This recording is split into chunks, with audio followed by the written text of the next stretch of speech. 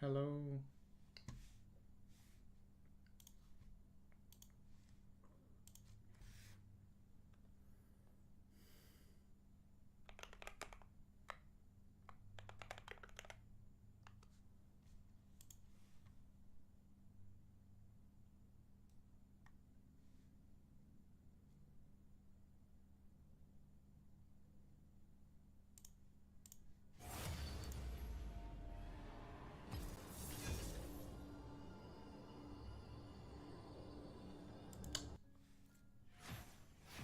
Hey, okay, how's it going?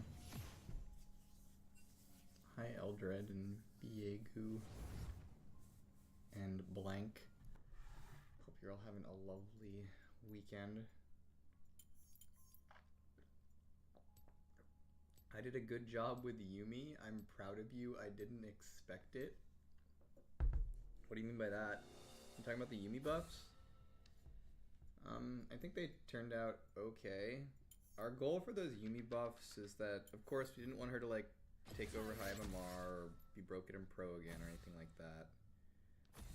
But it felt like her AP scalings were kind of just depressing. And so one of the things we targeted with those buffs is just trying to make her scale a little bit better without breaking the game.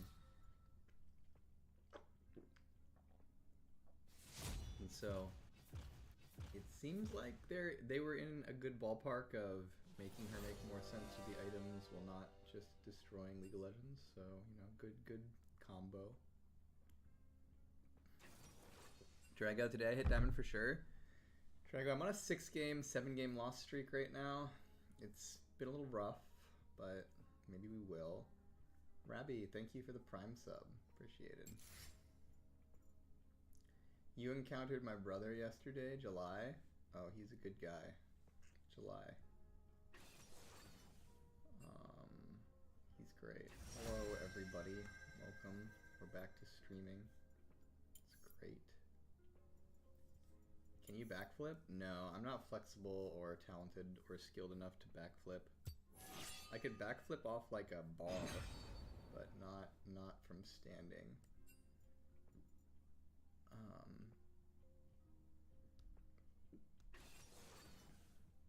Does Rek'Sai need a buff? I'm not sure. Couldn't say.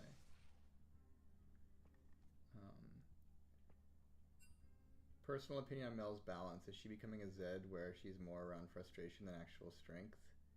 So for starters, in regards to balancing for ban rate, a character like Mel versus Zed, there's a big difference, and that is new characters are always banned more than they probably should be. That's just how it goes because they're new, because they're fresh.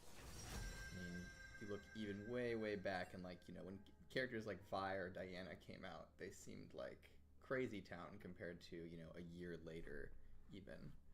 And that just happens generally. And so the first thing is that when a new character comes out, their ban rate now is not necessarily determined of their ban rate in the long term. The long term being like, say, a year plus, right? And so when we talk about a character like Zed, the reason I talk about how we're constantly balancing Zed for frustration is that he basically has shown over more than a decade that when his win rate gets too high, his ban rate goes off the charts. That's just what happens whenever Zed is too strong compared to, say, Zillion or even other assassins like, say, Kha'Zix or something. Does that mean Kha'Zix doesn't get banned? No, Kha'Zix gets banned if he's too strong. But compared to Zed, Kha'Zix is not banned nearly as much. There's only a few characters like Zed in the game who will hold such a high ban rate over time. Zed and Morgana being like the two standouts. Samira is one in the AD carry class that's, you know, historically had fairly high ban rates compared to her power, as another example. And so then, when we look at Mel, does she have a high ban rate right now? Yes. Is she necessarily like super OP right now? Perhaps not. Like her win rate statistics don't look crazy, as an example, and it doesn't seem like she's being picked every single game in pro play, as an example. But that said, she's also a fresh new champion with, you know, some mechanics that, you know, are very reasonably somewhat frustrating. And so in regards to new champions, sometimes we will have to do some adjustments to help them out with their ban rates. Sometimes it means they need some mechanical changes. Sometimes it means they just need to be weaker for a bit. And so we're going to be doing things like that for Mel. TurboTax Free Edition. 37% of filers qualify. Simple Form 1040 returns only. See if you qualify at turbotax.com/free. I can file for free. Now this is taxes. File for free with TurboTax Free Edition. Крипочка.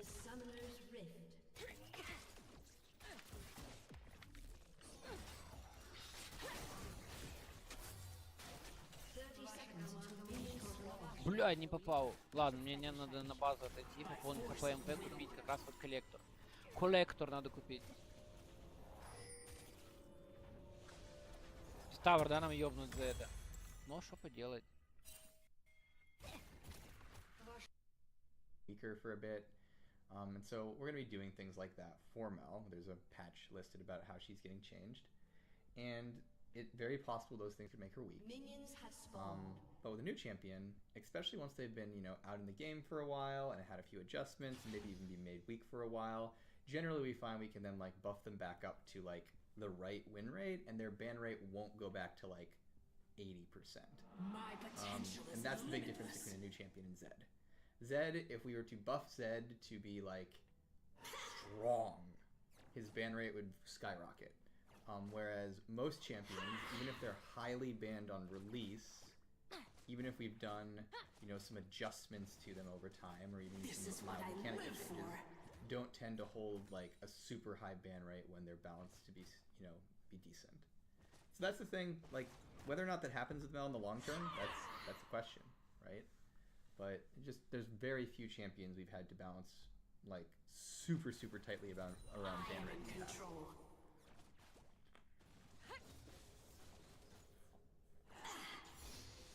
Mel came out 3 weeks ago. Isn't it long enough for her ban rate to go down? So Mel's ban rate has not been trending down, which is why we're doing the adjustments we are next patch. So if you're wondering like why is she getting changes, it's because her ban rate hasn't been trending down.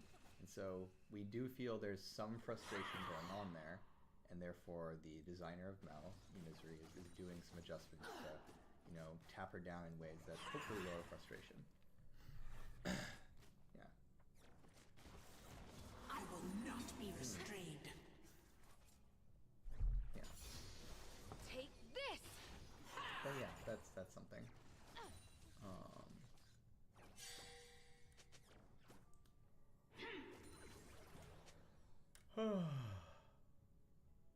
Are you still on break?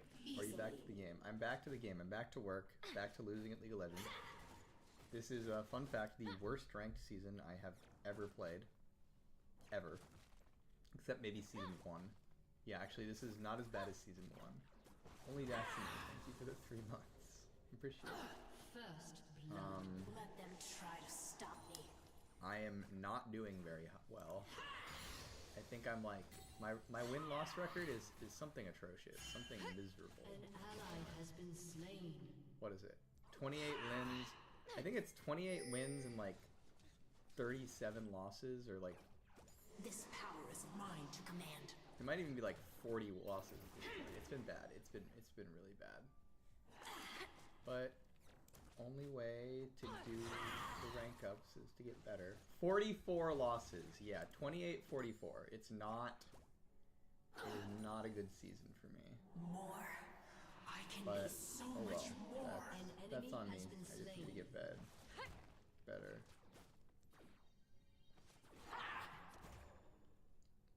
Double kill.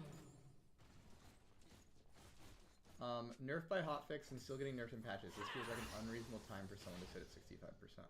By force of will. So I would disagree with you in terms of how new champions tend to go. What I mean by that is, so the statement is like, hey, a character came out and they had a high ban rate, 65% ban rate. Why don't you immediately like nerf it into the ground, right? I feel like that's like the question being asked. Jealous Maybe I'm fools. putting too much hyperbole, but like, it's like, hey, a new character comes out, it has really high ban rate. Why are you letting it sit at that ban rate for more than a patch? Why don't you immediately nerf it into the ground, right? And the thing is there is, first of all, we did nerf Mel when she came out. There was a hotfix, right? And something about the new patch is like players don't get to see that hotfix data until the next patch comes because it's all averaged together. But anyways, when a new character comes out, they typically have high ban rates. And so it's not, we don't really see it as a problem when a new character comes out and has a high ban rate, as long as the ban rate trends down over time. And that's not something you can really see within the first like week of a champion coming out. Because in the first week of a champion coming out, like, you know, it's new, it's disruptive, there's all this stuff that's going on, lots of people are playing it, playing against it, seeing it everywhere. And so, you know, in the first week or two, like, the ban rate can very well go up. And so instead, what we're looking for trends over time. And so if a new character comes out and it looks like their balance is in like a reasonable area, we tend to wait for adjusting for ban rate to see if there starts to be a downward trend, which usually takes more than one patch to see. And that's just kind of like how most new characters happen. In Mel's case, right, we are nerfing her again this upcoming patch. And one of the reasons we're nerfing her again is that we're not seeing the ban rate trend down at this point. But that's not something we could have seen and known a week after release. That's another note in terms of how we do patches, is patches are locked a week before they come out. So as an example, the patch that's going to come out next week was locked this last week, right? And so by the time you can lock a patch, you only have about, say, a week of data to go off of from the last patch. There's like a little bit of lag there. And so within a week of a champion's release, ban rate doesn't tend to be a useful metric for if that champion is overpowered or frustrating. Just because most new champions have very high ban rates, especially in their first week as they're coming out.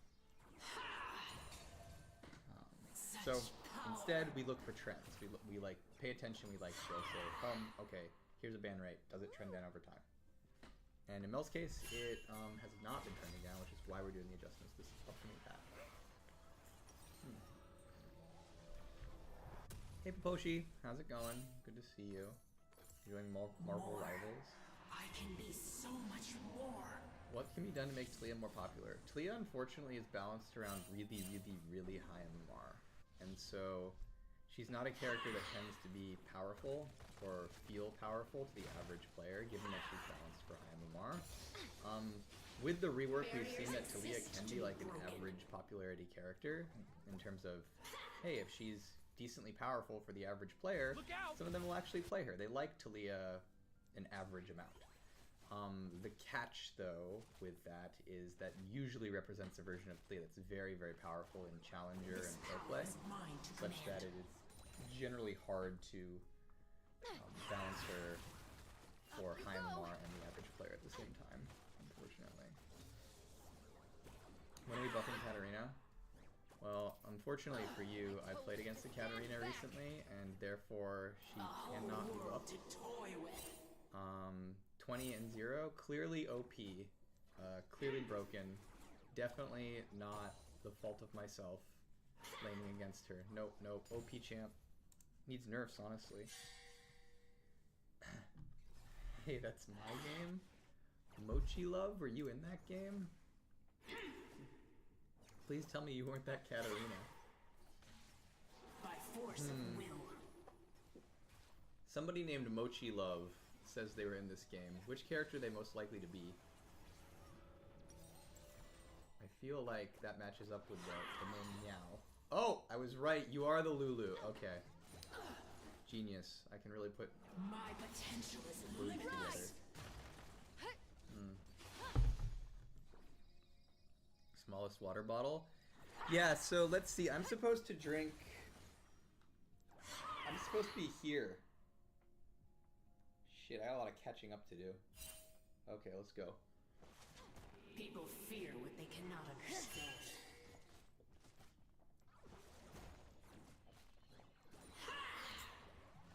Tag, you're it. When you say high MMR, does that mean Emerald or even higher? High MMR in the case of a character like Talia is like high Diamond plus. So like D1, Master, Grandmaster, Challenger. That's where Talia tends to be. Watch your step. on the stronger side. I was the Katarina. Trust. Sure you were. Shut down. That was a hard game. I felt bad too because like so in that game, I'm gonna be real. I gave Katarina her first kill.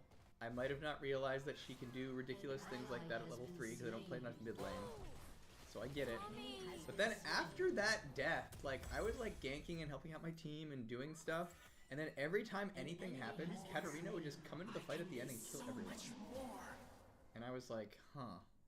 And then eventually I was like, I need to save my ult, but I couldn't save my ult. We were too far behind. If I don't ult Katarina, someone else kills everyone, so it was just kind of doomed. I'm bad. No macro talents. Can't play mid lane. No longer in a drought. True. Yeah. I will not hold back. Has Riot ever considered moving stats to make the zeal items rushable? It feels like Riot always has to make some weird AD carry rush item, which is eventually removed.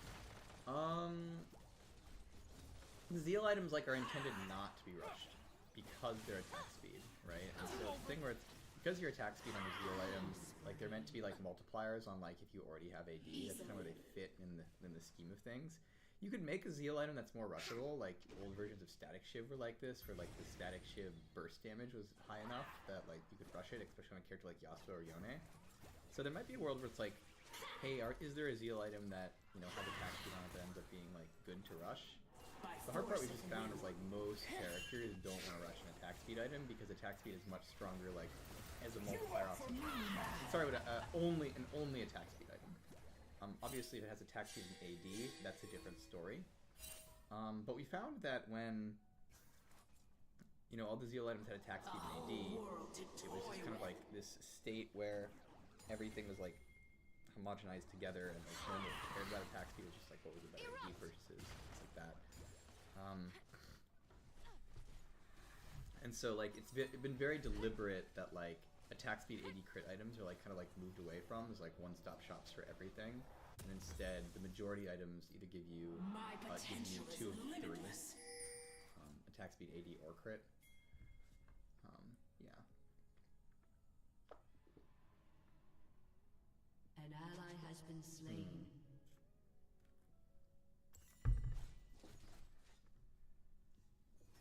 Just to mention, a number of folks are asking about chests and whatnot and monetization stuff like that. And unfortunately, I can't really speak to the chests and whatnot. So, just letting you know.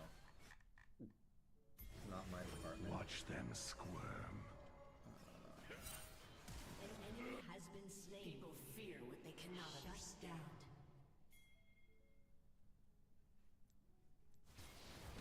I'm going to school for game programming dev and want to get into narrative writing, but don't see any entry-level positions for anything similar and can't imagine the market improving.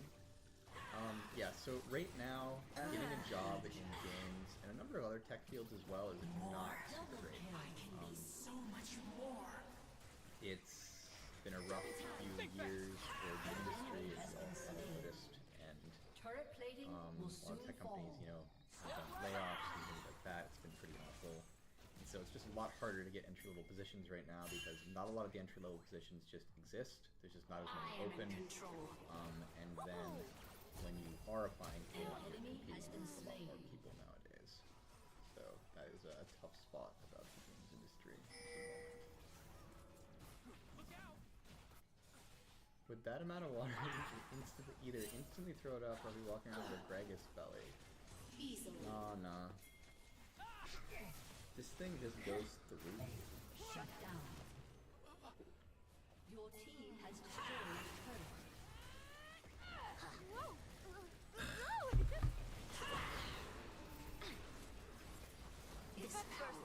What's your opinion on the working environment, Riot? It depends on the team you're on. Different teams have different working environments. I would say that one of the things I really do enjoy I enjoy working at Riot is excuse me, is that the people you work directly with tend to be all really, really good at their jobs and really, really excited to make cool stuff for people who play games. At least like in the content teams that I work on, like the Champion team, An enemy the has Rift been team, slain. or the Valorant agent team, things like that. And so that's one of the things I've always really enjoyed working at Riot is I'm surrounded by a bunch of people who want to make cool stuff and are really, really good at it. A whole world to toy with. So that's the part I like. Can definitely be kind of stressful though. Just always trying to get stuff out to people is Victory! weighs on you a lot.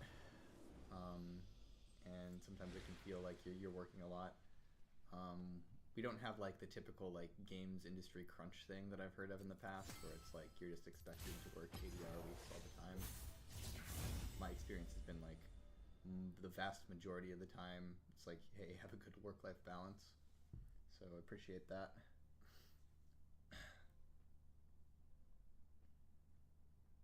But there is every once in a while where it's like, shit, gotta get this thing out the door.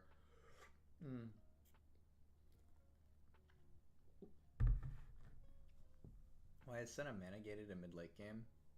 Honestly, ideally, I think her AD build wouldn't be as mana-gated as the game progresses. It's kind of hard, though, because she's, like, in the support roster, and so she gets mana regen, right? Which is an important stat, but then, like, obviously her AD build can't pick it up. So maybe she's supposed to get, like, more mana regen per level or something like that. But it's also, yeah.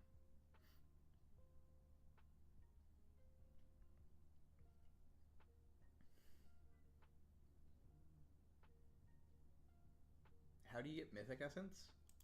I don't know, actually. Couldn't tell you.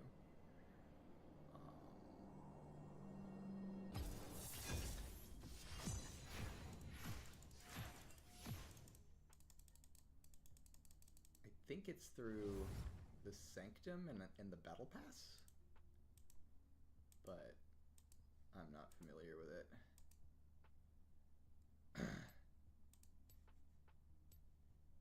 Crafting.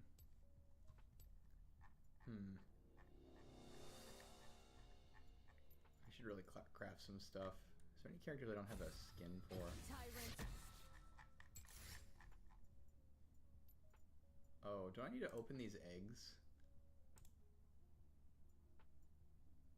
I didn't want to open them. I just wanted to, like, collect them. Sugarcone duckbill. Yeah. How do I see Skarner's future? He's been weak if you're a low elo and permanent if you're high low. Seems impossible to enjoy the champion. I don't know. I'm not as up to date on him. If he's long term in a spot where like only say, you know, challenger players can play him and he has to be like purely balanced around them, there's probably a question of like, is there adjustments to do to his kit? So one of the things that what's his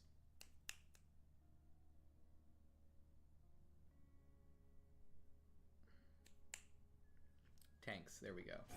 One of the things that tanks run into historically when we make them is that tanks, if they are too focused on ganking and utility and just being kind of Exodia through getting where they want to go and CCing you and not dying, they tend to be very, very, very skewed towards very good players, specifically high MMR and pro. This might not be the case with Skarner because he's got a lot of just like, he's got really good just ganks in general because he can go through walls with his E, things like that. But a number of tanks in the past that we've had to do to them after they were released is basically move away from utility on them and give them like more like brawling and damage, which I know a lot of people when they hear that they're like, how dare you give tanks damage, right? But sometimes what a tank needs to be like more viable for the average player is a bit more personal agency through damage at the expense of utility and frontlining gank threat, things like that. I don't know if we'd need to do that with Skarner or if that's his exact issue in terms of his balancing, but it's more of an observation on how you see tanks that tend to be like really, really utility skewed. So like we've had to do work on Ornn to move him away from being too good at just being a utility tank, and we've had to do work on Zac and Sejuani in the past to move them away from being too good at just being more utility tanks and moved more towards like a little bit more bruisery patterns.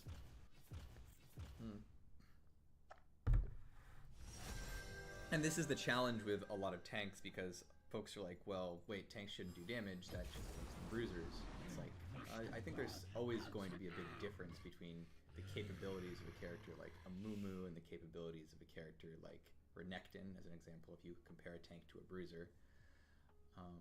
But generally, tanks need some amount of damage in their kits to allow them to be, you know, usable and playable in average play compared to like super coordinated environments. Income tanks specifically, like the tanks who go to lanes and get money. It's a big difference between them and the support tanks who can just basically support and CC people and rely on their team, because that's what support is. Yeah.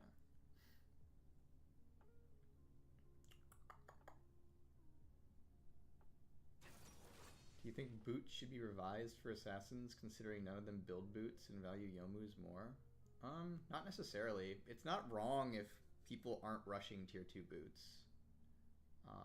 And most assassins are melee characters, and so they tend to like Ninja Tabi and Merc Treads depending on the game just regardless, right? And they also have Lucidity and Swifties. So I don't know if there necessarily needs to be, in a quotes, an assassin boot. If we were like in a state where it's like, hey, I'm an 80 assassin, it is never worth it to finish my boots, that's like maybe not great, but I don't think that's the case. But like, I'm fairly certain they still finish their boots. And part of the adjustments to boots that we did a bit back, where, you know, we made boots a bit less powerful for what you're spending on them, was to make it so that rushing them every single game, no matter what, on every character wasn't necessarily the best thing to do, versus like some characters now are going to want to sit on tier 1 boots for a bit, and that's okay. We don't, that's not necessarily a problem. Yeah.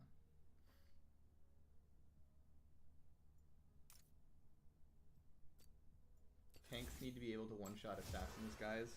So obviously when I talk about tanks needing to have some amount of damage to be functional, there's folks who'll come in and be like, Lamau, tanks should just one-shot you.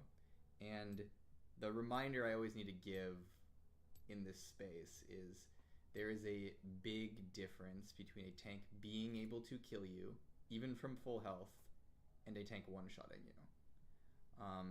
And so if we're in a situation where, you know, a tank shows up and is like, Lamau, die, and then you die in a second, like, that's potentially not good, depending on the tank and the situation and the items, of course, right? But there's a big difference between that and a tank shows up and kills you over 8 seconds. It just turns out that the nature of a character being squishy will cause it to die eventually to characters that have any real amount of damage. And so just noting that I am not advocating when I say tanks need some amount of damage for tanks to be burst assassins that just trivially one-shot you every time you interact with them.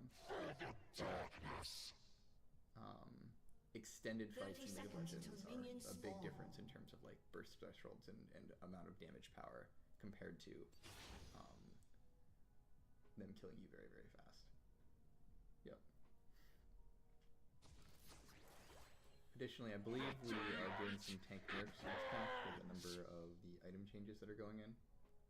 Yeah.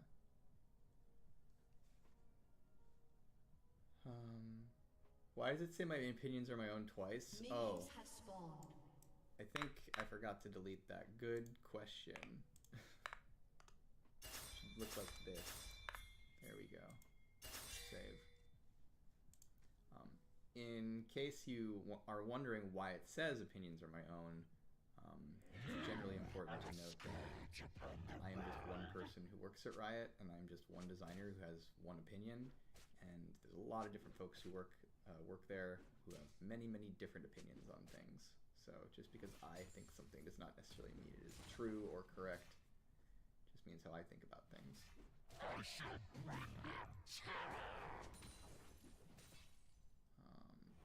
I wish you could feel what the community feels. I wish I could perfectly and exactly know what the League community feels as well. I think that would make me significantly better at my job if I could just magically intuit. Part of my job is trying to understand what, you know, any given subsect of the League community would feel, and ideally, in whatever work I'm doing, try to make things that would make them happy. right? So it's a very valuable skill to understand how to interpret these moves. Generally pretty good. Yeah.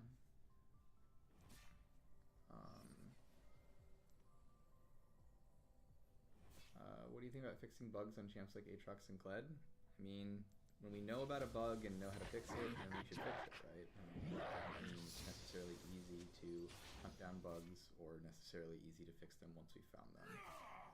This isn't like, oh, I'm being lazy, that bug's too hard, but more like, you know, sometimes there's a bug that if you fix it, it creates more bugs. Sometimes there's a bug where it's really sometimes there's a bug that's not actually a bug. In the case of Aatrox and Kled, I'm not like super familiar with their bugs, so I couldn't tell you if like the issues with them or not. I know Aatrox has, it seems like a bug where there's a pull thing in terms of it not matching correctly the visuals to when it's actually pulling, things like that. I think that actually is getting looked at for this coming patch. I stand for Demacia!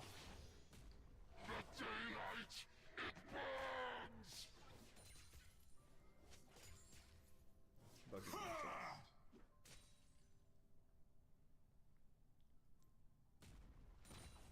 Why does Mel get to move and attack when she uses W? Isn't that basically a Kale ult?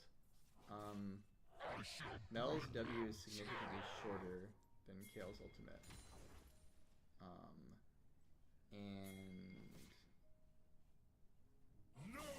Kale's ultimate also has this whole swords falling down component to it, which was part of the character.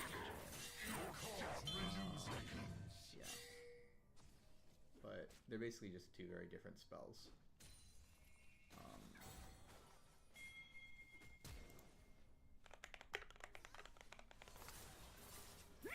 I thought we had something. An enemy has been slain.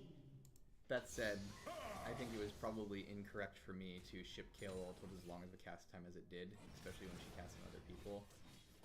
It's just one of the things, the gates I put on Kale at the time to, you know, make her more balanced, but you know, over time I was like, maybe that cast time was incorrect, which is why we reduced it to half a second recently, from 1.5. Not recently, but you know, a few years ago.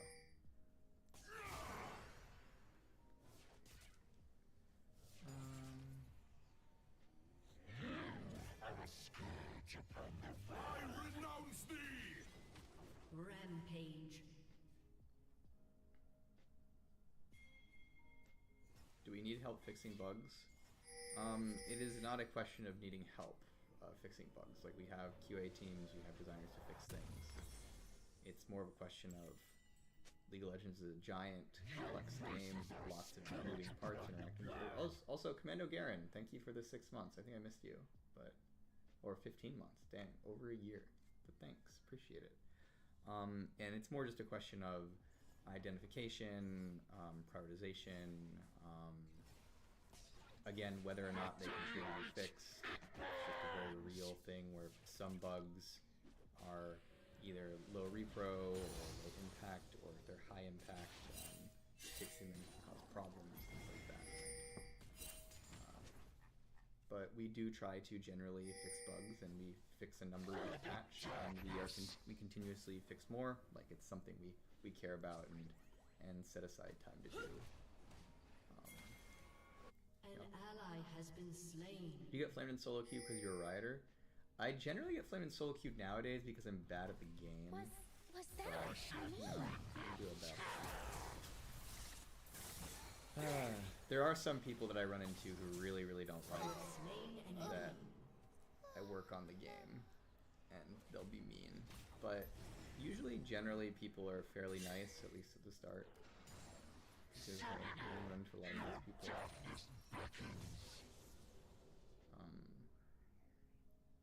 How many concurrent players would be needed for Arena to be permanent? I can't give an answer to that question. I wouldn't really know what those teams would think in that case. I would say the question about a game mode in terms of like ability to be permanent is it's not necessarily necessarily just about having, you know, some degree of concurrent players, but it's also about, like, can it sustain those players over time? And so it's basically a combination of, like, you need enough people who are interested in a mode so that, like, it can maintain a healthy queue, right? If interest falls off for a mode, then the queue gets really, really bad, which causes interest to keep falling off. Like, it's kind of like a vicious reinforcing cycle. And then the other thing is you need it to, like, hold players over time. And so there's a number of, like, games or modes that will release, and they'll be really, really fun for a month or 2 months or 3 months, but they don't necessarily hold players over the long run, which then again causes queues to decline. I don't know the details about Arena. I can't speak directly to Arena, but just mentioning that, like, it's a combination of needs to have a certain number of players in terms of the, you know, that shows, like, hey, people really like playing this over time, but then also those players need to, like, hold steady and not, like, drop off over time. Shut down.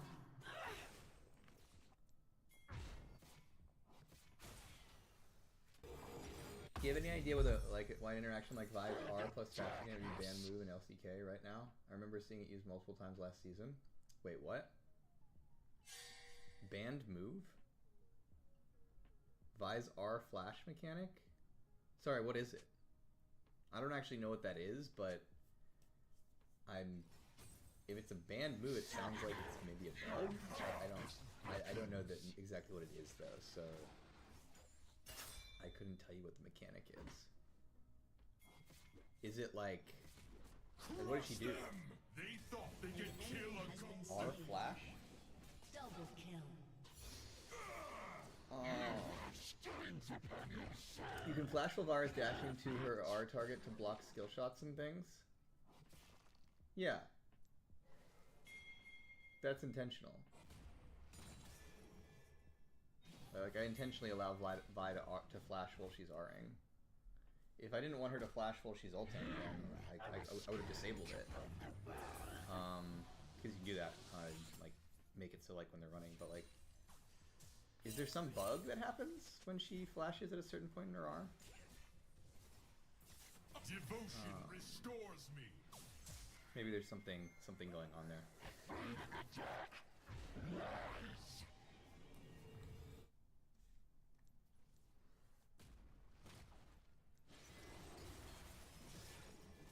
Know my name.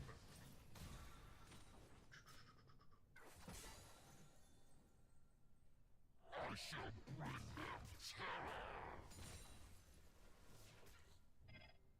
Why are there some AI bots in Swift play that get the gold hack? Urgot has 3 CS and more items than my 12 killed Warwick. I don't know the details about it. Your voices are scourge upon the world. An enemy has been slain. Tier 2 boots balance. Any thoughts on why Boots of Swiftness receives smaller nerfs? I think one thing you have to think about with a boot like Boots of Swiftness is it's very... You have slain an enemy. It's somewhat binary in what it gives compared to the other boots. It's like, the other boots, it's like Sork shoes, right? Sork shoes are like, hey, I give An ally has been magic slain. pen, and we can adjust that magic pen number to be mostly whatever we want. Obviously, there's a number that's too low, and it's still, at the end of the day, the magic pen boot that competes with the other boots by doing magic, right? The thing about Boots of Swiftness is Boots of Swiftness, what they give is more movement speed. They also give the slow resist, but, like, you know, it's you're buying them for that combined effect of more movement speed. And if they're not giving enough more movement speed than the other boots, then they don't really fulfill their purpose as, like, these are the boots that give more movement speed. And so it's a thing where it's that number, that movement speed number on Boots of Swiftness is not as malleable at the bottom end as the other numbers. Meaning that, like, there's some minimum value where after we go below that, if we just we go below that value, it's like, why are you buying these boots? What's the point? they aren't giving you enough of a differential versus the other boots to like be worth it. And so that's the thing that is complicated about those boots, I would say. Doesn't mean that they can't be adjusted or nerfed if we ever need to, right? Like one of the ways we can do it is price, right? It's right now they're, you know, 700 and maybe they're supposed to be 800 if they're strong or things like that. But if we compare them to the the other boots, they have basically a minimum amount of power and in their movement speed they need to have to make sense. And then in regards to the slow resist, that also has a thing of like, well, you could say, well, hey, what if you wanted to nerf the slow resist? And I'm not saying we couldn't, right? Like maybe that's a way to nerf them if we needed to. But there's also a minimum amount of slow resistance that like once you get below it, you're like, these aren't really fulfilling their purpose of slow resisting boots either, right?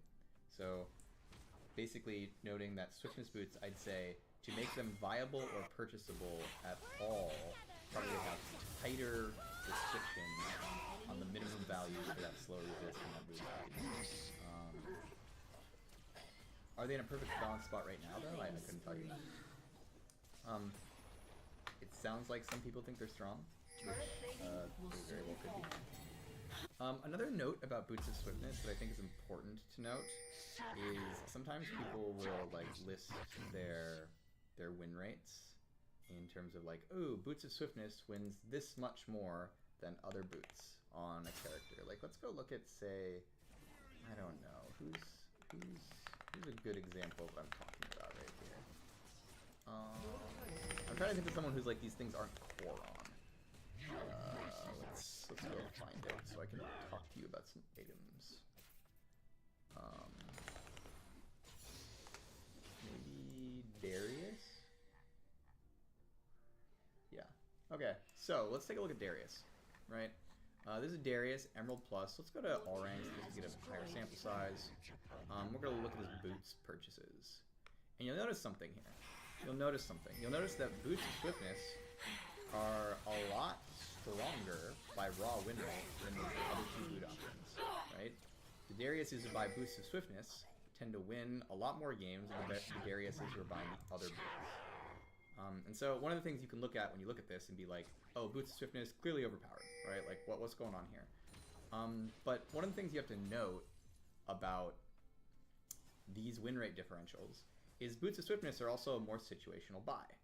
And Boots of Swiftness are also a boot you're more likely to buy in situations where like you can give up the defense of steel caps or hook treads. And in situations where you can give up the defense of these items as a character like Darius, that is likely to be a situation where you're already doing well or already likely to succeed in that game. And so that's the complication with just raw win rate comparisons for these items, is Boots of Swiftness are likely on a lot of melee characters to look like the higher win rate option, given that they tend to be purchased in moments where you're succeeding already. Compared to the other two. Anyways, I'm not saying they're perfectly balanced. I think a really decent observation is like, hey, a lot of boots, you know, got weaker over time, and Swiftness got less weaker. So maybe in the long run, compared to some of these other ones, they might be, you know, fairly strong. But it's hard to do a direct win rate comparison on them because of that snowbally nature that they may have when they're purchased. And the situations in which they're purchased. And so that's something you have to think about. Another good example we'll talk about here. And the other thing you want to think about too in terms of the boots, right, is like what that boot is adding in terms of diversity for like boots in the roster. So like as an example right here, it's like Boots of Swiftness seem good on Darius. Like, I'm not going to say these things are bad or weak on Darius. Like clearly they're good on Darius in some number of games, right? And like that's valuable to have a like more aggressive boot option for a character like Darius. Same thing with like characters like Soraka. A lot of supports sometimes, I don't know if it's still the case nowadays depending on lucidity, but you know, a character like Soraka, like having an option to go Swiftness some games on supports is pretty good. And so she's usually going lucidity boots, but you know, every once in a while she picks up Swifties, right? And so that's another thing too when you think about like, okay, well, if Boots of Swiftness are good, should we nerf them, right? Like one of the things is how often they're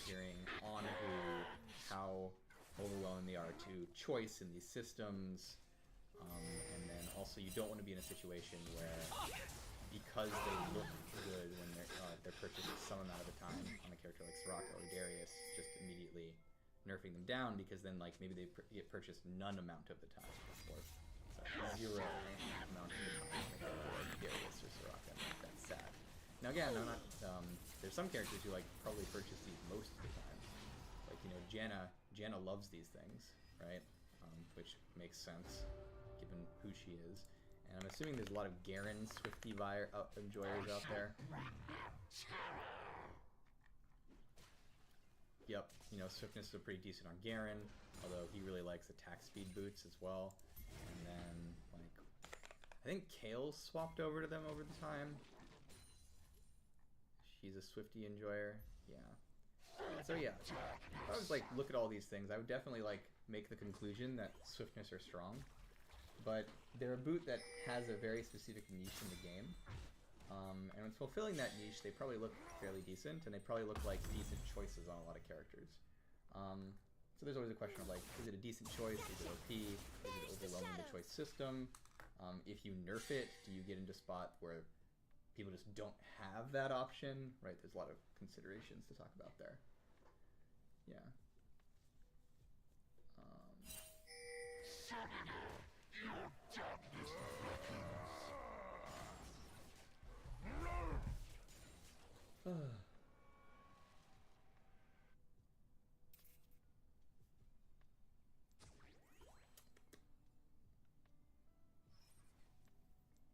Sorry, I did another ramble. Rankar 2 OP, thank you for the 12 months. Hello, how's it going? You've been here a year. Lucky you. Are you gonna queue anytime? I think I should.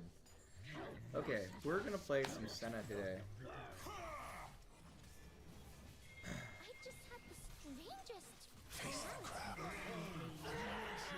Vi ult flash. You can drag other champions along her ult path if you flash on them in a certain way. Like, drag them with you? Yeah, that seems like a bug. What's supposed to happen if you flash on someone with Vi's ult is you knock them aside, like just as you were running. I'm curious how that would work, where it would drag them with you. It sounds weird.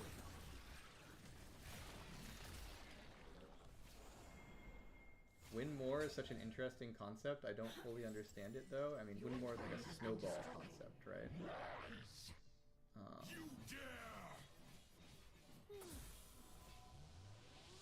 Devotion restores me.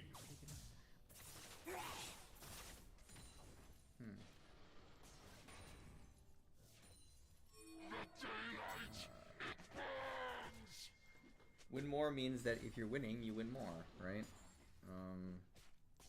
A lot of snowbally characters are like this. A lot of threshold-based characters are like this. It's like a lot of assassins end up being win more characters, because if you start winning on assassin, you can kill people. It's your job, which makes it easier to kill people, which means you win more. Kind of the idea.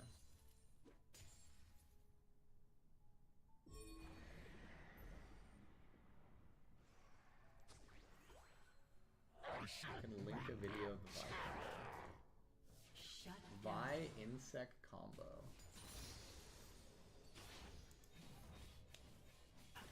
I'll protect.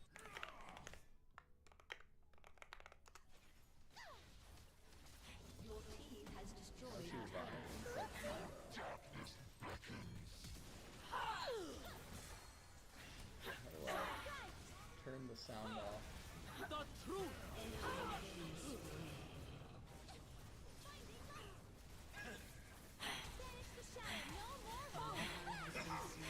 Oh! I'm sorry if you all had to listen to that. I didn't know how to turn the sound off. I see.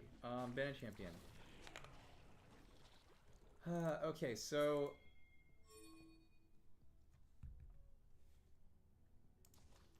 It's Legendary. I think it's a facing thing.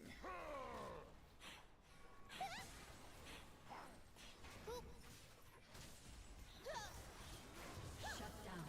Save it! You have been slain. It's probably a facing thing.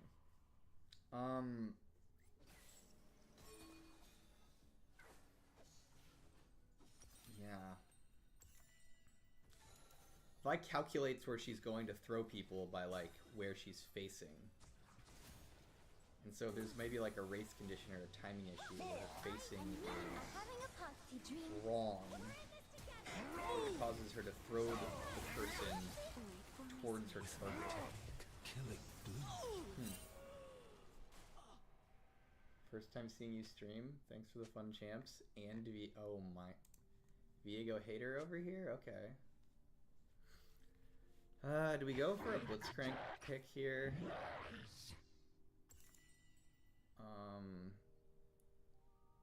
Or a Yumi?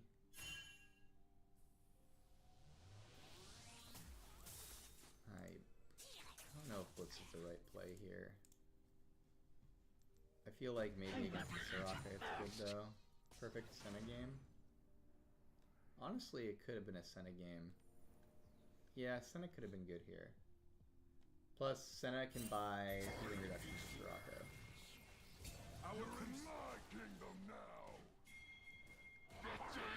Yeah, it was a Senna game, I think. Yeah. Perfect Senna.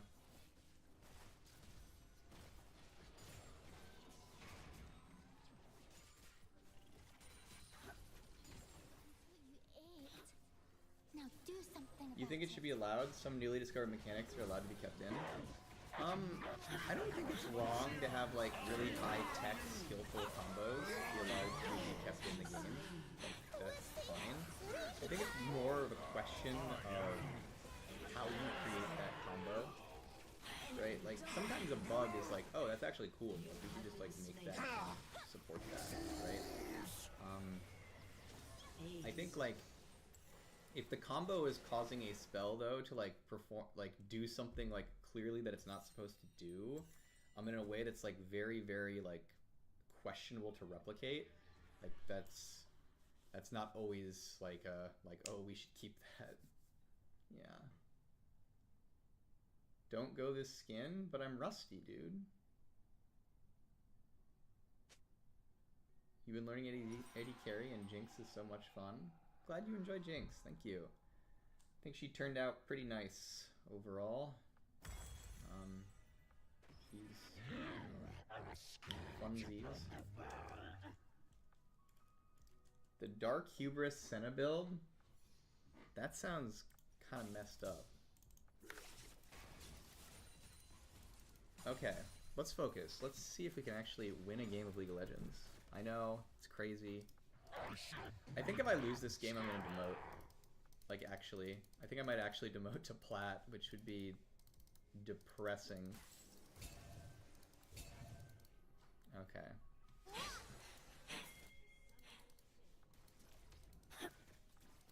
Okay, boss.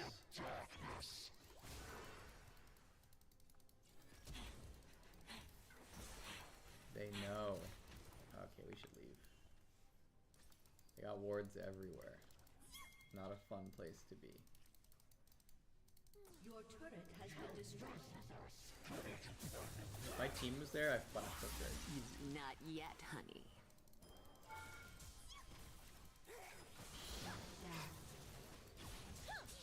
Finding light! Prepare for your finale. Your inhibitor has been destroyed.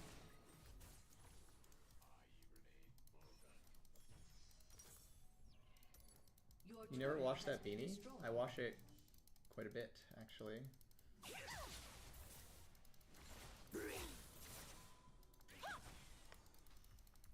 Soraka Ezreal. Enemy killing spree. Yes.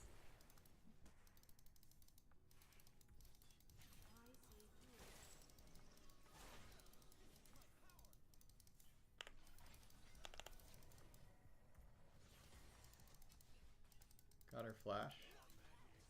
Man, we almost got her.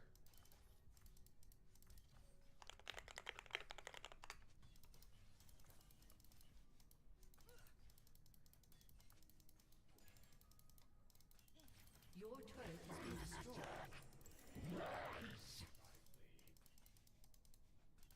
Is there jungle? Zed.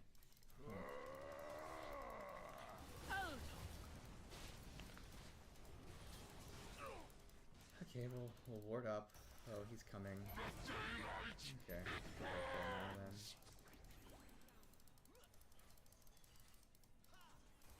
That hits me? Riot?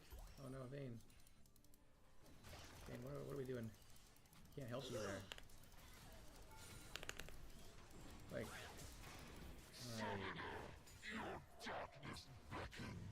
Oh my...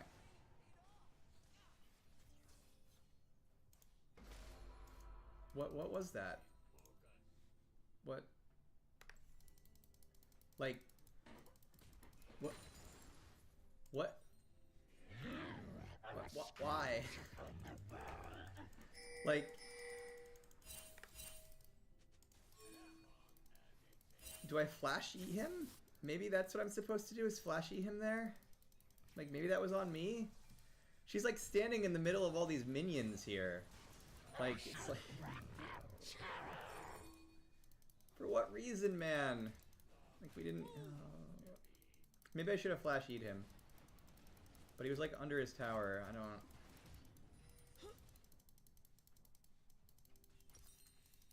Like, we just gave them 2 kills for nothing. Okay, whatever. Focus.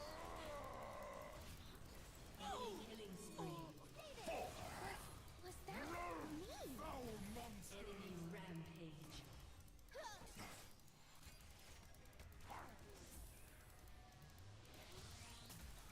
Sleepy time.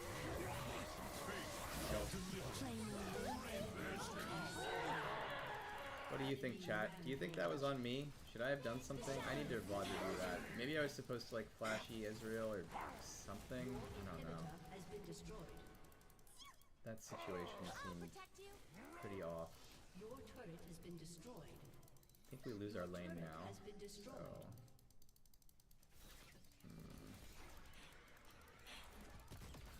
Defeat.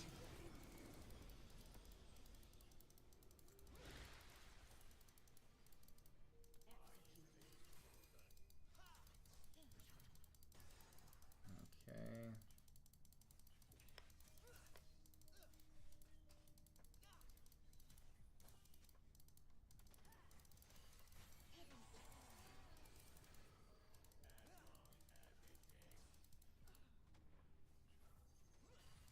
I don't...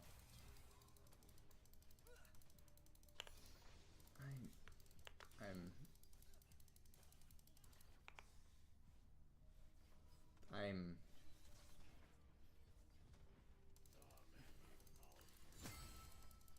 Okay, well, you can't win them all. Sometimes it's just... Sometimes you just don't have it, you know? Maybe I should be being more aggressive or something? I'm just gonna back and go to Grubs or something, man. I don't know.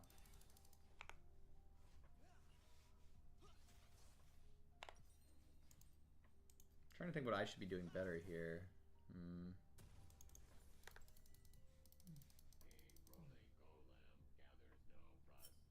I'm kind of rusty, it's true.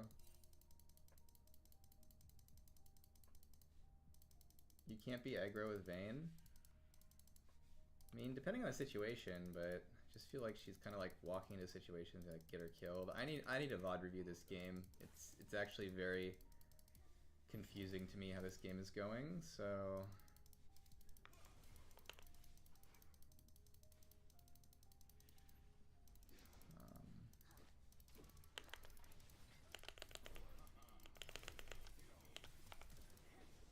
Oh, he did the flashy flash.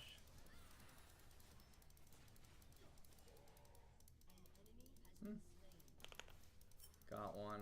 I'll fend him off.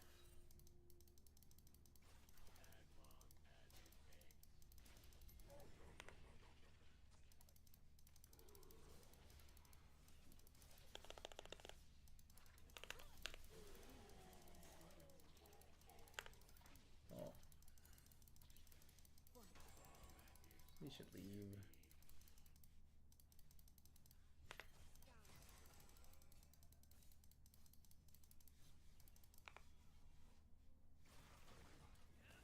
I can't help you, But why?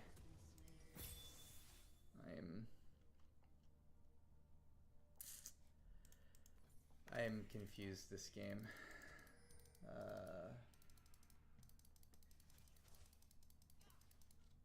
Maybe I should have gotten those fancy boots.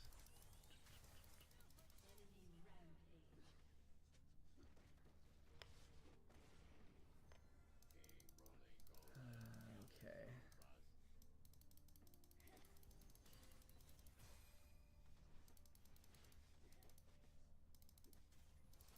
Stop inting and start helping Vayne.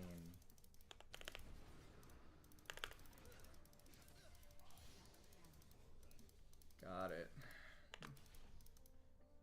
Soraka's here.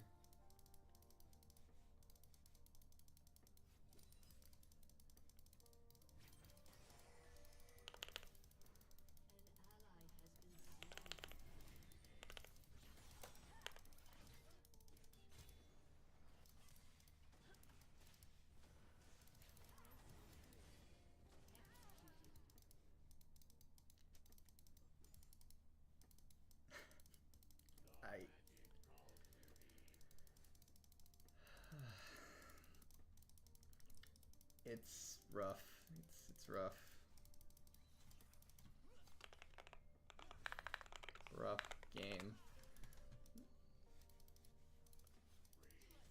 Could have tanked the tower there. So the reason I didn't tank the tower is because I thought Vayne would auto then E instead of Eing Soraka away before she had the kill.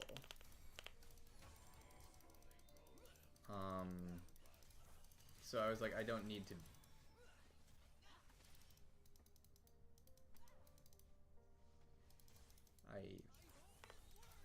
Sorry, I don't.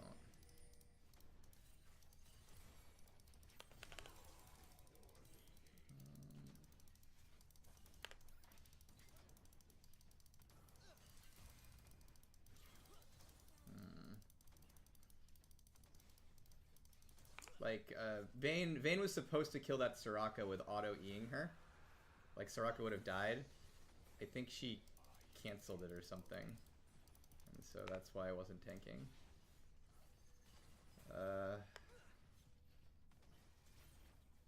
Okay, I'll buy Swifties or something, and what do we do? How do we win?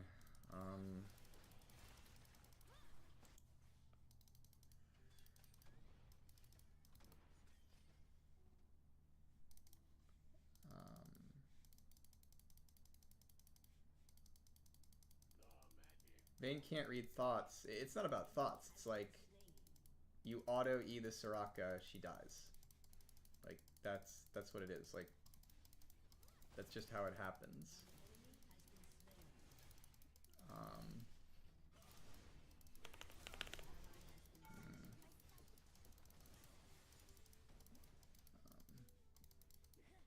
Oh well, we can still win it, I think.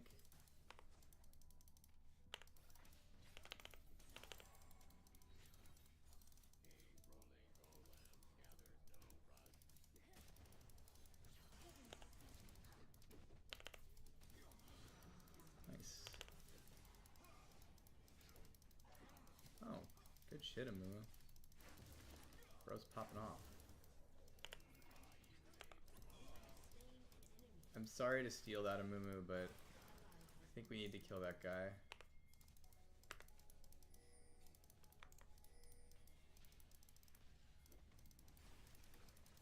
I don't have any mana, unfortunately.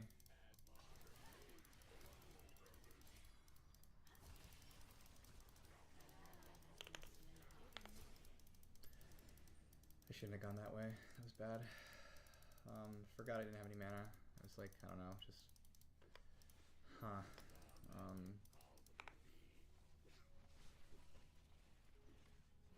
Get it, Amumu. Okay.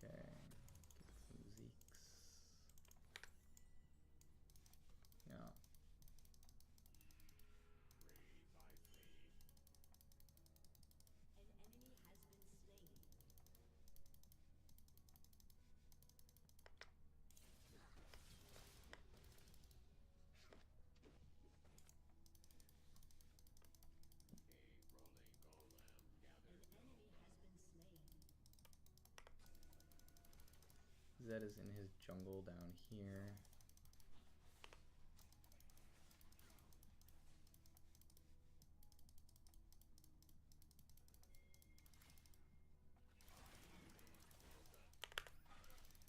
Oh, that didn't hit?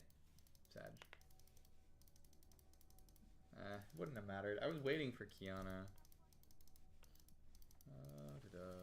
Soraka and Ezreal are top. I should move up there, help Kane. Oh, I'm bad.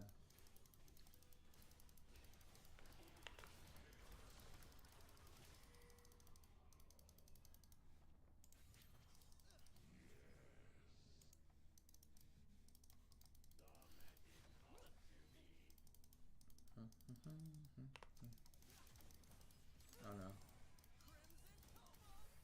Now he is dead. I'll come up here though. See if I can get this Soraka.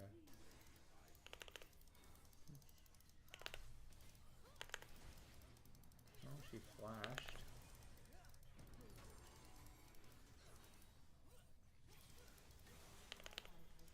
Guess he shouldn't have tried to fight that.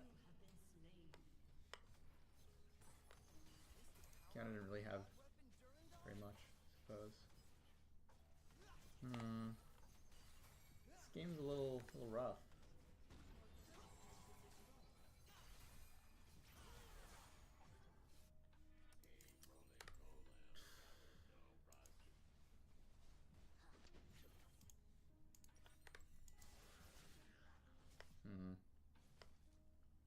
Senna defends that tower? Yeah. Senna maybe could have done some things, but I think this game has been a little rough from the start, I'll say. But Kiana's doing okay, Moo's doing okay, Kane is doing okay. Like it's not totally lost, especially if I land some good hooks.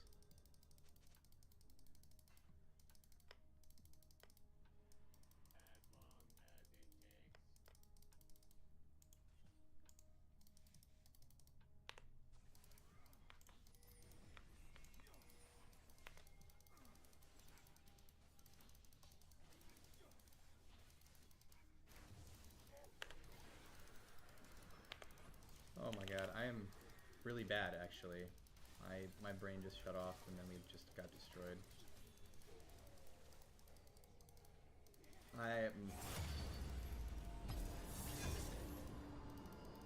This sounds terrible, and it is.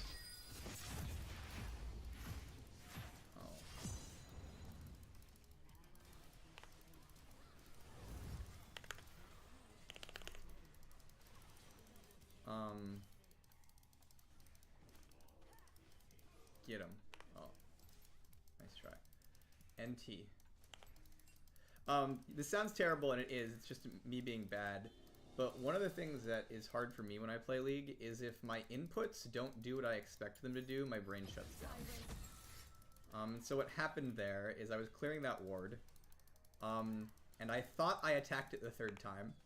So then my brain moved on to, now we bother them in the pit, and I hadn't. And so the ward was still up, and then as I was about to go hook in the pit, my brain turned off and was like, wait, I have to hit the ward. And then I completely short-circuited and missed my hook and didn't do anything good. So, yeah. God tier gamer right here.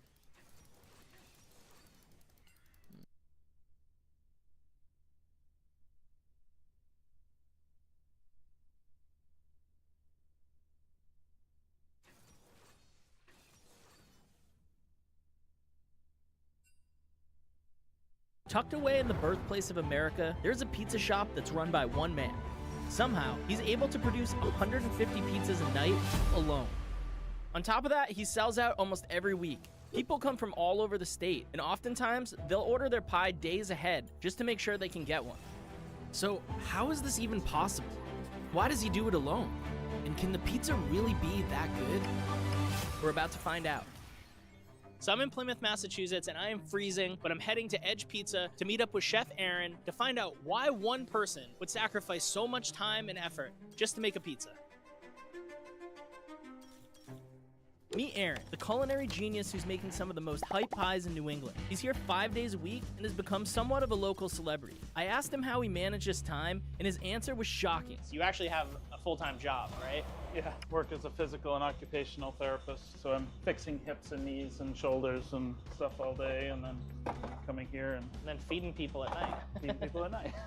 So I'm not sure when he actually has time to sleep, but I do know that these pies look amazing. And he sets himself apart from other locals in the area by specializing in Detroit-style pizza, which has a signature square shape, and when the pie's put together, it's layered cheese, toppings, then sauce, which is different than how most pies are assembled. So why Detroit-style pizza? I mean, we're in New England. You grew up in New England, right? That's right. My family is Sicilian. Okay. And they came over from Palermo. Sicilian was a natural progression for me to make something thick. So when the Sicilians came here at the turn of the century to work in the factories in the auto industry, they would work on the factory line and they would use these pans for like extra parts and nuts and bolts. They'd take these pans home and they would cook their Sicilian pizza in it. So their cheese just ended up kind of caramelizing around the edge and creating that laced edge. Which to me is the best part of a Detroit pizza. I love that like crispy lace at the end. So good. With all this hype around the pizza, I wanted to see what goes into actually making it. First, it starts with the dough. So that's our dough that's going into the pans. So I just make sure it gets into the pan because when it sits overnight, it's going to puff and spread out and it's going to flatten. Okay, cool. So you just want it to kind of be even across? Correct. What's in the dough? Flour, water, salt, yeast. That's it? Just keep it simple? Yep, 4 ingredients. So how long did it take you to figure out the dough ratio and how long to let it sit? I started out with 40 doughs in my first day. All right, I'm going to do 40, see how it goes, see if anybody will buy any. We sold out in a half an hour. Dang. Like there was a line out the door. That's insane. I'm like, oh, we're gonna need a bigger boat. yeah. You're gonna need a bigger boat. And then they get a cover. Cool. And then they get to hibernate overnight. Normally when you see a thick pizza like this, you expect it to sit really heavy and be really dense. Detroit-style pizza is the opposite. It looks the same as those other types of pies, but it's actually super light and airy. In order to get the air bubbles and for it to be soft and airy like that, the hydration level has to be a little higher. So when the yeast formation happens, it creates these bubbles. Okay. And in order for the bubbles to really stretch and get bigger, you gotta have a wetter dough. Gotcha. Okay, so it's really just more water, not anything else. Yeah. Once they're all proof the next day, I'll take these and bring them over, and I'll par bake them for 4 minutes each. And it'll go right into, somebody orders a pizza, it's a dub pep, throw it in, cheese it, top it. So it's a 3-day process. So not only is the crust unique for this pie, but the cheese blend is also something of its own compared to other pizza styles. So it's a whole milk mozzarella and a Vermont white cheddar. It has the flavor of the cheddar, which is that little bit of salty, funky cheddar. And then the mozzarella gives it the cheese texture and pull. But the cheddar is what creates the laced edge. Gotcha. So when you make like cheddar chips or Parmesan chips in your toaster oven or your oven at home for the crispy chips, that's basically what's happening at the edge of the pan or on the blue steel. One thing that can really make or break a pizza for me is the sauce. I feel like it holds everything together. I was really excited to find out what went into this one, and I was shocked when he told me. All right, I'll tell you the secret. It's just crushed tomatoes. Nothing I don't else? cook it. I don't put any seasoning, no salt, no pepper. It's Just tomatoes? Really good tomatoes, but I don't do anything to it. So my great-grandfather and my grandmother told me that the least amount you do to something will make it the best thing. Like, do you cook it for a long time, like on a low heat, or is it just good I to only go? bring it up to 165 and then I lower it down to warm. So Can we see the cans you use? yeah. Okay, big bags. So this is the move right here, Old California. Well, California, it's probably the best tomato sauce. If I were to cook it, it would get too sweet. I want the acid to hit the top of the palate first and the bottom to hit that buttery, crunchy crust underneath. Every pie that came out of the oven looked picture perfect, and it's obvious that the ingredients are super high quality. But I was wondering, how are the pies coming out so consistent without any stick or loss of lacing around the edges? Aaron told me the pan is the last ingredient that goes into a good Detroit pie. The pan does it all. It's not, you saw how easy that came out. Yeah. You just let the oils kind of build up and season the pan. pans. Kind of like a cast iron skillet. Yeah. Yeah. The more you use it, the better it gets. Watching Chef Aaron in his process, it hit me. He never had any traditional culinary training. How did this sports medicine therapist go from zero experience to making some of the most sought-after pies in New England?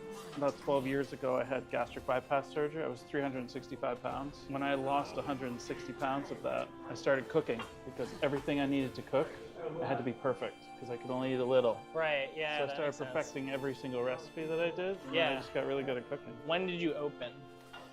So opened in the middle of the pandemic. Yeah, a lot of places were closing left and right. And I said, maybe this is the opportunity where I can make something successful by customizing it to the restraints of COVID. So takeout, online ordering, minimal seating, low staff. That was what was being required to operate a restaurant. If you had a big restaurant with servers and no one could go in and sit, like they all folded. So you started it 3 years ago, but you already had a regular job. What was the process like when you actually got it going? So when I decided to open my own restaurant, I invested in pans, 40 pans, and a Subway bread oven. And that's what I cooked in for a year before I scaled up to a bakery oven like this. I was doing 12, I could only do 12 pizzas at a time. So I was able to customize my point of sale. So when people are ordering, it made it so people couldn't order a whole bunch in one period of time. If they tried to order all at 4:30, the next 12 pizzas would be bumped to the next time frame, so every 15 minutes. Oh, wow. I was never overwhelmed because I was never making more than 12 at a time in that oven. And the place that I was able to use, a friend of mine gave me an opportunity in a small building on the side of his restaurant, a place called Off the Grid in Sandwich, formerly a homing pigeon coop. It was maybe 200 square feet. My little Subway oven and 200 square feet in a former pigeon coop. So you took it over and made some pizza. Yeah, I had to Love duck going into it, you know, like duck into the doorway. And once I'm in, there's like a little window that people picked up their pizzas at. Was it hot in there? I mean, yeah, extremely hot. I can imagine you were baking. No AC. Ooh. With the humidity here in the summertime Yeah, too. That middle must of have been July. brutal. How does it feel to be like, I literally started my business in a pigeon coop and now I'm here and you know you've got customers coming in regularly? Like, what's that like? Well, when I think about it that way, it's pretty awesome. One of the main reasons I love cooking is when people like what I've cooked.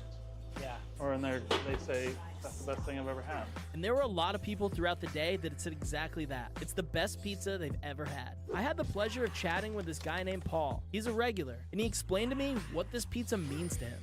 So my grandmother in New York, every Sunday afternoon, she'd make a Sicilian style. All my cousins would sit there and eat it, and then as a topper, she'd roll out the fried dough with the sugar on it. And, Oh, my God. My God, it was like dying and going to heaven. So when I first had this, it brought me back 50 years.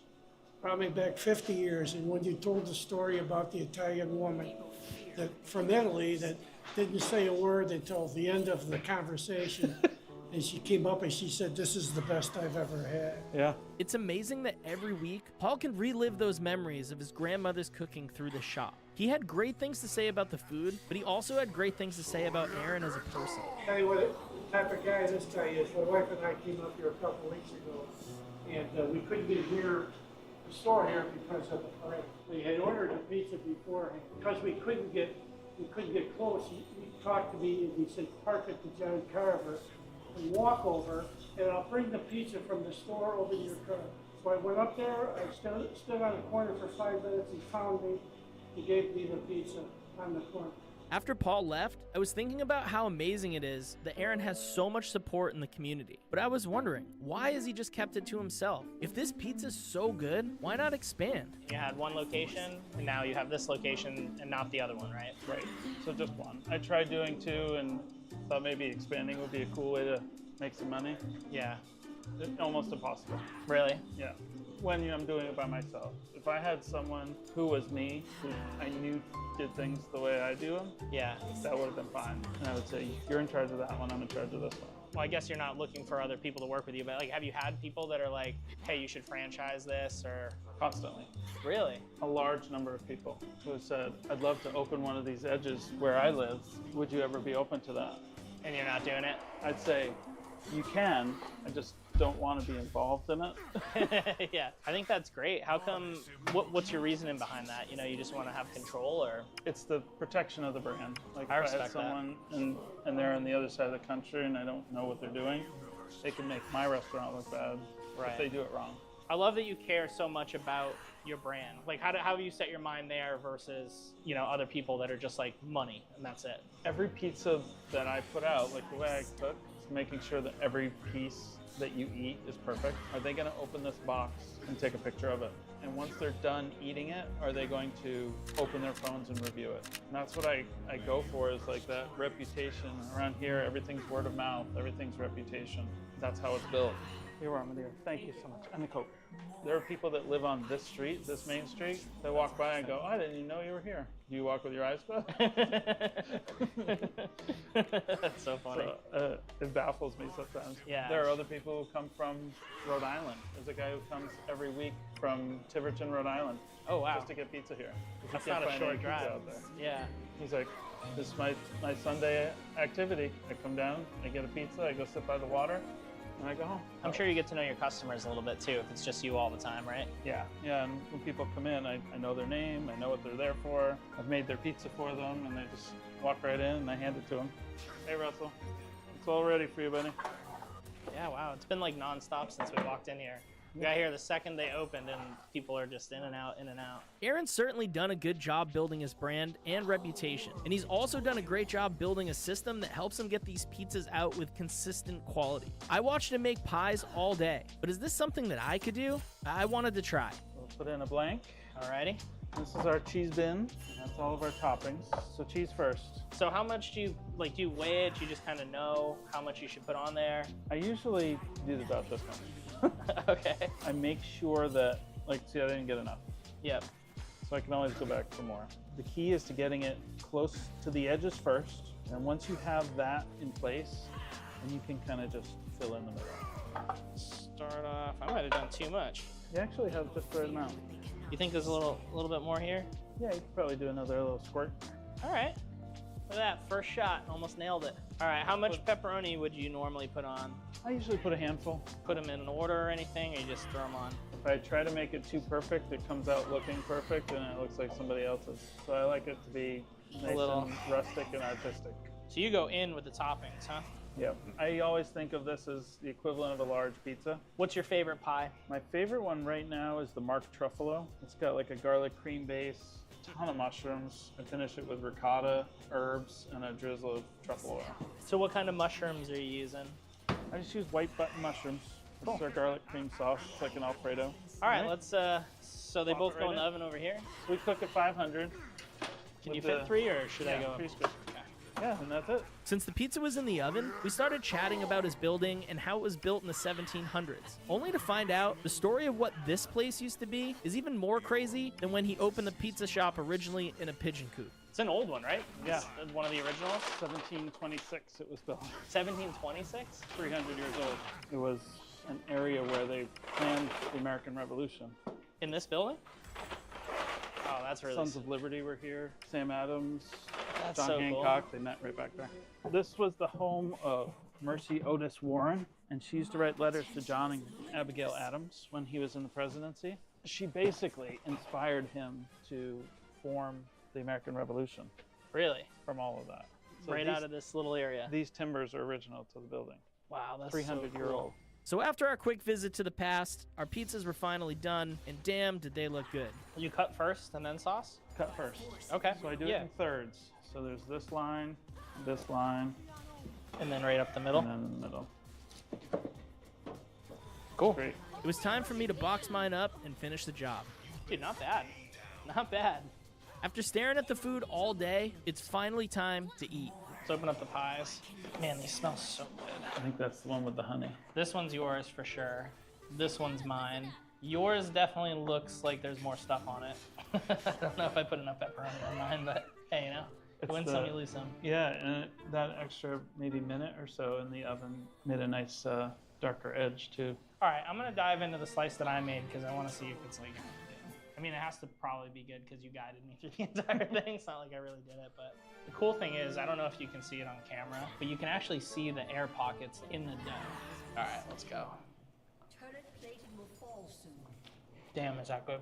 You're right, that sauce tastes like you had been working on that for days. I mean, you've been heating it up, obviously, but... Did you get a piece of the edge yet? I'm saving it.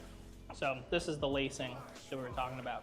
Well, it's interesting because it's not like super greasy like a lot of other pies can be. Like it doesn't sit heavy after you eat it. Right. I feel like a lot of pizza can. You see what I mean about the sauce being acidic but a little sweet, fresh tomato. Do you think that like you keeping it to yourself, like is there a reason that the quality stays the same? Yeah, I mean, it has to go out perfect. And I'm usually the one that hands it to somebody. If I open the box and it's not right, I ask them to wait a few minutes and make another one. And people are usually cool with that? Yeah, and it's rare that that happens. The other part of it is, like, this is our menu. It's 16 items on it. If I were to start adding sandwiches and chicken fingers and french fries like a lot of pizza places do, I would be way overwhelmed. And the quality would go way down. If I'm gonna do something, I wanna do it perfectly, do it right, have a small menu. You're definitely gonna do it better than me. I can already tell by looking at the slice, but I wanna try the hot honey on here. It sounds really good. Oh, it's a game changer. Damn, that is good. Here we go. The Mark Truffalo. Shit, dude, this is legit. That ricotta is like just cream. It's like a really thick cream. So that ricotta is made by a company called Grande, and they do a whole milk ricotta that I've not been able to find anywhere else. Damn. That crazy amount of mushroom you put on actually works really well because the mushrooms kind of like crisp up. Almost like you made a pizza before. It's my second rodeo. So where do you see it go next, man? I mean, do you think you'll keep it small forever? Is that the goal? Yeah. My goal when I first started it was to build this brand and build it to a point that people want to buy it. So I'll end up selling it eventually. Yeah. And then move on to the next thing. Aaron definitely has something special here, and after tasting his food and spending the day with him, I think what makes this place operate so well with one person comes down to three things: passion for food, incredible systems in place, care for the customer and the community. Like and subscribe for the next one.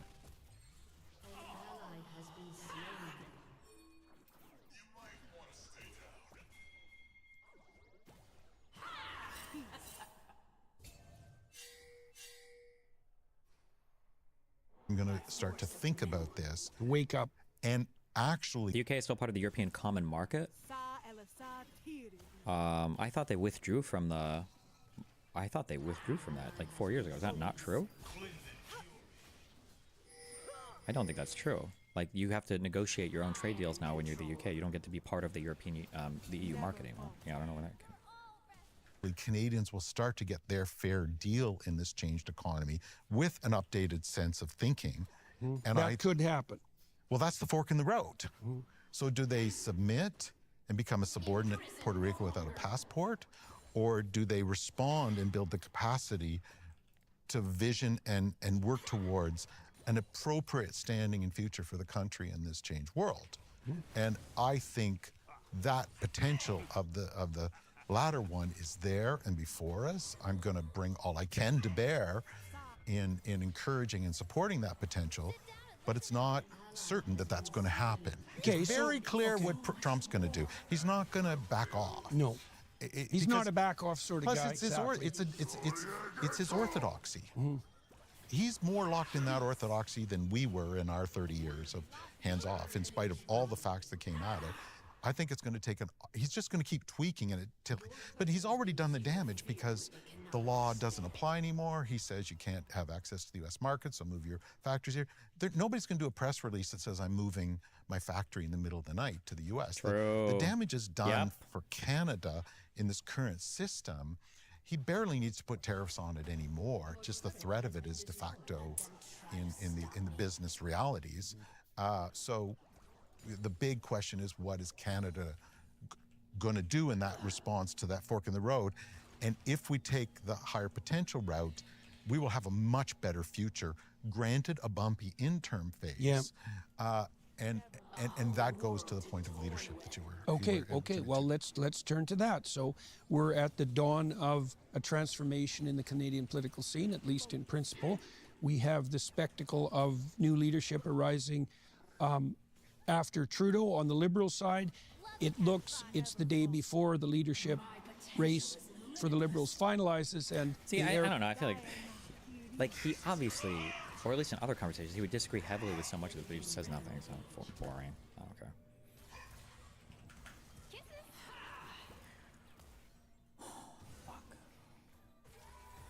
Got this 8-track video. Don't need this.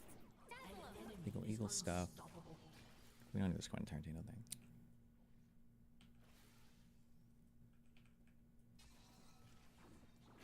What is this? Folkser. EI. DEI. So, here's where we're at. Jackie Robinson, before he broke the color barrier, was in the U.S. military. There was a story about him on the U.S. government website. It got deleted. It then was reposted, and DEI was in the URL. Jeff Passan made a huge fuss about it. Shout out to Jeff. They have since fixed it and restored it. And this is what folks who are on the right side, the correct side of Jackie Robinson have been saying. Calling Jackie Robinson a DEI hire is insulting. And everyone who agrees with me politically was saying that. And that's why we lose arguments. Because we have just seeded the ground that, oh yeah, DEI is bad. Diversity, equity, and inclusion. What that means is people who didn't deserve a job got one. And don't you dare call Jackie Robinson DEI because he wasn't, he deserved it. But what people don't see is that's how the bad actors win, is by reframing definitions. Because a DEI hire is not someone who did not deserve the job who got it. That's just what they have claimed it is. And now folks are like, you can't call Jackie Robinson DEI hire, it's insulting. Guys, in Major League Baseball, Jackie Robinson was the definition of a DEI hire, and that's why we need it. Damn, wait, who's this guy? This is why I always ask for like DEI policies, and nobody has ever in the history of all of everything been able to give a DEI policy. Like, what is this DEI shit you're talking about? Because if it was truly the case that there were a bunch of these qualified people that were getting passed over for jobs because of like a DEI hire, I feel like we'd be talking about it, right? Where are these things happening? Was he awesome? Yes. Was he deserving? Yes. Was he blocked because of his race? Yes. And so it is not an insult. Now, this whole thing was the Department of Defense. This wasn't a DEI military, but set it aside. It is incumbent that we not cede ground and that we instead say, let's have the actual argument. And the actual argument is the reason DEI policies came to exist was not to elevate undeserving people. It was to make sure deserving people of all colors, creeds, genders, ethnicities had a shot. And the conversation that we should be forcing is the following. If we are going to act like DEI... They literally ask for your ethnicity on job applications. Are you allowed to do that?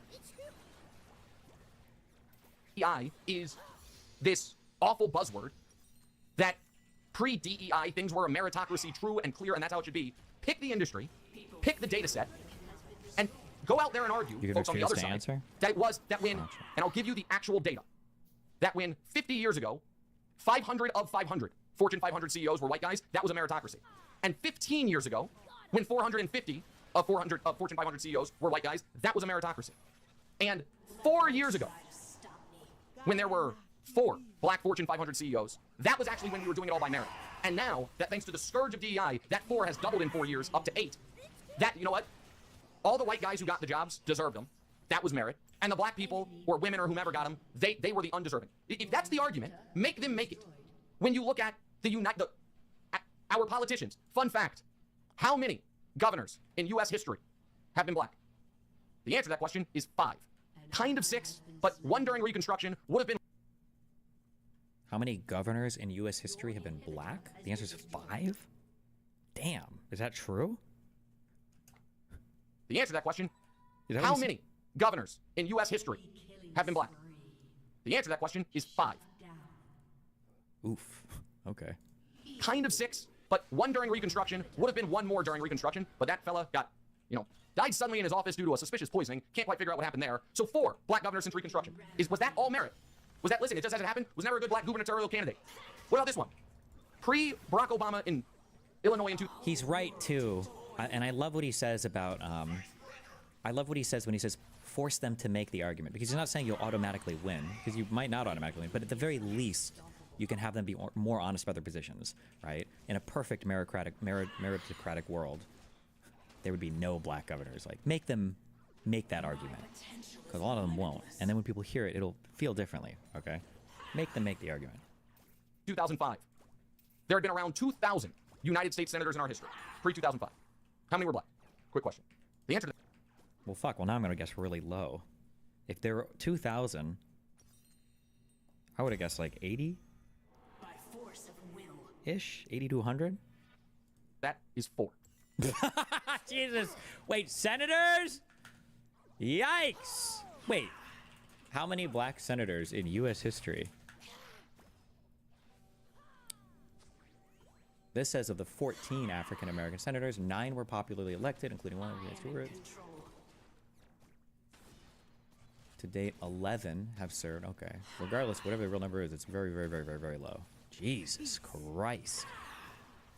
He said before Obama? Oh, okay. In my mind, I was thinking, okay, 200 senators, black people are 10% of the population. Wait, I fucked the math up by an order of magnitude. I would have guessed 10 to 15. What did I... Oh, did I say... No, wait, he said 2,000, right? No, he said 2,000, right? So for 2,000, for 10% of the population, about, my guess was 200, but since there's a lot of racism, maybe like a little less than half, so like 80 to 100. That was my mental math on that. But it's much lower. Damn, okay.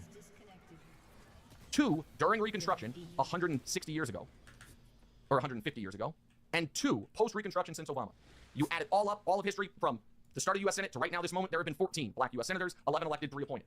So again, if your argument is, when the numbers were literally 98 to 2, white guy to everyone else, that's when we had a merit-based system, and now that the numbers are slightly going towards the actual demographics of the country, that's all bullshit, slightly. Elevating undeserving people, then make that argument.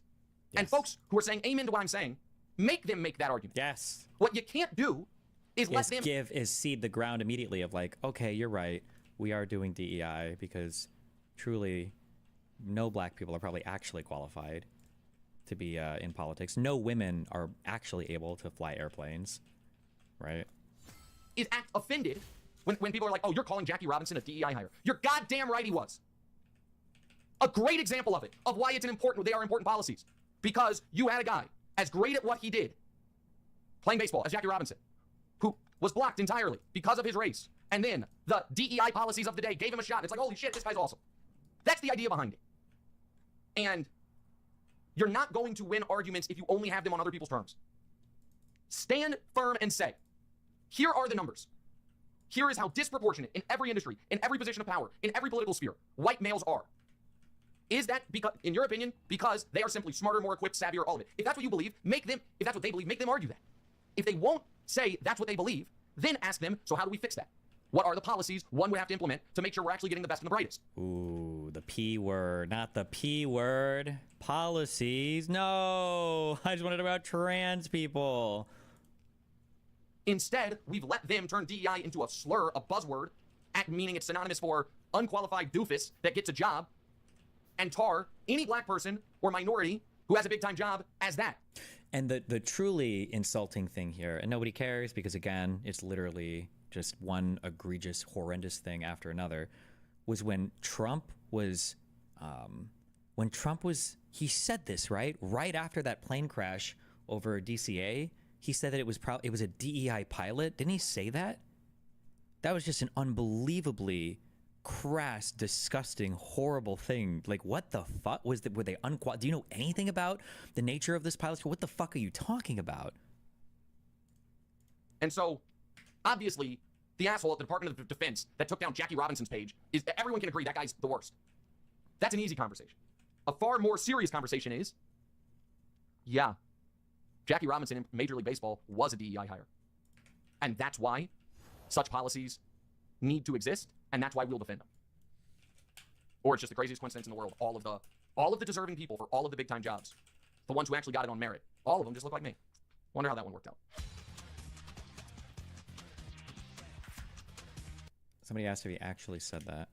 Mr. President, you have today blamed the diversity element, but then told us that you weren't sure that the controllers made any mistakes. You then said perhaps the helicopter pilots were the ones who made the mistakes. It's all under investigation. I understand that. That's why I'm trying to figure out how you can come to the conclusion right now that diversity had something to do with this crash. Because I have common sense, okay? And unfortunately, a lot of people don't. We want brilliant people doing this. This is a major chess game at the highest level. When you have 60 planes coming in during a short period of time, and they're all coming in different directions, and you're dealing with very high-level computer work, and very complex computers. And one of the other things I will tell you is that the systems that were built, I was going to rebuild the entire system, and then we had an election that didn't turn out the way it should have. But they didn't build the systems properly. They spent a lot of money renovating a system, spending much more money than they would have spent if they bought a new system for air traffic controllers, meaning the computerized systems. There are certain companies that do a very good job. They didn't use those companies. They used companies that should not have been doing it. No, I think it's very important to understand that for some jobs, and not only this, but air traffic controllers, they have to be at the highest level of genius. Like, it's just insane to be making comments like this when you have no information. It's just unreal.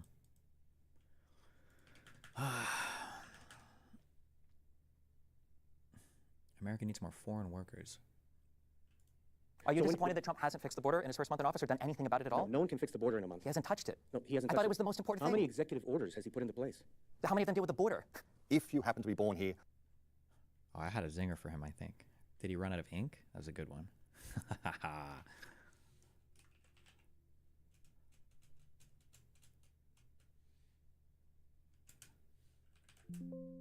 Fuck you.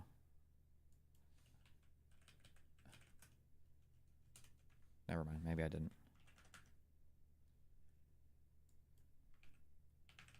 It's in there somewhere. 8-track. Fuck it. Gentlemen, welcome to Marketing Monday. Oh, fuck. The Hassan interview. Wait, give me the VOD, not the video. Favorite mask on liberal. Liberal. I'm so confused how his viewer bump talking to Bernie and AOC was way lower than I thought it would be. I would have expected this to be a 100K viewer stream. And somebody said they saw the highest they saw was 50K. That's wild to me. Has a lot of importance because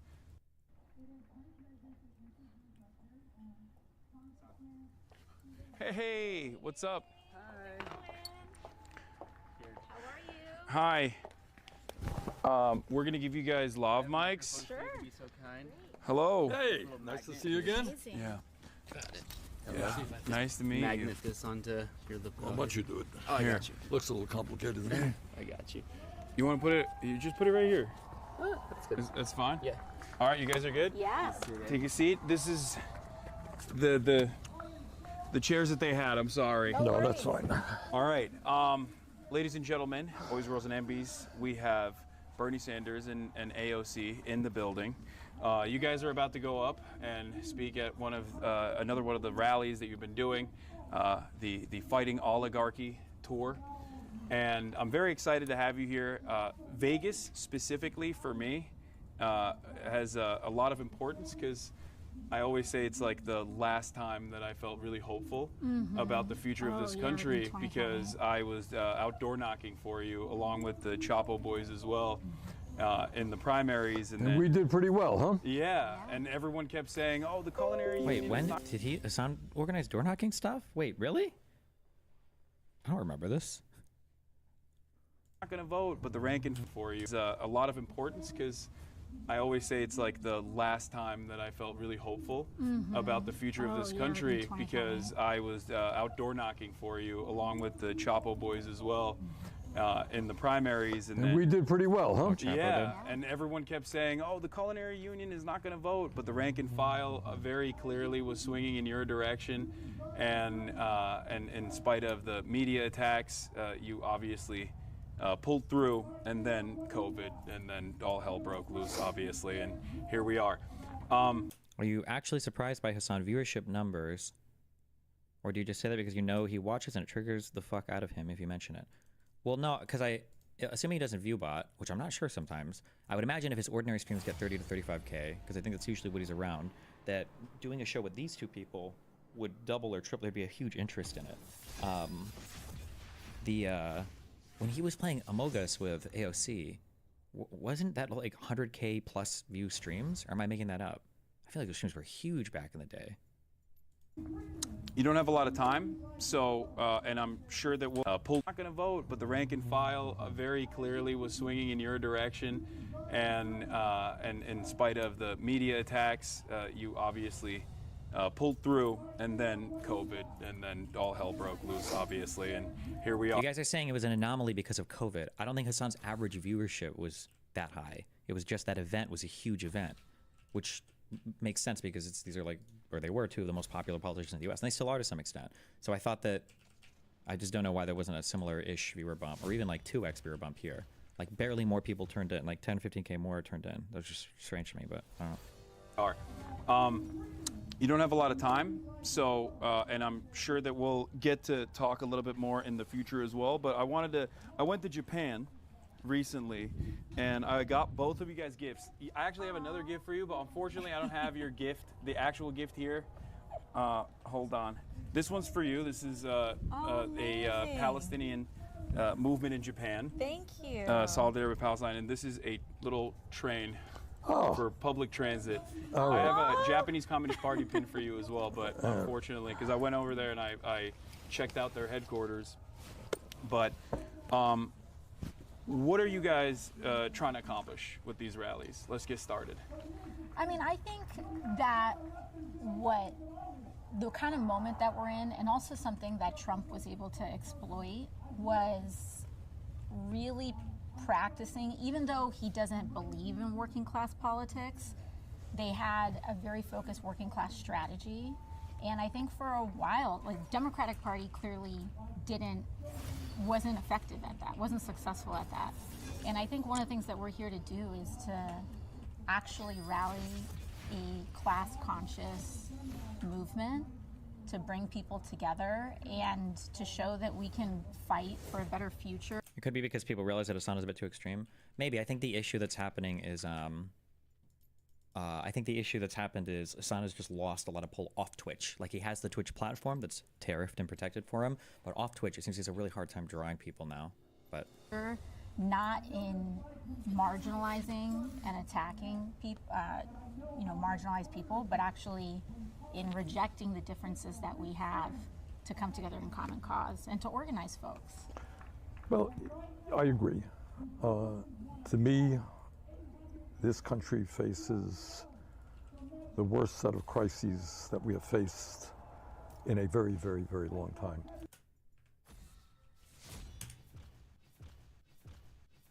this was a year ago. The Chapo Trap House people about Bernie now. An army of Bowers clones is doing their best to end all life in Gaza.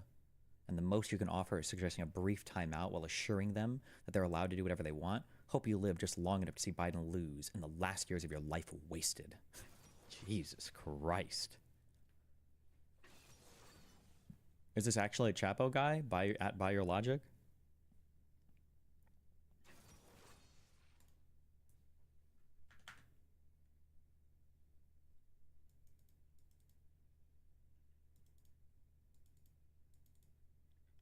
Oh, this is Felix. Okay.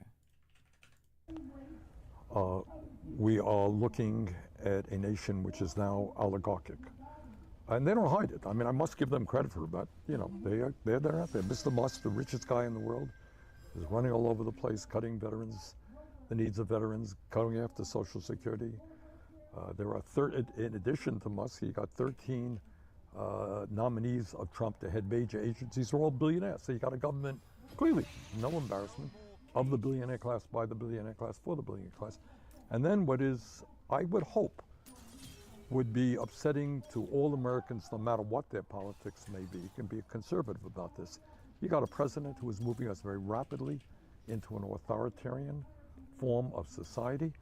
I mean, you don't sue media in America because they say something bad about you. True. Alexandria and I got about 500 lawsuits there, but we happen to believe in democracy.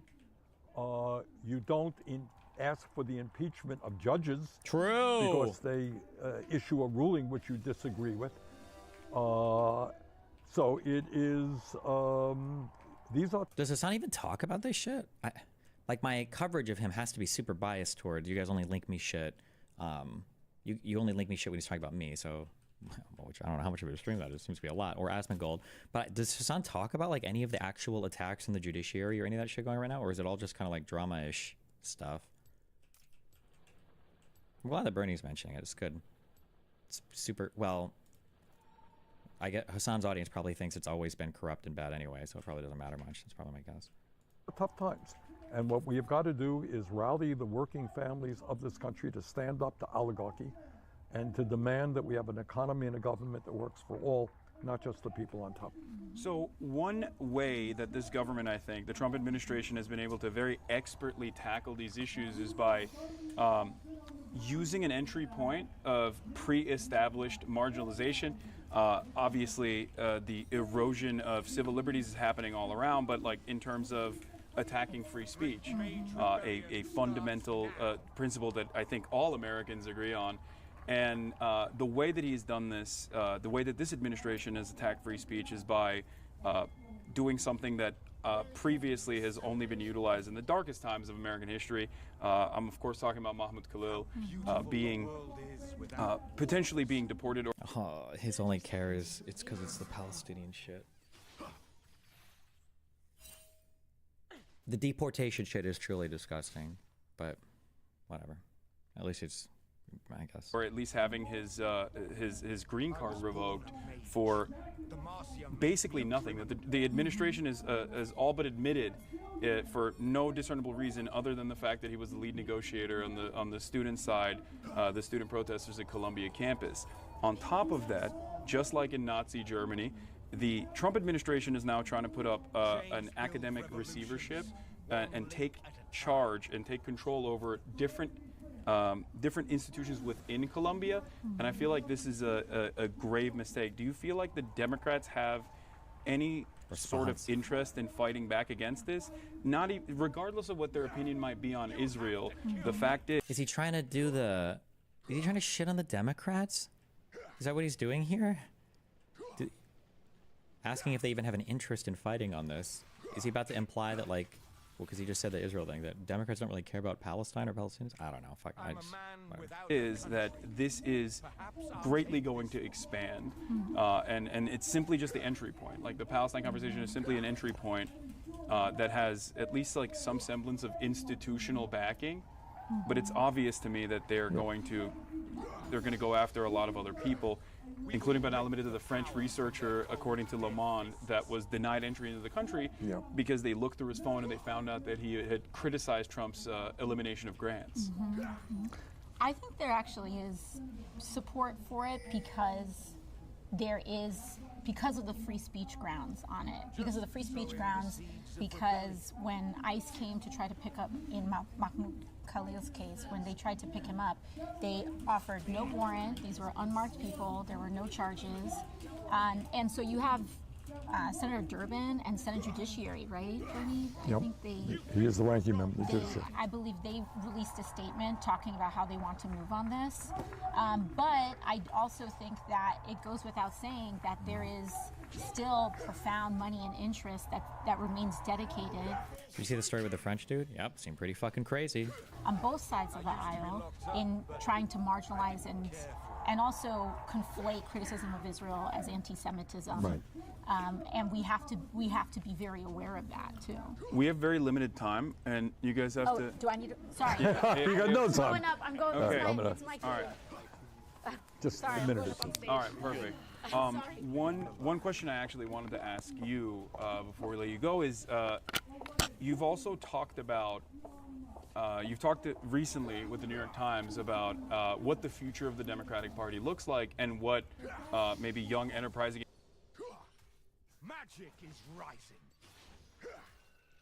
An enemy has been slain.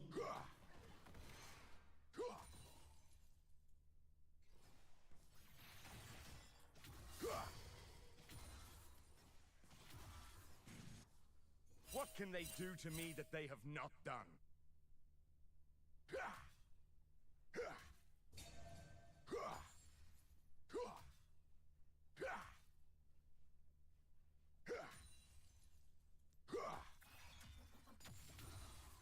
Wake up!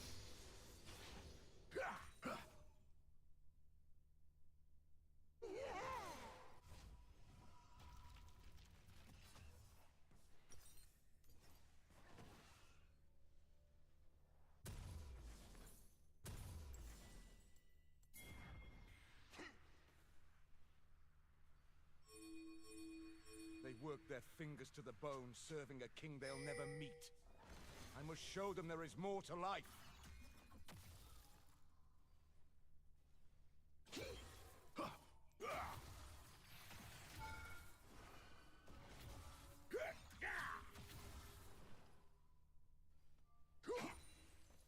Conflict brings truth. Eventually.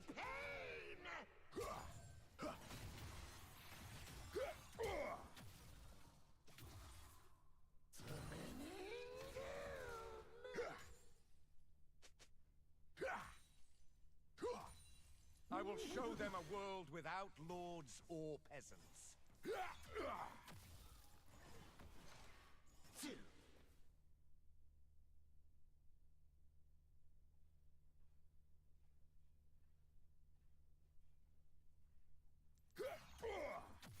No more masters!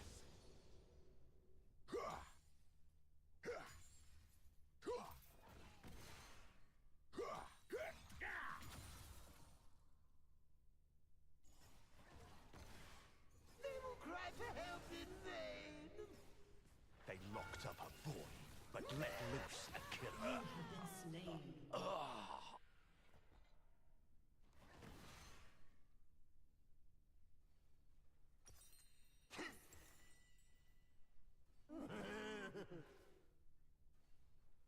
Enemy killing spree. As long as I draw breath, so does the revolution. Oops!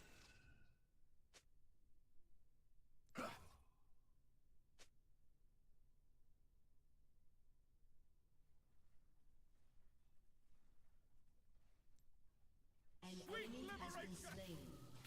An ally has been slain.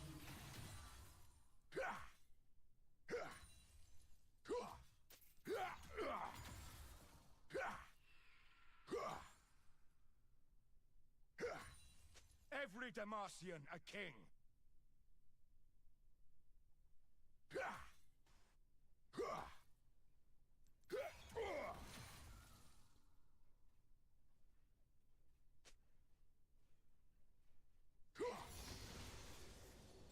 Conformist swine!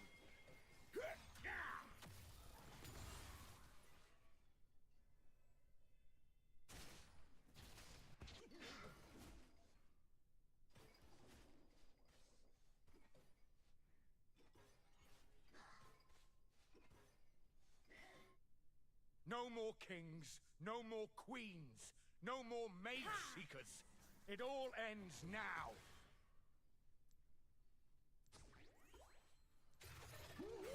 Give it up!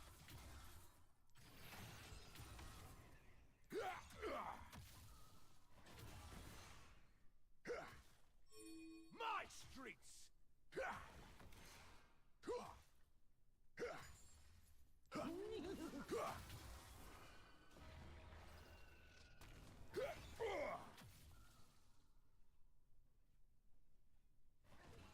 It took prison for me to find liberation. You have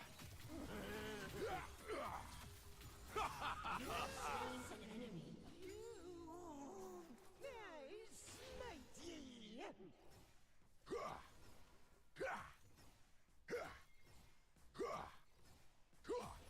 Time for the kings to bow.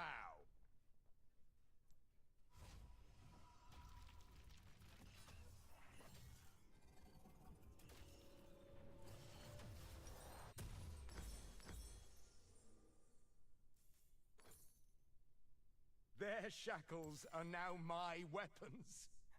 How's that for irony?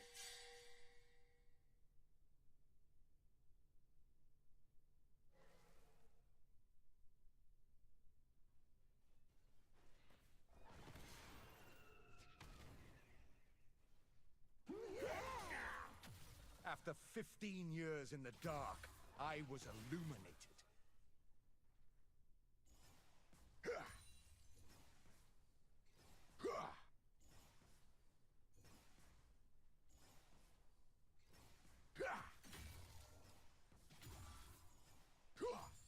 Free Demacia!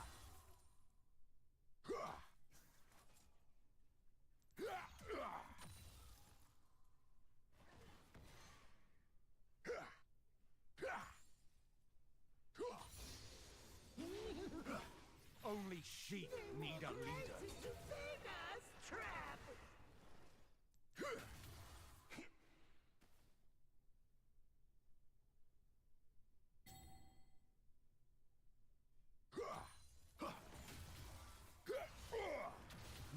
prison can hold me.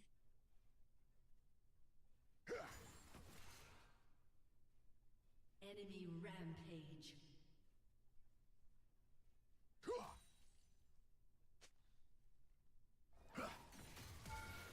Question authority, then slit its throat. An ally has been slain.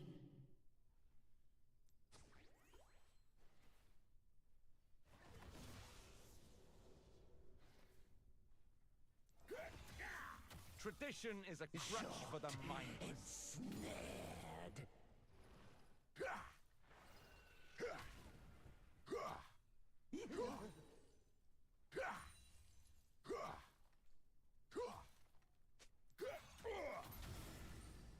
The bluer the blood, the sweeter it spills. From above!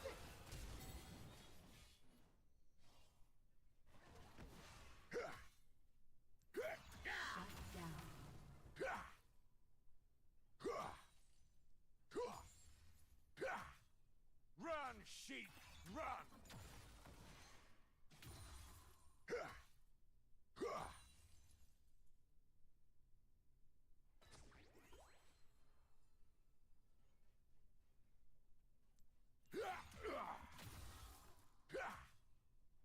Topple the hierarchy!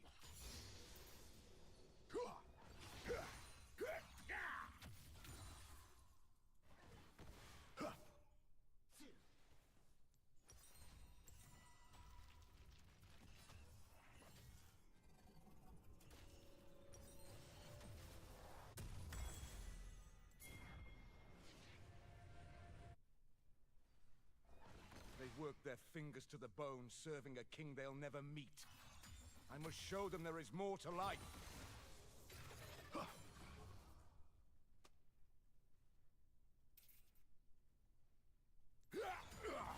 An enemy has been slain.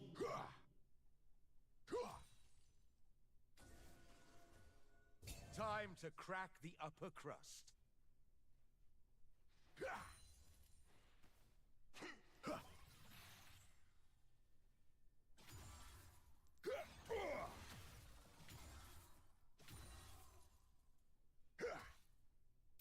Heads will roll.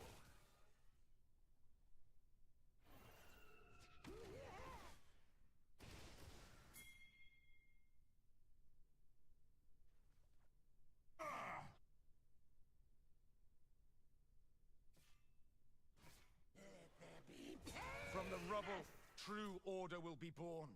Little did they know what awaited them.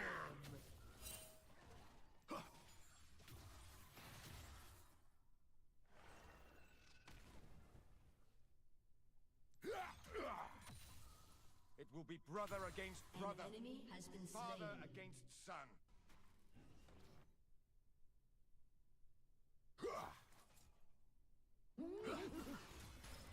Turret plating will soon fall. An ally has been slain. Place you go! Swine and sheep. That's all they are. An ally has been slain. An enemy has been slain.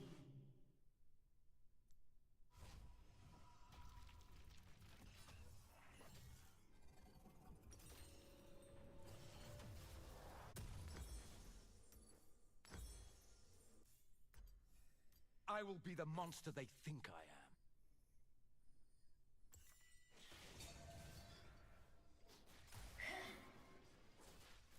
Killing spree.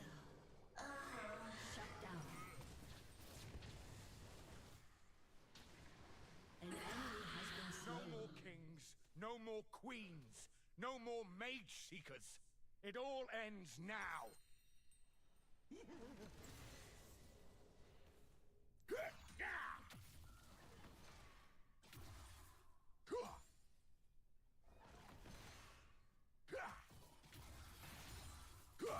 This is the truth.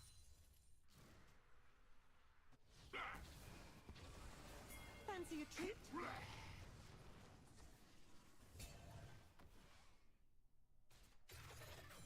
Might is wasted on the mighty. I am no traitor. I am the true Demacia.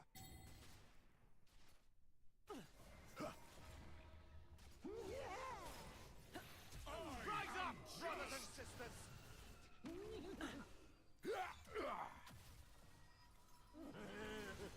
A shepherd with no flock is just an idiot with a stick.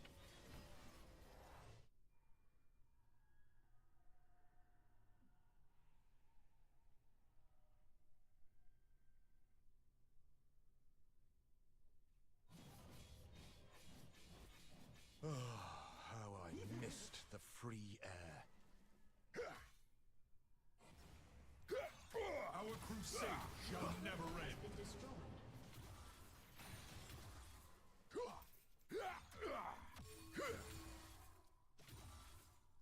Killing spree.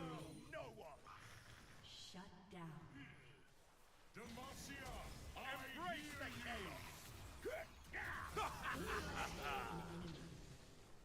Order has been restored. No more slums, no more dungeons. Killing spree.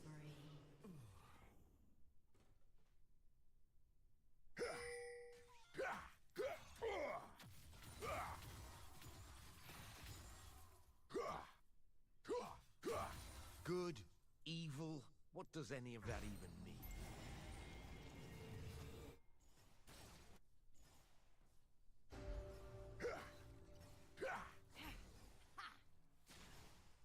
Your turret has been destroyed.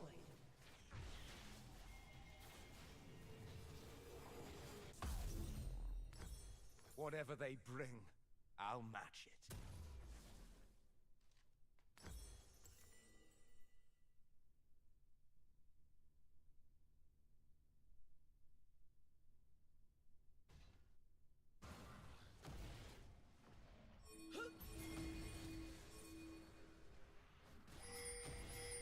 Their shackles are now my weapon.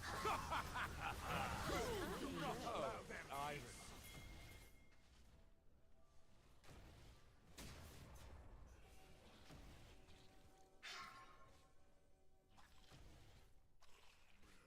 A mage seeker tried to test me once.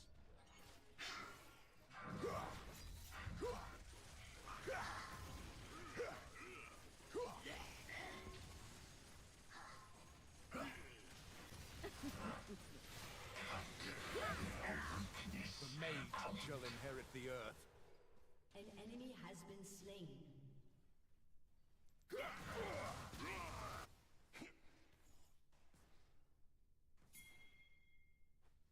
Your turret has been destroyed.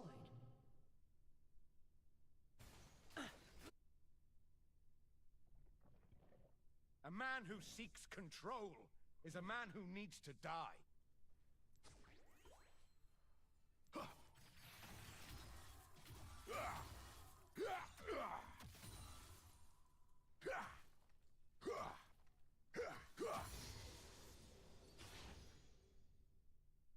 How beautiful a world is without walls.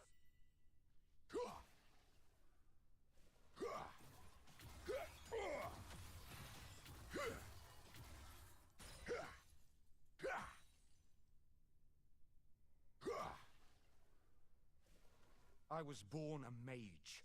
Demacia made me a criminal. Mosho. An enemy has been slain.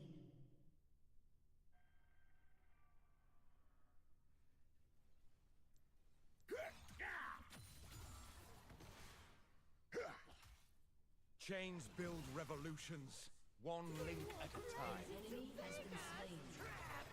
An ally Share has and been share slain. alike.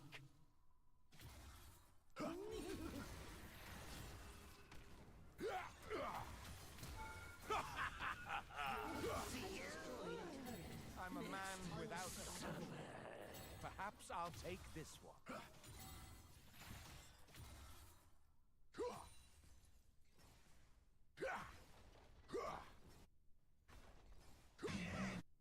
Your team has destroyed a turret. We will rip the power from their cold, dead fists.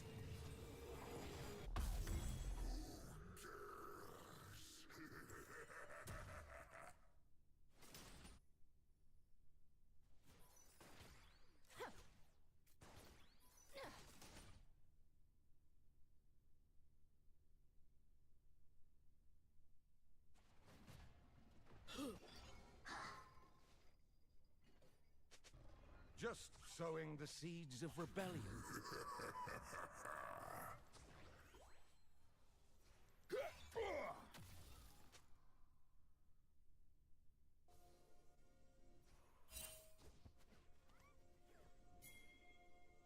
I used to be locked up, but I didn't care for it.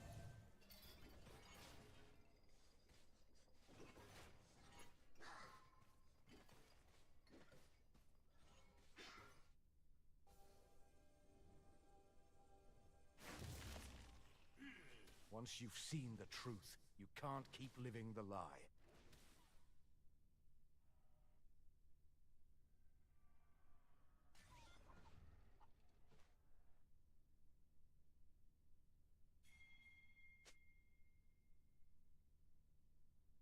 What can they do to me that they have not done? Surrender your sword, Crown Guard.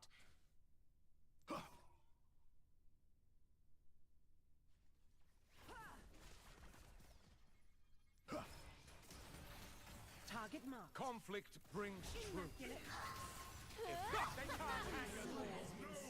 thought they could kill a god?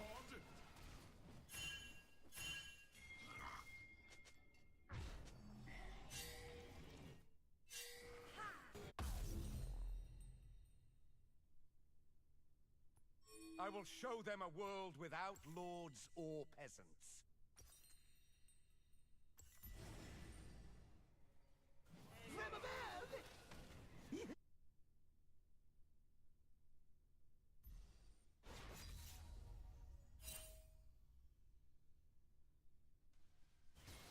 They locked up a boy, but let loose a killer.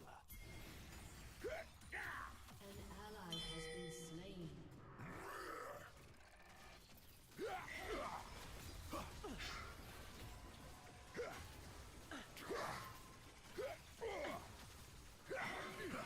Every Demacian a king. Your turret Behold has been destroyed. the true order.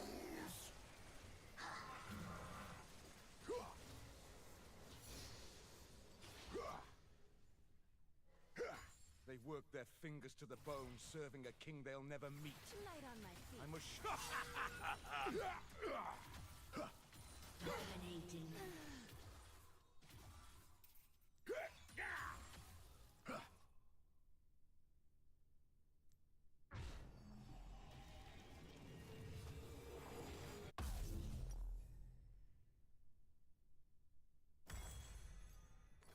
It took prison for me to find liberation.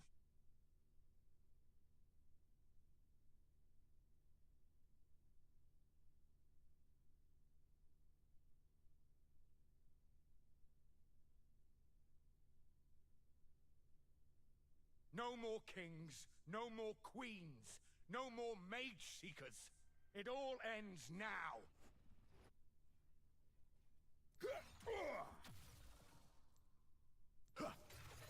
Break. Justice. Killing spree. You think you're better than me?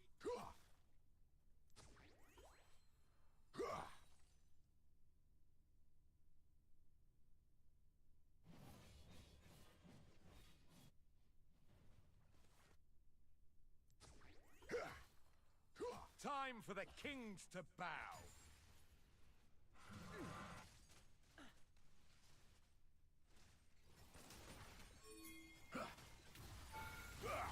Mages, unite! Your team has destroyed After a turret. 15 years in the dark, I was illuminated.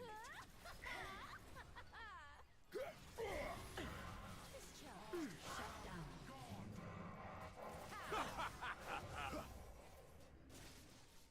Nothing will stand in my way.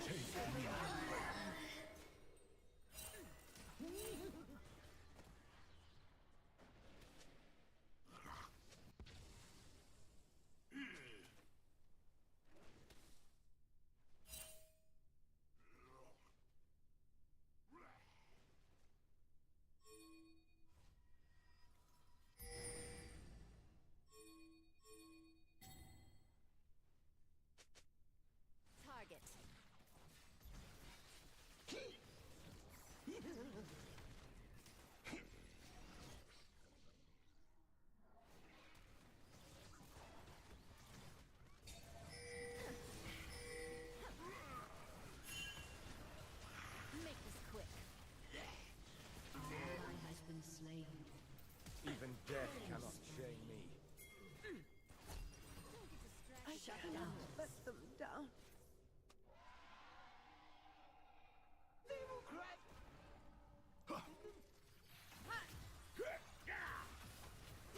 Target locked. Time to take. No carrot, all stick. An enemy has been slain.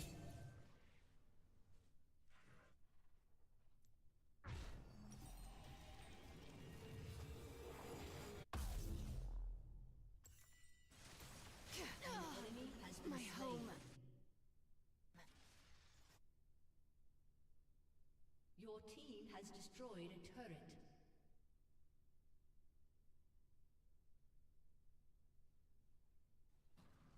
Only sheep need a leader.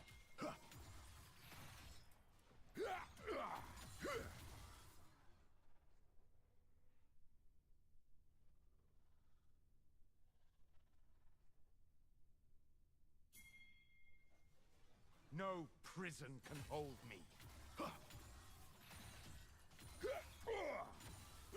Killing spree. Double kill.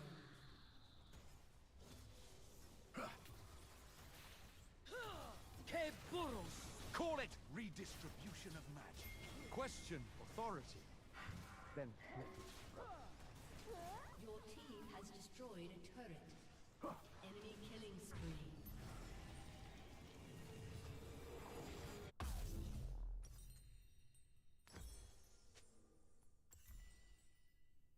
their shackles are now my weapons. How's that for irony?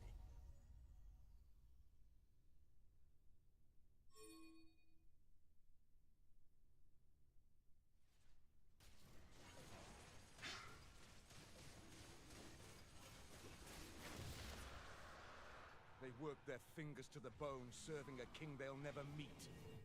I must show them there is more to life. Let there be pain!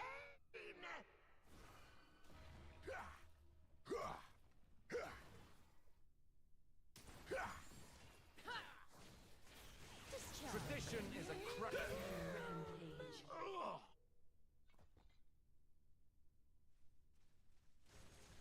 That's a hit.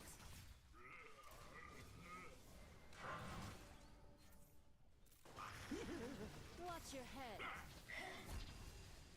The enemy has been slain.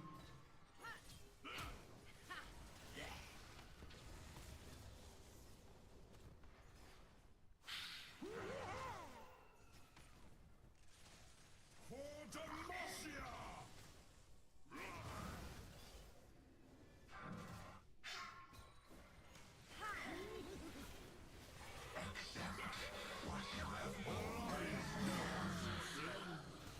Unstoppable.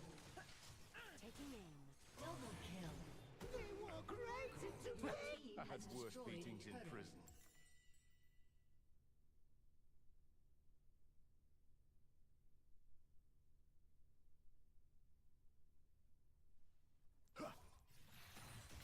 Godlike. No more kings, no more queens, no more mage seekers. It all ends now.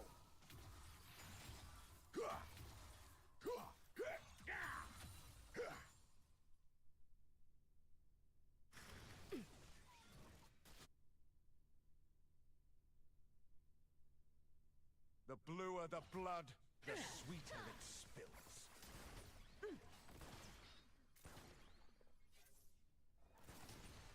Oops.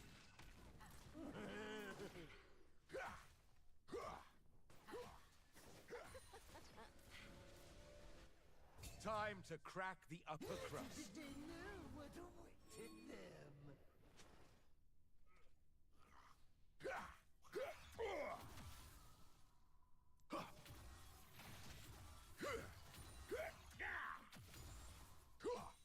I do not kneel.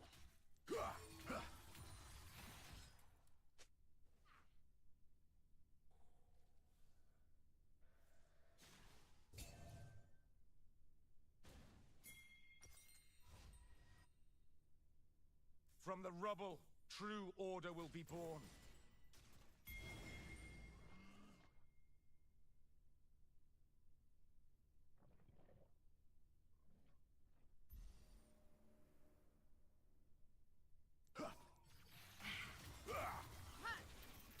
Brother against brother.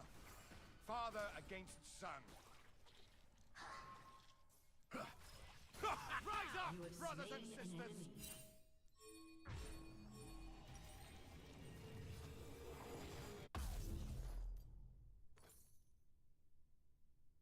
Their shackles are now my weapons. How's that for irony?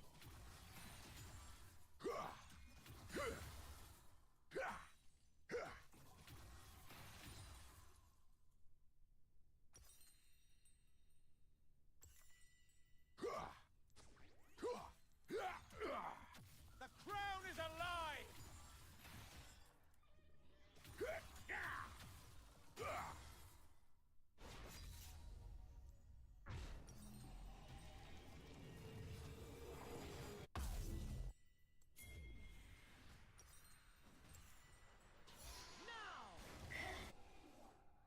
Revolution now!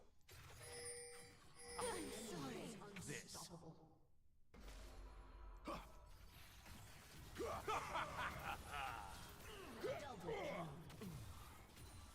An enemy has been slain. Swine and sheep. That's all they are.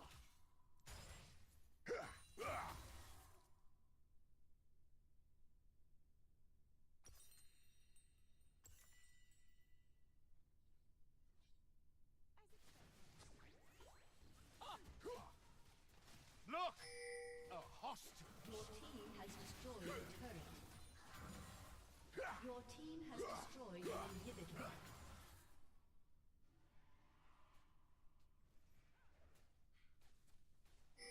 Your team has destroyed a turret. I will be the monster they think I am. Your team has destroyed a turret. They always said I was Your a team has monster. destroyed an inhibitor.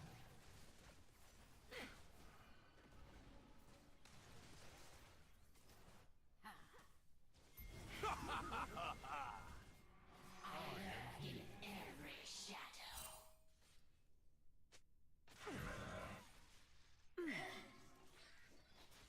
Boom! Headshot. Demacia, I hear you. Legendary. Patience. An enemy has been slain.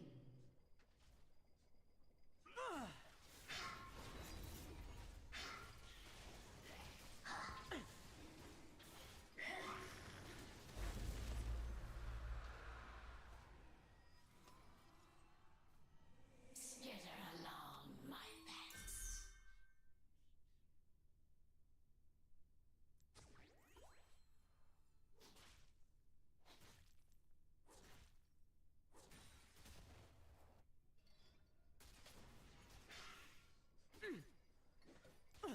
Simply delicious. Brilliant.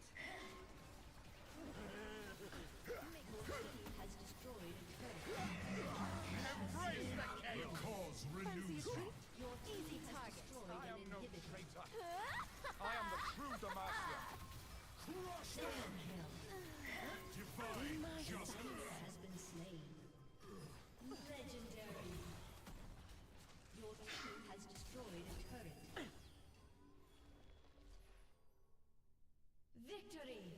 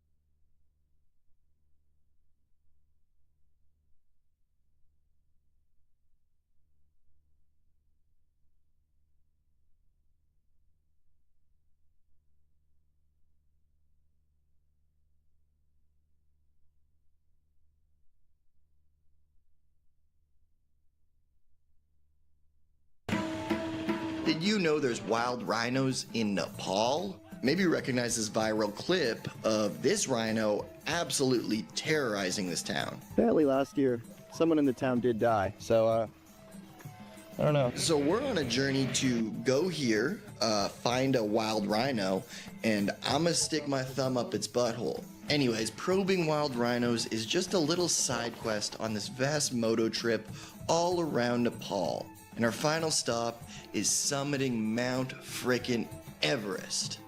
Sorta. So enjoy this 5-day epic journey in Nepal. It's got killer rhinos, big mountains, and of course, frickin' mystery meat. Buffalo. I'm keen for some mystery meat. We really just rolled up to the mystery meat fella. Look at all that mystery meat. What is it, donkey?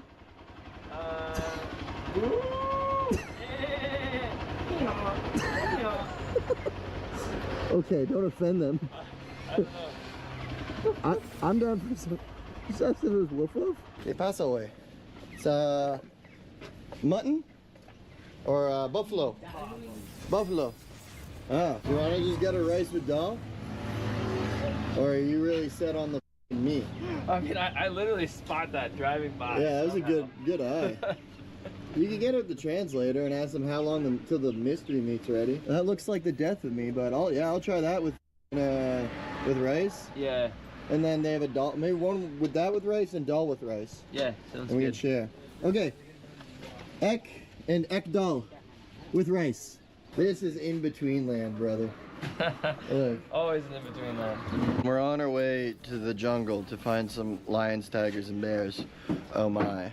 We're finally getting out of the misty mountains and we're heading to the jungles in Nepal. People tend to think Nepal is all mountainous, but that's in the north. There's actually some tropical areas with jungles and plains and elephants and rhinos. We're going poaching. We're gonna ride one in the wild. It looks alright. Try it. Cheers, man. Cheers. It's a mystery meat. It's good. Really good. Oh yeah. Super good. Mine's a little chewy. Fatty. But yeah, that's okay. Let's see how much this costs.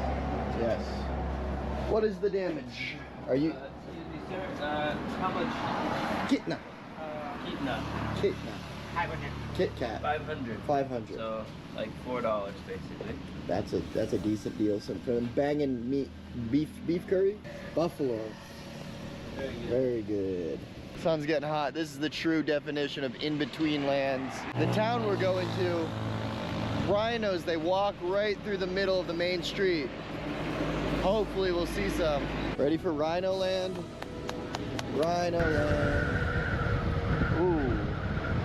And now we enter the jungle, baby. We're out of the misty mountains and we get to the jungle saga of Nepal. Look, there's even signs for tigers already. Look at rhino crossing. Where are you hiding at, tigers? Where are you hiding at, rhinos? You going exploring in the bush? There was a couple little trails we could take them if you want to just drive the motorcycle to the jungle. There might be better ones ahead, but if we see a cool little trail, we should go down it. I don't want to take sure it's fine. We'll see, dude. There might be a tiger in that bush ready to pounce on you, dude. I like this jungle. Looks really cool, though. Yeah, you don't want to mess with nature too much, you know? Because nature bites back.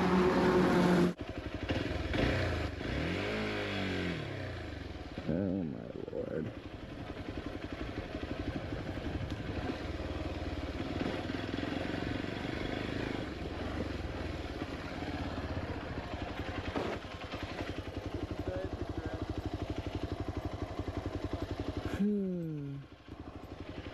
This shit's eerie. Alright.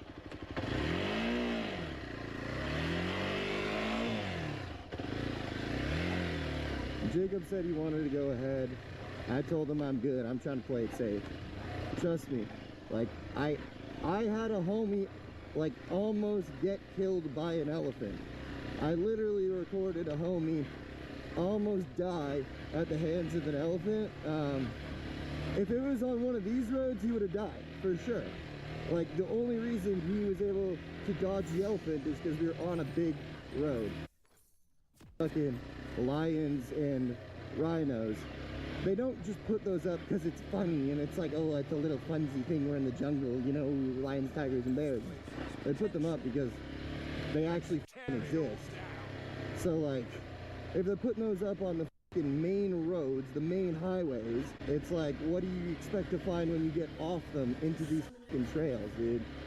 So, yeah, I'd love to see them, just in a safe manner.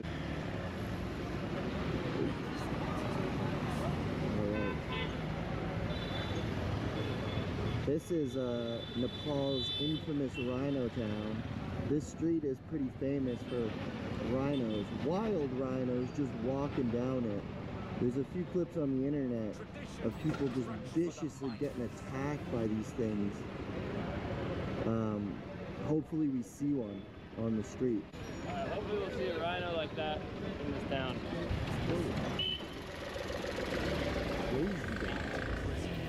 You just wait like 2 seconds. ¿Dónde están los rhinos? I'm looking for the rhinos. Okay. Okay. No more talk of rhinos.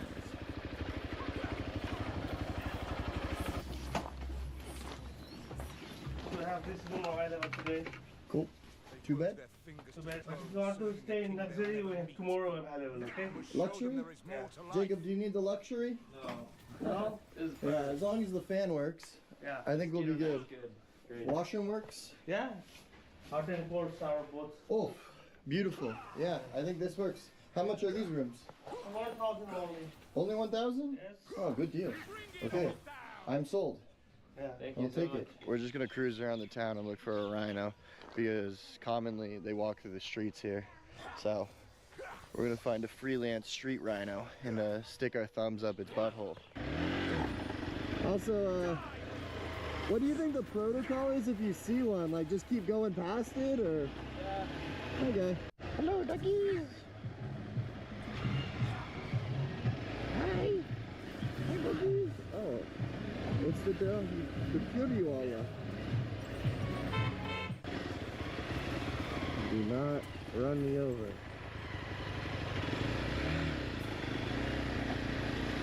Oh.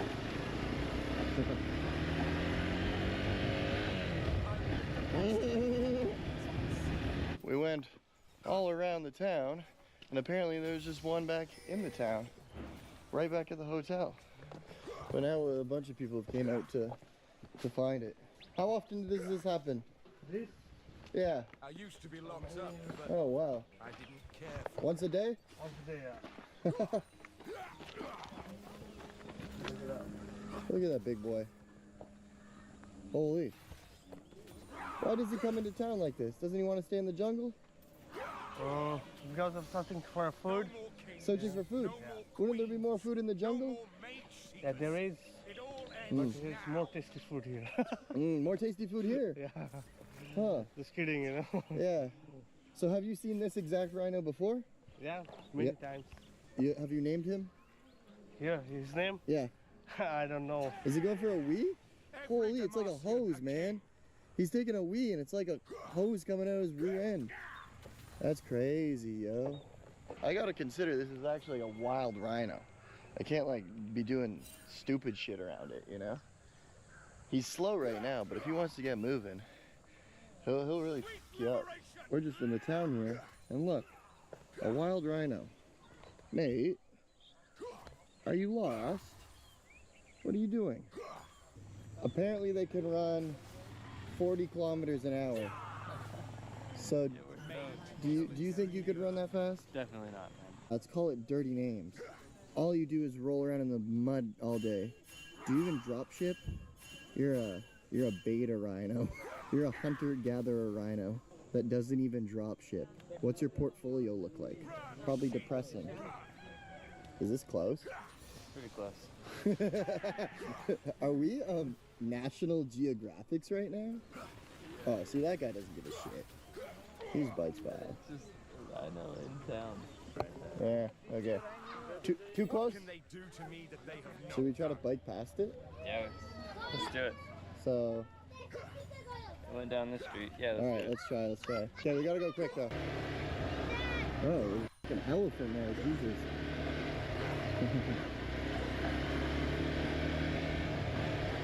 Oh, I think it's here. Oh my lord. Well, why are you throwing things at it, sir? Look at it.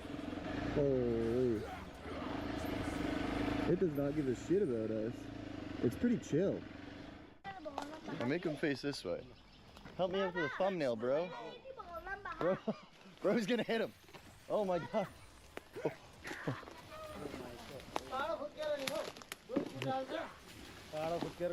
Oh my lord. Oh. No, why would you apologize? It's okay, it's not your fault. I'm just trying to stand where you are. That's a good vantage point. Can I stand there? Yeah. He's friendly? Ah, FaceTime. FaceTime with Rhino.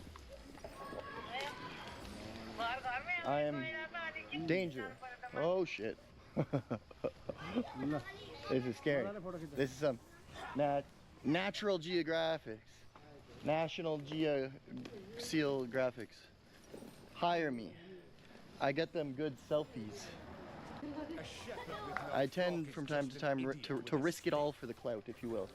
Oh my goodness. Oh my lord. See, he's pretty chill, dude. He does not do anything. Crazy how close you can just get to a wild beast like this. Apparently last year, someone in the town did die. So, I don't know how much I want to... Maybe he was clout chasing. Maybe he was doing the same as me. But he wasn't a professional clout chaser like myself. Ooh. That is pretty close. This guy, you're not scared at all. You're used to him. Best friend. Best friend? Yes, this is our property house. Does he have a name? What is his name? Or her name? Boy or girl? It's a boy? Megoli. Oh, that sounds like a dinosaur's name. Yeah, Megoli. Yeah, because he kind of looks like a dinosaur. You can see he has a big cut in like his eye right there. It's probably bucking bulls with other rhinos. See those folds on its neck? The cuts on its face, is that from playing? Oh, the villager. Oh, so it got the cuts from people. Oh, they should treat it better. Oh, my hands are shaky because I'm right by a wild rhino. You can see behind me. Oh, we're pretty close, but it's pretty chill around people, to be honest. Would they attack you on a motorcycle? Of course. Really? Sometimes they may block the roads. But he's chill. Motorcycles go by him. Yeah, he's chill. no problem. Oh, So you okay. just went near and it didn't notice, you know. Yeah. It was in the front. Will the elephants come into town at night? Wild, yeah, of course. Wow. So yeah, they said don't go out after 10 o'clock. Yeah. Oh. He's directing it. He's threatening it with the stick. Oh shit. Okay.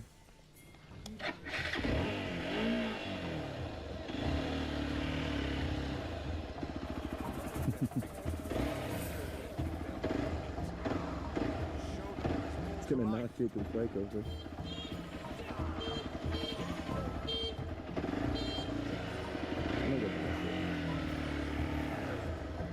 It just makes its way to like another person's property after.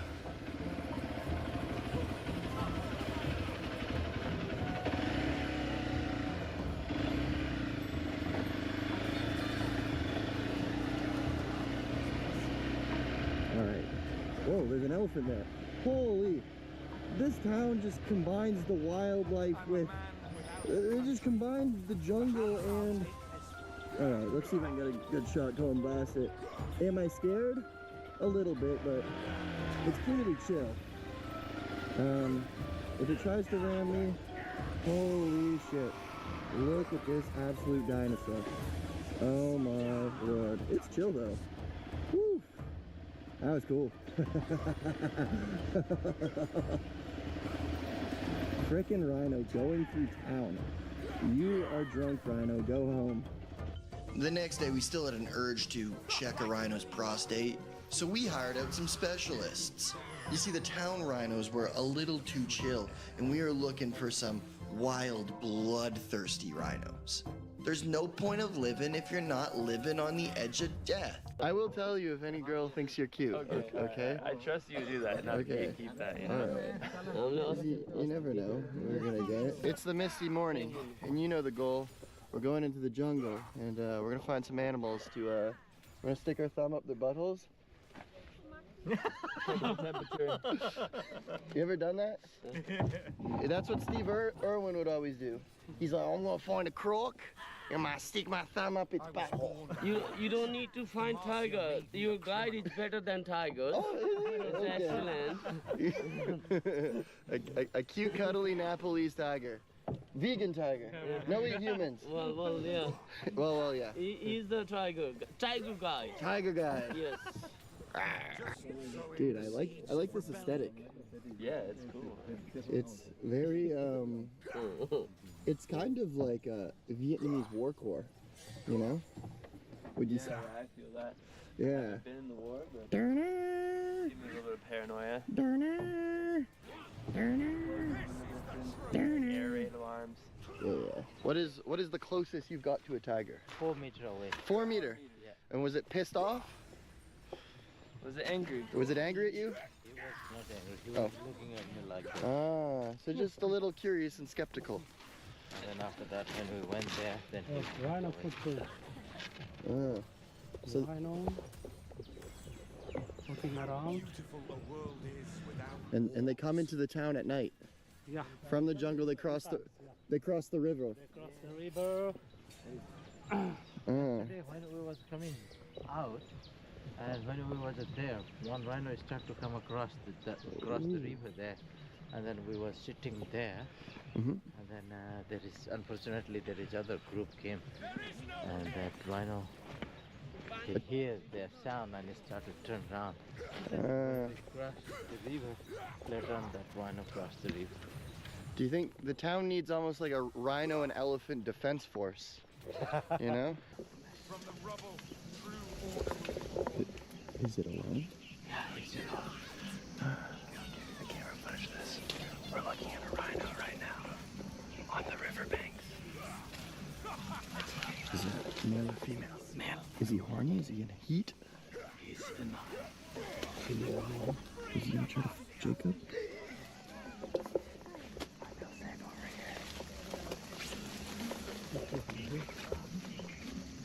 He's just trying to kind of chill. Oh, that's some cute ear movement. They're like making a noise with their ears, like signal. We want something. We're gonna go and we're gonna stick our thumb up its butthole. It's spotted us. It's just been grazing and now it's spotted us. Got my thumb ready. I'm gonna stick this thumb right up its butthole. I'm just gonna let Jacob play National Geographics while I add the commentary right into my camera mic. But it's looking right. It's I wonder if it's horny. Maybe once it's done grazing, it will get horny, and we'll try to Jacob. The rhino specialist homies we were with, they were down with the shits. Like 1 foot? They had a whole camera roll of rhinos doing the nasty. A man who seeks control is a man who seeks Jacob. Oh, it's like a fifth leg. Let's see the fifth leg. These dudes were down to risk their lives just to watch rhinos get it on. I respect their dedication. It's like a dick spanking. Does it sleep in the water?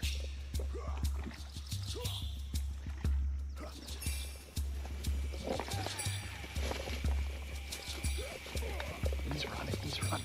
After testing our luck a little too much with the horny rhinos, we decided it was time to head back into the mountains on an epic 3-day journey to Pikey Peak, where finally I would achieve my childhood goal of seeing Mount frickin' Everest. Alright, we're back in the Misty Mountain. That was a great time in the jungle provoking rhinos.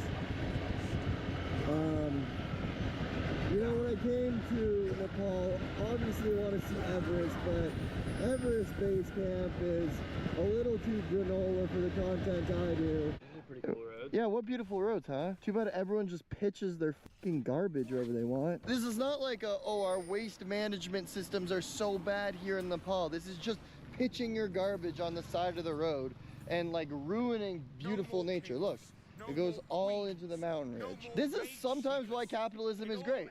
This is very low IQ behavior. I think bottle deposits would help a little bit. Dude, just fucking keep it in your car till, oh man. Yeah, like even just a bin. Cancel me if you wish, I don't give a. God damn, dogs. Damn, shorty, okay?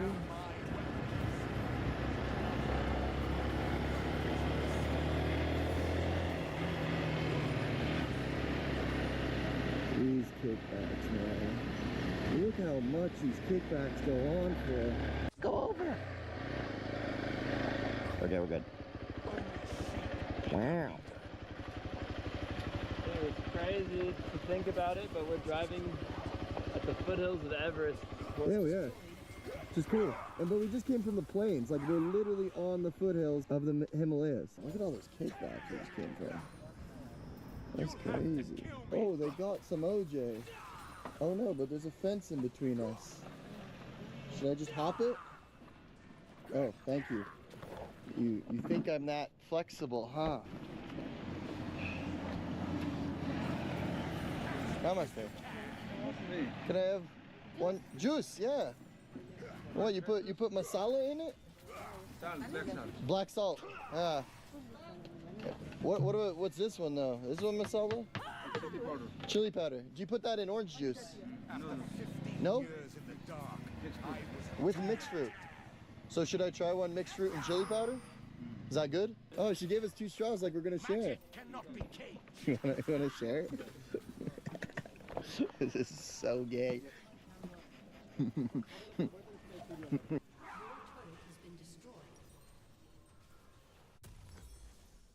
They work their fingers to the bone, serving a king they'll never meet. I must show them there is more to life.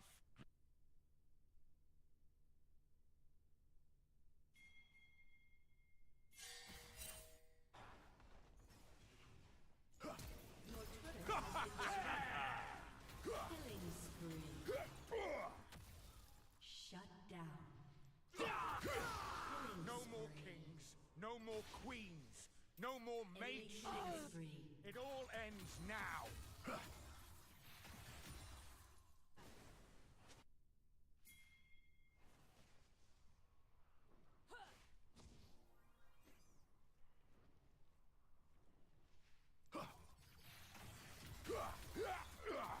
The bluer the blood, the sweeter it spills.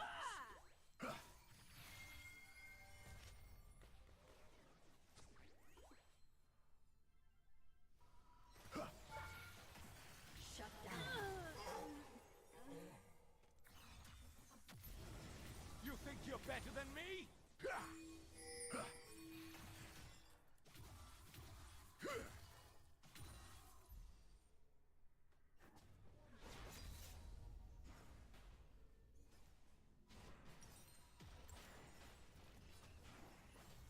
I am no traitor.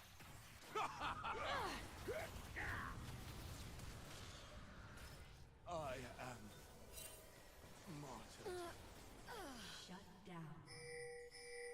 An enemy has been slain. An enemy has been slain. Your team has destroyed a turret.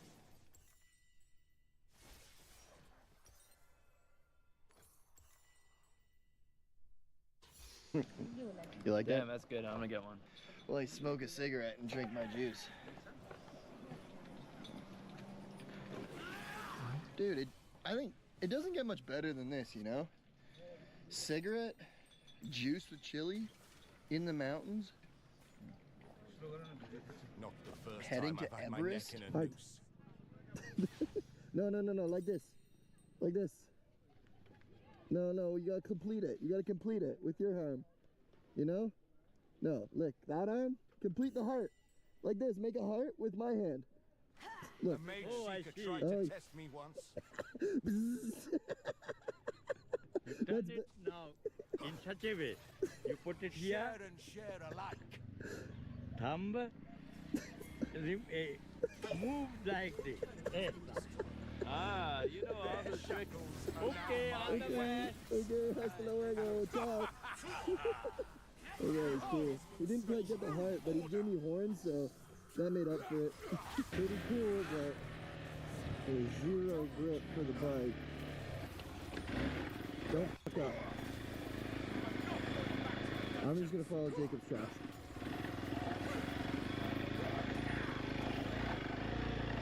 Bro, how do you do this? I am not good at this. I am not good at this. I'm bailing. I'm bailing.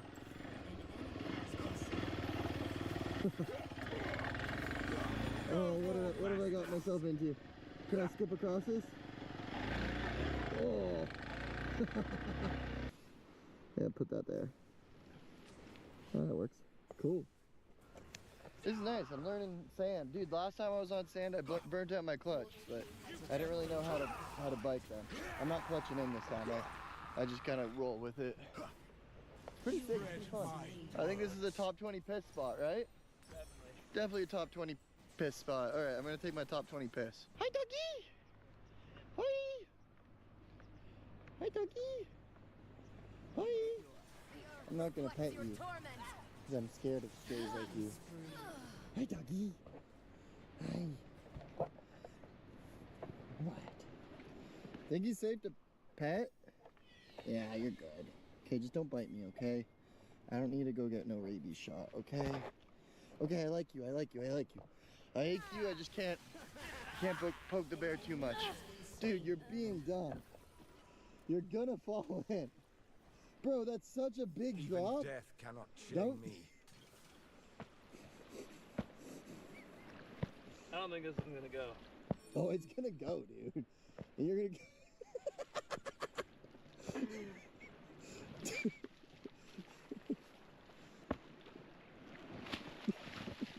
Wow, that's satisfying. Yeah, no shit. No more. Yeah, dude. Chill out. Tell him to chill out. No more time today. You're working overtime today. Hi, doggy. Hi. Hi. Okay, good. Good girl. Good girl. You can't keep living the lie. Good. Yeah, good doggy.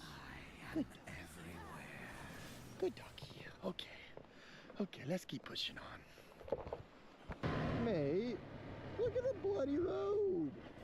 Half the freaking road has collapsed. Oh my lord. At least put a few barriers. Come on now, guys. Oh gosh, it's getting dark. We better find some place to stay soon.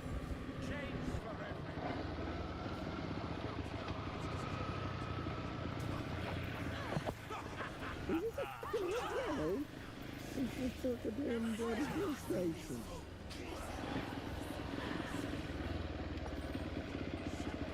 Is this the bloody hotel? Yeah, this is the resort. The resort? It's also a gas station. Hotel and lodge, okay. Should we pull up? Let's pull up. Whoa. Namaste, sir. Namaste. You have room? 2 bed.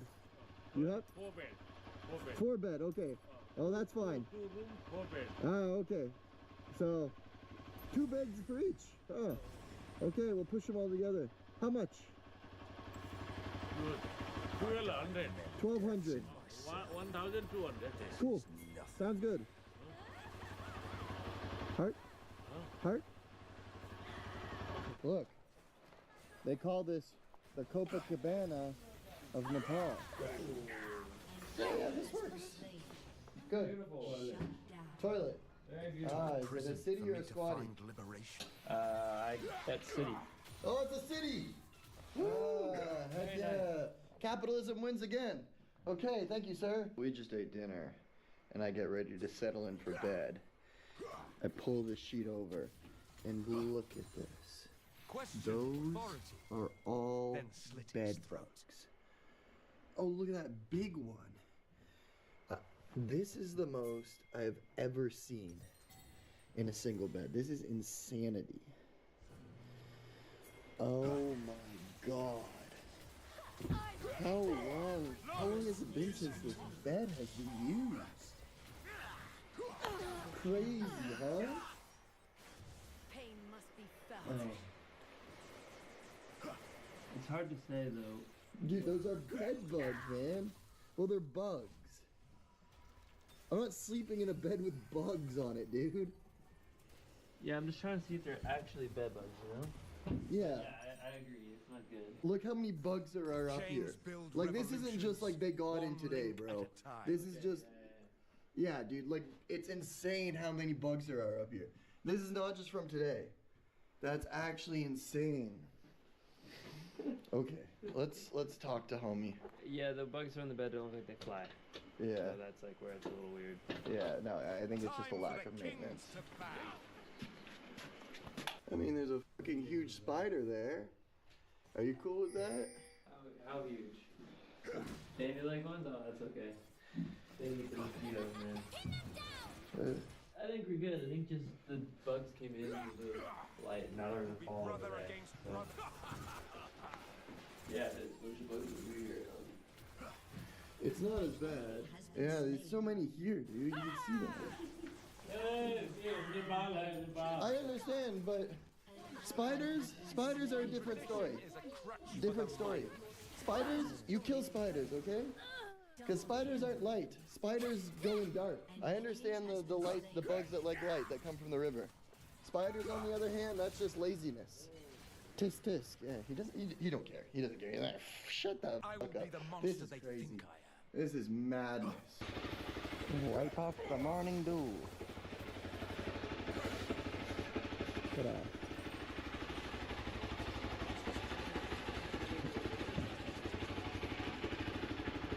Yeah.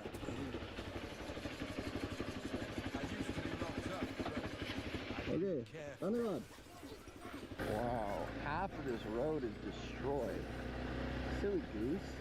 It just keeps going up, dude. You think you see the top of the mountain, it's like gonna stop, and then there's more mountain. It doesn't make any sense. It doesn't stop. Oh my lord. It's getting cold too, gosh darn. It looks like the top, but will it be the top? Probably not. Maybe. It looks like that's the top there. But you know what? You know what's probably behind that? Another hill. This is insane, dude. What the heck? Whoa. We are in the thick of this cloud. Come on, let's get up in altitude. Now I'm like the opposite. Now I'm like, let's climb even more until we pop out. This is what it's all about. Nice shot, man. Yeah. It's fun, some fun mud. That's that good. Yeah, dude. These are fun, dude. I'm having fun. This is fun, man. Just enjoyable. It's like, it doesn't look smooth, but it feels smooth when you ride. This is getting challenging.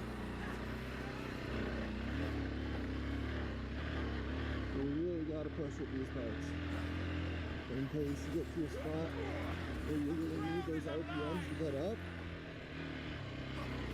Oh, baby. We're doing some proper off-roading, dude. Proper, dude. Holy shit. But look, the freaking sun, man. Sunshine. Oh, and I'm feeling the elevation up here. Yeah, dude.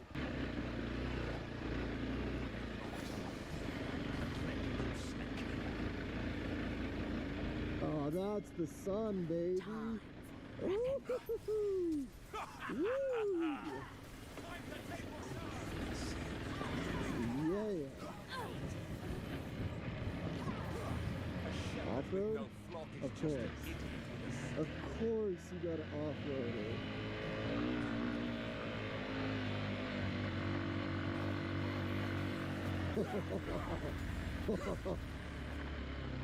Wow. Sick, dude. Wow. Look at Monastery. Let's see what you made. Should I grab him? Yeah. Unshackle your mind. Yeah.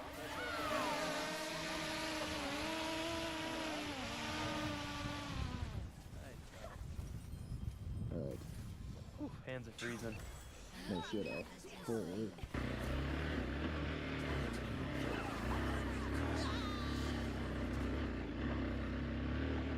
Oh, come on.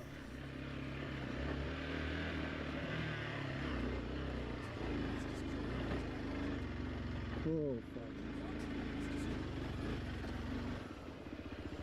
Ah, goddamn, dude.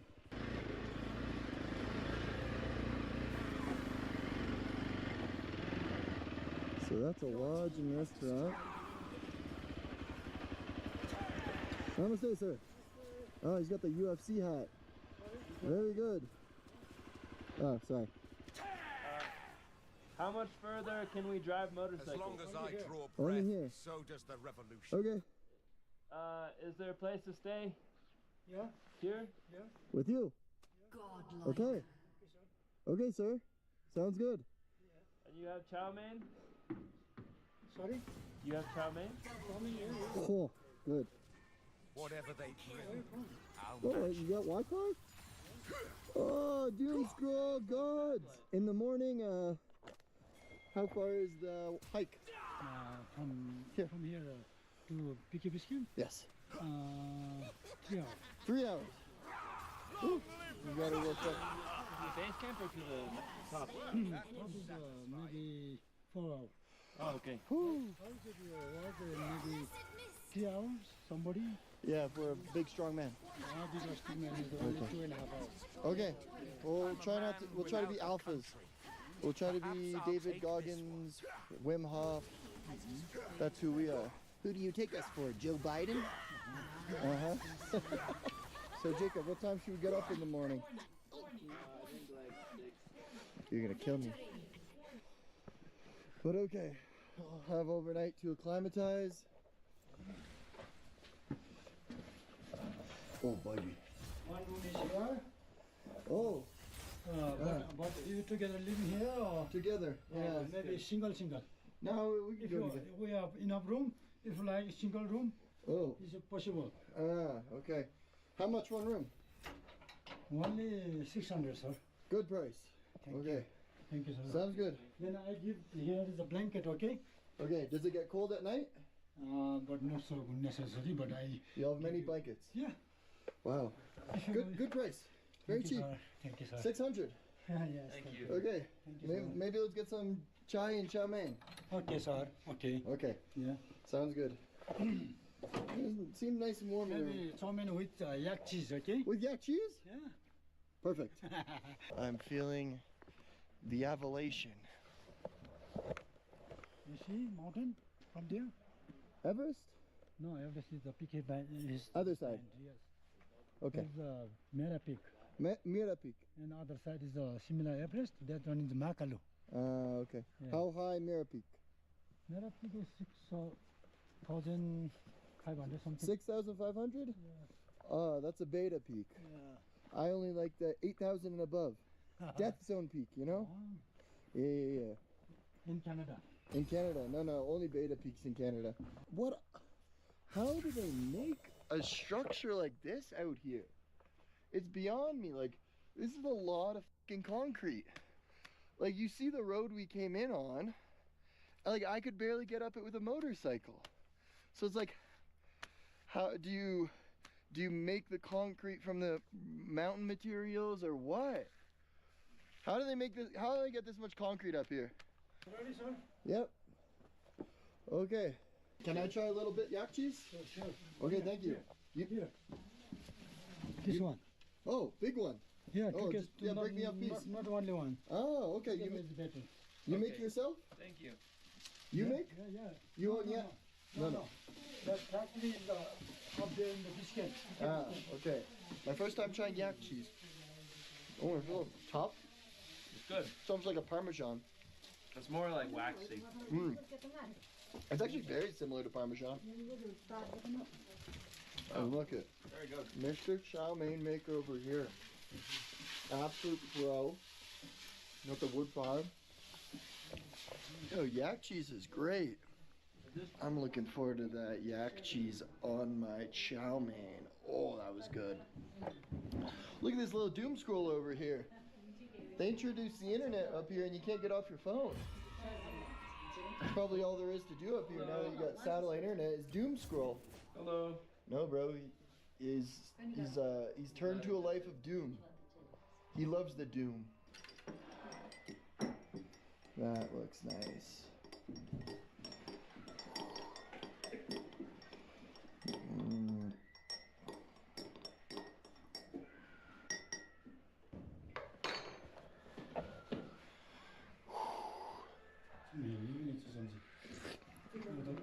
Oh, that's ecstasy. Very good. Thank you, sir. This is what dreams are made of. You know, it's about the simple things in life. You start freezing your balls off, and then you get in somewhere where it's warm, it's food, it's comfortable, and it just feels like you're on cloud 9, man. Oh my God, I cannot complain. Wow.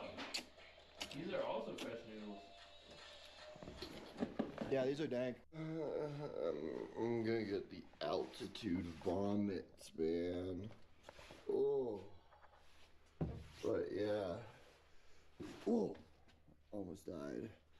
This is 6 a.m.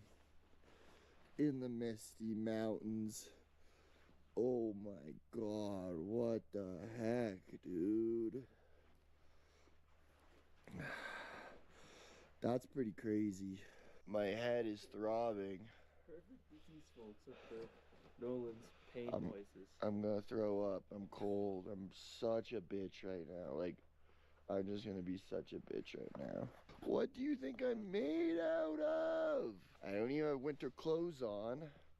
I have biker's gloves. And I gotta hike 6 miles. I'm not fucking David Goggins. I'm not fucking Wim Hof. I'm a SEAL, so I guess I'm built for the cold, but fuck this. I don't even spend my winters in Canada. Okay. If we get up there in a good time and there's no clouds, we'll see Everest. So maybe we should go. So, all right. I'm gonna deactivate bitch mode and activate fucking Alpha David Goggins mode. Let's go. God, dude, what the fuck, man? Look at this little buddy. Hello. He's gonna fucking charge me. I'll fucking give you the good one too, buddy. Yeah, that's right. The champ is here. The champ is here. Stupid fucking yaks. I ate your titty goop last night. Tasted great. Bit. Were they trying to Hey, you wanna see a real alpha male? Down. Don't make me call him my boy David Goggins. I just want to see Everest, or else I want my money back. I don't think it's one of these. I think it's on the other side of this. But what the heck do I know?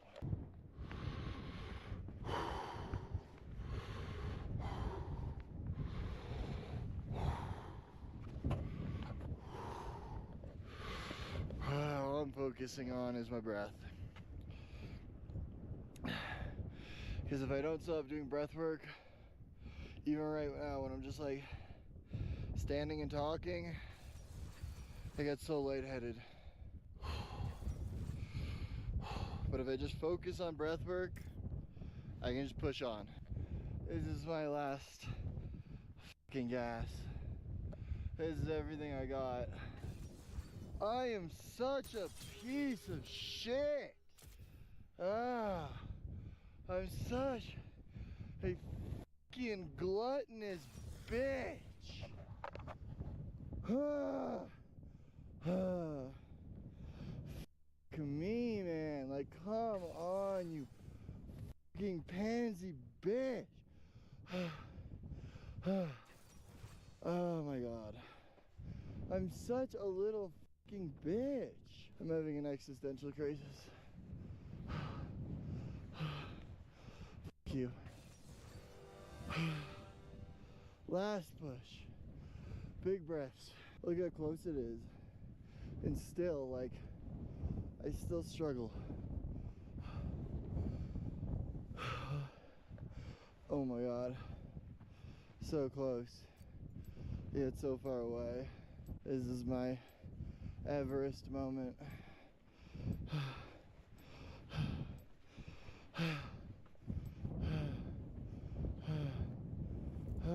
Come on. Come on, you fucking pussy. Let's go, you fucking pussy.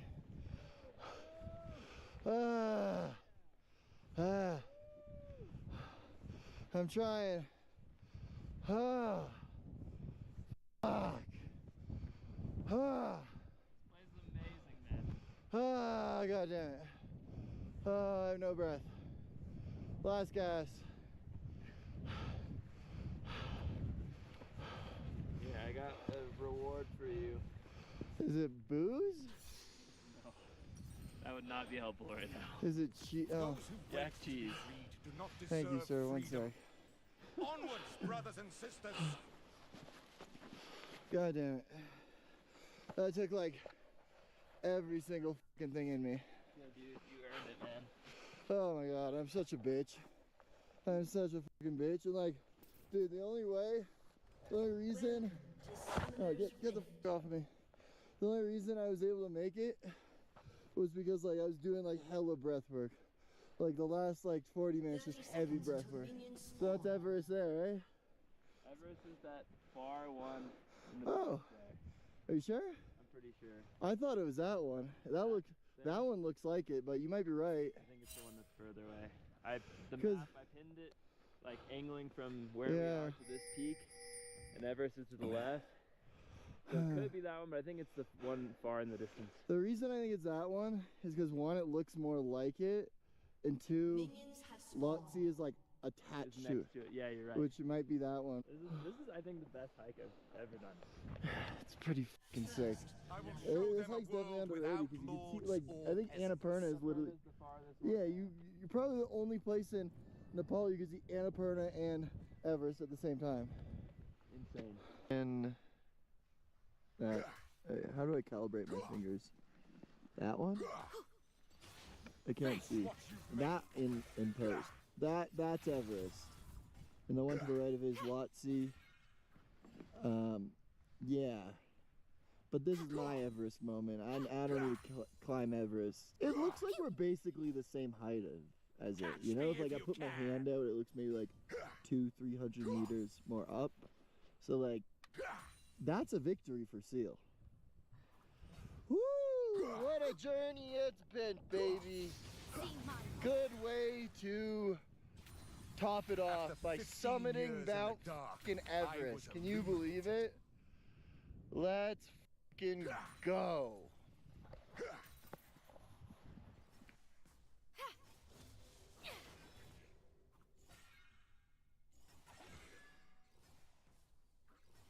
From above, the Himalayas look completely uninhabitable. But what if we zoom in a little closer? What is this? A house with buffalo, goats, and a wild seal. The people who reside here, isolated in the mountains of Nepal, live completely off the land. And right now is the perfect time to visit them. That's because it's millet season. And that means a bountiful harvest of homemade millet wine and millet moonshine. That's alcohol, all right. Oh my gosh. They may live a humble lifestyle in the hills, but these mountain people know how to have a good time. We have to drink all of it. We have to drink it all? To get here, I befriended a Nepali local, Kumar. Don't worry, be happy. He told me he grew up living the remote mountain life and said if we wanted to visit, we would have to take these dangerous roads for 6 hours. You saved me, bro. Until we reached the last village on the mountain range and then hike through the hills to get to his family home. So me and my friend Jacob were down for the challenge. Because it's not always about the destination, it's about the journey. So join us as we attempt to traverse these death roads and survive 48 hours living in the most remote home in Nepal. I made a local friend who was born in the villages, and I told him I wanted to experience life in the villages. This is Kumar. Hello, friend. He's way too hyped up for 6:30 a.m. What is life like out in the villages? it's so remote, like there is nothing to do except farming. And people are very happy in there to be there. Yeah, you will see. So we got like what? You think like a 5-6 hour drive today? Ride is going to be tough and a bit long. Yeah. It's way out there. It's the roads are quite shitty. Currently, my bike won't start, so that's not. Okay, yeah, that doesn't help us get even deeper into the unknown. And we are off, baby. It is the misty morning right now, look at it, but it's nice. Like the temperature is nice, the vibes are nice. Kumar's a G, he has like a bunch of donations to bring to the people, you know? They don't get a chance to like go into town too much to get like provisions or whatnot, so he's making sure his people stay up. And I'm gonna stay in. This morning I was feeling like, nah, I'm gonna stay in bed, but I got up and we're good. It's crazy that we have to take this road for like 5 hours. Oh. Sorry. Here's the jeeps people have to take to get to the villages on roads like this the entire time. Holy shit. Teal on Tour has just become a cinematography channel. Oh my god. Ah. How far can you take this motherfucker? Like 4 hours. That's insane. We probably might be disturbing the peace a little bit. The good thing is it's not super loud. Yeah, this is a Chinese surveillance drone. Yeah? Oh, he's saying there's a police station. Okay. Don't. So go say hi to them. Is it illegal? Yes. Oh shit! Look it up. A lot of trouble actually. Oh really? They will just capture your drone and they're never going to. Ah, and then they just resell it. I see. I think. Oh, there it is. Oh hi, puppy. Come here. Oh yeah. Oh, hi, how are you? Unshackle your mind. What happens when you break down out here, like on a bus like this? That's crazy. Oh, he's going for the pass. These are not bus roads. Yeah, bro. Breakfast.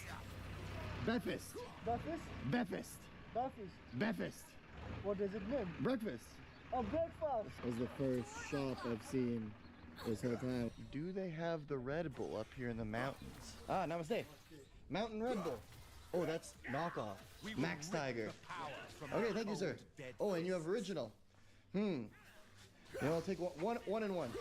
Pick left or right. This one. You got the knockoff one. No way. Yeah, I got the original. Can you get Red Bull in your town? I think they have the fake one. Just the fake one. Namaste. Oh, great way to start a day with a cigarette. Yeah. Oh, it's already made. One food. Can I come see? Yes, both. This looks like some lentil. That's chow mein. That looks like some kind of bean. And one egg. Mystery mountain meal. Okay, danevod. Do you know what these little bean things are? Garbanzo. Garbanzo? I think so. That's a big ass word. Garbanzo. That's pretty good, dude. Cheers, boss. Yeah, it's definitely different. Oh yeah, very different. I like the original. That one's like more syrupy. More sugary. Yeah, It's like more viscous. Yeah, exactly. Yeah, it's more viscous. Ugh. Thanks, man. Yeah, no worries. Cheers. Kumar, would they have any hospitals out here? I don't think so. So like in your village, there's no hospital? Very basic one. Like just with like one doctor? Yes. My mom. Yeah. She give a five child like and she never went in a hospital. So just all at home? Yes. You were born at home? Yes. All that tea, chow mein, yes, and Red Bull, only like 600. Decent. These guys aren't electricians. Yes. Oh, they are? Yes.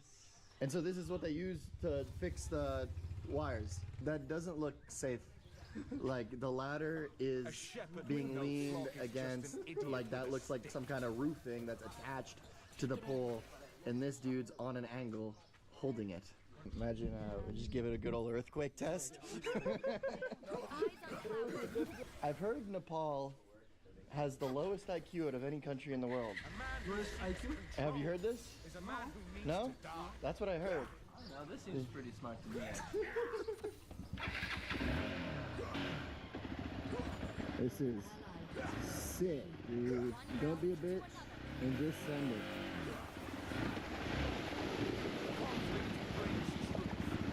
Oh,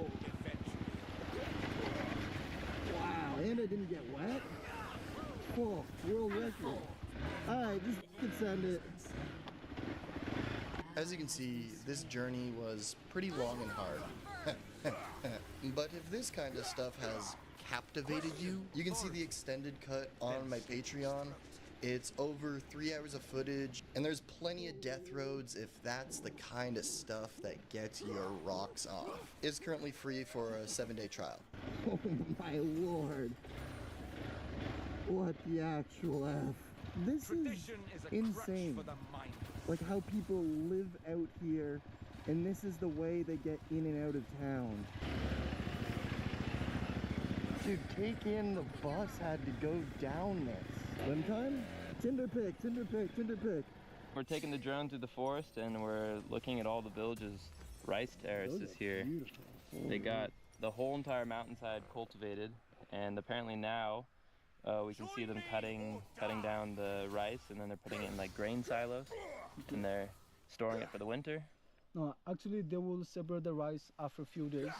They have to collect all those rice plants in one place, and they are going to make a circle, and later they have to separate the rice and the plants.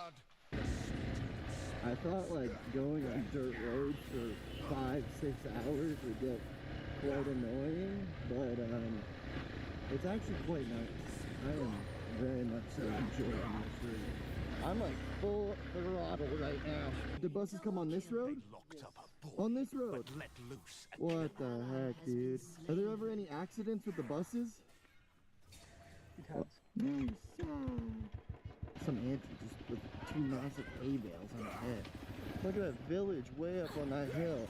I assume we're taking this road all the way around this mountain ridge, maybe going through that one there. And from the hotel when we started today to where we are going by the crow flies is 30 kilometers, and takes about 6 hours to get there.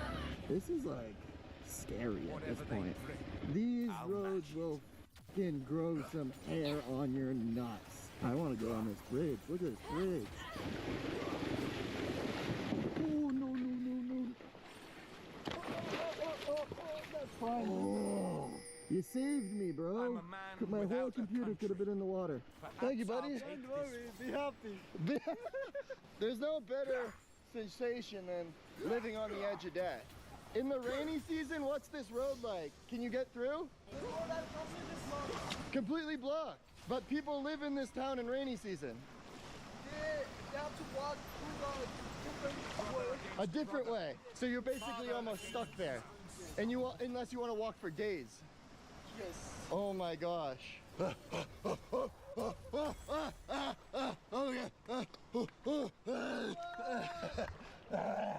Big vertigo, baby. Woo! Jacob just took his drone off. There it is. I'm gonna moon this motherfucking drone.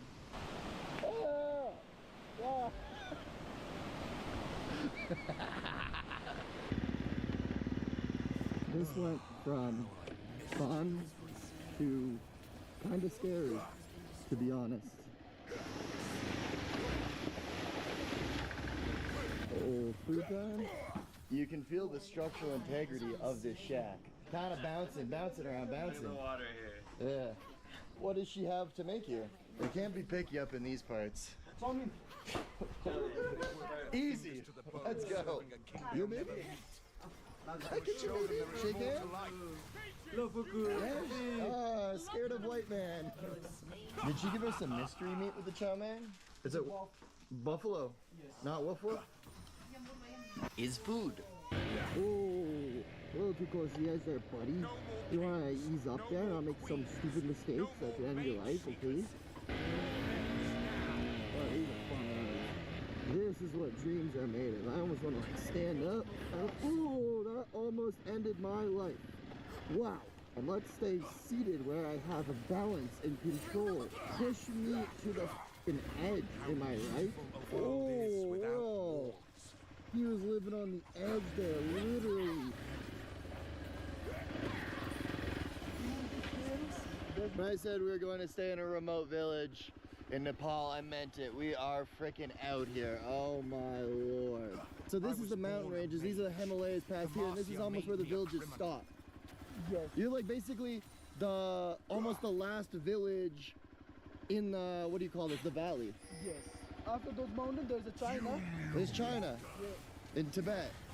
Dude, it's literally like on the f***ing edge. Like, you can't go any further than his village. Like, you pass his village, you get the Himalayas, then China, then Tibet.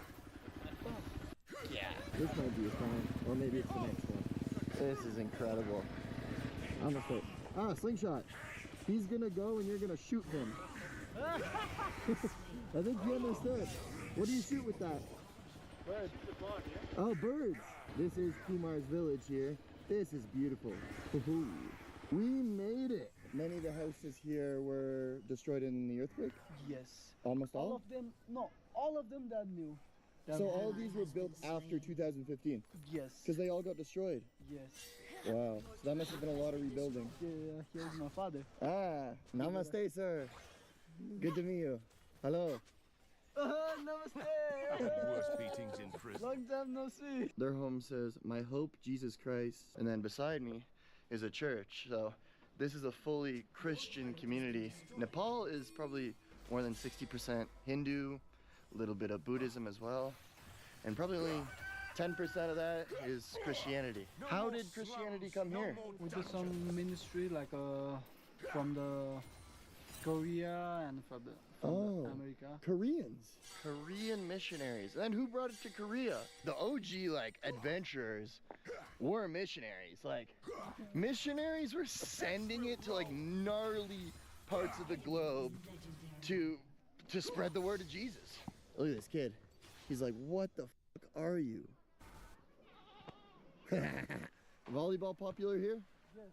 Later you can come here for play. Yeah, we'll play in the evening. Dude, he has some pimpin' specs. Namaste. Boom, boom. Look. Boom. Boom. See? The girl's more brave than you. Look, look. Boom. This your home? It's my mama's house. Mama. Yeah. Gift for me? Welcoming. Oh, welcoming gift. Oh, wow. Beautiful. I'm smelling good. Only sheep. Fresh drip. So there's like nowhere for them to buy clothes in the village. They always have to rely on people bringing anything in. When your relatives would get you clothes as a kid, you'd just be like, eh. But then like, when you live in a part of the world like this, like it's actually like a blessing. Oh, is this chai? Black tea. Namaste. Oh wow, what a cutie. Do women do handshakes? Can I shake her hand? Yeah. Wow, base country where women do handshakes. Love that. Progressive. And look, no one wears shoes here, huh? It's natural. And what is she carrying on her head? It's a millet. This is millet. Yes. She is a strong lady. Wow. How old is she? Like maybe 70. Wow. Look at all the millet she's got on her head. Good to meet you, lovely lady. Gang, gang. Are you related? I don't know. We don't know in this community. No, So some people are probably so connected, maybe like second cousins or like cousins, but you don't know. It's like, no. yeah. There's some family tree that you could look up and maybe and find out, but that's so sick. Oh, it's almost like coffee-like. It's a coffee actually. It is a coffee. Okay, so it's a very light coffee then. Man. Namaste. Namaste. Namaste. Namaste, sir. Can I babysit? I'll look after it for a bit.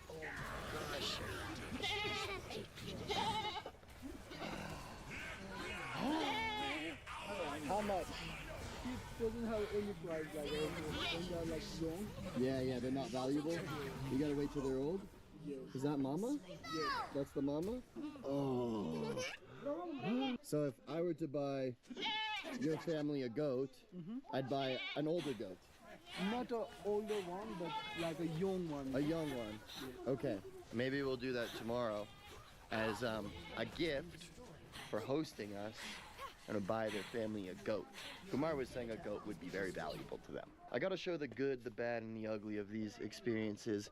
This is the washroom situation currently. Yeah, they're not a paper. They're more of a like scoop it and throw it into your bum kind of thing. Did you bring any paper? Okay. Hey, what are you going on about?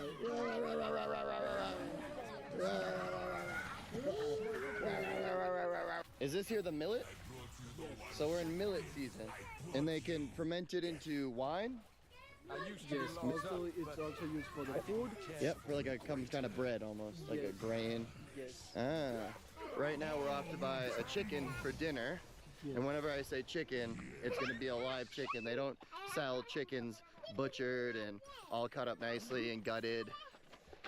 So yeah, we gotta buy the chicken and butcher it ourselves. We're currently being followed by the children. Let's see if these kids want the fist bumps.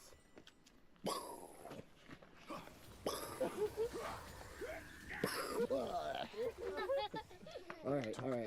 Good kids. What is your name? My name is Nolan, but you can call me Seal. Come on, y'all are too slow. Let's pick up the pace. I thought you were mountain kids. Cholo. Oh, it's chicken time. I want to pick the one that dies. Would you want to pick from there? Yeah, put him back. All right, boys. Whose day is it today? Who gets the privilege of sacrifice? Okay, whoever I can tag first. Oh, they're calm. This one does not give a fuck. This one is mean mugging me. See, he's not intimidating. All the rest of them ran away. This one, it's acting tough. Yeah, this is what acting tough gets you, buddy. Let's go, mother. Yeah, this is what mean mugging Seal gets you. How do you pick him up? Dude, he's huge. He's massive. Oh my goodness. Holy. You wanted to act all tough, didn't you? I kind of feel bad. They're all gonna die anyway, so. This is basically sweet release. Oh, it's about even. 6.5 kg. And how much does that cost? I will show them a world without 275. Okay, so yeah, I think, you want to count that? You want to talk shit, you get hit. I'm sorry. You weren't born to be free. You were born to be beaten by us. Is this one of the only sports they play here? Yes. Ah, so they must get very good at it. Yes. All right. Should I see if I could join in? Oh, out. Okay. After 15 years in the dark,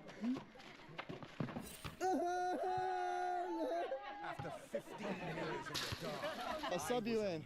Thanks, guys. It's a full moon. Witches come out during a full moon? We used to believe that in a full moon, the bad energy that is their top level. Oh, so it's like it's a good time for bad energy. Yes, it's So like the witches will come out tonight. Mage shall inherit the That's earth. what we believe. So maybe there's witches living amongst you in the town and you don't know? We know like this woman is a witch, this woman is a witch, like but we never say that to that person. Really? But you think some of them are actually witches? Yes. So they might be out casting spells tonight. It's not a good night for us to be here. They might curse us. So you have to pray in the name of Jesus. Hallelujah. Yeah, I don't know if I believe in that black magic stuff. Don't go asking for it though. You never know, man. Namaste. Namaste. Okay, no handshakes. Okay, yeah. Don't curse me, please. I'm not trying to make you scared. Yes. But close to my house, there's a tomb of my grandmother, and also the main thing is like there is no toilet. Huh. Just so you have to go in a while. Okay. And what do I do? Is there paper I can use? You can use like the stone or the glasses, you know. You just show me where I should take my poopies. Okay. Oh my god. Oh, it is dark. Not only are we in the most remote village in Nepal, you gotta live in the most remote home in Nepal. Hello. Namaste. Say my lovely mom. There's the kitchen. It's like wood floor. They cut a hole in the wood. They put some stones around it. That's the fire pit. We are sleeping on basically wood. So this house is made completely of stone. Yes. Wow. Oh, and there's a chicken in there. Is he gonna sleep there tonight? Yes. We're sleeping with the chicken. See? Oh, look at this. Come here.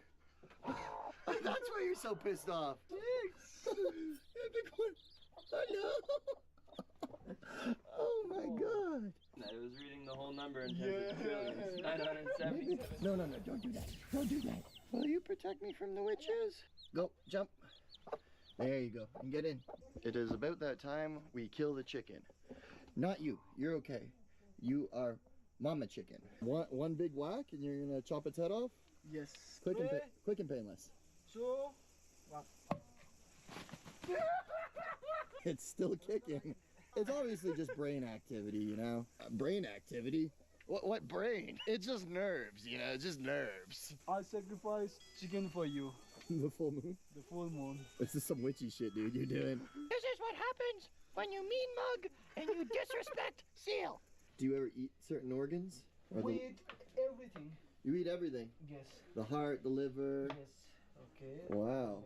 You have to sacrifice the heart for the moon. This is a chicken testicle. And apparently they eat the testicles. How do they taste? You can roast it on a stick. Very, very good. Like an egg. Like an egg. And what is this being fermented? Millet? Yeah. See? Fermented millet. And you're turning into millet wine. Yes. Holy. Oh yeah, we definitely need to try some village moonshine while we're here. Do you know what like percent alcohol it'd be? Not more than 50. Not more than, sorry, 50? 50. Yeah. That's like 6 shots. Do you mean 15, 1-5 or 50? They never measure the alcohol percentage. More or less like maybe 20%. Ah, okay. That's the maximum. Ah, you had me concerned for a second. This is the Chang. So this is Napoli's millet wine. Millet is a grain. It's basically moonshine from Nepal. All right, cheers, buddy. Here. Cheers, buddy. Here you go. Cheers. Yeah, let's try it. Boom, boom, boom. All right. Oh, it's like, tastes exactly like wine. And it's like almost like this like grainy taste afterward instead of like a fruity taste afterward. Let's get f***ing racked on the millet. All right, and we're gonna try the chicken curry while we get shittered on the Chang. Let's go. So this is the chicken that I was responsible for killing. This is what happens when you give me some shifty eyes. I eat you. Oh, that's delicious. We're gonna try the heart now. Oh God. Oh no. Yeah, bro, it's gonna be tough. Oh no. No.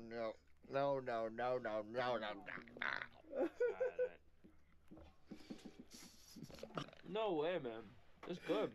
The texture is ass, dude. It's so rubbery. Oh. Yeah, it tastes like chicken, but it's pure rubber. Yeah, the texture is worse than liver. No, I prefer this over liver. Liver is chalky, you know? Alright, 8 out of 10. I give it a f***ing like 0.8. We're getting a little tipsy off the millet. You have to try the local alcohol. Oh, what is it made from? It's made with the same material. So this is just the wine, but the alcohol is like almost like a whiskey. Yes. It's like a high proof. Strong. Oh, baby. Okay, You so have to try it. tomorrow we'll get some? Yes. And we'll get shit-faced? What? Shit-faced. Shit-faced? You know what shit-faced means? No, I don't know. When you get really, really drunk, you're shit-faced. Okay. But I know the tipsy, you know? Yeah, tipsy. Okay, yeah. Oh, Tipsy is when you're like, not really, really drunk, but you're just tipsy, you know? You're just feeling good. It goes tipsy, drunk, shit-faced. Oh, no. Okay. Alright, she got the millet in the water. Somehow, that stuff we saw in the field today, it gets cultivated, dried out. They bang it around to get all these little grainy seeds out. And then she's gonna put it through a cheesecloth, ferment it, distill it, and make this beautiful Chang. Top them up. We're getting shitty on the Chang. We're getting shittered. Complete shit-facedness on the Chang. Wow, she's just cheeseclothing it. Oh yeah, squeeze that. This is all that she's squeezed out right now. We have to drink all of it. We have to drink it all? We're gonna drink all this Chang tonight. We're gonna get absolutely, what's the word? Shit face. Shit face. Shit face, right? Yeah, we're gonna get absolutely shit faced. And then probably head to bed in our little stone cabin. And that's day one. Good night, kittens. Mwah. Are you fucked? I'm so stupid. Oh, the chick. Gotcha. Gotcha. Whoa, beautiful. Oh my gosh. Mwah. Good morning, Bubby. Look at the view they have from here. This is gorgeous. Namaste. Hello, sir. Oh, I'm funny. Namaste. Okay. Super. Just the sight of me got him giggling. He looked like he was off that Zaza. What's up, bull? I just want to touch your nose. I just want to touch your nose. I just want to... Oh, I got his boogers on me. It's the morning time and I need to take a morning poot. I'm not looking forward to it. This is Kumar giving us a squatty lesson. Because we're quite new to the squatty. And Kumar has been learning since he was a child how to do a proper squatty. You can use a lot of strength, like. Oh, to make it come out. Yeah. Drone? Yeah, okay. Alright, sending it. Wow. Oh, yeah, here we go. Here we go. On this angle of the valley. You're exposing one right now. That's a beautiful shot. Holy. You really see the glare of the sunlight. Kumar, do you know this mountain's name right there? Godismal? Godismal. Yeah, Godis. And do you know how tall it is? 7,400. Really? That's awesome. What altitude are we at now? More or less 1,500. Oh. Yeah. The drone is almost 3 Ks away. Really? Yeah. That's crazy, man. Mangchi. Yeah, you're far away. Holy shit. And how far away do you think you could get?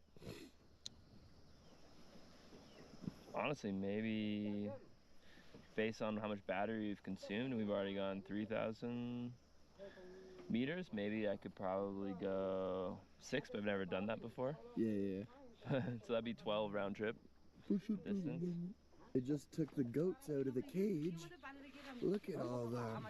Hello, buddy. You want to fight? You want to fight? You want to fight? You just grab their ear, and then they calm down, you see? Want to see my favorite boy? Hello. Oh, my Lord. Oh, look at you.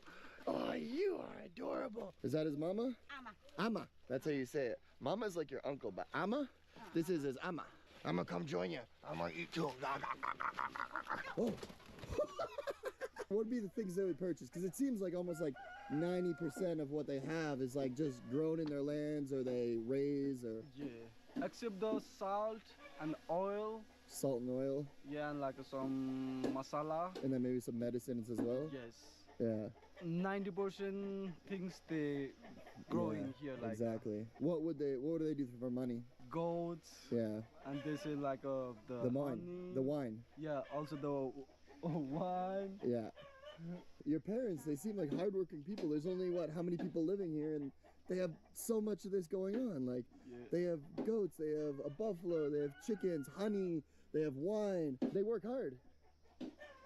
Actually, they do. Like, they grow up in here, and they love their place, you know. They love their town. The one who built this one, like... He built all these on his own.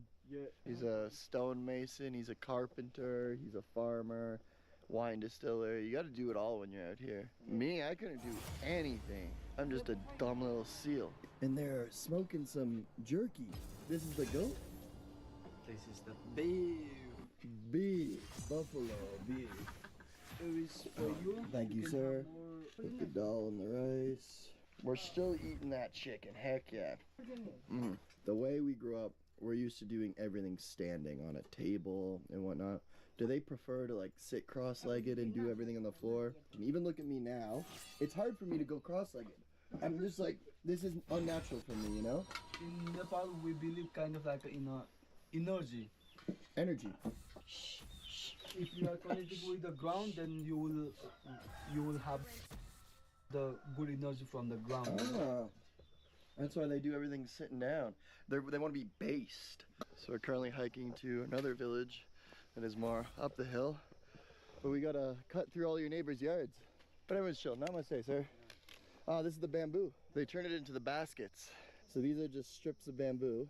Yes. And then they weave them into these baskets. How many hours to make one of those? 4 to 5 hours for one. 4 to 5 hours for one. Yeah. And then this is what they do, is they put it on their head. Like, this is a very Sherpa thing to do.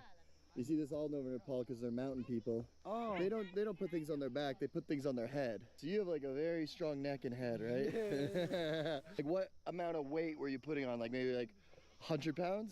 Once in my life, I tried to lift like a 90 kg in my head. 90 kg? Yeah, and my head was like this.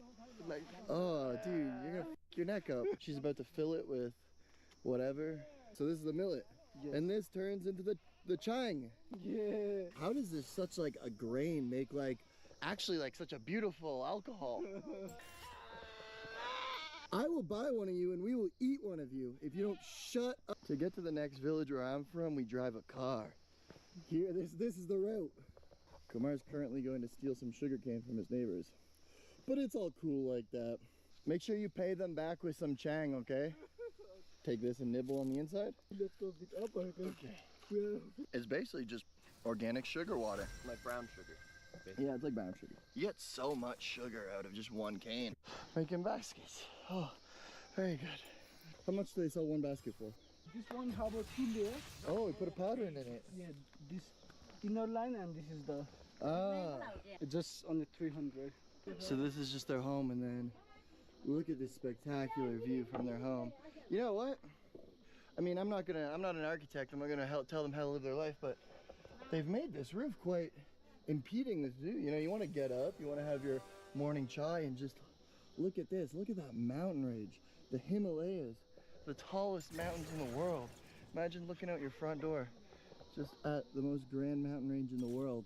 The mountain range is starting to expose itself, and then that's the village where we started. We parked our bikes, we walked up to Kumar's village, and then we walked all the way up to this village. This road goes all the way around to these remote villages, and then you could even take it around to these tiny little houses in the mountains. Is there anywhere in the village to get mountain snacks? Yeah, it's there. Okay, let's check out the mountain shop. Maybe they'll have Red Bull. Oh, he's got a Red Bull. Right. Oh, my dog. Heck yeah. Does all this stuff come in from the town we started at yesterday? Yes. Wow. So on a truck, how long does it take to get up here? The way we took it's like it took like more than 7 hours. Let me see what mountain snacks we have. I got my eyes on Snap It and Choco Stars. Oh, these are little Betties, little knockoff little Betties. They're a Lottie Chalky Pie. Okay, I'll have a Chalky Pie. Thank you. Is this Everest on the 500? Yeah, it's a... Dang, that's so cool. I will pay you 1 Everest, sir. There you are. When we entered into the village, we met the town priest. He's quite an interesting backstory, and I thought I should give you this context before we chop it up with Homie. So he grew up in the village when it was majority Hindu, before Catholicism was introduced. His family were of the lowest caste, the untouchables. The caste system being a social hierarchy determined by your family lineage. Being an untouchable, he couldn't study inside the classroom. He couldn't really associate with anyone of the higher castes, and he basically couldn't touch anything. He later got sponsored and received a formal education and converted to Catholicism. Now in his village, there's no caste system, no discrimination, and he thanks Catholicism for this. What is your name? My name is Sakti. Sakti? Yes. Okay, Nolan. And you're a beekeeper. Yeah. Oh, we're going through your homie's shop. Oh my gosh, you can't look into those. He's like pretty young to be playing with like power tools like that. This is my house. Oh, very good house. Very nice view. Wow, look at this. I'm from so-called low caste family. I go to school, but I cannot go inside the classroom. Yep. I had to stay outside and study. Because you're low caste? Yeah. That's so silly. Yeah, there was untouchability, discrimination. You were part of the untouchable caste. Yeah, I was. Man, that's such bullshit, man. You literally had to learn from outside the classroom. Yeah, and my parents decided to take me to the Kathmandu. Yeah. For my study. But is it like that anymore with the caste system? Yeah. When my parents became Christian. Yeah. Then this whole villagers are Christian. Yeah. Now there is no discrimination. No discrimination since they got Christianity. Yeah. Because caste system is mostly a thing in Hinduism. Yeah. So you had to convert to Christianity to be accepted and not be a lower caste. Yeah. Oh wow. Did they ever sting you? They sting me. What can they do But to me that they have I have my body now Is used to it? adjusted. Yeah, it's usually. Oh, but my body hasn't adjusted to it. Yeah. If they sting me, I didn't get swelling anything. No. Nothing happened to me. Ah, but But if- I'll get swelling. Yeah. But you don't think anything will happen this close? For me, it's okay. Just try to cover your face. Yeah, can be. Wow, that is a lot, man. Yeah. Do you know which one's the queen? Yeah, I want to show that, so I'm looking at. But there's no. So there's one queen per hive? Yeah. If there is two queens, they will fight each other and they will kill each other. You ever try mad honey? I have tried. And it's good? It's so much difficult. When we eat that, we feel like vomiting. You feel like vomiting? Yeah. So if you put your hand through this, would it be fine or would they Yeah, sting you can. No, it won't have. Kitty? What does the queen look like compared to the others? The bigger oh, it's here. Oh, really? Yeah, it's here. Bigger inside. I can't even. Oh, that one with the black back. Yeah, they are back in black because they have egg pack. That one? Yeah, this That one? Yeah. Oh, the big one, what? Yeah. Wow. Ah, yeah, you see her there. Yeah. That's so cool. Oh, that's a wasp, though. Yeah, it takes away bees. The wasp kills the bees. Yeah. He's gonna kill his hornet. Oh, good one, you got him. Oh, heck yeah. Stupid hornet, yeah, crush him. Do you prefer life in the villages over life in the city? Actually, I prefer the life in village. People in the village are more like helpful than the people in the city. More friendly. If we see in the city, people are more focused on finance. Whereas like here, it's like more community. Yeah, more community. Yeah. When I was also in city, like no people to help each other. If I cried of my problems, no one is there to. Yeah. They call that the no They call that the rat race. You know, you're one for one. Yeah. You're on your own. But here, like you're a unit, and that's what I find when I come to these communities. It's like the community vibe is like everything. Yeah. Well, I find that in Canada, it doesn't matter if you're from a village or town. Like you're not really close with your neighbors or anything. But I see people in developed nations. Yeah. They have heart. Yeah. Yeah, they have heart. But in the nations which is developing nation, people more focus on develop on self. I think everyone has a heart. It doesn't matter where you're from. This is the honey asphere I took out. It's a fresh honey. All right, well, just put it in there. So excellent, so fresh. It's a fresh honey. The only honey I've ever had in my life was like from a jar, from a store. Yeah. I've never had it so fresh. Wow. It's so different, right? Yeah. Like so much better. Thank you, sir.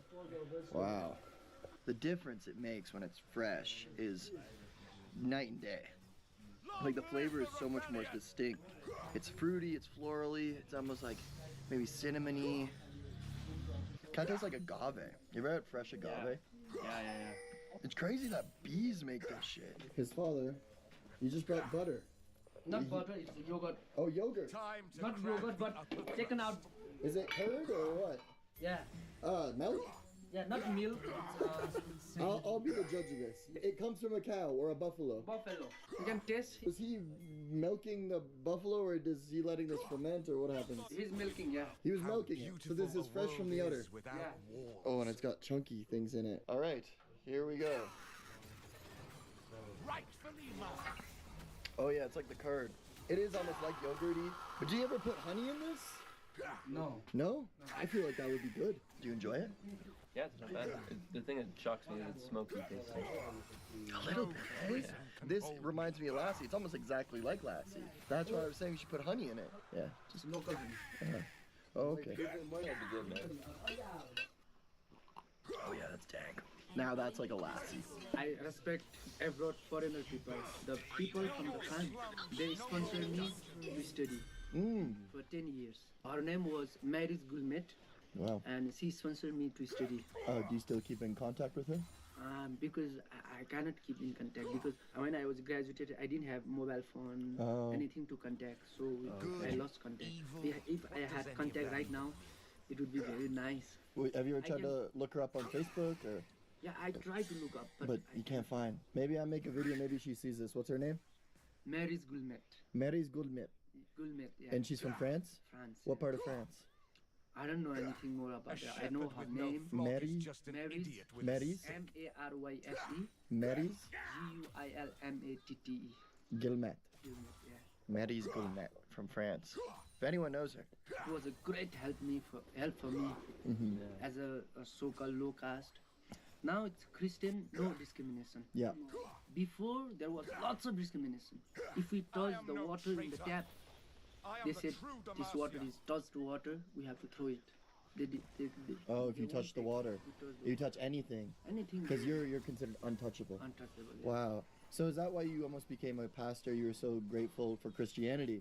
Because it changed your life. Yeah. Yeah. Because before, when things were Hindu, it's just like you were just regarded as like bottom of the barrel, untouchable. Yeah. Under Christianity, everyone is equal. All God's children. Yeah. Are we able to see the church? Yeah, you want to go? Yeah, let's see it. My great pleasure to show my church. So would there be other communities that are like this, like small villages that are Hindu that still have the caste system? Yeah, there are. Yeah, and they're not far from here. Not far from here. Wow. There are lots of villages there where there is discrimination. In his village there is no discrimination. Yeah, because they're Christian. Yeah. There also no discrimination. Yeah. All are Christian. But there is Buddhist family. Yeah. Where there is discrimination. So it almost feels like a blessing that they brought Christianity here. Yeah. Yeah. It's a great blessing for the village. Yeah. How often do you have mass? Every morning. Oh, really? Every morning we have kids. Yep. Learning center and this is kitchen. Ah. Do you ever like have you feed people? Yeah, early in the morning, every morning. Oh, wow. We feed kids. Ah. There are 109 students. Really? So this is almost where they go to school? Yeah. Now they are in school. After school they will come here. Oh. They play here football. They play here every time. This down one is Sunday school. This is church hall. The church hall. I was illuminated. Do people sit on the floor? Yeah. And people play music? Yeah. And how many people usually come for mass? Yeah, there are more than 300. 300? Yeah. In this space? Yeah, we sit. It must be like shoulder to shoulder. Yeah, like this, sitting like this, yeah. Do you play any of the music? Me? Yeah. I can play everything. Can we hear you play something?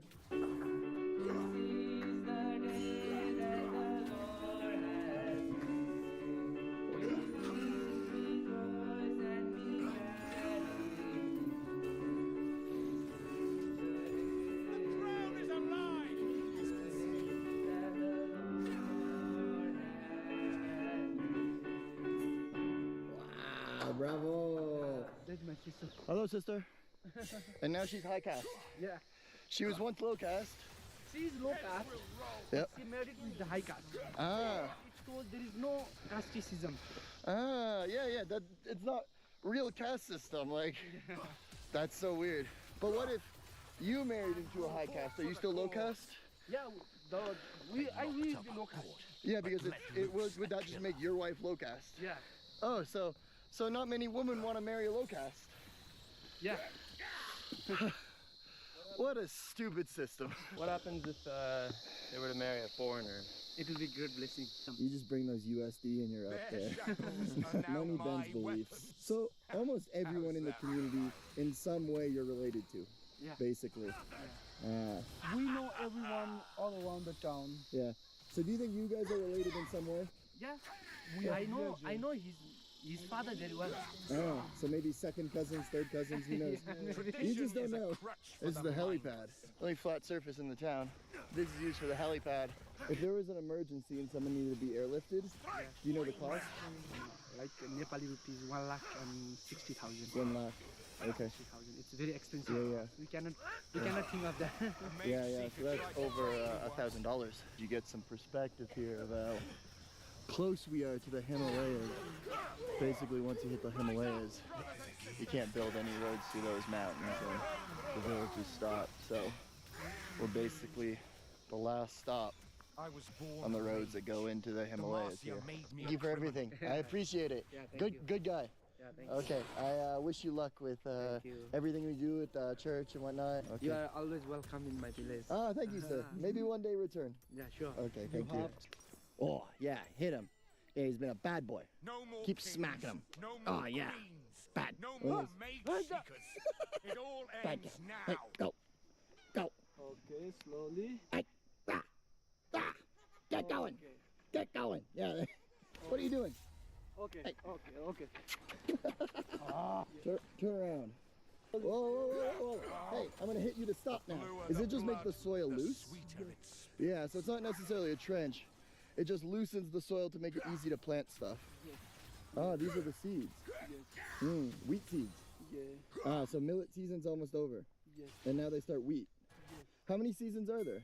Corn, and after that they put the millet and wheat I'm a and man some without a country. mustards also. Perhaps Wheat, I'll take millet, this corn, mustard. Damn, look at these anties. They got more willpower than me. These little dumbasses keep getting out. Get back here. Get back. Okay, you guys gotta stay in there. There you go. Apparently, they don't just make the chang. Oh, this smoke is right in my eyes. The chang is a wine, but they also make a strong liquor out of the millet, and that's what he's doing right now. Look at him. I can barely stand in here. I'm freaking crying in here, and this guy, beast mode, he does not give a f. He's right in the fire. He's stoking the fire. Well, I'm being a little bitch, hitting my head. Oh my lord, sir. Look, you are an absolute animal right now. You are slanging all this booze. This mountain booze. Oh my god. Oh my god. And what is the mountain booze called? Roxy? Roxy. Yeah, it's a local alcohol. Well, we are going to try it tonight. We're gonna try it tonight? What are we gonna get? Oh, it's a shit fest. We're gonna get shit faced. Yeah. Let's get shit faced on the Roxy. Look at these beautiful mountains. We're trying real Nepali mountain moonshine out here. Oh baby, this is the real deal right here. I can't even stand in there. It's good over here. Yeah. Okay. I'm gonna come over here.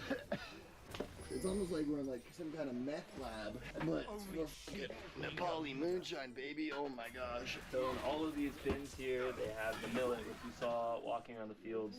It's fermented in these airtight jars. And then they put all of the millet grains into the bottom of, I'm not sure what the name of these are, but Yeah. And the top one is filled with cold water with bottom being boiled. The methanol comes up first, so it makes you blind. So Yeah. hopefully they have a process of extracting that. They haven't explained that yet. The second part is going to be, the second one will be ethanol that comes, and it's going to condense off the copper pots and drip into the center cauldron most likely. So we'll see how it tastes. I'm optimistic because the chang was really good. Yeah, the chang was pretty fire, but we're about to get litty with the hard stuff tonight, all right? Oh, so that's all pure alcohol. Ah, wow. That's alcohol, all right. Oh my gosh. That's his gift? Oh, wow. You drinking that tonight? Yeah. He's happy. Look how happy he is. We're about to get our rocks off on the Roxy. Freshly made Roxy. You think I'm gonna drink all that? You have to. What percent is this? More than 50. No, brother. That's like 6 ounces of Roxy in there. Holy. Bro, I can't drink all this. Smells good. All right, cheers. Are you drinking some? You got some in there? Yeah. Okay, cheers, y'all. Woo.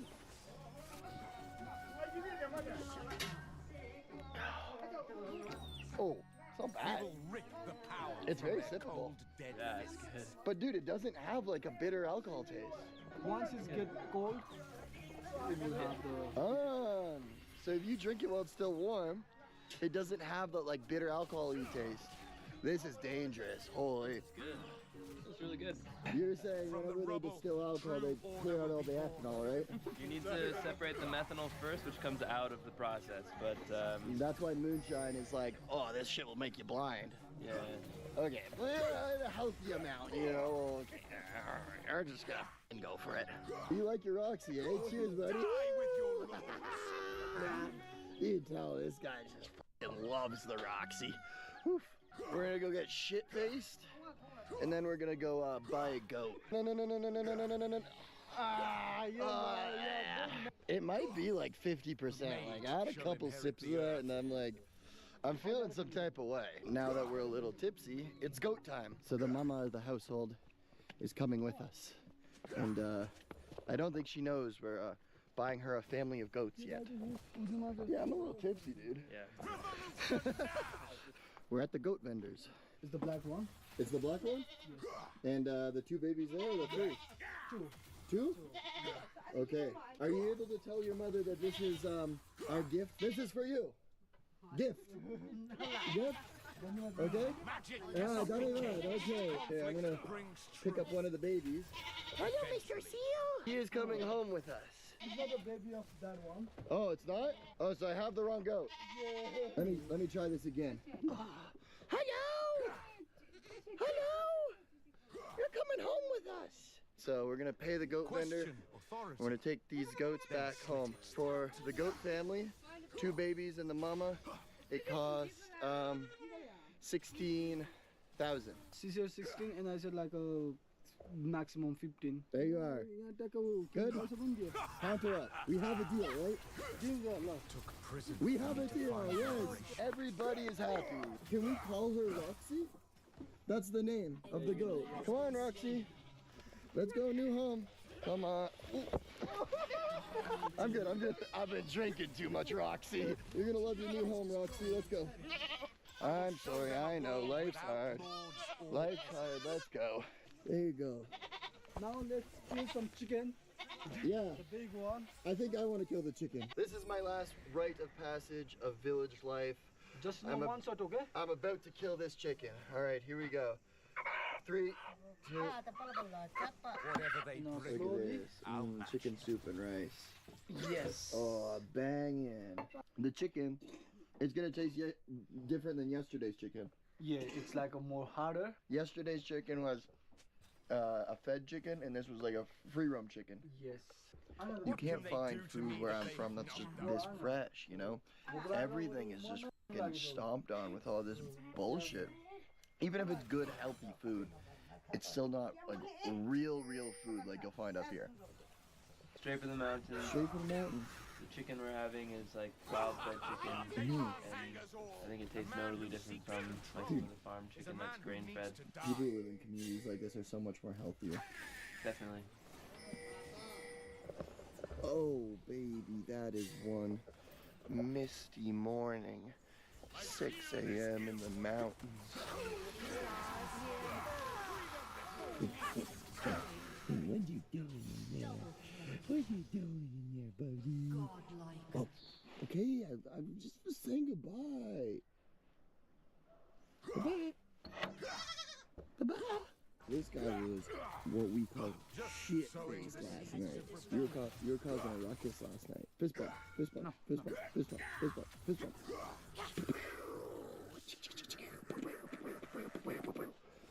Oh yes? We make a hut. Fight? Oh, you don't want that smoke, dog. You don't want that smoke. Patra, there is patra. Listen.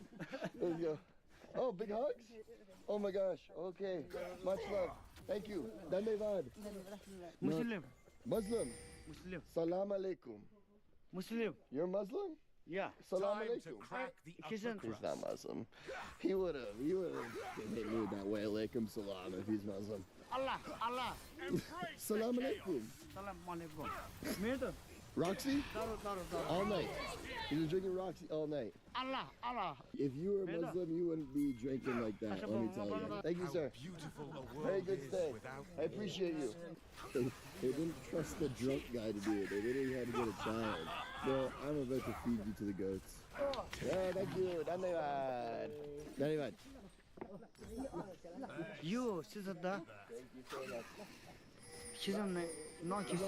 That's all sauce. Okay. Okay, let's go. It's time. Ready to rumble. Okay. We are ready to rumble. Okay. Ready to rumble. Okay, Dhanyavad. Thank you. Bye-bye. We are saying goodbye to the beautiful mountain home. Our home for the last 3 days. I need to return to a place where I can shower and poop sitting down. And thank you to Kumar. Absolute mountain legend. You are very, very welcome. Okay.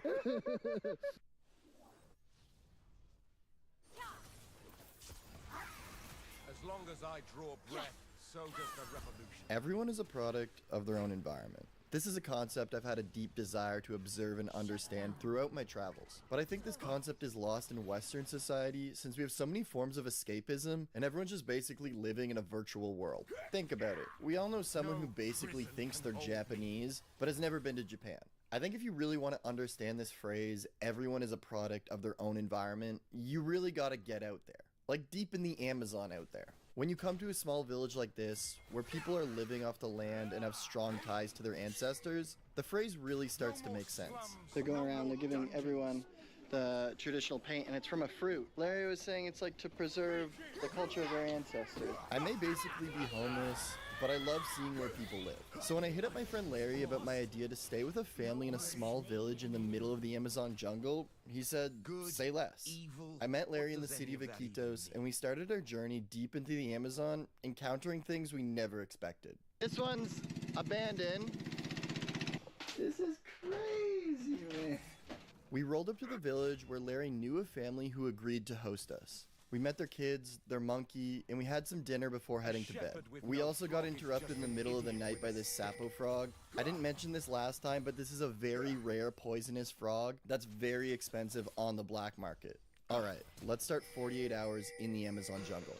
Welcome to the Amazon jungle. It's 6 a.m. I slept in a mosquito net on a blanket. My back hurts, but oh well. Let's go see what the people of the community hunted last night. Apparently they caught something. It's time to sacrifice it. What is this? Oh my god. It is paca. A paca, or right here is mahas. Mahas is one of the rodent. It's a massive rodent. Wow. Who got this? This? You got it. ¿Cómo? Con una trampera. Is it trampera is like a rifle. Yeah. Right, put it in the pass, and they can touch the string. Wow. The rifle can shoot it. Oh wow. It's gonna be for food. For desayuno? Not the first time I've had my Okay. neck in a noose. Let's see their washroom situation. It's just a toilet that has water in it. And then, oh wait, oh no, there's toilet paper. To flush it, you just gotta scoop this out, so it's not bad. Put this over. Boom, baby, we're good. Ain't gonna film that. Time to get all your fur off, buddy. Oh my gosh, this is gross. And also, I'm resuming my duties as monkey mama. We're putting the paca on an old solar panel. It's not working anymore. Hey, you gonna do it? I am no traitor. Alright, the water's almost to I a am boil. the true Demacia. I'm gonna start the preparation. We got this hot water now. Mm-hmm. So it's a long time they didn't do that.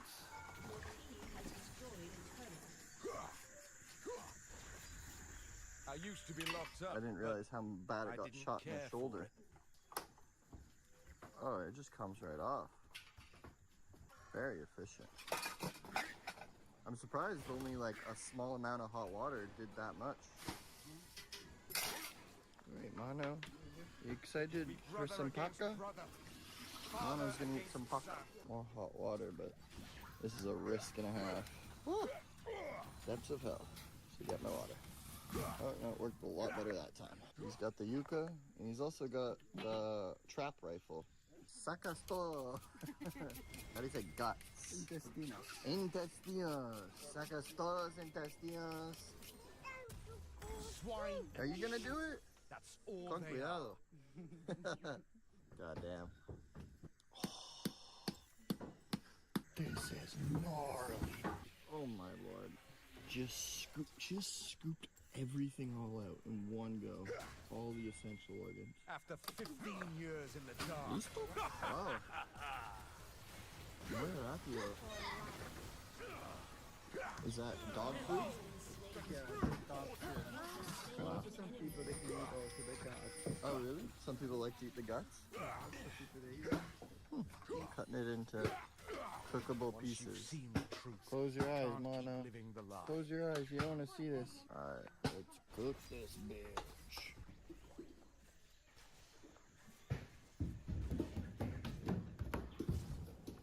tienes? ¿Jugo? ¿Jugo de fresa? They locked up a So now you decided to act friendly, eh? Yeah, you don't understand me, huh? You speak a whole different language, huh? But it's funny to you, huh?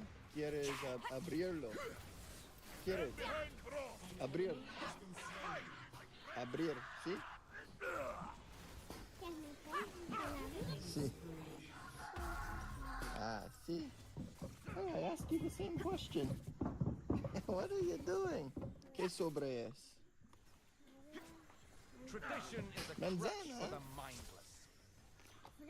Fresa, sí. I don't want to use my teeth. I'd be setting a bad example. Pregunta tu mamá. Oh, you don't know your personal space.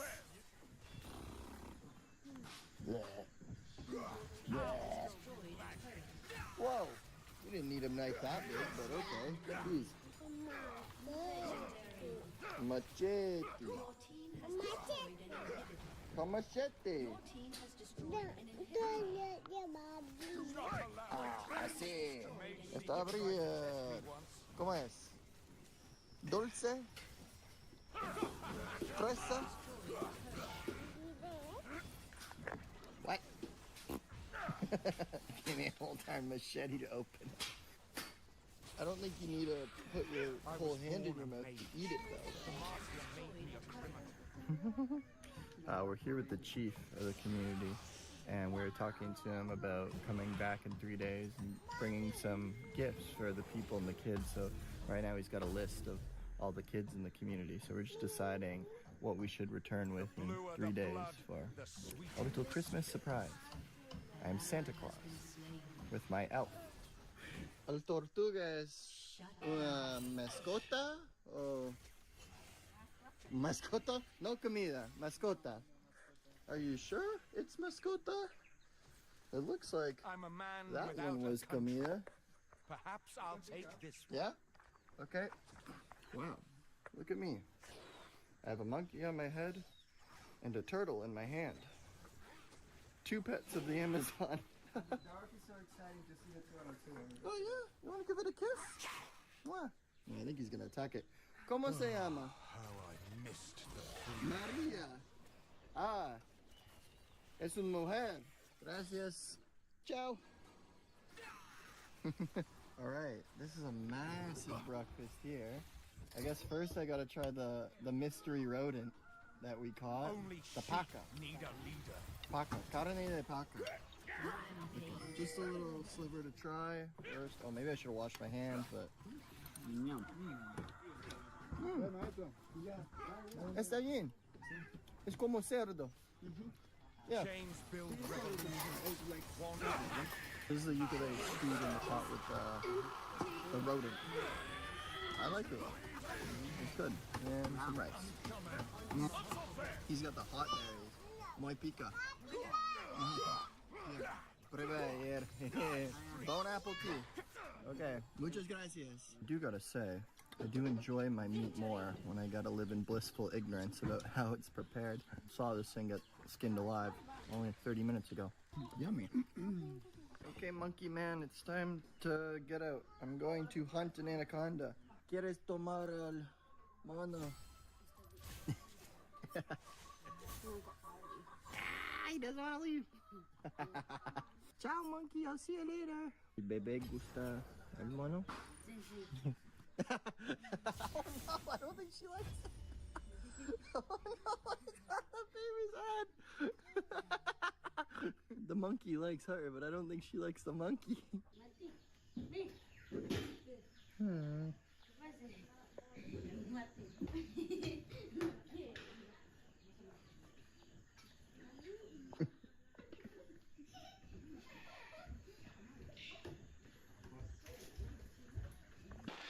The kids are being called into the school here. Well, we are going for an anaconda hunt. I'll straight up stick my thumb up an anaconda's butt. His son wants to go together with his father. He wants to come? Cuando eres grande, puedes venir con nosotros, ¿sí? La anaconda va a comerte. So this is aluminum boat. It's very good one just to go in this narrow place with the water. Oh, looks nice. I'm excited. Grandpa's coming behind you. Oh, Grandpa's gonna be behind me? Heck yeah. Let's go. Juanito found last couple weeks an anaconda there. Really? Last couple weeks. How big? About like 3 meters, he said. Oh my gosh. It's very pretty. It's like that scene from Wizard of Oz, I think. Or The Crows. Yeah.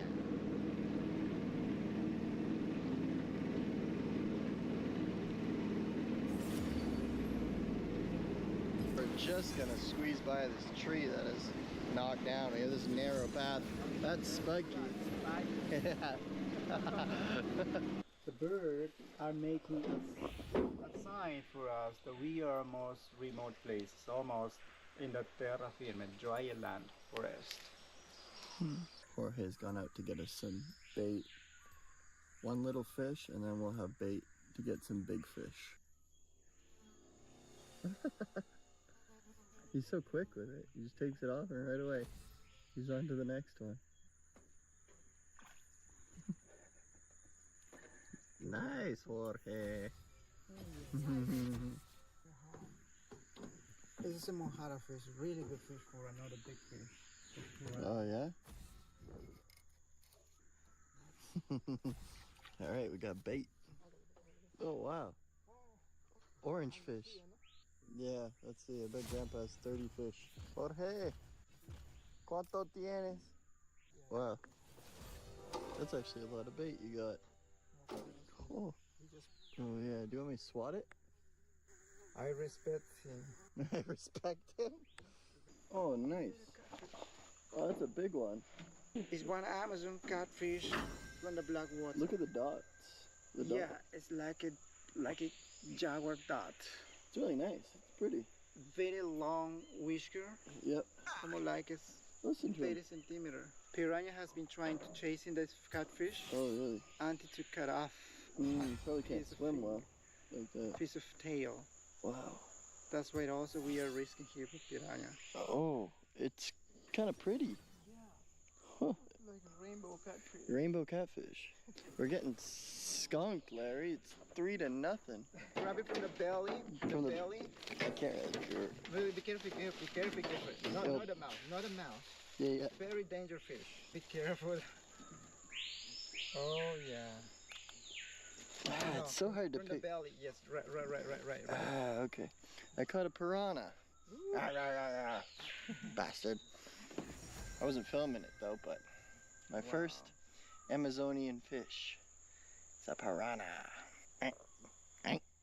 Piranhas make it bark like a dog. Bark, bark. The red-bellied piranha is one of the most dangerous fish in the Amazon River. Really? Like they can eat almost everything to move in the water. Fish, dogs, animals, like will they? monkeys, But people. won't they need like a group of them? If say they were. The fish shoals. Yeah. So if there's like a bunch of these, it could like. There's a bunch there. Could eat me alive. Right. But the teeth don't look too spiky. No, it's inside. It is inside of this. Oh. Okay, that would hurt. Yeah, you're right. Yeah, really the lower jaw has like sore teeth. Okay, I see. Holy. One bite. Oh, that would hurt. Take off a piece of your meat finger and become a hole there. It's not hurt a lot, but it's more bleeding. Wow, okay. Yeah, we have all the fishermen from the Amazon. We have the mark, the scar for piranha. Oh yeah, do you? Yeah, we have. Really? Okay. Right here I have one, almost when I was a Oh child. yeah, I see. It must have been bad. Almost took your finger off. Yeah, that's why I said be careful that you don't want to go back Canada with a big mark. We're getting. Oh, that is a big one. Catfish. Oh, there you go, Larry. Oh, jeez. Hi, fish. Whoa, what kind of fish is that? Sorrow. Oh my gosh, look at its teeth. Foxfish. Foxfish. Jeez, those are sharp teeth. Foxfish. I'm gonna have to give it a little whack. Look at that. As the snow like a fox and the teeth like a fox. The teeth like a fox. Yeah, it should be like a 40 a 46 centimeter bigger fish. It has a bull eyes. It's not like piranha. No. No, like piranha has more teeth, like it's so, and a fox fish has like teeth, like fox. Wow. The wall fish too.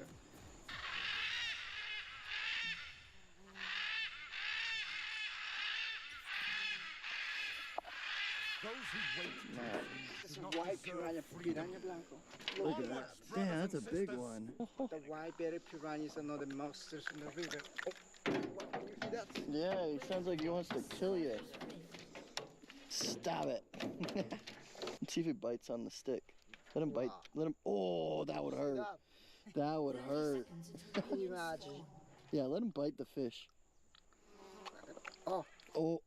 I used to be locked up, but Just took I it right didn't out. care for it. Make a big mark. Did you see that? Just chomps right through it. Oh my gosh, it's a little snapper. One bite it is. You have a scar or a Forever. mark in your body forever. Okay, I kind of want one. This is the haul of all the fish we caught. I mean, some of them are bait fish, but most of these we're going to be eating. So we're going to get our boots on, go on dry land, and cook these bitches up. Alright, well.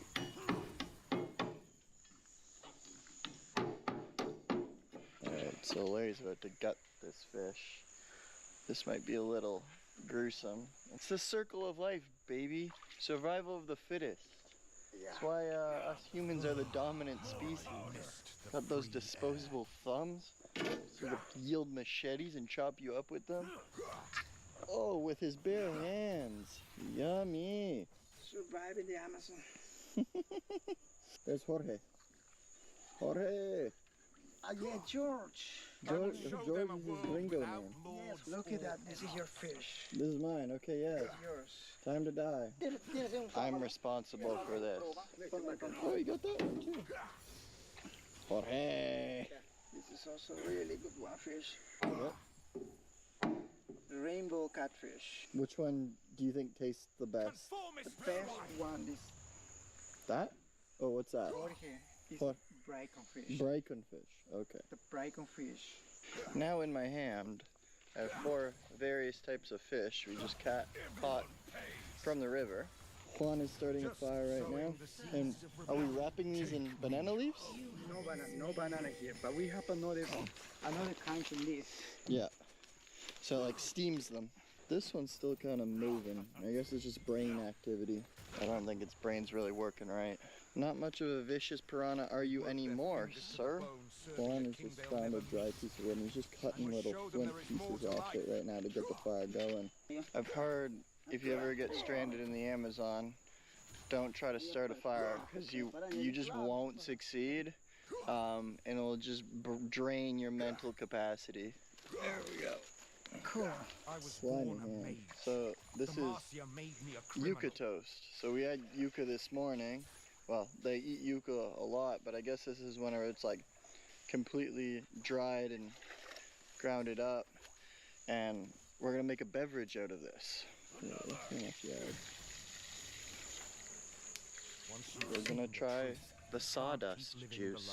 But also, we can eat like that. Yeah? Should I just try a little bit? Yeah. Alright. Very good. With the smoky fish. It's a one of good breakfast. Mmm. Catch me if you can. How do I describe that? It's like dried corn. Yeah, it's very cornmeal-like. And I guess it's gonna be a beverage.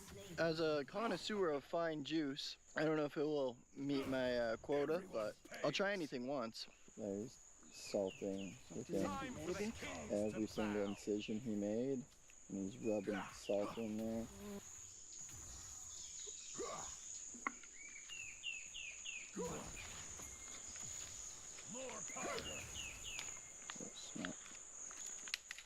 Tradition is a crutch for the mindless. Now, do we need something to wrap it? Yeah. We need like jungle rope. Jungle rope, yeah. Oh, I see. Ah, this is jungle rope. I would not be able to survive out here. When he says jungle rope, I was looking for some kind of bark or something. But this is, well, jungle string, to be fair, Larry. I think we should call it jungle string. Okay. Larry and Juan can spot things from a mile away in the pitch black. Me, it could be right in front of me and I won't even see them. Give me your jungle string. Come on. Look at it, I'm gonna pull this damn tree down. Okay, good. Jungle string. Heck yeah, I'm a survivor, man. Larry, do you think you could start a fire in the Amazon without a match? Yes. You think you could? We can do that. Yeah? But we have not exactly the material. The material. Stone or like bamboo. Question authority. Perfect. Then Are you hungry? I'm hungry. Yeah. Okay, just. I kind of want to eat the fish I caught. I put it into this world. I'm taking it out of this world. And by this world, I mean the world on land. The jaco is one of the green planting most huge in the Amazon. Yeah, that's massive, man. It's more like it's two times double than the regular big jaco planting. And you're gonna mash this up with oil? What is it called when you mash it up? With the oil? Tacacho. So this is today we are getting lunch. We are going to get lunch from ecological food. Yeah. Even in the restaurant they are not selling in the lodge. But this time we have a great opportunity to try to taste in this kind of jungle ecological dish. Yeah. It's a true survivor's man dish. We're jungle men today, and we're making a jungle man dish. One right now is making some kind of stand, so he's going to put 4 pillars in. And I guess something will come across there where we're going to be able to cook the fish on. That was smart. You found 2 that had like a Y in them, so we could put that across there. And then I guess we'll do that again over here. And then we just lay the fish across. I don't know. I'm not that smart. Intelligente. Push it down, make the tripod even. It's not a tripod, it's a quadrupod. And then, yep. Put them across. Cook the fish. God, these guys are good. They know how to survive out here in the wild. Listo para los pescados. Okay.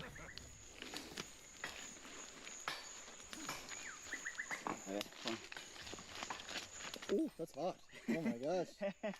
Calor. Did not expect that.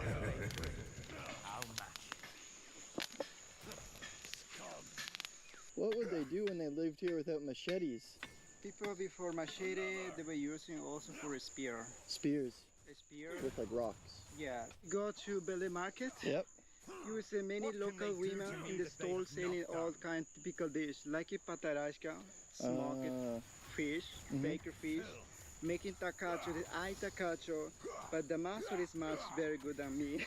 Yeah. Because they're going to make like this. Yeah. Crushing, mashing the plantain green there. And then become a bowl, and they can try to offer to YouTube when we go walking down to the Belly Market. All right, let's do it. But now we're making it out of straight jungle. Got a nice handle on there, rounded on the edges. So we're just gonna mash that. I would have just found a stick and started beating it with it. But Larry knows his aerodynamics. Oh, you put it right in, or at least on the edges, huh? Wow. So it makes it nice and crispy, and then you mash it up, and it has a good burnt texture. I know you wish your man be looking like that. Oh, is this the juice? The mage So I drink all this? Yeah, that is what we want. This is so really good. I didn't ask for very It's like cereal water, if that makes sense. It's a little sour, but I don't mind it. No prison can hold me. Should I be drinking the parts to it, or just drink it all? I'll try it, but it's mostly the stuff. It's good. Yeah. I would prefer if like you strained it, you know, and then so you don't have those little chunks. But it's fine by me. Mosquito in my ear. Yeah, it kind of just tastes like if you put cereal in water and then you drank that water. Not my favorite mystery juice, but you know, when in Rome, and by Rome I mean the Amazon. Me and Larry decided to take a jungle walk before the food.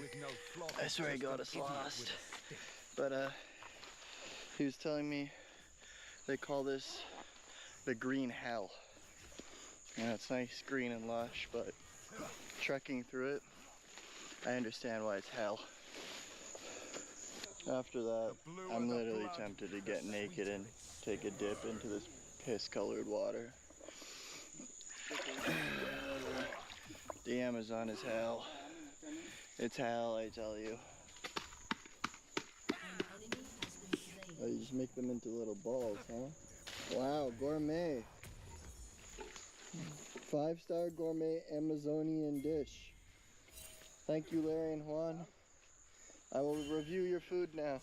We have the fish we caught today. Fresh. Oh, and more of the juice. I need some of this after trekking through the jungle. Where do I start with the fish? Just... Fish is good though. As fresh as it gets, just salt added. Oh, I don't think oh, this is the one I caught. Here, let me just try a piece of it, because I don't need two. I just want the one.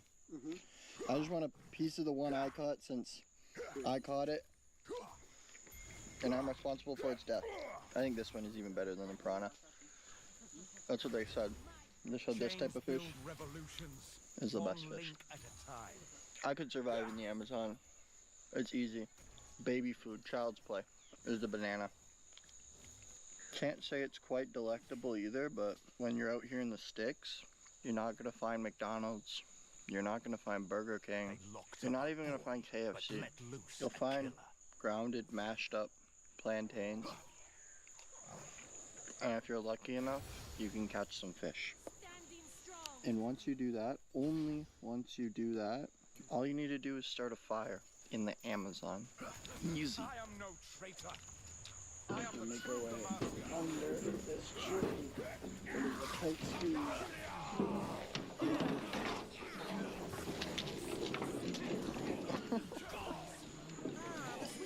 How are they doing? Yeah.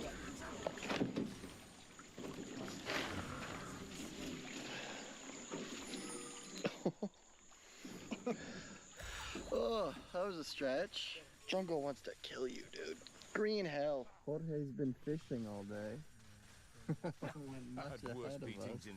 Let's see how many fish he caught in the whole day. Oh, wow. Look at them all. Que bueno. And he made it so far down this river. He was fishing all day and then he was like, we'll catch up to them. He was really down here. It's crazy. We just returned to the town. They're having a little town congregation in the background. These kids are setting off firecrackers. Oi! ¿Qué tienes? Sí, quiero grabar algo. Boom, boom. Sí, hacerlo. These little pyromaniacs. Don't throw it at me.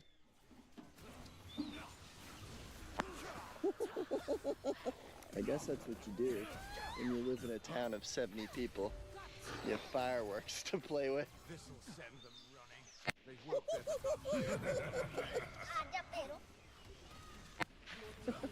Yeah, you can really take your fingers off if you didn't throw it quick enough, but I guess they learn because that's all they do all day. Hola niña, ¿qué tal? When you live in the Amazon and you don't have any running water, this is how you shower. I've been here, been here for 2 days. Probably the most disgusting I've ever been. And that says a lot for me. Into the murky water I go. I don't know when it gets deep. Oh, here we go. I'm slipping in. Oh, it's so murky. Oh, yeah, baby. Oh, yeah, baby. That's the stuff. The shower is a privilege, not a right. Boy, do I feel privileged right now. Amazon jungle, baby. How's your day going? You do anything like this today? I hope you got to go to fucking McDonald's and get a Big Mac and go to Walmart. The water's quite relaxing.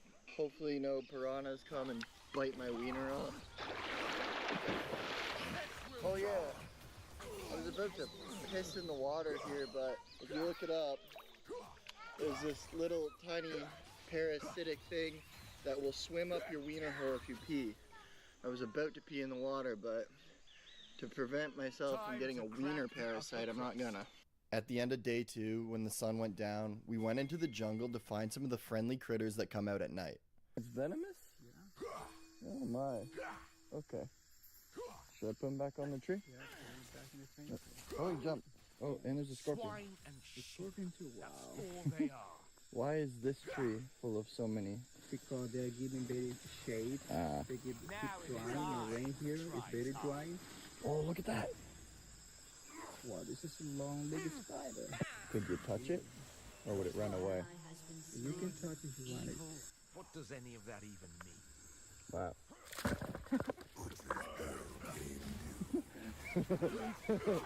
The first one was really chill, but the second one wasn't. We gotta make sure that the scorpion's still there and the spider's still there. We survived the jungle and rested up for our next and final day, where I'd face the most challenging rite of passage in the jungle. Hello, puppy. Hello, puppy. Oh, you're trying to bite me. You're trying to practice killing on me, eh? Come on, let's go. You come on the boat with us. You want to come on a 5 a.m. boat ride? No, I'm going to put you down. Okay, let's go. It's around 5:30 a.m. Larry got me up. He said, hey, we're going into the jungle. I'm like, oh, fuck me, right? Okay, so, yeah, vamos. I think Larry said yesterday something about eating bugs today. I guess this is my final wilderness test. I am so excited. Their shackles are now my weapons. We're going down a tiny little stream right now. Apparently you can find some electric eels down here. So we're gonna catch an eel and then we're gonna let it zap us to give us some kind of superpower, I guess. Wow. The stream just came out to this really big lake here. Maybe this is where we can find some anacondas. Since we're near a lake, there's just so many mosquitoes just flying around my head. I am very malaria bait right now, but c'est la vie. It's the price you pay for venturing into the Amazon. Look at this jungle man go. Hey. I understand what Larry means about green hell. You stand still for 2 seconds and you're just swarmed by mosquitoes. You feel like shit, you get dirty, you get wet. Everything's trying to kill you or give you diseases. Everything wants to kill you here. Even the trees have damn spikes on them. And then whenever you touch a tree that doesn't have any spikes on them, you end up touching fire ants. Oh, yeah, see it? I just ran into a spiky tree. For fuck's sakes, mate. Can't get fucking one. Oh, there's a spiky in my boot. Oh, there's a spiky in my hair. I'm literally trying to get 5 meters away. And it's just such a struggle because there's so many trees with spikes. Oh my lord. Just make sure if you're falling over and you need to grab something, that it's not going to impale your hand. Holy.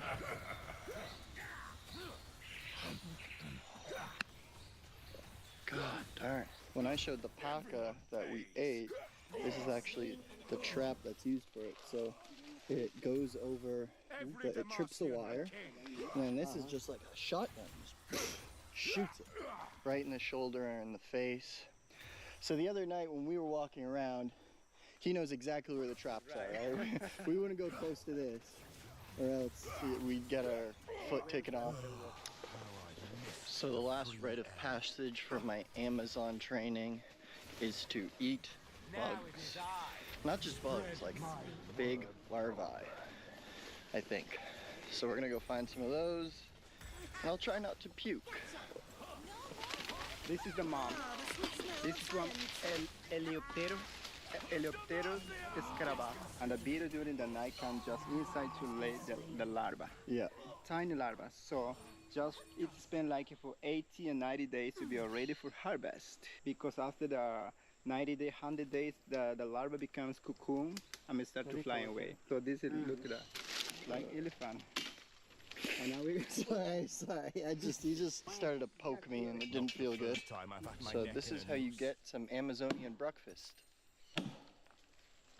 right in the firing range of Larry right now. Every time he hits into that, a piece of tree comes and hits him. This is kind of like cutting into a coconut or like a watermelon, you know, a fruit that you have to kind of work hard to get into, but once you get into and you reveal like all the nice, luscious, tasty fruit, it's totally worth it.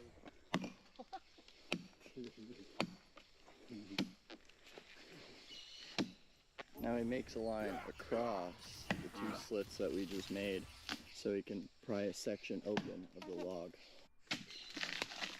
He's almost got the cross section out. There you go. Yep. Wow, that's smart.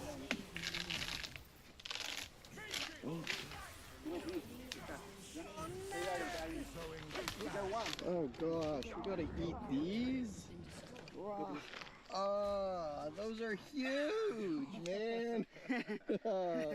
At least we get proteins. We get protein. Okay. Look at that. Larry, the big one's for you. No, big. El grande es por Jorge. ¿Qué sabor es? ¿Qué sabor? ¿Qué sabor? Este tiene un sabor a suri, pues, como suri, es rico. Es like a worm. Like worms. Oh, okay. I can't say I know the taste of worms. It says you eat. Here, this one's mine. No, this is yours. No, look how small this one is. Let me start with this. Really, this is something like a good proteins in there. Is it going to be very squishy? You don't want to try it? I'm going to try it, yes. Okay, how do I eat it? Just like that, but be careful. This has black head. So make sure you bite this part. You can bite it. Mira, Look at that. para que tenga más sabor se le come con esto. Look at that. Así es. What did he just... It must taste it. But what did he just put in that? Yeah, because something like he loved me that. And now it's your turn. No, all at the same time. Okay. Okay, salud. Salud. Salud. Salud. Salud. Okay, let's do it. I'm gonna go after you, Larry. Should I break it in half first, or should I just bite into it? Bite in. Okay, you go. Go.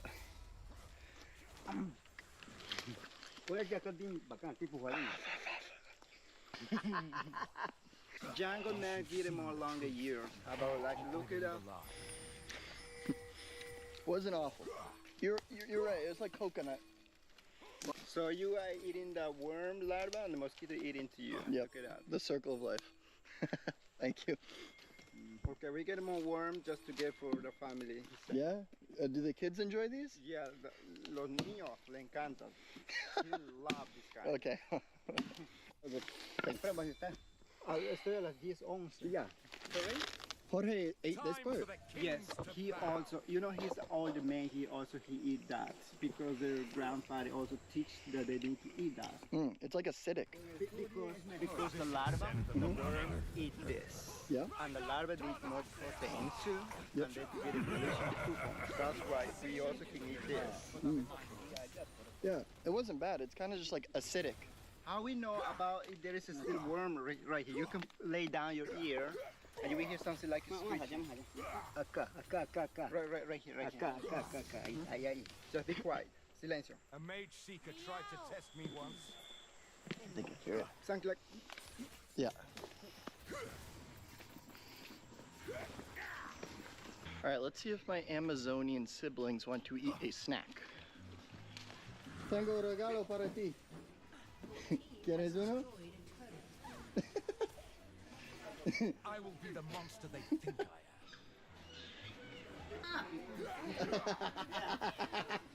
am. It's smaller than the diagram. ¿Cómo es? ¿Dulce? ¿Dulce? Un regalo. ¿Quieres uno? Toma. Tómalo. ¿Puedo comer contigo?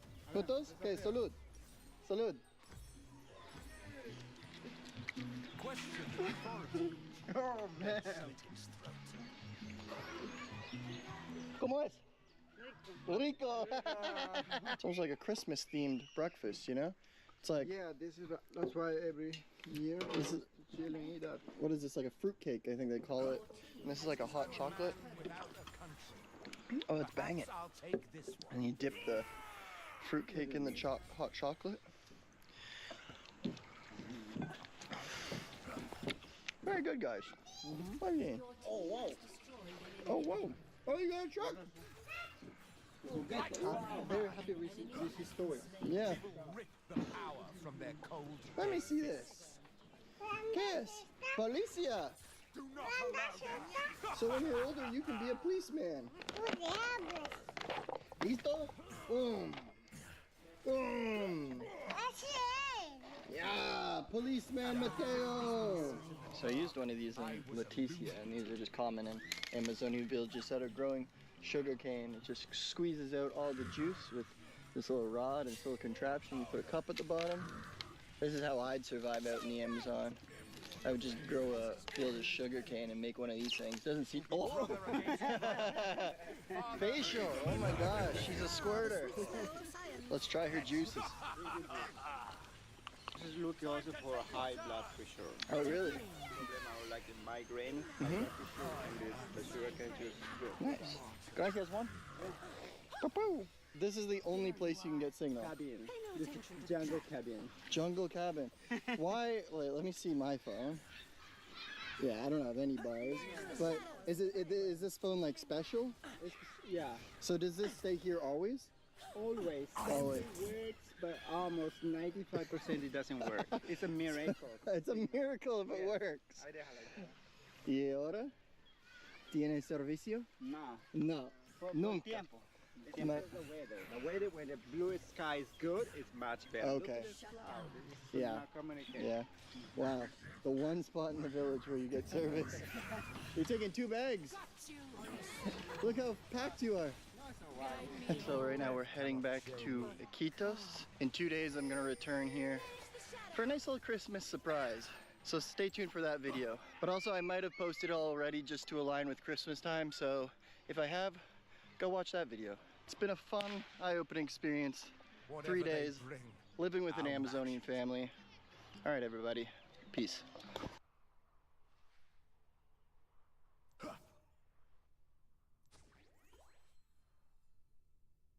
Recently I got adopted by an Amazonian family, and I lived with them in a village of only 70 residents deep in the jungle.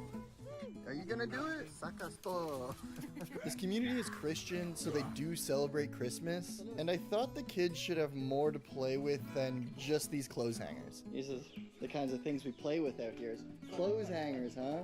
So when we got back to the city of Iquitos, we made a big plan to bring Christmas into the jungle. Every year, instead of getting gifts for my family and friends, I do this instead. And any ad revenue or donations I make from this video, I give back to the people I meet along my travels. So thank you for the support, because you're helping by simply watching this video. Now join me as I bring Christmas to one of the most remote parts of the world. Hello guys, from a rainy day in Iquitos, Peru. I just spent 3 days in the Amazon living with a family in a small village of about 70 people. So I've decided I want to return to... ¿Tiene permiso? Permiso, necesito permiso. ¿Por qué? Es una empresa privada, no puede firmar. Well, okay, I can't do a good deed without getting busted by security, so let me explain out here. I decided we're going to return to the village with gifts and provisions for Christmas time. We'll need a mixture of girl and boy toys, right? That's what I already told her. 20 girls, 12 boys? Mm-hmm. Okay. So we're just gonna grab a ton of stuff and hopefully fill a whole box of toys for the kids. This guy takes his job so damn seriously. Compramos regalos y nos vemos. Okay. Muchas gracias. It's very popular cats in America. Okay, there's also a Spider-Man with an assault rifle. You know, they're Amazon people. They gotta learn how to hunt, they gotta learn how to fish, so their toys will help them do that, you know? This could go for like a whole family of boys and whatnot. Yeah. These Pokemon. That's pretty cool. Hello. Hola. All right. Got 2 full boxes of girls and boys toys. And any form of monetization I get from this video will go to the next video of this sort where we get back. Look at this darn receipt. And we have to bring everything we get there by boat. And then hike 40 minutes through the jungle with all this. Deep in the Amazon there. We're gonna get our workout. Yeah, we're carrying out the bag. So we're gonna buy some makings for chocolate, maybe some more provisions, and also panettone cakes, which is like a popular fruit cake here. These are the panettones. We're getting 4 big ones of those, a bunch of chocolate. I completely didn't look behind me, and there's all this toothpaste and soaps and toothbrushes. So I feel like we have everything we basically need to get here. The leader told you to get these. They're good for mosquitoes. Sure, we can get one for each house. I should give you as a gift, huh? This haul is bigger than I expected, so we're gonna need 2 tricycles. I'm dreading to see this total, but todo bien. Tomorrow we gotta get a car to bring them to a town, and then a boat, and then hike them through the jungle to get to the most remote village I've ever been to. Oh, he's reversing it. Oh, smart man. Holy shit, dude. How are we gonna get these through the jungle? Bro, this is crazy. I didn't realize we got this much. I guess I agreed to it. We're gonna have a hard day tomorrow getting it all through the jungle. With sheer willpower, we'll make it work. Oh, baby. I didn't realize how much we bought. We're gonna go get the gifts in another tuk-tuk, and then we're gonna bring all this stuff to Larry's house. If we get it in, how are we gonna get it out? Larry, I think it's fine here if you just put your hand on it. Okay, yeah. I don't know where your house is. No, don't worry. I already told the driver. You told him? I reported it. Okay. Okay. Listo.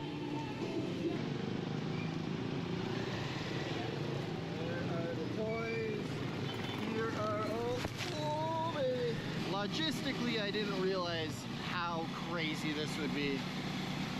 Tomorrow's gonna be crazy now that I think about it. Ah, gracias. All right, and here we are. These are all the things tomorrow that we gotta bring into jungle. Oh, plus some. I'm gonna pay these guys and return to town, and tomorrow we're heading into the jungle. 6:30 a.m. We're back at Larry's place, and we got a van to load up all the stuff with to start a 4-hour journey into the jungle. I forgot my rubber boots, and the path that gets to the village is quite bad, let's just say. These massive bags of rice are like actually a genuine concern for me. Like, the kind of muscle power that we're gonna need to bring them to the village. Maybe like one super badass person could do that thing where they put the thing around their head and like carry it on their back. Filled the van so much we gotta put the box on top. The right bag for. We're gonna have to carry a bunch of things to the water, huh? It is a little bit of a trek down to the water. The only thing that I'm kind of worried about are the bags of rice. I don't know how we do that. Who's got a wheelbarrow they could lend us? That would really help to get the rice bags down this hill. Maybe for the big bags, maybe we could pay some muscle. Like if this guy wants to make a couple solas. Okay, do you have solid there? Yeah, well I have a little bit of change. Who wants to make some money? Oh, look at this technique. He's gonna put the rope around it and put it right on his back. It's a good strategy. Got the rope around it, puts it on his back, and then puts it on his head. Oh, absolute beast. No way. Whoa, amigo. Que fuerte, what? Those are 49 kilogram bags of rice. It's basically 100 kilograms. He's carrying down this dirt hill, this muddy hill, in his bare feet right now. And this guy took the last one. That guy deserves a good tip. I'm just gonna take the box of toys. I'm just gonna film myself for a second. Oh, even this kid's helping. Si se puede. That went way smoother than I predicted, thanks to our help, our muscle. How much do they want?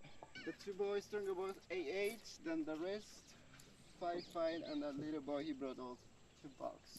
Okay, I'll give them 10 each if they can split this up. You said 5 each? Yes. Can they split this up? So the boy 5. Yeah? Okay. The boy 5.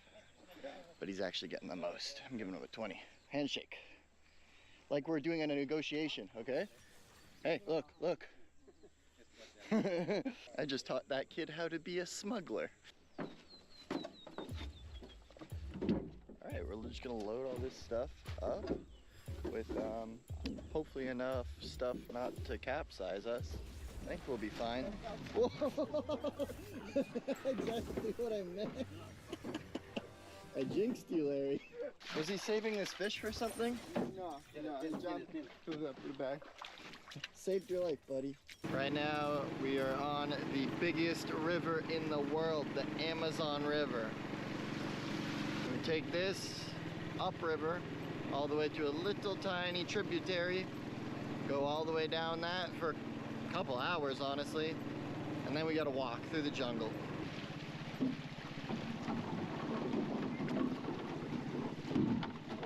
We're in anaconda territory, baby.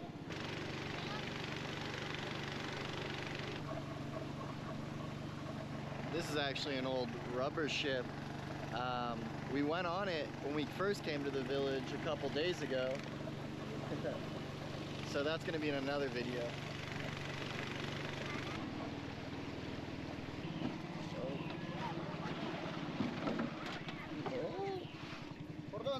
Little miscalculation. Actually, maybe it wasn't.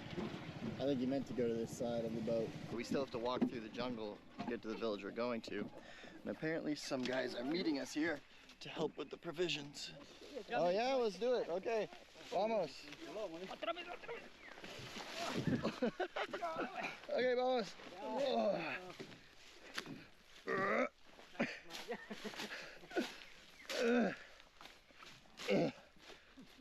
Oh, god damn it.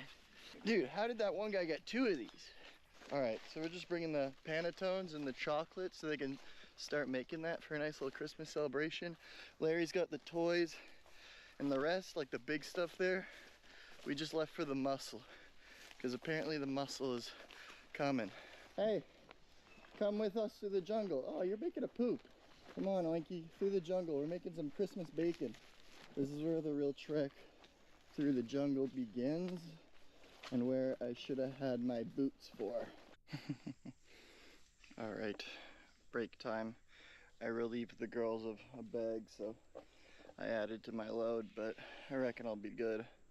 I'm just a sweaty mess, being bombarded by mosquitoes. White boy not used to the jungle. Look at all these bugs. I'm stranded in the middle of the jungle. All right, let's go. Let's get there. Inshallah. I made it. The hard part is over. Here we are, in the community of about maybe 12 houses, 70 people. Small little village. Everyone knows each other. Everyone's friends with each other. Everyone helps out each other. Community. Woo! Ninja.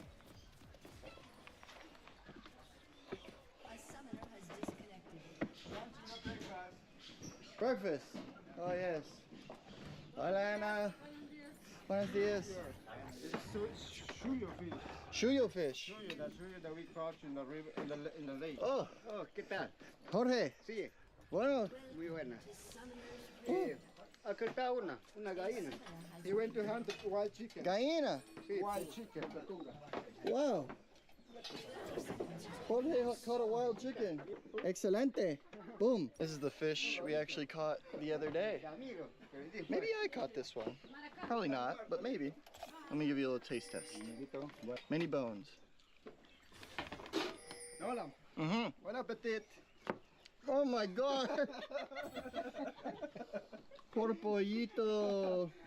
¿Qué pasa, pollito? It's a parrot. It's a parrot. By accident, he tried to eat in the corn in the field. Yeah? And we trap in the fish net. I'm the guy find that. That's why he got killed. My gosh. So you don't waste it. No way. Even if you wouldn't, going to eat that. even if you wouldn't normally eat a parrot, you wouldn't want to waste it. Oh my gosh. Well, I just... Rest in peace, parrot. What kind of juice is this? It's tradition. Oh, this stuff. Oh, yeah. Yucca juice. It's like drinking, you know whenever you have cereal and there's milk at the bottom of your cereal? It tastes like that. We're playing clothes hanger games. These are the kinds of things we play with out here. Clothes hangers, huh? Así. Oh. ¿Tienes al mono? ¡Al mono! ¡Mi amigo mono! Yeah, right here.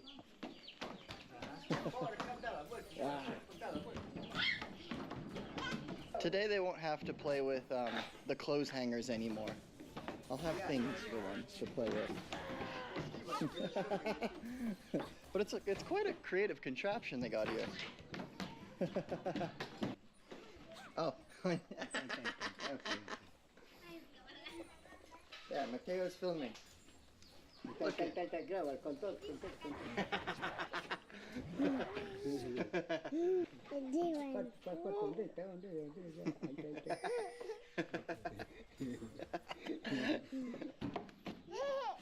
Sí. Graba.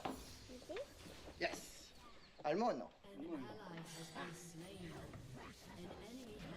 Okay, you can go play with it. There you go. I'm sorry I didn't buy you a GoPro, Mateo. I really should have considered buying you a GoPro. Next year you'll have a GoPro for Christmas. Monita! It's such a strong monkey. It doesn't want to... Aquí. Yeah. Aquí. Okay. The monkey's gonna celebrate Christmas. I'm gonna keep the monkey on my Santa hat the entire time. He'll stay here. He thinks I'm its mom. Así. Es tu cámara. Now they both have cameras. No, your fingers are in the way. There you go. There, see, you're filming each other. I have two little workers today. I don't even need to film myself.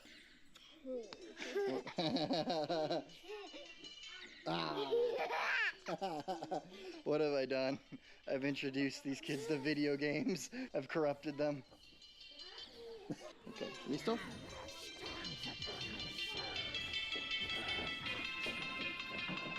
Hoy tengo regalos para ti y todos los niños. ¿Quiere? Sí, para Navidad. Hacemos chocolate. Oh, claro. It's a huge pot. See, there was almost everybody said we want to prepare a chocolate with the river water. Oh, with the river water. Two guys strong, he went just with this aluminum pot. Oh, so that's why it's this color. Right. It's river water. River water, fresh water. Really? Why did they use the river water, not the fresh? Because it's much better. They say that. You know, they have been drinking for a long time. This kind of water is such good for them. Yeah, and so, I mean, does the river have like nutrients because of all the sediment? Nutrients. Sweet. And I guess since you're boiling it, it cooks off bacteria. It's going to boil and boil. Okay. Wow. So this is the color of the river water. I looked at it and I'm just like, what they put in there to make it that color? But no, this is what we're drinking from. But don't worry, it's good for me. Clove. Oh, the cloves. Clove. Oh, fire. Clove yeah. makes different taste. Oh, you're a feisty little bugger, aren't you? You're learning to kill, aren't you? Wow. Growing up, I was told guns were a bad gift for kids. It's a bad influence. But here in the jungle, it's actually a very good gift. Amigo. Hey, shoot me. Because they have to learn how to hunt, like hunting a wild seal. You killed me. Good job. They just added the chocolate mix to this mix. That's a big pot of hot chocolate. This is, do we call this fruitcake where we're from? Am I just uncultured? I swear we call it fruitcake, but yeah, it's very popular here. All the families have it. And then, oh, there we go. They're adding the milk to the river water hot chocolate. And the local playground here, it's the river. Right up front, everyone's home. The monkey pissed on me. Why'd you do that? He's a little pee pants monkey. Oh, how could I be mad at that face? You're just doing what you have to do. You don't know better. I've got the traditional paint on my face. I'm a tribal Santa. They're going around, they're giving everyone the traditional paint, and it's from a fruit. They actually get it from this red fruit right here. ¿Cómo se llama esa fruta? Achote, sí. Yeah, and Larry was saying it's like to preserve their ancestors, the culture of their ancestors, basically, because their ancestors were the indigenous people of the jungle, and today they still have many practices that resemble or that are in tribute to their ancestral people, like the face paint. See? Oh, the girls are too cool to get face paint. I was that age once, when you're too cool to do fun things. Wow, look at them all. I think this one's gonna be one of the first ones to go. Holy. I hope whoever gets this one shares. This kid has no patience, he needs to look inside. Oh, that's probably a popular one too. Muy buenas tardes con todos, señores. Niños, señoras o señoritas, compañeros. Realmente para llegar a este viaje para nosotros, para más que todo para mí, yo esto no sé dónde tener un lugar para llegar porque ya no la iba a venir por segunda vez acá a Libertad ya. Entonces se contactó conmigo Lara y me dice, yo quiero ir a una comunidad lejana. Okay. Entonces tienen muy hermosa comunidad aquí y con muy hermosas familias.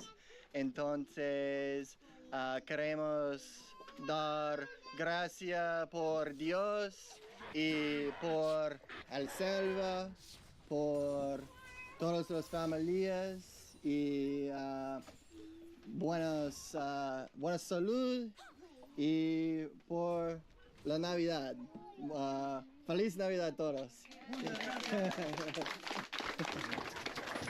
They want to tell something for you. Oh yeah? Makata. Makata. Is that in? Thank you so much. Yeah, the Makata is that Techo? No, Achuar. In their language. Achuar. Okay. Language Achuar. Makata. Okay, cool. Uno, dos, tres. De nada. The monkey almost fell off my face. There you go. I think there's some really good ones buried down here too. There's some really good Barbies down here too, so make sure they can see everything. Oh yeah, he got the good one. That's like the 17-in-1 pack. I don't gotta really worry about the girls and the guys going at different times because the guys pick the guys' toys, the girls pick the girls' toys. ¿Me quieres abierto? Open. There you go. Y adentro son dinosaurs. Very patient kids waiting in line. I honestly really want some hot chocolate, to be honest. Seeing how it's made. The river hot chocolate. No, está bien. Gracias, gracias. Okay. Wow. Look, it's the same color that they got it from the river. All right, river hot chocolate. Oh, it's still piping hot. Oh, it's dank. You can taste all the spices they put in there, like the cloves and the cinnamon. It's not just hot chocolatey, it's like full of flavor and spices. I rate it. Very good Amazonian river hot chocolate. Alrighty, so the kids got their gifts and their hot chocolate, and I'm sure the people will come and get their portion of all the other goods I got. This is basically my last day in the Amazon, but it's the first video I'll be posting from this series, so stay tuned because there's many other crazy videos from the Amazon to come. Merry Christmas from this tiny Amazonian community, from the jungle, and from the monkey. Salud.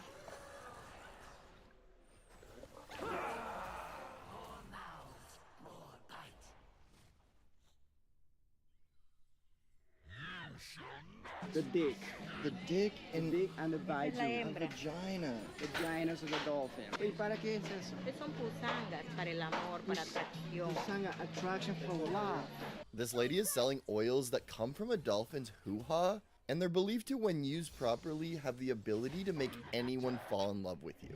Here you can find many natural love potions and medicines that come from plants and the animals deep in the jungle. It's not all legal, but also it's not really regulated. Does this lady have turtles? Turtle, yeah, this is forbidden. So why is she allowed to sell a turtle right now if it's forbidden? To find these things, you have to come to Bailin. the most notorious neighborhood of the Amazonas in the city of Iquitos, Peru. This is the main center of commerce in the city, which accommodates most of the vendors in houses that are made to withstand the rising water levels of the Amazon River. Berlin is one of the most interesting places I've ever been to, and I'm glad I can share my experience from this crazy place. What's happening, everybody? We're in Iquitos, Peru, a city in the middle of the Amazon, and perhaps one of the most craziest markets in the world. And that's because everything from the Amazon comes here. And I'm talking about everything. It's not necessarily regulated or legal. It could be more of a black market, but we're gonna get more into it, and we're gonna see the less traditional things that you probably won't find anywhere else in the world. When you have a wife and your wife has another man, this is cornudo. Oh, that's him. We call that a cock. He's a cock. Oh, cock. Ah, mucho gusto, Adam 22. Cock. Cock. Ah, ciao, amigo. Wow, very progressive place. Men are letting their wife screw around on the weekend. Many Adam 22-like people here. What is this called? This is maca. Maca.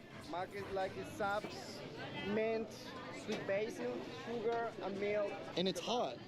Yeah, it's a hot water. ¿Qué es adentro aquí? Plantas medicinales. Medicinal plants.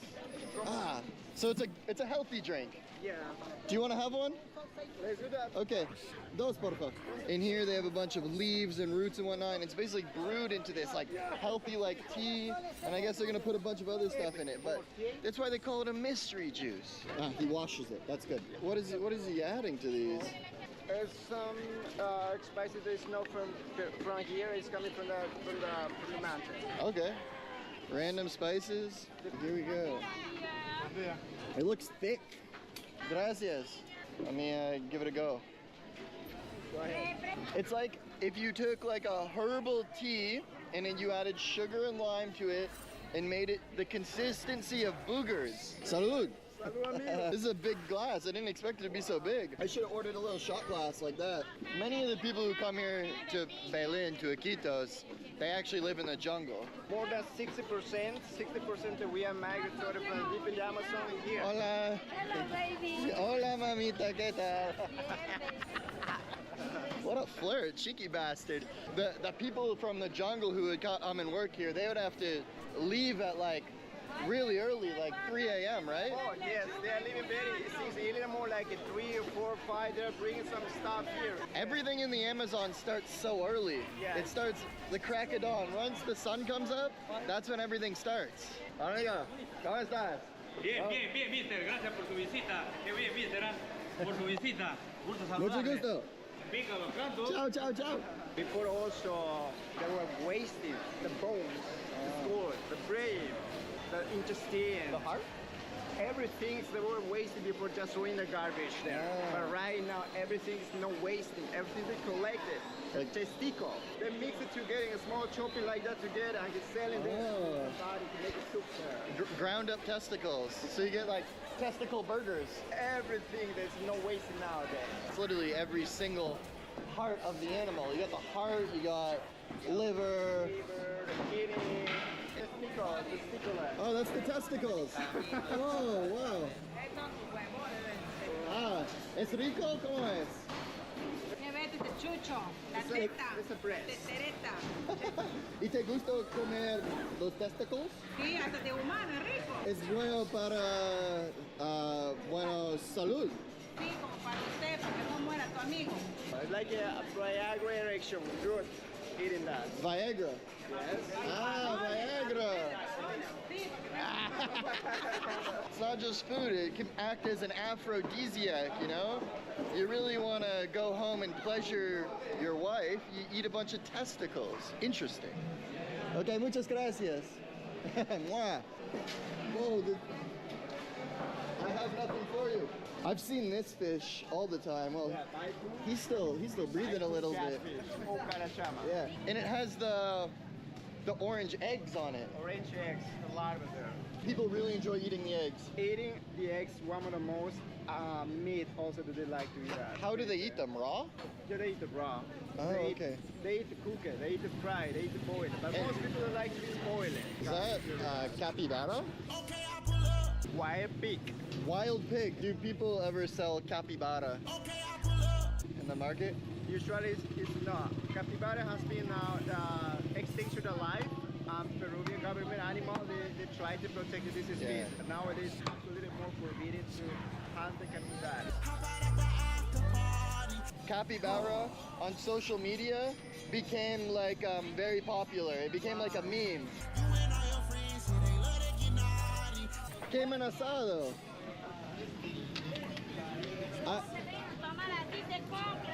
I actually last year I actually bought and ate Cayman asado here in Berlin. It wasn't bad. It tasted like a slimy chicken. I got the Cayman.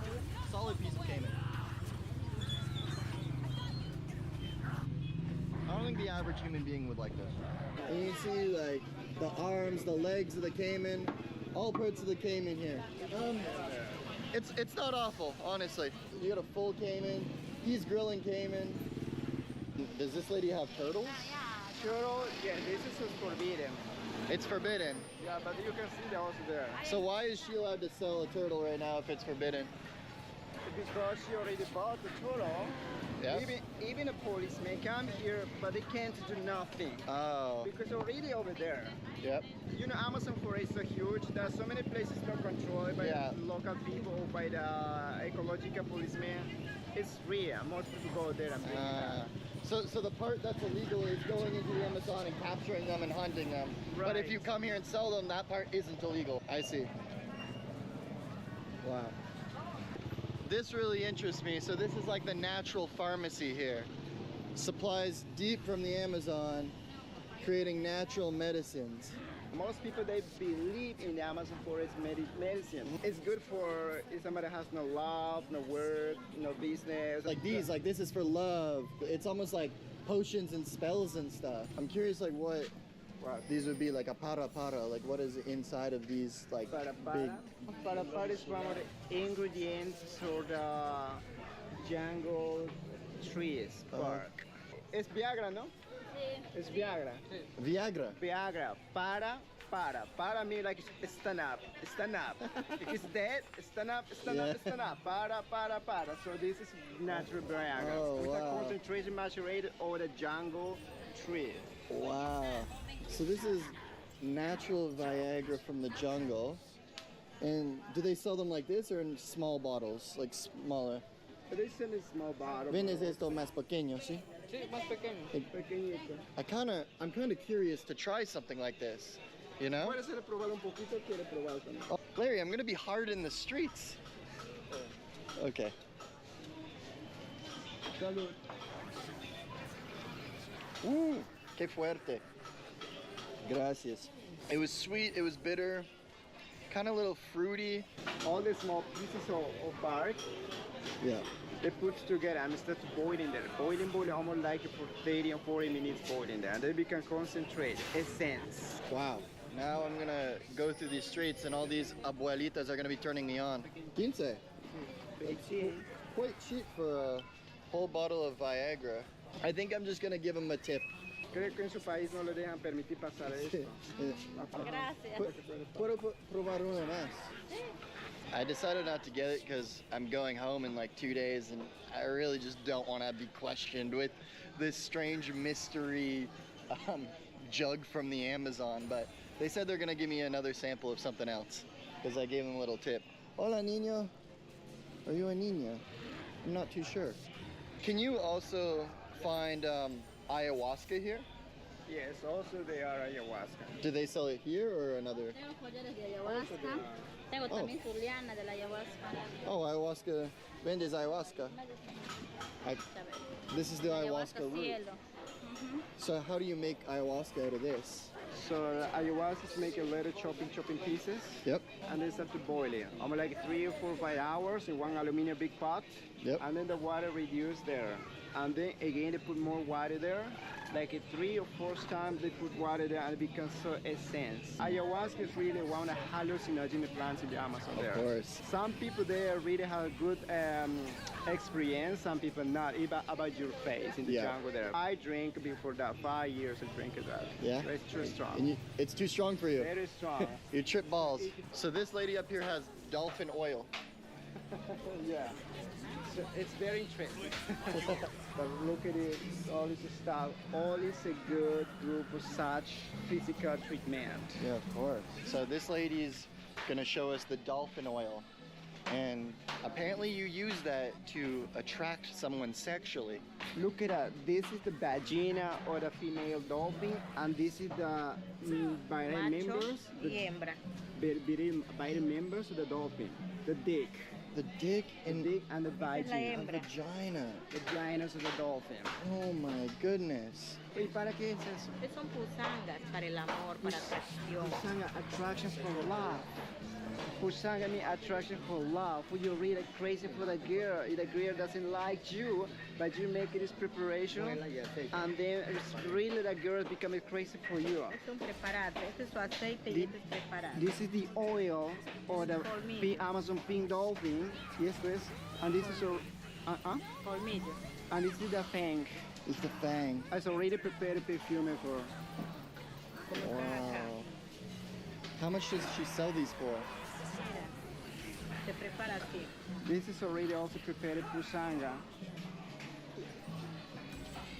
She's only working for both. Trabaja para ambos, hombres y mujeres. It's both, men and women. Men and women. Yeah, it's already prepared the bottle there.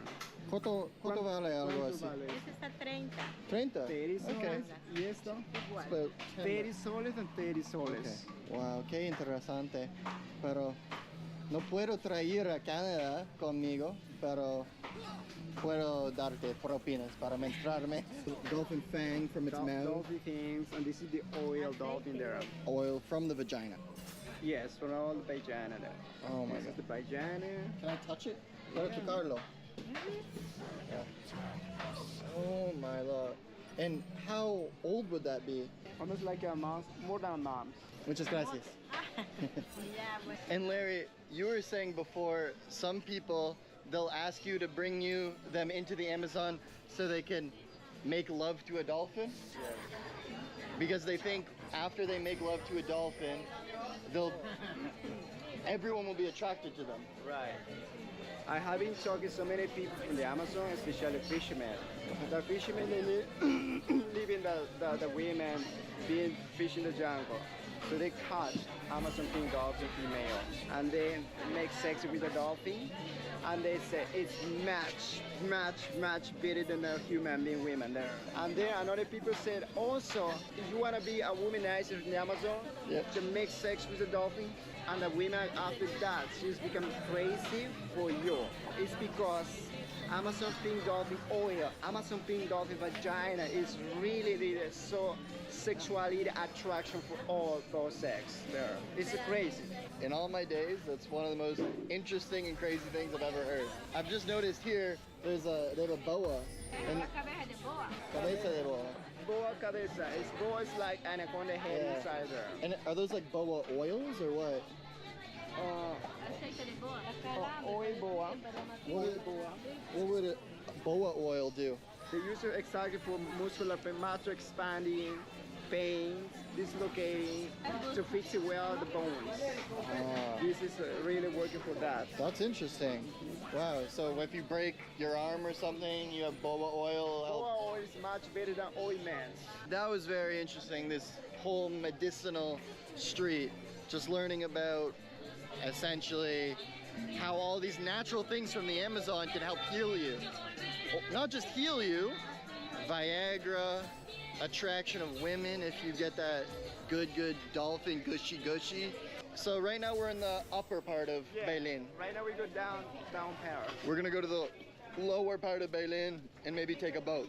You were saying the more crowded it gets, the more often people are robbing, pickpocketing. Right. Yeah. Is Beilin a dangerous area? When touristic people walk in line, it's dangerous there. But with you have you guys, it's okay. So you're saving your time, saving the money. I'm safe with Larry. Yeah.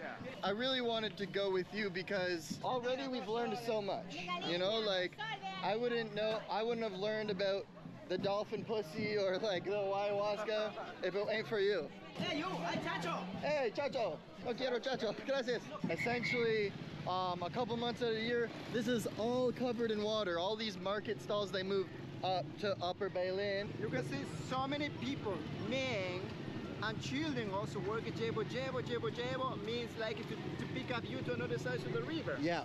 Yeah, but also you can see women say jebo. But some of the women, they are like prostitutes too. Really? Yeah, they are driving the boat, they say prostitutes come, and when you're taking the midway, they say, can you charge me for 50 soles, 60 soles? I'm like that. It's a surprise. So some of the women some of the men have no women, nothing, no girlfriend, they come here. Wow. Boats and hoes. I really want to see Beilin in that time of the year. So we're in the lower level of the market now. Larry said this is the much cheaper level of the market, but he also said it's the more dangerous. So you can basically get stuff here from half the price of the upper level. Why is it much more cheaper here? You can buy from the real local people. The local people who come in, those people, they come in like 1 in the morning, 3 in the morning, just bringing the stuff like the yucca, the banana, the plants, the fish, and they can arrive like at 5 o'clock, and at the same time they can buy them at cheaper price, fresh one. It's funny you say that they have to leave so early in the morning. Just as you were saying that, I just saw a lady on her stall, just like sleeping. So they'd leave from the jungle at around like 1, 2 a.m. and they get here around like 5 a.m. start selling. 6, 7. It's hard work. Hard work. This part of the market is hectic, chaos, but I kind of like it. You can see the ladies cutting up their fish. She's descaling the fish. People trying to play and sell their music. It's a very good vibe. Hola, señor, ¿qué tal? I don't understand. Perfecto, gracias. He's still laughing at me. He thinks I'm a funny gringo. I have no idea what he wants to say, but he's taking the piss out of me. Good for him. Let him have his laugh. ¿Cuánto quieres por media hora? 20 soles medio, bien cambiar. Y encima le hago manejar también para que le tomas y sabes qué tal. ¿Ya? Chao. Yeah. 20 soles, how about? Oh, that's a good deal. Can't complain. ¿Nombre del amigo? Nolan, ¿y tú? Rubén. Rubén. Mucho gusto, amigo. Look at the water. It's like a brown water, like a chocolate water that we drink. The chocolate water. Yesterday, we made hot chocolate, but we actually used the river water because all it has is sediment in it. If you boil it, it's perfectly fine. This, I would not say so. There's pee-pee and poo-poo and all these chemicals in. But all those people who are living around here, they work fishing. Men are fishing at night. Oh, really? And the women, they work selling fish there. So it helps to have basically a house on the water so they can park their boat out front and go fish. Right. Oh, these kids, they're fishing off their dog. This is a hobby fishing there for the kids there. Wow. They catch a bunch of fish and they can make for yeah, yeah, exactly. You could just catch your lunch outside of your front door and then just cook it right up on the grill in your kitchen. There's a toilet there. It's a toilet there. It's a toilet. Oh, oh. Where is the poop is going down? It's really, there are a lot of fish. Oh, and the fish like it. Eat that. You can buy there, eat the fish, catfish, or fish in the belly market. But sometimes you don't know where exactly the fish are. If you buy the catfish from people who caught it right here in Beilin, you might be buying fish that are getting their nutrients from the poo-poo. But I mean, if you buy it from people who are fishing deeper in the Amazon, right, it's much better. It's much better. So this guy has got some fish. Let's see how many poo-poo fish he's caught. He said yes, they're fish. Ah, catching poo-poo fish. Nice. Some of these houses, they look like they're falling apart. Like, considering the water rises half the years and probably really deteriorates the wood, but some of them look like a swift breeze would knock them over. It's almost falling down. Oh yeah, it's tilted. Because when the water they come out, that ground become very soft. Yep. That house there is on the brink of collapse. Same with this one here. The political candidates are coming to the people with the floating houses and offering them money to paint things like Roger Balin 2026 on their walls. How much money would you have to be paid for someone to paint on the wall of your house Trump 2024? Some of the bar offer women. Really? Yeah. So Prostitution. this building is absolutely on the brink of collapse. Very long. Some of the house they have no electricity. No. They have later generator. Just some of them have solar? Solar panel. Very few people they have solar panel. Yeah. Just a small one. Yeah. Okay, there we go. Gracias, amigo. Ciao. Literally every single house here is on stilts because of the water rise. Very local neighborhood here. We're gonna take a little walk around. Hola, amigo, ¿qué tal? Ah, mucho gusto. He has a golden teeth. Gangster man. Look at you. Una tienda aquí. Ah, ¿qué? Queremos algo para tomar. Oh, yeah. Oh, they have things to drink. Hola, amigo. Oh, gracias. You want one too? Okay. Dos? No más. Because there's so many people playing football, so many people play volleyball. We bought carbonated water. Con gas. I didn't realize that, but it's fine. I kind of like it. It's quite dead right now because apparently everyone's in the market working. Even all these are, they're paid to write the advertisement, the Paulino. I don't think that's a great advertising strategy. People know who the candidates are. They know they exist. But it's like, what are you selling? What are you gonna do? I guess maybe just paying people to write their name in front really makes it seem like they have numbers. People are backing them and people want to side with popular opinion, but who knows? Larry was saying Berlin is almost like a place for the outcasts, if you will, because they're people not really accepted in the city. So a lot of prostitutes come live here. Gay people come live here because in parts of the city, they're really discriminated against. And well, a lot of robbers and criminals will come live here. But apparently it's like kind of a rough place. Like, it's easy to get your stuff taken away from you. People warn me with this camera, don't take it down these streets. What's happening here? Is a party? ¿Qué pasa? ¿Fiesta? Funeral. Whoopsies. Pardon. Lo siento. Stomach cancer. My condolences. Yeah. Sus condolences. Yeah. Okay. Buenas tardes. Oh wow, yeah. I wish I would have saw that casket in there before I asked if they had a party going on. Oh my gosh. I feel a little silly. My bad. So Larry's saying that that big white house there is the house of a big narco family from the 1970s? 1986. 1986. And is it because the Amazon River, is that a big place of transportation of cocaine from Peru to Colombia? And then to Europe. But coming here on the Amazon River, I mean, nowadays there's a big checkpoint where there's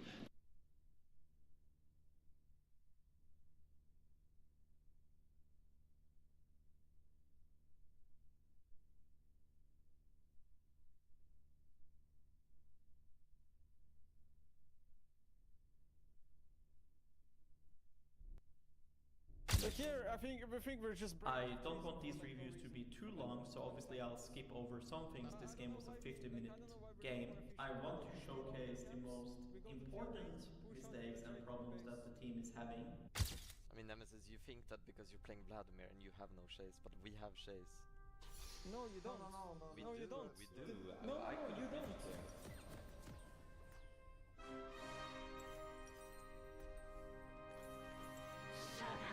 We'll look at the both team comps, see what's the win condition of both teams. We take a look at this team comp first.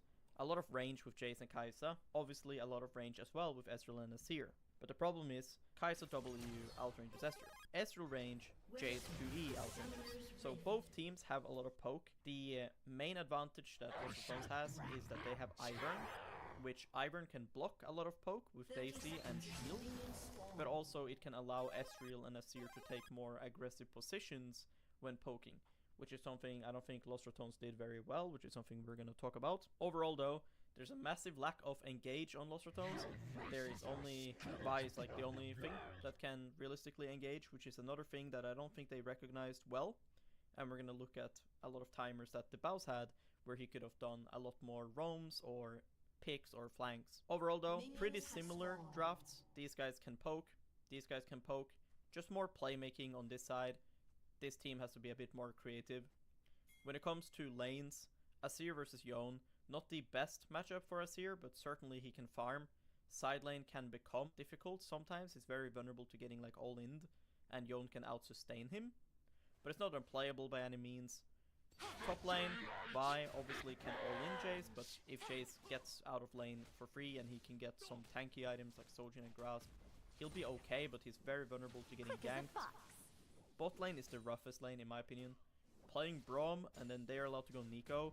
Probably they just assumed, oh, well, these guys have Kai'Sa, so I can just go Braum, and, you know, they're probably gonna go like Kai'Sa Leona, Kai'Sa Rel, Kai'Sa Not, these type of things, right?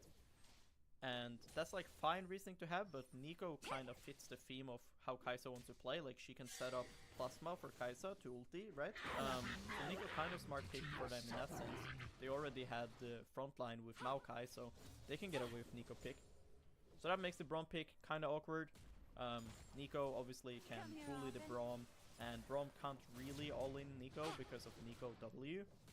So I think that's a pretty smart pick by them. Listen, okay, let's just say this. When we're playing in these metas, the enemy team is sometimes drafting and cooking in the kitchen with fucking lobsters and soy sauce and chili oils and fucking garlic. Bro, we got a packet of spaghetti. So the game starts off with a level 1 looking for these bushes, assuming that Nico Kai'Sa, maybe they could be here. Looking for... We got a packet of spaghetti. So the game starts off with... Fuck. The enemy team is sometimes drafting and cooking in the kitchen with fucking lobsters and soy sauce and chili oils and fucking garlic. Bro, we got a packet of spaghetti. So the game starts off with a level 1 looking for these bushes, assuming that Nico Kai'Sa, maybe they could be here. In general, when people play range supports, they like to control these bushes here to try to have some control in lane. And they're essentially just hoping that they're gonna meet enemy and press Braum Q. And basically that's what happens. But I don't like what happens now. Kai'Sa has blown Flash and Cleanse. The game timer is starting to tick. LR ended up diving Kai'Sa here, but it becomes quite the commitment. Taking a look at it, you see Azir blows Flash. Yes, Nico ended up using Flash and heal, but she does not need to do that. That is just hindsight. And looking at minimap, LR has no info. How can you know right now? Like sure, you can assume they're gonna go here and ward, it's common, right? But these guys could just all come here as well. But the main reason why I don't like this is because of what could happen to Azir if Yone was a better player. So Azir is way too late in this lane, so already losing his TP. A little bitter for my If you play Yone and you have Fleet, D-Shield, Second Wind, Absorb Life, and you're against an Azir who TP's back already and has no flash, you can make a lot of funny things happen to Nemesis lane now. So overall, in my opinion, they should have taken the fact that Kai'Sa just used sums and left it like that. Because I think if this is a better player on Yone, he should be able to win mid really hard right now and make Neme really struggle. I think coming into the game here now, when Azir bases, when you play with Ivern in general, Ivern likes to have yellow trinket. Why? Because Ivern is not really a ganking jungler. He most often just covers his laner or shields them and stuff. He doesn't really sweep and then gank like a Jarvan would. I think in general, playing double yellow trinket is not ideal. You do need somebody that has sweeper, because otherwise it's really hard to make any plays happen. So if I was playing Azir on this base, getting Blasting Wand, my jungler is Ivern, having yellow trinket, I would want to go sweeper. Azir likes making areas be fog, so you can look for shuffles, you can make Yone more scared. Especially in coordinated play, you really don't want double yellow trinket for like long period of time. I think for the start of the game here, it's fine, because you're not going to do anything as level 3 as here, right? Going into top lane here, something important happened. It's kind of funny, and Baus should have died, but let's focus on the important thing. The important thing here, except for Jace hitting the tower, is that Jace used flash. We talked about that Vi is essential for LR this game to make things happen. Most drafts need somebody to do something, and in this game, Vi is the champion that can make things happen. And so I think you have something important to play for now as LR, that Jace, very vulnerable champ, has no flash versus Vi 6 incoming, and this is not something they really played for. This was crazy right here. Enemy team doing scrubs, but what champion are they playing? They're playing Maokai with no flash. Vi has to cancel Jace here. It's essential that as a team, we are all trying to make sure that this Jace suffers without flash. So, if you're Vi in this case, you must go and cancel Jace. This wave is not gonna crash. You just here, let these creeps die, pull the wave up, run up the lane. You know, instead of queuing this, you just let the wave die, take the creep aggro, pull it up, and walk up to Jace. And you cancel him. This guy should never get to recall. I think recalling like this, when there's a wave timer, is just really bad. Okay?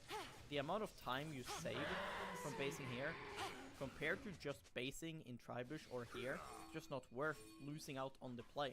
Look at Jace's wave. Jace is forced by the video game to stand here. If Jace walks up to ward this bush, he's dead to Vi and Ivern. If he doesn't, he can't farm. Why wouldn't Ivern just base here? Vi could be trading with Jace if she knows Ivern will hover on next wave. Vi Q will come back up, he can do one trade here, like slightly losing trade, and then how do you play this wave out as Jace? So I think Valier could hover one time, but if you are the Baus, you cannot go for the trade when your jungler is basing, because it goes both ways. I think Valier should look one time, but also the Baus should not be queuing in when Ivern goes to base. This is something that happens a lot with the Baus gameplay. He doesn't adapt his playstyle. It's good that he's willing to go in and scrap and fight, but there's a time and place, right? And so doing this if Ivern was actually here wouldn't be that bad, but Ivern decided not to, so now it's wrong for Vi to do this. You should never ever do this if Ivern chooses to base. Next important thing, in my opinion, is for the second grubs. The thing to play around now is your Azir. Because Azir got that kill early and he got gifted another kill, he actually TPs back with Nashers here. Having Nashers on Azir is a massive spike and should result in LR having full control topside.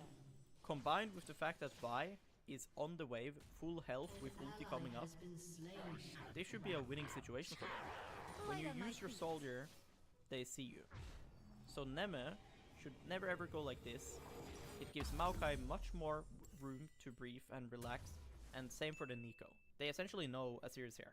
Second thing is, Braum should never disconnect from Ivern and Azir here. This bush and this bush should be LR's territory, and there's nothing that should stop it unless Jace pushes and moves down. 3v3 with Azir having flash up, you should be happy. Azir has flash, Ivern has flash. Who does Yone ulti?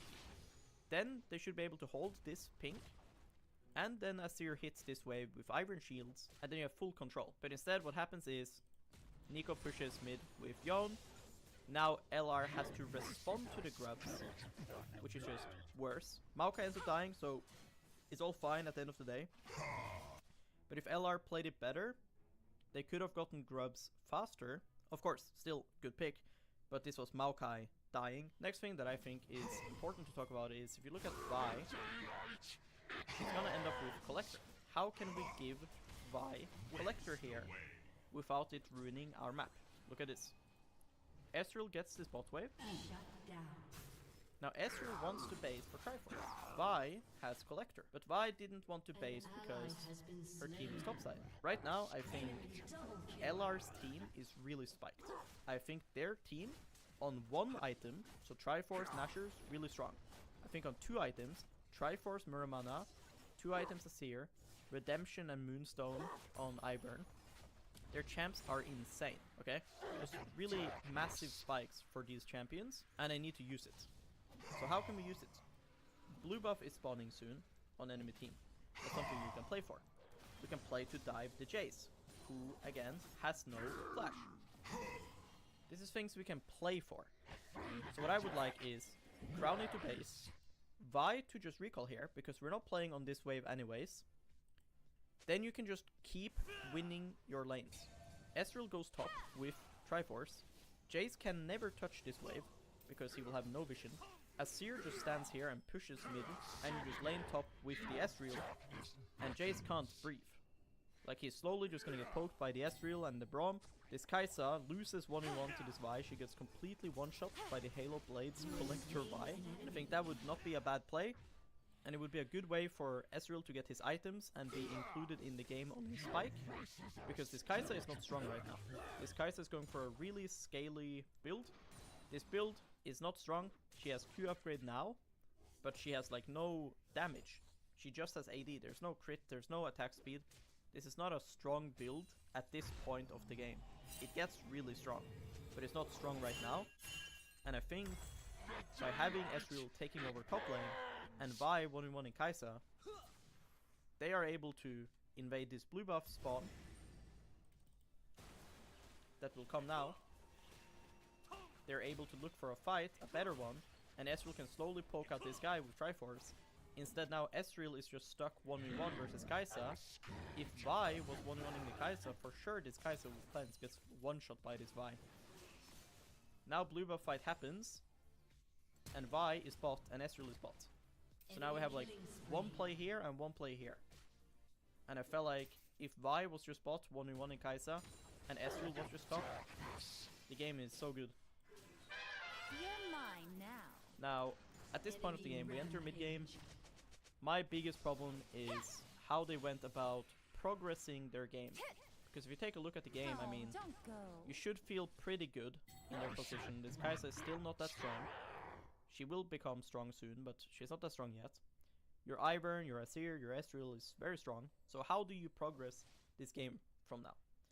I think big problem this game is that every turret has been kind of up this game, and you're gonna see that they didn't really do a good job progressing when it comes to the towers, because they get some push and they get top turret here and they get herald, but after that this game kind of slowed down. When Azir gets this turret and he pushes top and he gets herald on Ivern, this becomes the next objective, this becomes the next objective, and this becomes the next objective. Azir is really strong and he has no TP. Azir should sprint bot lane. Opening the map through mid is good when your presence changes this mid wave, okay? But in this situation, Azir should just arrive on bot lane already and start pushing, and using his bot push to help mid on the next wave if they want to do that. But going mid now is a big mistake from Neme in my opinion, because he should just show on bot here. If you look at the vision that Neme has, he sees Jace, right? His Ivern is coming, his Vi is around. He has this plant here. Braum can just come and get vision with him and Ivern. Imagine here, Azir is like here, Ivern and Braum coming. Easily Azir can hit this wave that's coming right now, because why is he here? There's no wave. Azir should have already one-shot this wave, and then he can still come to this Drake, and he can then stay around mid, and it's just better play. And what I don't like is doing dragon like this. So let me explain. Remember what happened a minute ago? When you take this, and you take this wave, and this guy starts to push, the clock starts to tick. What I mean by that is, if you don't make a proactive play, like you dive someone, or you gank someone, or you kill someone, this guy is going to keep pushing. And if he keeps pushing and starts taking your towers, and all you're doing is hitting a dragon, I don't really like that, okay? LR has Herald up. In my opinion, they should be playing the game to pressure, not to do dragon. Dragon should be the exit. When you end the play, they should look to do Drake, in my opinion. Drake is something you do because you don't have anything better to do. But imagine now if Azir is playing to push, and then they get proper vision, Vi can just chill with top lane, and if they want to sit here with 2 people top lane and push, Vi can just give this tower and force with her team. Look. Enemy showed Yone and Jay's top lane. if LR now just goes bot lane and places Herald, what can these guys do? By the time they've taken this tower, if Azir is bot playing the game quickly, because that's what I want, when you push side deep, we should play the game quickly, not slowly. If Azir goes bot and pushes, and team is hovering him, Vi could even cancel base here and just look to ult some guy in the head if they walk up. And you run it down with Herald, you get 2 turrets, and then after pushing, you can still go Dragon. But when you do Drake first, now it's harder to Herald, because all of your tempo that you got from as you're pushing deep has been used on the Drake. Now enemy team can end their play, they can just base here, and now they can respond to your play. What are you doing? What are you doing? I'm asking what you guys are doing. Oh, well, I'm asking what you're doing. I'm security guard. Better way to approach me. Hey, how's it going? My name's Jim. I'm security guard here. My name's Jason. Okay, that's nice to know. But I'm sorry, you guys can't I don't film. talk to rude people. So, I mean, I can either get the cops over here or you guys can leave. It's up to you. This is Don't private go. property, so you It's gotta not leave. private property. Yes, it is. No, it's not. Yes, it is. No, it's really yes, not. It is. No, Yes, it's it is. really- Yes, it is. You need to leave now. Wow, you better stop taking drugs, bro. I'm not taking drugs. You all right? Get that camera on my f***ing face. Touch it. Ridiculous. You filming me in my face? Are you his boss? No, I'm actually the boss here, so you Okay. need to leave. Contact with them. You Call them. Okay. Call them. Believe me over you, believe me. Sounds good.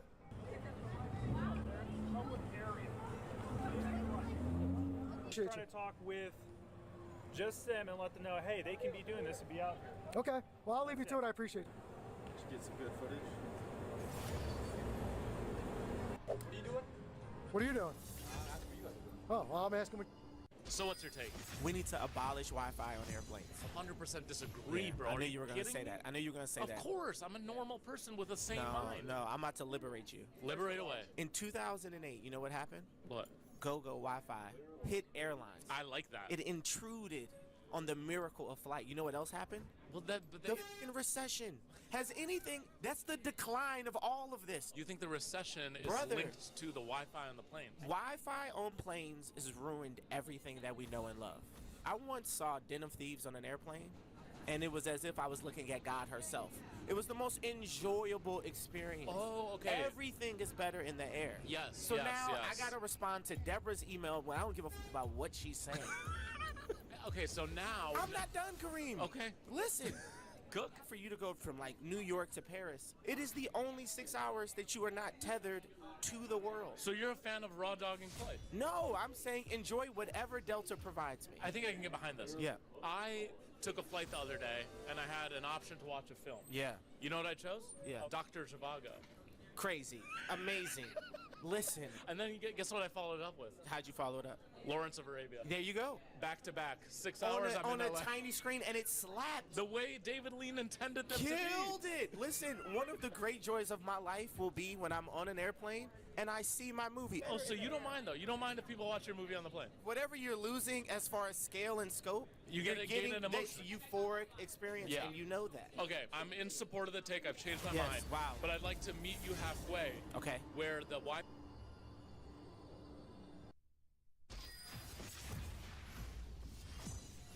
Now it's super veggie. So I have a chef that comes over and makes this. I pay her $500 per cooking session. My diet has over 30 grams a day of fiber. So the average American, I think, gets somewhere around 10. Even if you think that Brian has lost the plot, his fiber intake is a story you should listen to. I say that because Brian gets the daily recommended fiber intake for adults, which is 30 grams, of which 90% of people in the UK don't actually get. And don't get too comfortable, Americans, 95% of you don't reach that target either. This is one of the most underrated public health issues, since getting enough fiber actually protects you from type 2 diabetes, stroke, heart disease. It also helps to regulate weight. How much do you pay off? $234,000. Oh my gosh! How long did this take? 31 months. Look at you! I love it. And your range of income during that time? 74,000 to 275,000. What? Oh, what do you do for a living? I'm a nurse practitioner. So you went to travel nursing, huh? I did not. I stayed as a nurse practitioner full-time, and then I worked in the hospital as a nurse full-time as well. And then I had another part-time MP job. So you were doing 80, 90 hours a week? 96. Oh be my precise. gosh, Candace. Okay. You're a beast, girl. I love it. Wow. How much did you pay off? $234,000. Oh my gosh. Oh!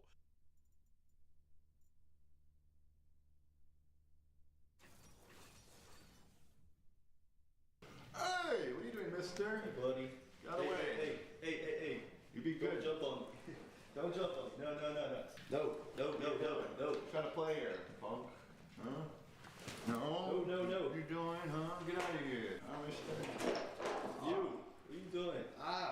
No. Don't bite my jeans. No way. I got you. Nice No. I'm sorry. Yeah, you have to sit on that spot. Come on, boys. Good boy. Man, he's turned off the game. Hey, what are you doing, mister? Hey, buddy. Got away. Hey. You be good. Don't jump on me. Don't jump on me. No. Trying to play here, punk. Huh? No. No. What are you doing, huh?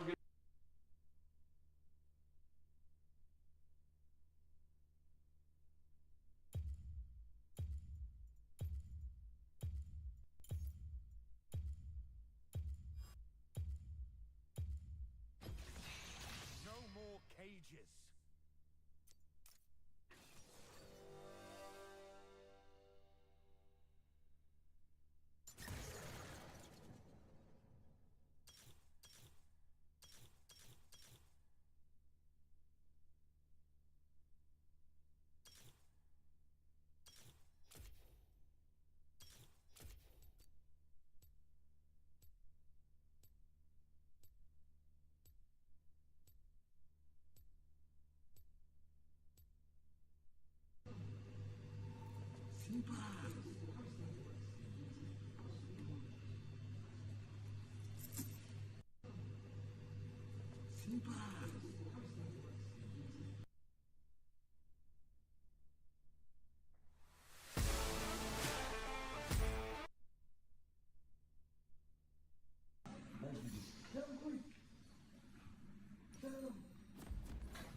Those who wait to be freed do not deserve freedom.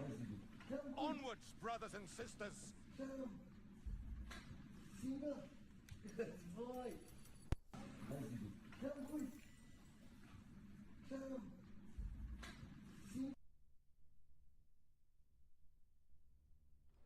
Welcome to Summoner's Rift.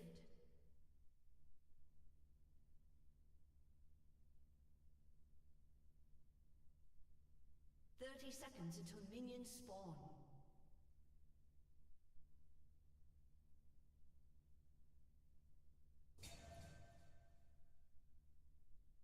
How beautiful a world is without walls. Terrible jobs. That is what we are going to be talking about today. I would think that most of my audience has either worked or is currently working a job that they dislike. You know what? Maybe even some of you are listening to me on your lunch break. Maybe you're still working and I'm just in your earbud telling you about Halo lore and why Arkham Knight was 100% justified in Batman Arkham Knight. Who knows, man? Maybe that's one of your guys' lives that's going on right now, okay? And to speak from my own experience, before all of this happened, I used to work at a little place called Walmart. I think you guys have heard of it. You see, you name it, bro. I was packing up cars. I was unloading big semi-trucks. I was a cashier. I was even a Walmart grader for a little bit. But back in that day, they didn't call it a Walmart grader. They called it a health ambassador. Yes, I am not kidding. During the Great Cough of 2020, they would call their Walmart graders health ambassadors. I still have the cert. I refuse to get rid of it because I swear people are going to pretend like that never happened. No. My official title for a time was Walmart Health Ambassador. All I did was every single time somebody walked in, I had to look them in the eyes and say, "How are you doing?" And then give them a cart and then count them on an iPad. Brother, what wild times were they? Okay, listen, now we in better times.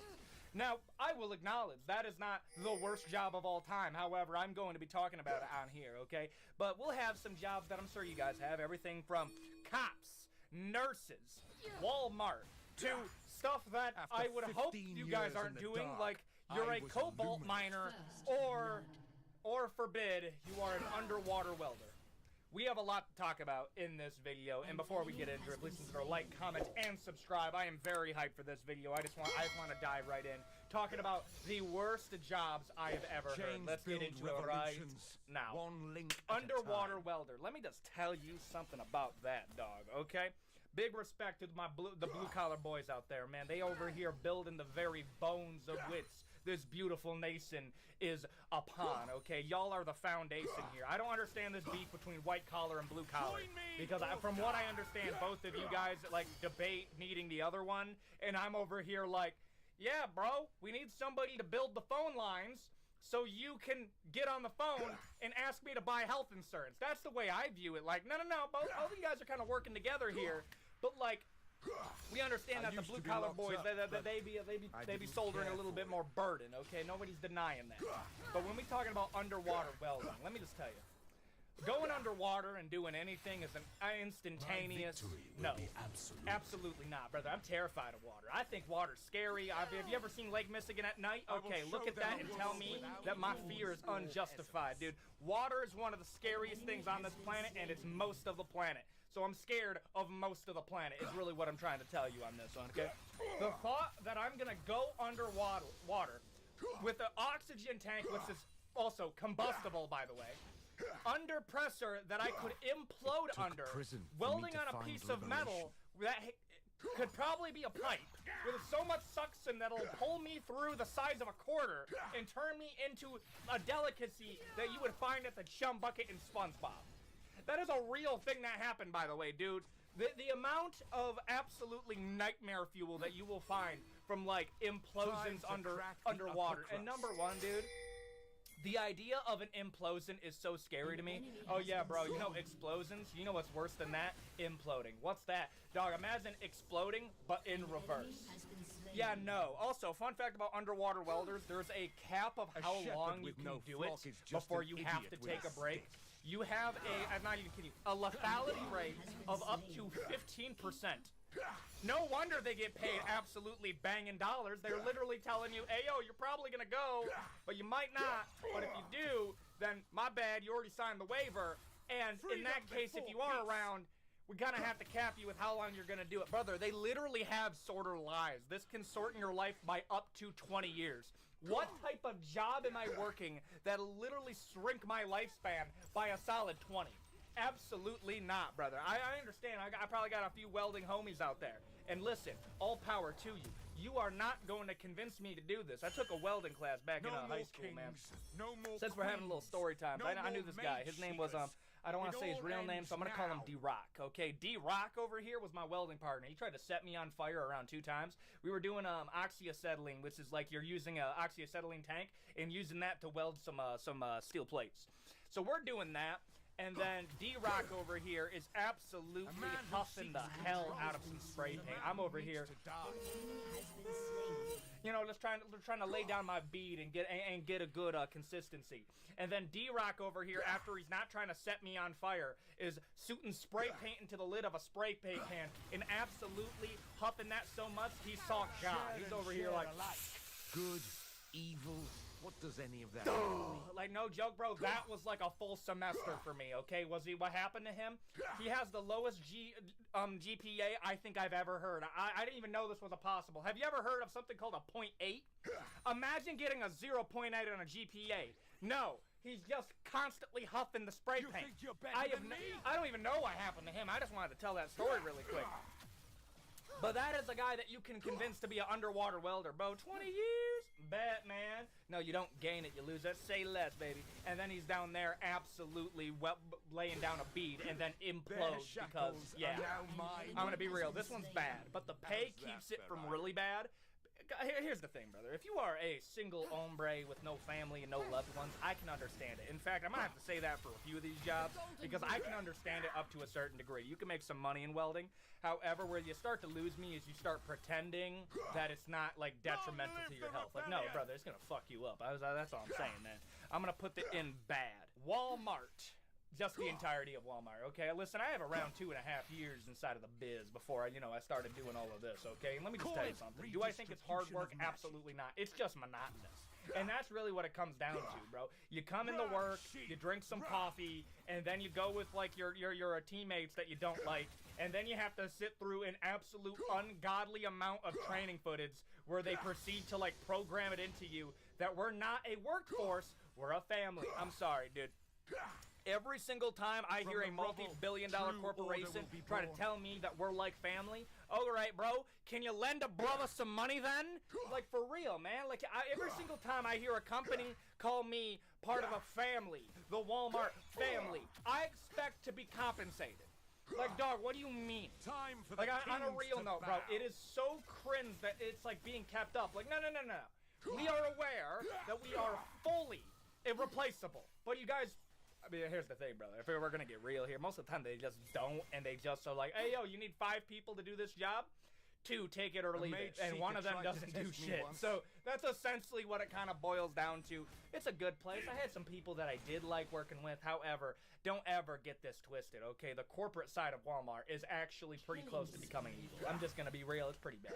It's pretty doggone messed up, if I do say so myself, okay? No. When we're ranking it, it depends. Okay, you could have an easy job like I had where all I really had to do was like water the flowers, and then you bring some mulch to some boomer's car, and then they proceed to try to tip you. And yeah, tipping is illegal. Whatever that's they another bring, thing, bro. Tipping I'll culture in its entirety is awful. I hate tipping culture. Listen, I thought about making a full video of just things that I dislike, and tipping culture's on it. You want to know why? The entirety of tipping culture is meant as a backdoor by the IRS to report earnings that you may or may not have, and the reason that places like Little Caesars and a ton of other places are doing tips now is not because they give a shit about the employee. It's because they get a tax write-off for having it reported. Why do you think almost all of the tips that you do, it's like, do 20% so we know exactly what you gave? That's why it is. It's not because they like that you're tipping them. It's because they get a tax write-off with the IRS. Yes, the entirety of tipping culture is essentially a snitching program between business owners, the people that actually get the tips, and the IRS because me want the money. Like, no joke, bro, this whole idea of no tax on tips, this was literally a non-issue until some people wanted a tax write-off. And then you have me, listen, I was loading up to like 60 bags of soil into like a Ford 250, okay? That's a lot, okay? And I once had a lady try to give me $20, and I had to refuse and be like, thank you, because the cameras are looking at you like 1984 Big Brother. Like, here's the thing, dog. That's one of the few things that I will. Like, no. Let me get this straight, bro. I can walk into a Little Caesars, and then you can be like, yeah, bro, you want to put a tip on that? You literally did not make a thing. I walked in, and you said, hey, yo, dog, $1.50. Yo, can you give me some 50 cents? Bro, what? I'm like, it's not about the amount. It's the fact that, like, how does this get a tip, but not that? So, you know what? I say, every single person gets a tip, and then we decide on which people get it. I would rather give a tip to my doctor than some of y'all that are asking for it. Like, no, it doesn't make sense. It really doesn't. What do you want me to do next? Tip the self-checkout because the technology needs to work? Like, what do you want me to do? I'm sorry, man. This tangent has been getting away from me, okay? When we're talking about Walmart, okay? A mage shall inherit the earth. It's not the worst. It's not that bad. But the monotony of the job will legitimately whittle you down day by day, and the people that you're around, I'll just be real with you. Honestly, that bothers me. Okay, some of the times it does. I'm gonna put it in not that bad, but oh my goodness, bro. At times, like you already know what I'm talking about, man. Nurses. Listen, to all my nursing audience, okay, can I get a hell yeah, okay? I once had a person say, oh, look, the nurses, the assistants to the doctor. That's like calling a soldier in war the assistant to the general. Like, no. They're doing a lot of the labor that's on, like, the floor, while, like, the doctors come in and more or less kind of be like, hey, yo, yeah, my nurse said that you have an issue, and I think you have an issue. So I'm going to write you up a script for something that may or may not solve the issue. I just summed up every single doctor's visit that you've ever had. Like, no, real talk, bro. Like, they have, like, a little meetup sess where they, like, oh, yeah, I think his arm hurts. Oh, his arm hurts? Okay. Hello, Mr. Johnson. I think your arm hurts. Here's some medicine. That's essentially how it works, unless you're going to, like, a specialty. But even then, I would... Okay, the point I'm trying to make is nurses are historically disrespected. Now, when I say to my brothers in the audience, get with a nurse... I don't know about that. I don't know about that because the infidelity rate among nurses is absolutely insane. I didn't realize that until I actually looked into it. Bro, what are y'all doing? Is Grey's Anatomy less of a TV show and more of a documentary? Like, are y'all getting saggy in the local elevator? What is going on, mi compadre? Okay? If I'm going to be ranking this, I'm going to put it in pretty bad. No, I want you to think about this.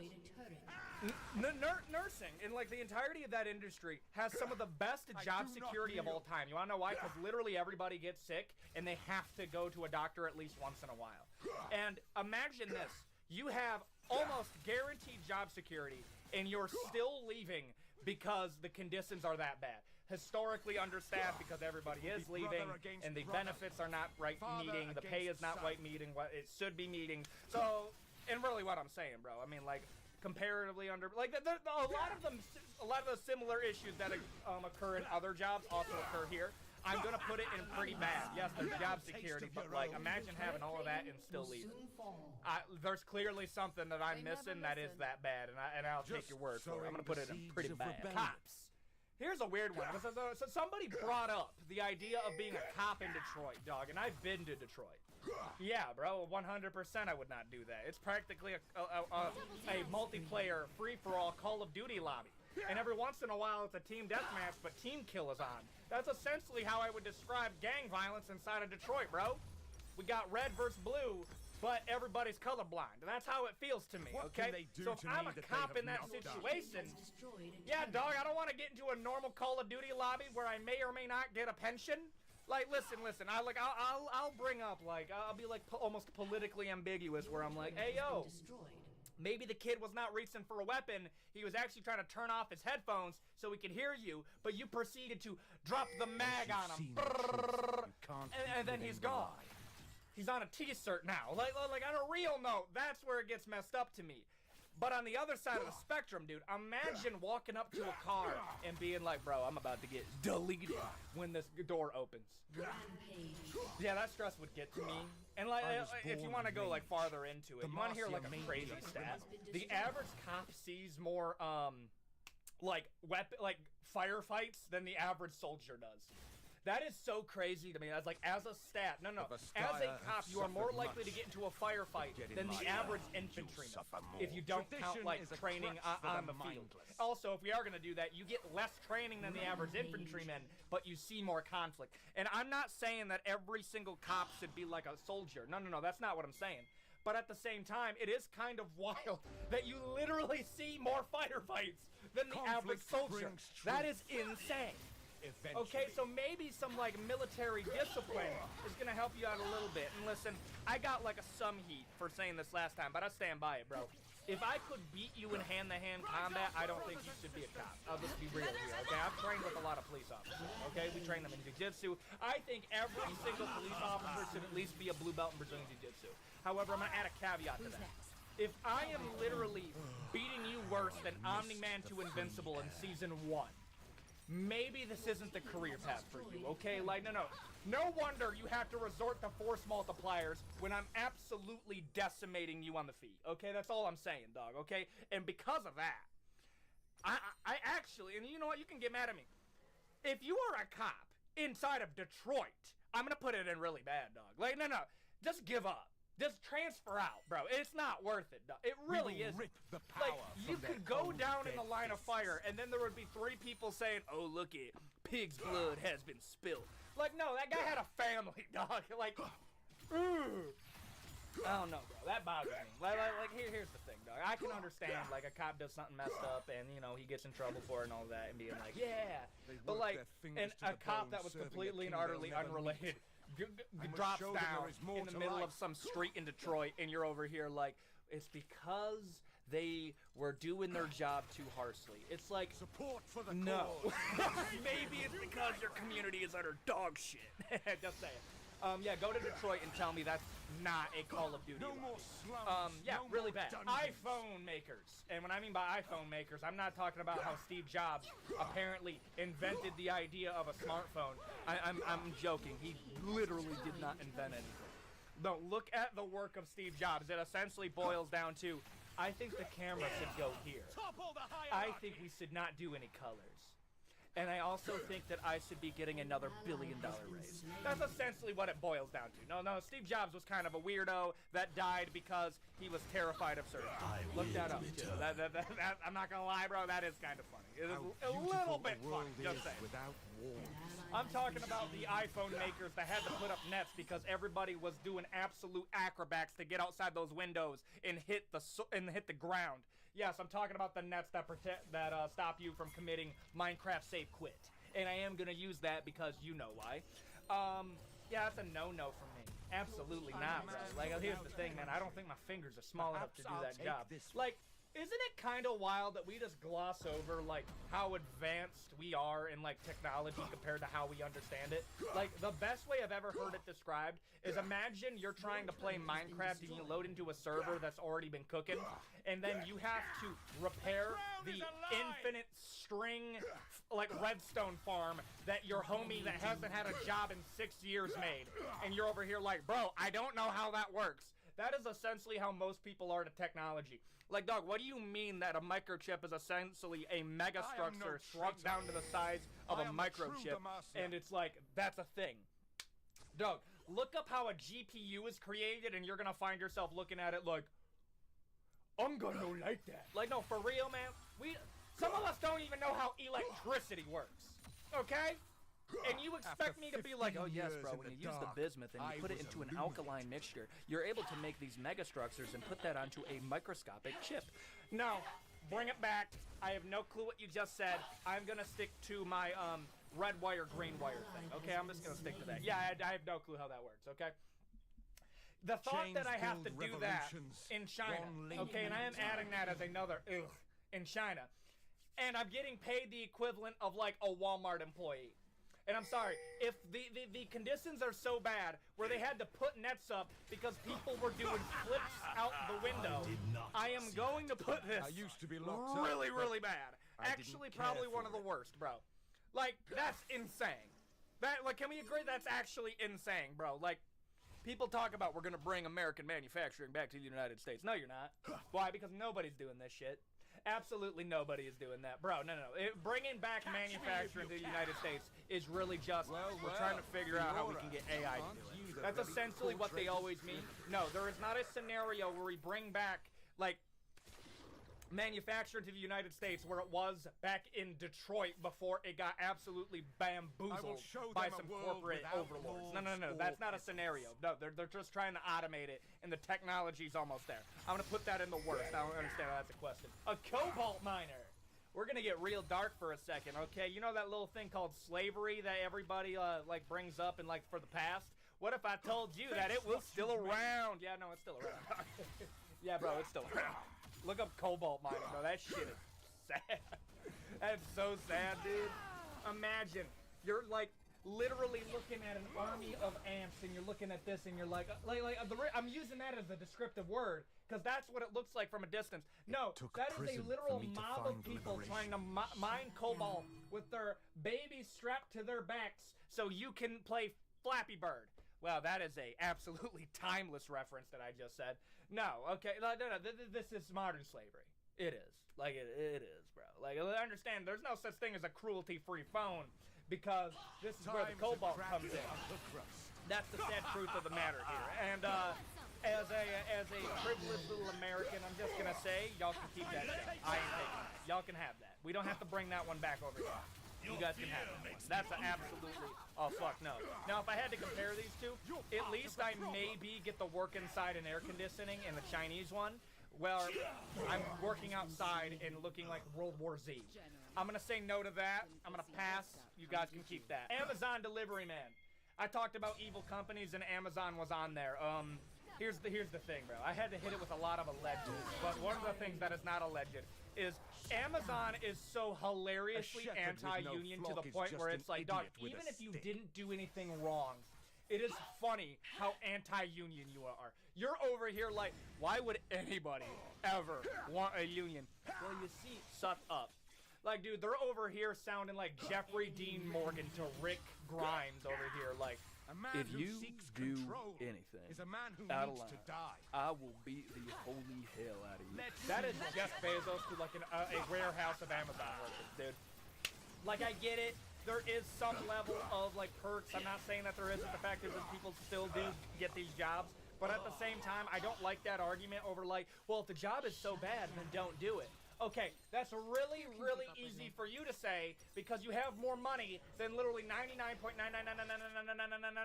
99.999999999% of people that have ever existed on the planet. That's all I'm saying. That's such a wild thing to say. No, the fact is the piss bottle thing is a real thing. Now, I have to say alleged because Amazon said that they don't promote that. But then I'll have actual Amazon delivery men go into the comment section and say, yeah, no, we do that all the time. We just got better at hiding it. And, I am inclined to believe them, but you understand how this works, allegedly. I'm gonna put the Amazon delivery man in bad. Even like, death the cannot fact is shame me. like, at least if you're a nurse, there's a group of people that give respect to you because you just work in the field. Like, the reason that cops are going to go in really bad is like, you don't even get that anymore. Like, there's not a people that are like, no, he's a cop. Like, no. Cops are one of those jobs where it's like, they're hated to a point where I'm like, so are you like for criminals then? It's like, no. I just don't like the structure of what cops do. What's the structure of what cops do? Well, they systematically, okay. What is the job of a police officer? Well, to arrest people. Okay.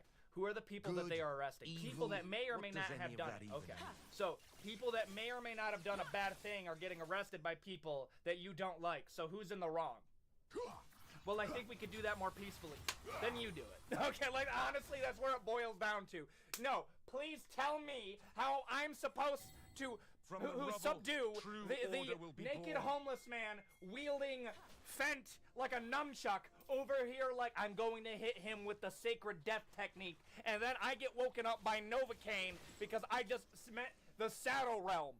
Like, you know, you tell me how I'm supposed to solve that situation. I'm sorry, we went down the cop rabbit hole again. At least the Amazon delivery man doesn't even get that. If you say you're an Amazon delivery man, they're just gonna look at you like, dope. Like that's how it feels. Like, no, bro. Okay, I'm gonna put you at the bottom of bad, honestly. Yeah, I think that's fair. AI moderators. I did not know that this was a job until I watched the last Papa Meat video. I swear I planned out this video before I ever watched it. It's just a matter of timing that his video came out a few days before mine. And I'm kind of thankful for that because I did take this one from there. Dude, the idea that OpenAI had to employ another company called Sama to recruit Kenyans who are working for the amount of $2 an hour, and I literally cannot believe it. Their bonuses were 2 pieces of Kentucky Fried Chicken. That sounds dicey. Like, that's a sentence that if you said without context, people just assume you were making a joke about stereotypes. Okay? Real talk, that's what it feels like. And then they did that, and their whole job is reviewing content so AI knows what's bad and what's good. And I'm over here thinking back to all the times how Instagram tried to make an AI that could sift through, you know, adult content, and it couldn't figure out the difference between adult pictures and a sand dune. So these people had to review all of that to like explain to some AI hive mind, this is bad, this is good. Your team has destroyed a turret. That's what it feels like to me, okay? Yeah, no. Terminator was trained by a Kenyan that was paid $2 and a bonus of Kentucky Fried Chicken. That is a real thing that happened. That we just gloss over that. What? Okay. Now that we went over the absurdity of that, this job would actually burn your brain out so quick. Dude, imagine having to watch, like, 12 hours of, like, either adult or illegal content, and you have to just go home and be like, hi. And you got paid the equivalent of $2 an hour. Yeah, bottom of the worst. Yeah, I have to put it in bottom of the worst. Customer service. I have never met somebody who worked in customer service that looked like they were having a good time. And here's the thing, dog. You know how you instantly lose my respect, okay? And I'll keep this real with you. The moment you start disrespecting people in customer service, if you're doing a bad job and you're like being a dick, I'm over here like, dog, how high are the bills? Like, People already are impatient. They're trying to get food from McDonald's. Why you gotta make this job more difficult? Okay, I get it, 100%. But the people that are like, well, they have an easy job. Have you ever worked customer service a day in your fucking life? You're talking about one of the most high pace, okay? High stress jobs that you can take, okay? This whole idea of like, just go work at McDonald's. Have you ever done that? No. The day and age you worked at McDonald's, there was not the amount of millennial Karens and whatever the hell is coming through that line, bro. I swear this, dude. If you work as a Walmart server, you have probably seen every single demon that come out of this I will be the monster birthing canal of hell. They are just coming through like goblins saying shit like, Big Mac. And then you give it to him and it's like, I want your chicken patty and salad. And I gotta look at that fat lard of a human being and be like, oh yeah, my bad. This is why you'll never leave here. Dude, I'm gonna keep it real. Some of y'all are better than me. If I'm taking the order of some single mom and she brings in her child, you know what? Yeah, you guys come for the rants. We'll do the rants, okay? And she comes up with her single child that's like being a little annoying street urchin that I want to punt over a cliff, okay? And she comes in and is like, are you listening to my order? And then you give her the order. And then she turns to her kid and says, that's why you gotta stay in school, so you aren't doing this for a living. Y'all are better people than me. I am looking at that single mom and say, hey, how does it feel, kid, that, just some average deadbeat dad, decided to load up your mom and she left you? Yeah, that's your life. Yeah, that's your life. Have fun with that. Yeah, no, that's how it feels. That is how I feel about a lot of them, bro, up there. Yeah. Some of y'all are better than me in customer service. Some of them going absolutely insane-no style. I'm just gonna put this in bad, and I'm gonna put it above. Okay, at least if you're an Amazon delivery driver, the amount of exchanges that you have to have with people is at an all-time low.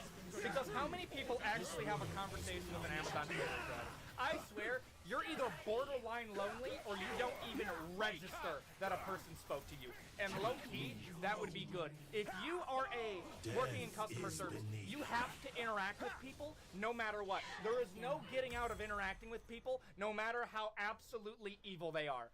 And at the end of the day, bro, I'm putting that in bad. Streamers. Yeah, we're gonna talk about this. I'm gonna keep it real here, dog.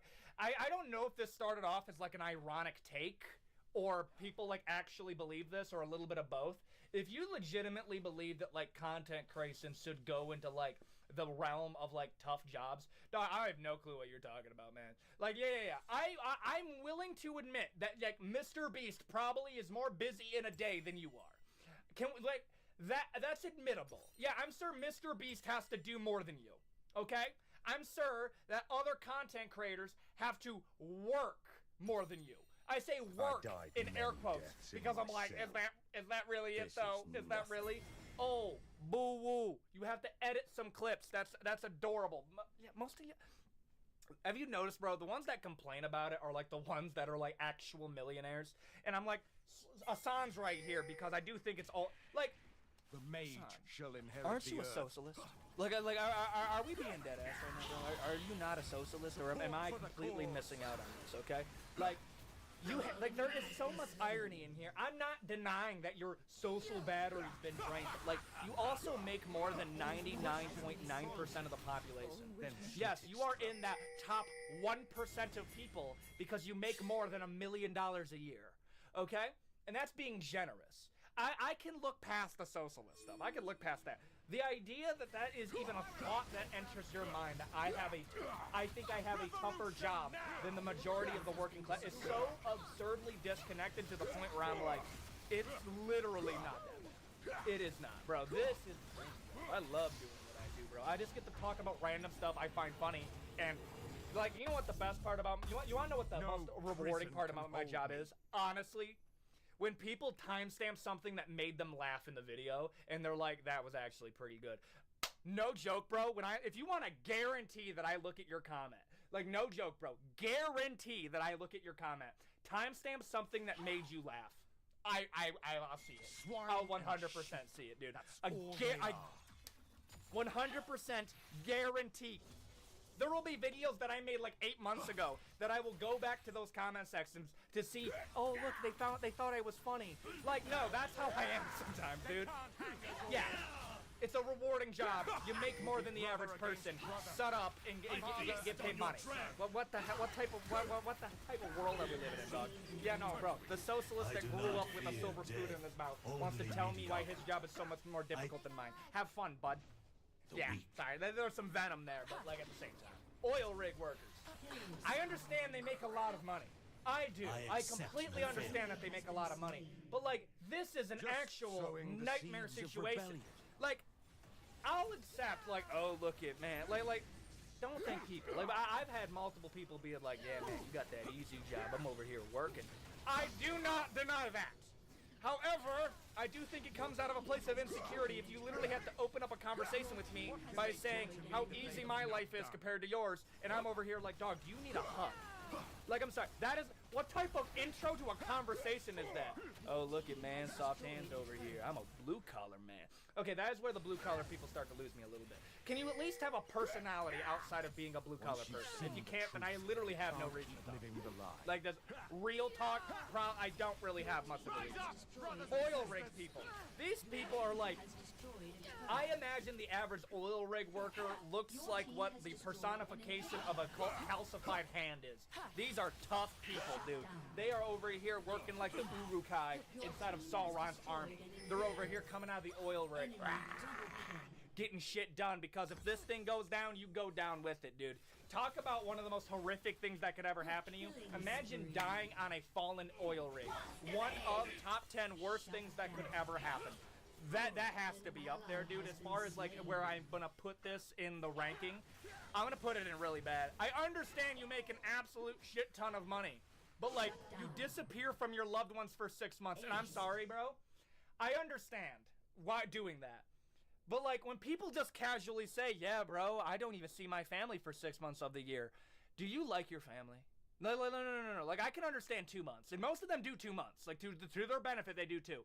When you start hitting me with the, yeah, bro, I haven't even seen my son in 6 months, I'm like, damn, are you okay? Yeah, man, you just gotta do what you gotta do. I respect that 100%, but like, I don't want that. I do not want that, dog. You can keep that job. Ain't nobody trying to take that from you. You can keep it, man. AI would not try to take your job, bro. Fuck. Construction laborers. Let me just tell you something, bro. You want to know what the biggest scam I've ever been sold was? No, real talk. It was the stereotype that the Mexican people are lazy. Dog, that has to be propaganda. That legitimately has to be propaganda. Find me somebody that is a Mexicano that is lazy, and I will find you. No, he's probably just been working 24 fucking hours and he has to take a nap. Yeah, bro, they're working hard. Like, understand this, bro. I don't want to get political on here, but we literally have to limit the amount of them that come in because they're breaking the workforce, because they'll literally do more work than we do. Like, on a real note, dog, whenever somebody, like, to my Mexicano followers out there, okay? If you want to immediately checkmate somebody that's going to come in being like, okay, on a real note, I don't know how many people actually say this. They say stuff like, oh, look, you gotta go back to where you came from. It's like, bro, I literally, like, y'all came in, controlled the workforce to the point where we actually had to start instituting laws to make it more even. Like, real talk, bro, like, whoever started that stereotype, absolutely insane amount of gaslighting you are doing me, mon ami, okay? How? And the reason I'm bringing that up for laborers, dude, like here, if you look at a laboring force, there's only 2 people that are there. On a real note, there's only 2. There is absolute grain and probably grass-fed white boys out there. I'm talking, their names are Philip, Joshua, and, I don't know, Cameron. And then, right next to them is like some people. Listen, man, they're putting in the work. That's what I'm saying, man. They just worked 14 hours and they're over here like, bro, I'm feeling good, man. Like, that's how they're over here. They're over here outworking the grain-fed white boy. Pound for pound, they're working on there well. And that is what I'm seeing. At the end of the day, dog, y'all are doing some great work, okay? Love it. Respect is given. Do I want that job? No. I'm not putting it in the worst, though. I'm just not. I'm sorry. To all my construction people, would you rather mine cobalt or do this? Would you rather build iPhones in a job where they literally have to throw, like, you're trying to cha-cha off the balcony? Or do you want to do moderation for AI and make $2 and maybe 2 KFC chickens? I'm gonna be real. I'm just gonna put it in really bad and at the bottom of really bad. Actually, yeah, no, bro. Laborers will just like, at least if you're an underwater welder, you're technically a skilled laborer and you make a lot of money. When we're talking about like a normal laborer in a construction site, you're not making a lot of money. Benefits are almost non-existent, and your body's fucked up. And the reason they don't want to give you benefits and like health insurance is they know how fucked up you are. That's where I'm putting it right there. And there you go. Those are some of the worst jobs I was able to find on the internet. I wanted to find some that were like more widely known so we could start including those people that have jobs that I don't think they get enough respect to how difficult they are. Shout out to the nurses and the cops out there, okay? My brothers over there. And that is going to be the video. If this was good to you, please consider like, comment, and subscribe. I hope you're having a wonderful Friday afternoon. With all that out of the way, I will see you all in the next video. Adios, guys.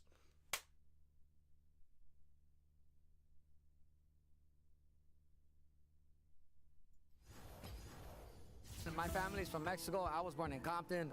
I'm all for La Raza of Mexico. I would love to live in Mexico, but this is Mexico, so. We built America. A lot of our farm workers are immigrants. See, you guys are foreigners. You actually don't know how it is to have a taco of frijoles in the house. Nopales, mole, queso, right? Yeah. You don't know. You don't know that richness.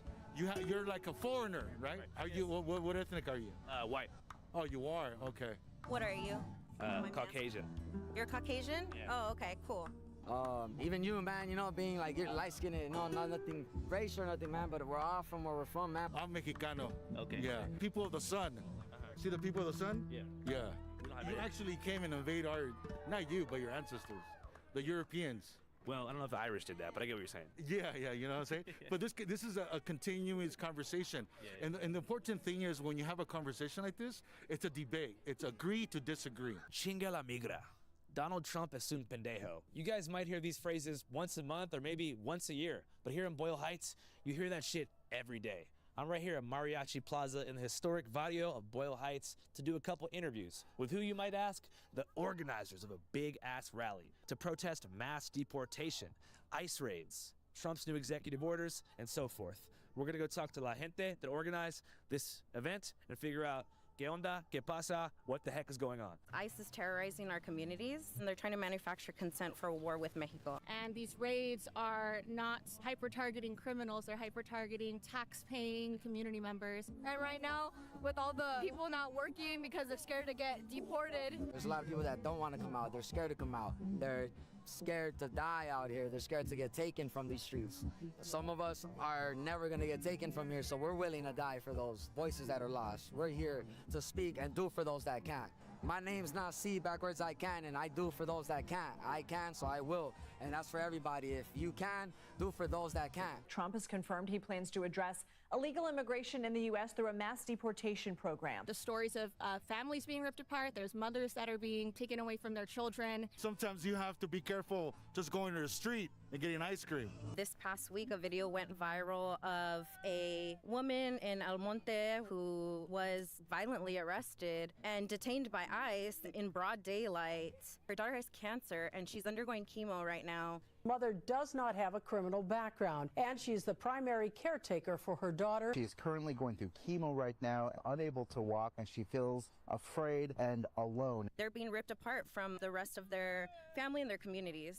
We're being told rhetoric that the idea is going to be that we'll create more jobs for Americans if we take away the jobs of immigrants. But these jobs are open to Americans. The immigrants are often the people that are taking low-paying jobs that are being exploited for things that Americans don't want to do. And the issue of job availability is not due to the immigrant community. Many of these migrant workers come to the U.S. on temporary work visas. She has picked tomatoes in the summer, getting paid for each bucket she picks, at times only making $200 a week. Americans are being squeezed out of the labor force and their jobs are taken. It's ironic that this billionaire agenda is wanting to deport immigrants when they're part of the reason for their success, the exploitation of the working class, especially immigrants. An estimated 11 million people live in the US illegally, at constant risk of deportation. even while large parts of the economy depend on their low-paid labor. Right, so for as long as I can remember, immigrant labor has seen as quote-unquote unskilled labor, which doesn't exist, right? All labor is skilled.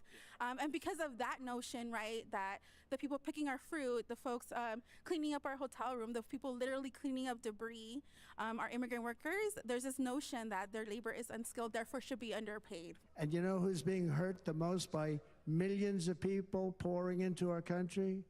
The black population and the Hispanic population. It's easy to criminalize people without taking responsibility for why we have immigration and immigrants in the first place, which is due to U.S. intervention and us intervening in the global south and forcing people to leave. People don't choose to come here lightly. They are forced to. This country has fucked up the rest of the world and destroyed people's homelands and forced millions of people from the Congo to Latin America to flee their homelands and seek refuge in places like the U.S., and then they turn around and call them criminals and demonize immigrants. We not cross the border crossed us. They stole Mexican territory. It's us territory. But Trump is crazy. Yeah. Crazy motherfucker, though. Even right now in Mexico, I think by labeling cartels a terrorist organization, Trump is trying to manufacture consent for war with Mexico. And that's what they've done across Latin America. 2 weeks ago, I officially designated this gang, along with MS-13 and the bloodthirsty Mexican drug cartels, as foreign terrorist organizations. La Familia Michoacana has terrorized areas outside of Mexico City for decades. How do you feel about the designation of cartels as terrorist organizations? I would say that when it comes to cartels, even that alone and those questions, it's shifting the narrative to that the immigrant community that are coming to the United States are all cartel-based or are all dangerous. Well, I'm not talking about migrants doing crime. I'm talking about criminal organizations taking advantage of the smuggling routes into the U.S., not the migrants themselves. A lot of them are taking advantage of migrants who are passing through Mexico. The criminals stamped their skin to signal they had paid. The kids were marked too. And as they wait, many are being kidnapped by smugglers connected to criminal organizations and held in stash houses, where they are tortured until a family member in the U.S. or back in their home country pays a ransom fee for their release. Do you feel like that's a responsibility of the Mexican government to root out that corruption in some of the border states, or should it be something that America does? I think that when we're fighting for improved immigration reform and to create paths to citizenship, that the discussion has to be separate from identifying the solutions to manage the infiltration of crime within our country. The president of Mexico, Claudia Sheinbaum, has done a really good job by debunking a lot of the rumors of, the cartels and the criminal organizations. Mexico's President Claudia Sheinbaum responded firmly, stating that Mexico would never accept any interventionist actions emphasizing collaboration without subordination. 247 homicide victims in the first 2 weeks of Sheinbaum's administration. It's a narrative, right? It's a narrative that paints immigrants as criminals. And that's what the Trump administration is going to continue doing. Because it helps make the community afraid, make working class people afraid, so that there's an easier transfer of wealth to the billionaire class. Because the reality is that America, we are the consumers, so anything that comes here, whether it's guns, drugs, we are essentially allowing them and making it a demand. It's not the people of Mexico who are using fentanyl or at higher degrees, right? It's not the people of Mexico who are consuming these drugs. It's the people in the United States who are the main consumers.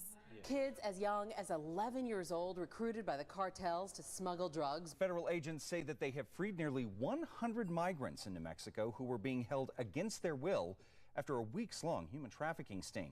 Sure, I mean, I'm not saying I agree with them and their violence, but I feel like they are pushed into a corner of survival. And when you're pushed into survival mode, people do what they have to do to survive. It's a 40-millimeter grenade launcher. It's a lack of opportunity that disallows them to get certifications or to get certain education, things of that sort. And when we talk about violence, 9 bodies hanging from a bridge in Mexico City. I think it's important to also remember that just because they may inflict physical violence, like the U.S. commits a lot of violence in other ways to us and to other countries, like whether it's denying people health care or, you know. All right, now I'm gonna introduce a segment for the first time that's called Theory versus Reality, where we take relatively bad faith statements that are made by passionate Americans and follow them all the way to the source to get the real scoop.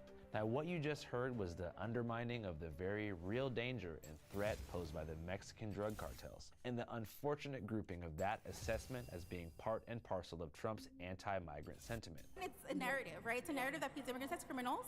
I believe that it's this unnecessary intersectionality imposed by reactionaries of all kinds that most potently obscures issues to the point of shutting down the conversation. Because the underlying message in that is that if you're critical of the actions of the drug cartels, you're playing into the anti-migrant sentiment, which in turn makes you racist. But thankfully, I don't care about that, so I'd like to explain a few things. The cartels and the migrants are two separate entities. Migrants come from around the world to find work and safety in the U.S. The cartels are billion-dollar corporations that pump drugs into the U.S. However, 95% of the time, migrants pass through Mexico on the way here, which gave the cartel a huge new business opportunity. They've actually expanded. They're into kidnapping, extortion, weapons smuggling, and the scariest of all, human smuggling. Which accounts for a bulk of the revenue. 50,000 people times $8,000 a head is $400 million.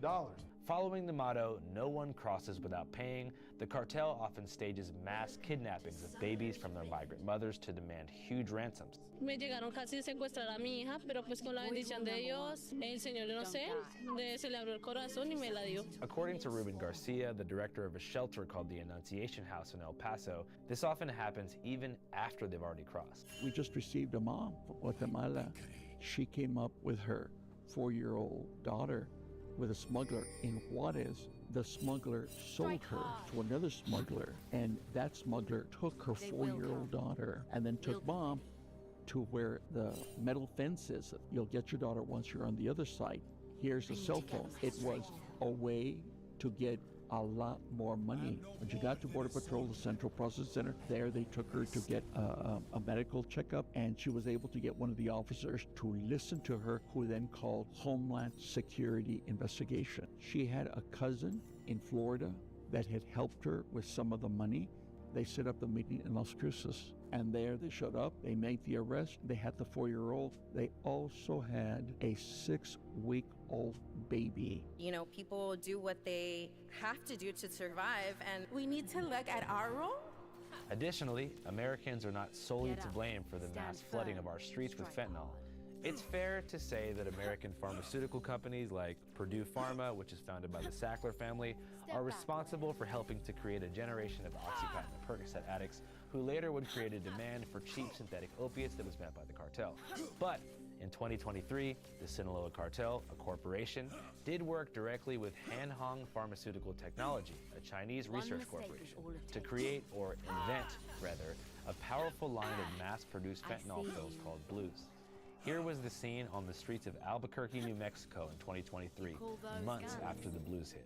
Overnight, it seemed like the blues came in, and you started to see everybody that I knew that was getting high on just the heroin, go to the pills, like their whole lifestyle changed. 10 years ago, the flavor of the month was heroin, right? Right now, that's all shifted into fentanyl. You know, the junkie's dream. Give me the strongest stuff possible, take me to the edge of death. The fentanyl is just really, really fucked people up, you know what I mean?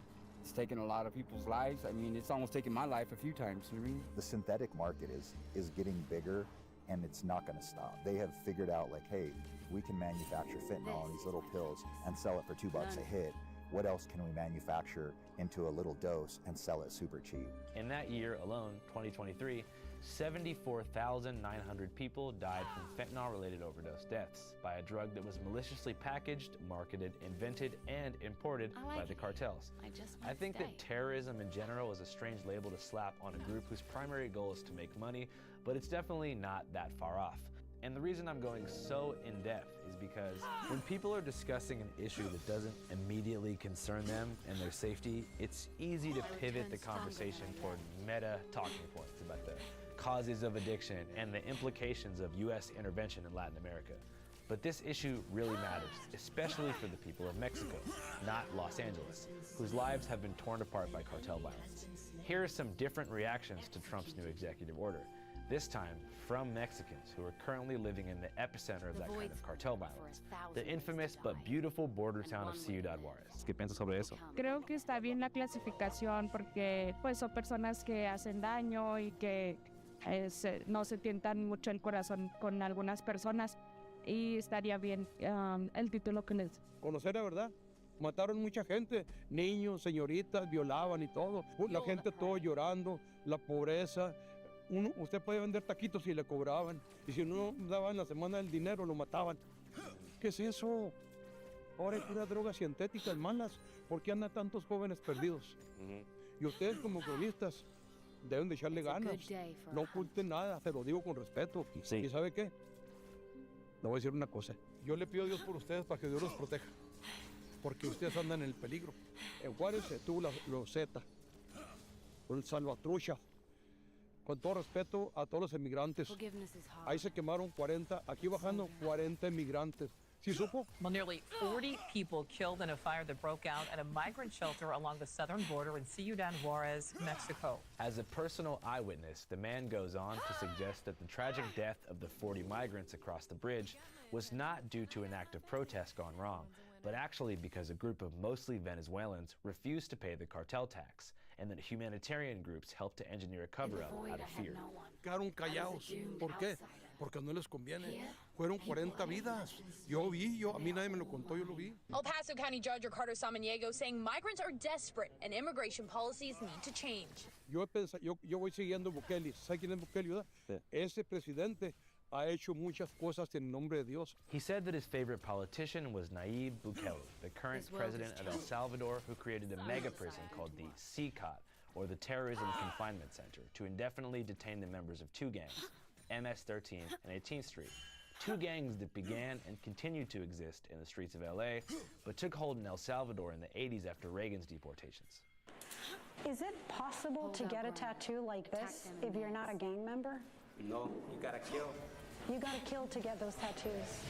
Because 14,000 people are being held in CCOT without trial, Bukele has been under fire for human rights violations.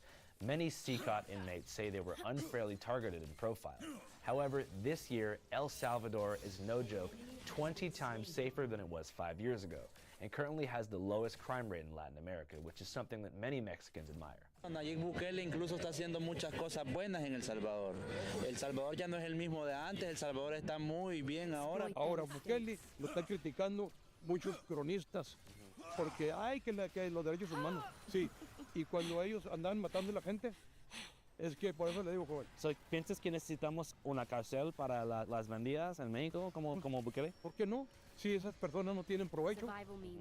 Yo he sabido, yo soy seguidor de todos los programas especiales que hay en YouTube. Y allí los entrevistan. No, yo maté a 5, 6, 7, los violé y tantas cosas. ¿Qué pasó? ¿A eso venimos al mundo? No, a eso no venimos. By the way, the interviews that you just saw are from our upcoming episode, Mass Deportations, our first ever multinational closer look special that examines the current situation from both sides of the border. Hey chicos, esto es Canal 5 con Josué C. y... This is Andrew, you're watching Channel 5. If you want to check out an extended and complete version of that episode, go to our Patreon, www.patreon.com/channel5. Okay, let's head back to the anti-ICE rally in LA. So do you feel like the first thing that we should do is kind of make the path to citizenship easier on a large scale? In a way, yes. I feel that we have to look at who is applying for citizenship, complete thorough background checks, look at what they've been contributing to society, which more than often is just contributing to the commerce in society.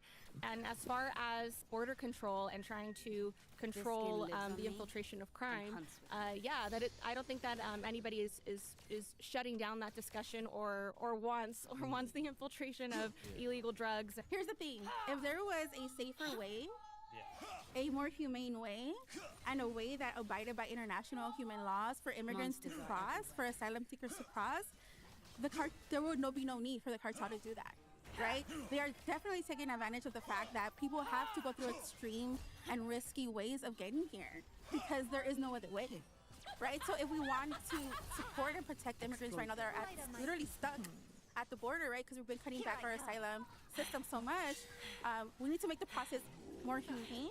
Thousands are gathering along the National Mall. They're calling for action from Congress and the White House on immigration reform. Yeah, so the last time we had a immigration reform policy was under Reagan, and it was a blanket amnesty. I believe in the idea of amnesty for those who have put down roots and who have lived here, even though some time back they may have entered illegally. Reagan granted amnesty to immigrants, right? And what it said is like, okay, if you've been here XYZ this long, here's the process. You'll become a citizen, right? We're going to grant you amnesty. There hasn't been a policy change like that in the immigration law since then, right? And you mentioned asylum, right? The current asylum process is extremely difficult. And unfortunately, for most families that do file their asylum claim, they will be denied. And these are folks who are literally fleeing persecution, fleeing war, fleeing. Going back to Reagan, too, he loved asylum because he had this policy, if you remember, called wet foot, dry foot for Cubans, because obviously our enemies are the communists. So he's like, if you're a Cuban and you want to defect to Florida, if you can get here by any means necessary, the moment that your foot touches sand, you're a U.S. citizen. No paperwork, they just give you a passport, like welcome in. And so it's interesting to see some of these conservative policies now backfiring to where they're claiming it's like a liberal policy. All right, what's up, Channel 5 watchers? As ICE, a government agency with a long history of controversy, claims to be ramping up their deportation operations, it's easy to see how quickly a climate of both fear and panic or celebration and victory can take over people's minds as politicians and their loyal mainstream news outlets fight for your attention by trying to shape your perception of things based upon salacious and sometimes manufactured narratives. It can be very hard to find the truth. That's why we here at Channel 5 remain committed to our mission of bringing you raw, unfiltered coverage of news events as they unfold, on the ground with just enough context to tell you what you need to know. But even for us, it's hard to sift through the media machine's propaganda to find the truth. But you know what helps? A little service we use called Ground News, a dope-ass news aggregate. Ground News shows you, among other things, how different media outlets, left, right, and center, frame the same topics with their own bullshit spin, using the biased distribution. I actually use this tool before I go into the field to shape my understanding in lines of questions. For example, as you can see right here, new immigration enforcement operations being launched in LA is primarily being covered by the center and the left, with absolutely no coverage by the right, while the left simultaneously has no coverage of this recent news story about 2 cartel-linked human smugglers being arrested for trafficking 20,000 people into LA, which is only being covered by the center and the right. They also have a dope-ass tool called Blind Spot that allows you to see stories not being covered by the left or the right. Stories you might be missing if you find yourself stuck in that goddamn informational algorithmic echo chamber. Ground News also has a feature that we here at Channel 5 love as an independent media company. The ownership feature, which tracks the ownership associated with certain publications that push certain narratives to uphold a shadowy agenda. Journalism is meant to be a means of holding the powerful accountable, but in most cases, it's a business ran by those same powerful people. But who are they? Thanks to Ground News, that's on full display, which is why I'm stoked to say that right now, by scanning this QR code or using the link below, you can subscribe to Ground News for 40% off their unlimited access Vantage plan. I really believe in what they're doing over at Ground News, and they're a very gracious company to work with, so supporting them effectively means supporting me, which is sick as hell. All right, guys, back to the streets of LA. So it's only been very recent, this attack on asylum. As I mentioned, because it's kind of, for the longest, was seen as that inalienable human right that we all have globally. Right? So if folks are out there, you know, I think The Donut King, I don't know if you've seen The Donut King, is a really great documentary about in the past we even supported asylum seekers in creating businesses. We supported them in like relocating, right, and thriving. So there's been instances in the United States where we have supported asylum seekers and where there's and where it was like, you know, politicians that were supporting and pushing for more asylum systems and processes. I think one of the problems too is it used to be that if you wanted to seek asylum, you had to wait in Mexico, and you'd have an appointment with a U.S. Customs official who would give you an appointment, give you a temporary residence card, and you'd get in. Well, Biden changed it to where if you hopped the border, you would seek out a Border Patrol agent, and then you would be transferred to a shelter and then given an appointment in 4 years. So basically, it's bad for the migrants. It's bad for the government. It's just it's a bad situation. I don't think it has to do with left or right. It's just migrant rights, period. Yeah, and that's where I agree with you because, like I said, both political parties have used immigrants and migrants as a scapegoat, right? They've used asylum seekers as scapegoats, and they haven't created a process that centers humanity. Like when you look at folks seeking asylum, and I think one of the things Trump said his first administration, you know, when he was getting called out on putting kids in cages, one of the things he said was like, well, who built the cages, Joe? Who built the cages, Joe? Let's talk about who built the cages, Joe. You know, and it was the Biden administration, right? En el tiempo que está el señor Trump ahorita, está deportando menos que el otro pasado. En el tiempo que está, comparan del tiempo que estaba Biden cuando empezó su presidencia y con esto, deportado menos personas. La diferencia es Trump está en las noticias, dijeron cosas enojadas sobre los migrantes, pero Biden y Obama no dicen nada, pero hacen la misma cosa. Correcto. They are two sides of the same coin, that it's the same enemy, and the target is to regress society. Definitely, like back to a pre-immigration state. Yes, towards white supremacy. And I think that's why it's important for anyone who supports immigrants and also immigrants ourselves is that no matter who's in office, we need to continue to fight for our rights. Because we know that no matter who's in office, we're going to be attacked. And we're going to be seen as the enemy and be pushed as the enemy. Channel 5 live worldwide, Hollywood and Vine. Fuck the authority, Channel 5 News. Channel 55, we don't fuck with custers. 5 is the best number. Hey, what's up, guys? Oh, shit. Hey, man, thanks for that web link. It's really working. I don't know if you guys missed the memo, but we just dropped an entire feature film. That's right, a full-blown movie at www.dearkellyfilm.com. DearKellyFilm.com. It's an action-packed movie that revolves around the life and times of Kelly Johnson, a.k.a. Kelly J. Patriot. Kobe Bryant was assassinated by the Clintons. Come here, Nazi, you're going to Guantanamo. Oh my gosh, what did I do? Am I getting canceled? The Democrats don't like you, they're gonna cancel you. It documents his semi-estranged family and their attempt to pull him out of the rabbit hole. Are you selling baby parts, yes or no? Don't tread on me! Don't even think about it! I don't want to say too much, but it's a good movie. If you guys want to watch it, it would mean a lot. www.dearkellyfilm.com. It's available for rent and buy. You can rent it for $5.55, or you can buy it for $15.55. www.dearkellyfilm.com. www.dearkellyfilm.com. www.dearkelly.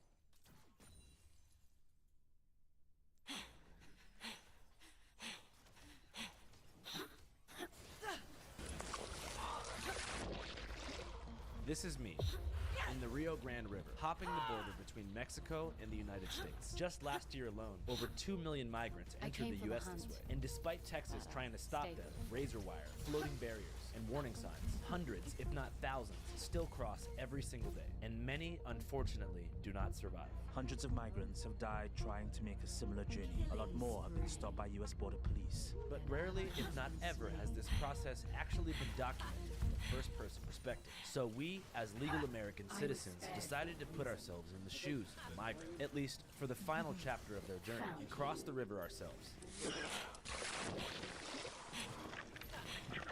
This would prove to be not the best idea. One hand, I'll grab you in the other.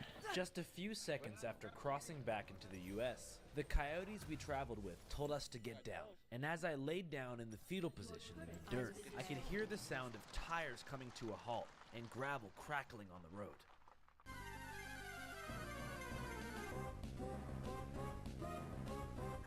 Manos arriba. Ven pa' acá, usted. Speak English. Hands up. Speak English? Yeah. Get up. Let me see your hands. Got any guns on you? No, sir. Face away from me. We're journalists. Usted, manos arriba. Bájate. Súbete. You too. You speak English? Yeah. Stand up. As it turned out, United States Border Patrol had been following us for the past hour using infrared heat sensor cameras from boats. Just a minute later, we were placed under arrest, handcuffed, and put in the back of a Border Patrol vehicle. The agents, however, remained on scene to collect our belongings. And by some miracle of God, they forgot to turn off the cameras or confiscate our SD cards, which is how you're able to see this footage. Void rule number 1.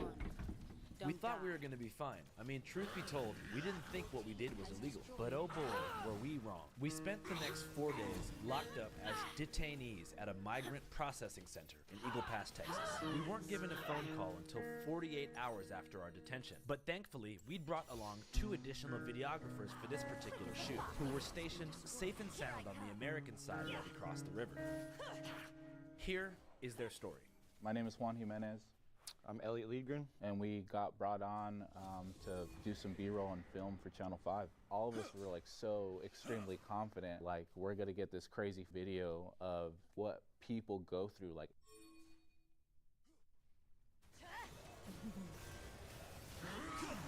the yoke of fear is a heavy yoke. Hunters must be nimble and walk lightly. An enemy has been slain. Your team has destroyed a turret. Your turret has been destroyed. An enemy has been slain. Get up, stand firm, strike hard. Are you being serious? Yes. That kind of delusion doesn't seem realistic.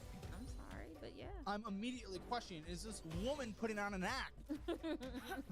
Yes. Not an act. So Then why would we purchase on this card? But we're not. In this statement. You were making a point. I was making a point. But your point is incorrect. No, it's not. You push back on everything. Shut the f up. Some things just are.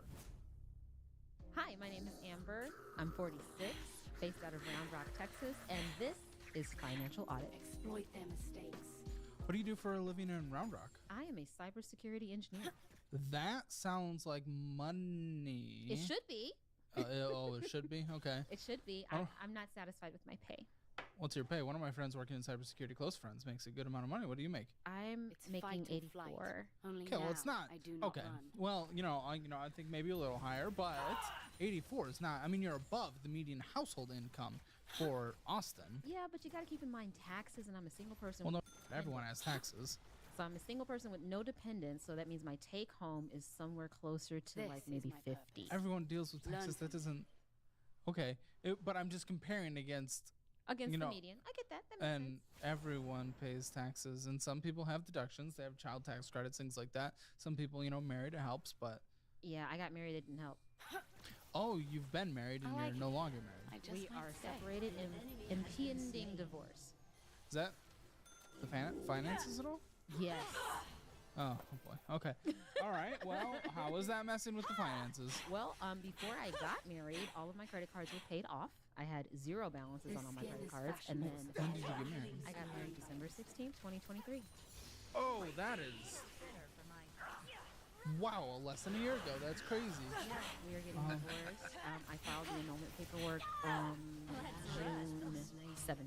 There's so much credit card debt here. How did this all happen in 8 months? He did not have a job. Okay, why are him not having a job impacting your credit cards? We lived together. I had to support this man. Yeah, but you made above the median household income. You For alone. one person. No. Median household.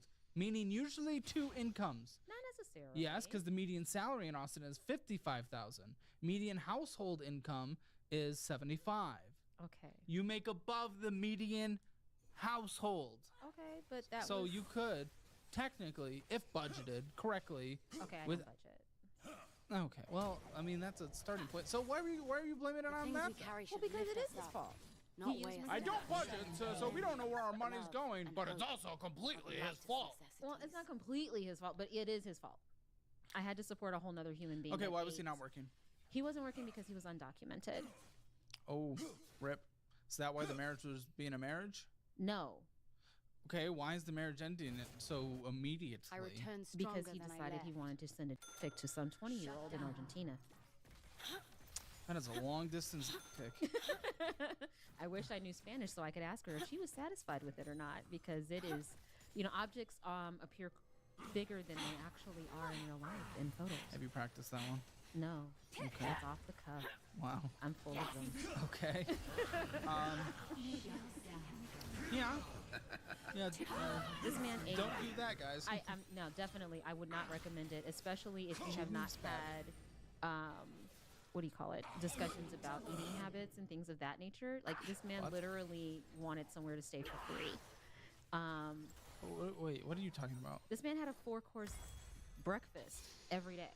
Continental breakfast every day. How did you not know this before marriage? We didn't live together before we got married. You don't want to test the waters first? I will next time. Damn straight, we're doing How long test were you guys drives. together before you got... First of all, I'll be honest. I know the finances here are messed up. I didn't even know marriage was a part of this conversation. So this is like blowing my mind right now. But Good. okay. The T side of me...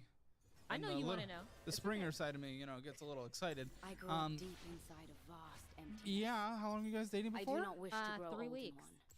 one. Okay, what was this? What the Okay, I will This tell is you. crazy. I will be completely Yes, please do, 1000% transparent.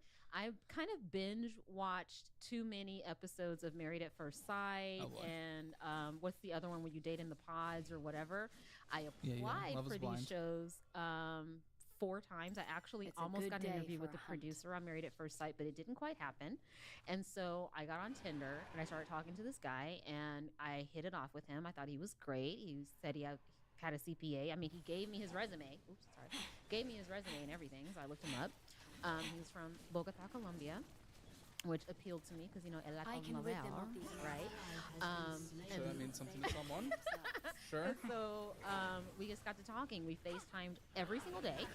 And then I started talking about how I really desired to be a partner because one of my, what do you call that, unrealistic fears is going to sleep and not waking up and nobody knows and nobody finds my body for days because I live alone, etc. And he's like, yeah, I'm older too, because he was 50 at the time. And so it just made sense. We were like, you know what? We're old enough to know what we want. I want to be with you. And I'm like, okay, well, I guess we can try it. So he drove from Washington Marriage State. is kind of an aggressive try. Well, we didn't get married right immediately. What happened, he drove from Washington, took him 3 days to get here. So once he moved in, then it was, okay, well, we're going to live together. Great. I got to add you to the lease. I have to add you to other things. And then he's Why? like... Why'd you... Because then he sprung on me that we were engaged on Facebook. Well, that doesn't matter, though. We didn't... I know. Facebook is totally not real. One, how is that not a red flag? And two, that also just doesn't matter in terms of you didn't have to be engaged just because he pushed a button on Facebook. Today's video is sponsored by Aura, and it's a really important time to be talking about them because hackers may have stolen the social security numbers of every American. Over 2.9 billion records were stolen from national public data, which offers personal information to employers, private investigators, staffing agencies, and others by doing background checks. These stolen records include a person's full name, address, date of birth, social security number, and phone number, along with alternative names and birth dates. And members of the hacker group have reportedly released this information for free online. If you weren't taking precautions with your personal information online before, then this could be a huge wake-up call. You've never been more vulnerable online than you are right now. I'm not too worried about it because I use Aura. Aura alerts me when they find my number, email, or social security number on the dark web. They're gonna let me know fast if anyone tries to use this information to access my credit or bank accounts. And they give me up to $5 million in identity theft insurance should the worst case scenario happen. And they also provide a bunch of other features to keep you safe online, all inside one app. You can go to my link, aura.com/hammer to try 14 days for free. That'll be enough time for Aura to find out if any of your personal data is exposed. I highly recommend you do this right now because not only is national public data not going to do anything to help you, they probably aren't even going to face any repercussions for this leak. I'm not leaving myself and my family vulnerable to data breaches. And if you don't want to either, you can go to aura.com/hammer to try 2 weeks for free. Well, I mean, at the same time, be together, I'm old. Well, not old, but like I'm older. And I felt Listen, like... I get the fear of growing old without love. That's one of my fears, Without and it's love, happening. Without all the good things, right? Well, and so... You don't need love. You don't, but like, you know, I kind of, I'm stingy when it comes to... So it's like, I want mine to be mine. But anyway... Not 20-year-olds? No. And they are all mine. So, I meant the okay. Sure. Sorry. So 15 days after he moved in, he's like, let's just get married. Actually, no, it wasn't 15. It was 7 days after he moved in. He's like, let's just get married. And I'm like, well, we have to get a license. We got to wait. We went and got the Are you license. sure he wasn't trying to green card this? I promise you, because as soon as Why we did got he married, want to get married? he then? didn't say. He said he just wanted to be with me. And then every time we talked about our air quote marriage, it was, we're working on it. It's a relationship. And I'm like, no. This is a marriage. This is more serious than that. So you don't know why he wanted to get married, but you're confident it wasn't an immigration marriage. Because he never pushed for a green card. We even went through a service to try to get him citizenship so that he could work, so that we could Did he do stop using my credit any card. work at all? He ultimately, I forced him to use DoorDash because he was not making any. So run DoorDash? Sorry? So he was a runner. He was. Yes. He under my social security number. Oh. After he tried. That feels Yeah, I know. legally questionable. Okay, it gets better. Before that, because again, he was a CPA in Colombia. You do like reality TV, don't you? Because like you're coming on here and you're like giving us reality TV. Well, I mean, you wanted to know the story. Yeah. So like he was a CPA in Colombia, so he wanted to do taxes. So he signed up for a program to do taxes. This is before tax season. But Okay. because he's undocumented, has no social security number, the business is in my name. And I hear you don't pay your taxes on time. On time, I don't.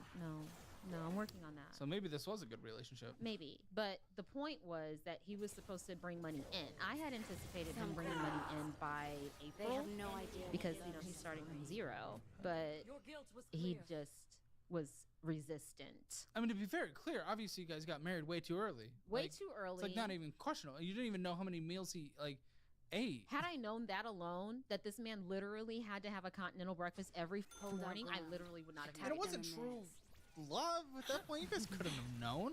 That's hard to know. And then the dude's out there sending pictures of that, uncut hero. So, oh yeah, he's from South America. He's from anywhere outside of the United States. He's from anywhere else. Yeah, absolutely. Yeah, it was. I've been a financial auditor. One of the worst mistakes I've ever made in my life, but learned a lot. Yeah, don't get married after 3 weeks Yeah. before you know how a person even consumes a meal. Yeah. I don't. Most people don't need a lesson for that one. No, no offense. I mean, that is stupid. It was stupid. Okay, so you racked up credit card debt because of that? Which is, I Yes. believe, how we started Yes, this that conversation? is how we got here. Okay, even though we know you make more than the median household income of Austin, and you live in a cheaper suburb of Austin, and you make over $10,000 more than the median. If I live in a cheaper suburb, tell me why my rent's $2,000 a month. Oh, I don't know what your place is, but I know you can get cheaper than that in the suburb you live in. With the size of the unit that I live in? Yeah, no. See? And I bet if you got that same size in Austin city limits, it would be more. Oh, yeah. I have So what are you saying? I have no desire to live in Austin City. But that has nothing to do with your suburb. It's the square footage of what you live in. No, it's not. You just said it. Because the apartment wasn't $2,000 when I moved in. It went up like every apartment ever? Yeah. What? By a lot. Oh, that's crazy! Rent went up? Well, you know that there was rent fixing happening across the whole country, right? You do know that. Okay, define that in your terms. There was a company, I forget the name of them, but they basically, all of the apartment communities agreed to sign on with this company, and they stopped sharing Yes, I know what globally. you're talking about. Okay, so that's what happened. They were setting prices, and that's owned by a major corporation. Most of the, well, I don't want to say most, but I feel like a lot of commercial organizations are buying up residential properties and then forcing the rent up because they want The people to commercial rent. properties, and it is an issue in general. Even still, if you combine BlackRock and all those other things, for the homes purchased, it was like less than 5% of all housing units still in a year. Now, 5% is a crazy number, but it's still leaves 95% of all units that are being purchased. So if you're going to use that as an immediate deflection as of why you probably live in a place that's bigger than your needs need to be. No, it's actually a little small for what I How many got square going on. footage? 1450. Okay, shut the fuck up. You could live in a much smaller place. Not with what I got going on. What do you got going on? I have a candle business going on. Okay, then get a storage. No. AC storage. So the solution to me getting less expenses is to add another expense? By cutting your apartment in half price-wise and getting a $25 Imagine a place where storage it's unit? always night and you're holding Yes. faith for It's a never dawn that $25. never comes. 50. Listen, if I we can don't save $1,000, you could spend $500 on a super been storage unit, and I'm totally chill with that. You still save money. If I could save Do you know how math works? Well, no, not really. I'm really not good at math. Okay, As fun evidenced fact: by my $1,000 is more than 500. What are we doing here? What? Okay, so you're an interesting one. I like to think so. How much is coming in from the candles business? $0. I haven't launched it yet. Everything's So been we're in paying preparation. for the space of the what we have going on is making nothing. How long have you been doing this? You I've haven't been- launched it, but how long have you been doing it? I've been perfecting this for the last 2.5 years. Okay. Get off the toilet, dude. Well, you gotta understand, with candles, you're sending a container that can burn somebody's house down, so you kind of want to get it right. Yeah, does it take everyone else 2.5 years? It can take people longer than that, actually. Okay. Yeah, it's more than just melting some wax, putting a stick in there, and hoping it works. Like, if Yeah, you don't pay your taxes on time. You have a horrendous credit card debt. I see late payments in here. I don't think we're taking 2.5 years to launch something that's not making any money and might not make any money. I might keep my gift. Oh, is it a candle? Yeah, I brought you a sample. May I see? Yeah, sure. Let's see. Here Let's you see.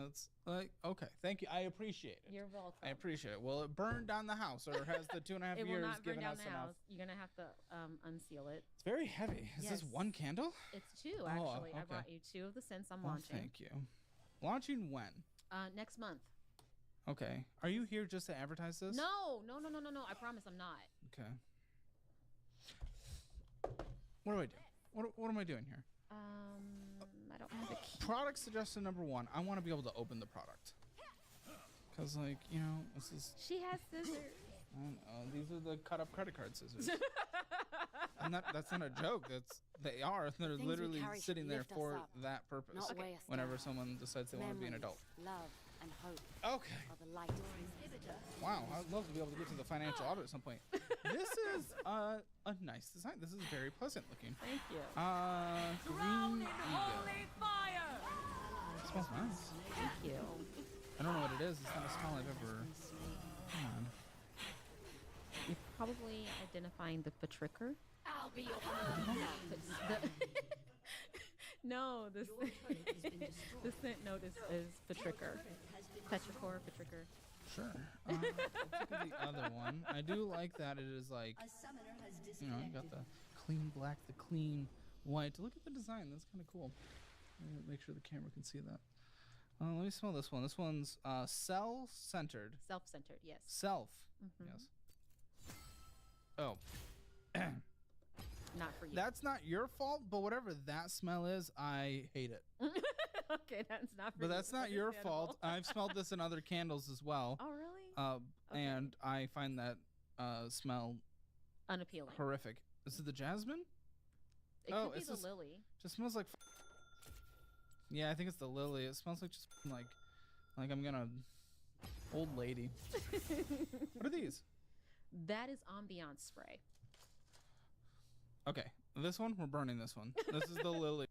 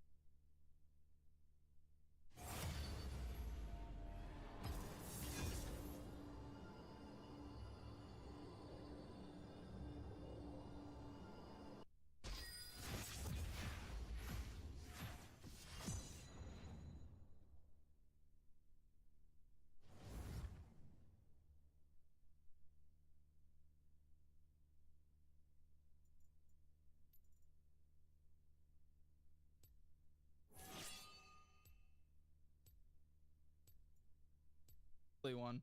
This one's going away forever. Okay.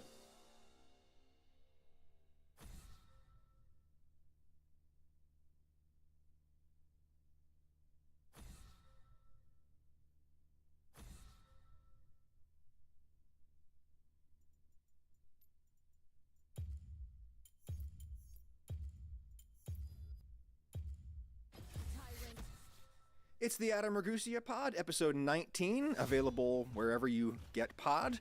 Today, someone who toils in the same convenience store chain where I once toiled asks for career advice, plus mussels and the shellfish. Do you really have to throw away the ones that do not open during cooking?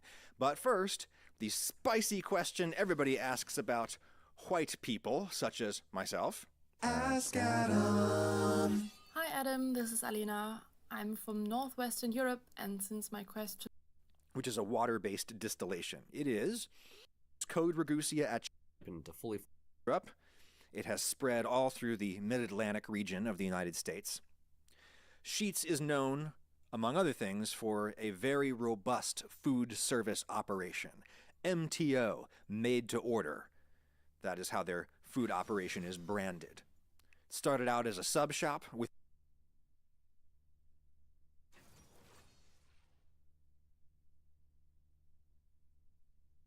how much money, guys, did I spend on gas on my 4-week, 29-day trip from Kentucky to Maine and back home? It was $621.34. $621.34. If you got that right, you get a cookie. Anyway, how much did I spend on parking fees? How much did I spend on parking fees parking my car? $564.70. Most of those were in New York City, and I got 3 parking tickets. Wait, how much did I spend on hotels? How much did I spend on hotels for 29 days? $4,811.67. Yes, you heard that right. How much money did I spend on food? $5,523.90. In total, $11,521.61. I spent that 29 days. How much money, guys, did I spend on gas on my 4-week, 29-day trip from Kentucky to Maine and back home? It was $621.34. $621.34. If you got that right, you get a cookie. Anyway, how much did I spend on parking fees? Oh, bro, this is the last half a potato, man. That is it. So sorry, mate. No problemo. Sorry, bro. Next time, yeah? Nice, bro. Garlic butter. Whereabouts in America are you from? California. Right, this is the perfect opportunity. Because everyone's like, get a real American, like someone from California. I realize it gets right here. I didn't know there was fake fake Americans. Right, cheese. Bit of 3 cheese. Florida. Where's my ladle gone? Here. It's alright. Oh, come on. Right, tuna, yeah? Yeah. Have you never had this before then, no? No, I'm intrigued. I made my own with just like beans and cheese. Do you want a bit of tram sauce on it as well? Yeah. Tram sauce is really good. I had it on my spread that I had earlier. Oh, this is the taste test of the 2025. Try this too. Yeah. Are you all from America? No. She's off. Where are you from? Guess. How to guess? Guess?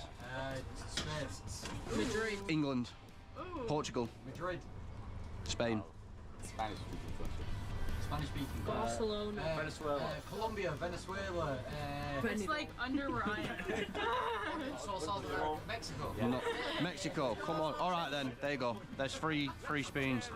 But it has to be the American that we need to. Right. No. Make sure you get enough tuna on that. You got to get like pile it up. You know what I mean? That's it.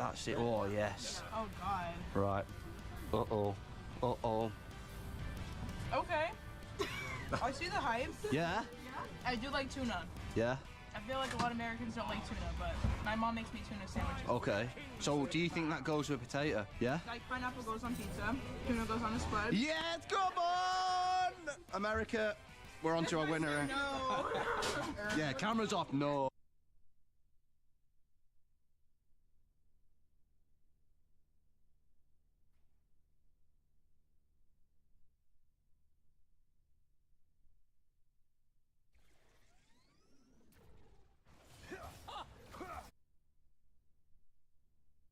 This video is sponsored by Squarespace. I made a guide for figuring out what career you should go into. So if you have no idea what to do with your life, keep watching this video. So the first thing to figure out is, out of the 4 like big job categories, what you kind of enjoy doing. Okay, so in this graph, I've split all of the jobs into one of these 4 big quadrants. There's arts and humanities, STEM, policy making and change making, and then also physical / skilled labor jobs. Obviously in real life, jobs will crisscross and they will be a blend of all of these, or like some extra 5th thing or 6th thing that's not relevant. But for the purpose of this video, we're gonna treat every job as in one of these 4. So I feel like most people kind of know basically like what they kind of enjoy doing, or like what in school you kind of like and what you lean into. Most people kind of know if they're arts or STEM, or if you're big on policy, if you really like enacting change, if you like working with your hands, if you like physical activity. I feel like most people kind of know, but I'm gonna explain it for you anyway. So for the first category of arts and humanities jobs, these are gonna be jobs that involve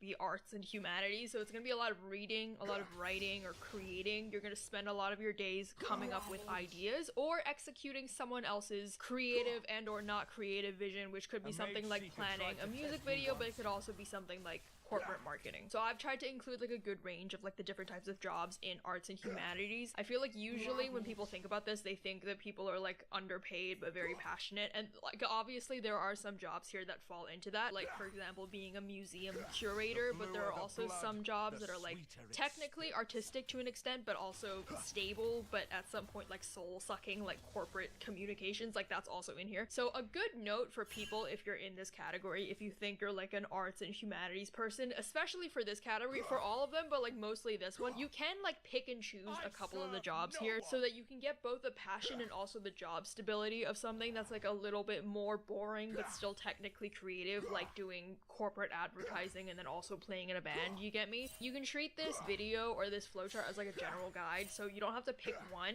and only do that, okay? You should use the guide to supplement your life and what you currently already enjoy doing. Moving on to STEM jobs. So STEM, I feel like a lot of you already know if you like STEM, so science, technology, engineering, mathematics, right? So this is going to be jobs that require like a mix of technical problem solving and sometimes repetitive grunt work, okay? This can be intellectually stimulating, or it can also be incredibly boring depending on the role. I put like a range of jobs that kind of describe just STEM, but they should be quite diverse. Some jobs you could work at home in your sweatpants, like if you're a software developer, or like you might have to work in a lab and wear like a lab coat, like a pharmaceutical researcher, right? Moving on to number 3. For this one, I thought of just putting jobs together which are like policy making and or change making. So where change or enacting change in society is a big part of this job. These are jobs for people that like want to make a difference in the world, or at least they want to be in the room where things happen and pretend they're making a difference in the world. So a lot of these jobs, there's going to be a lot of meetings, lots of reports, and lots of very important emails. Your impact in these jobs can depend. It can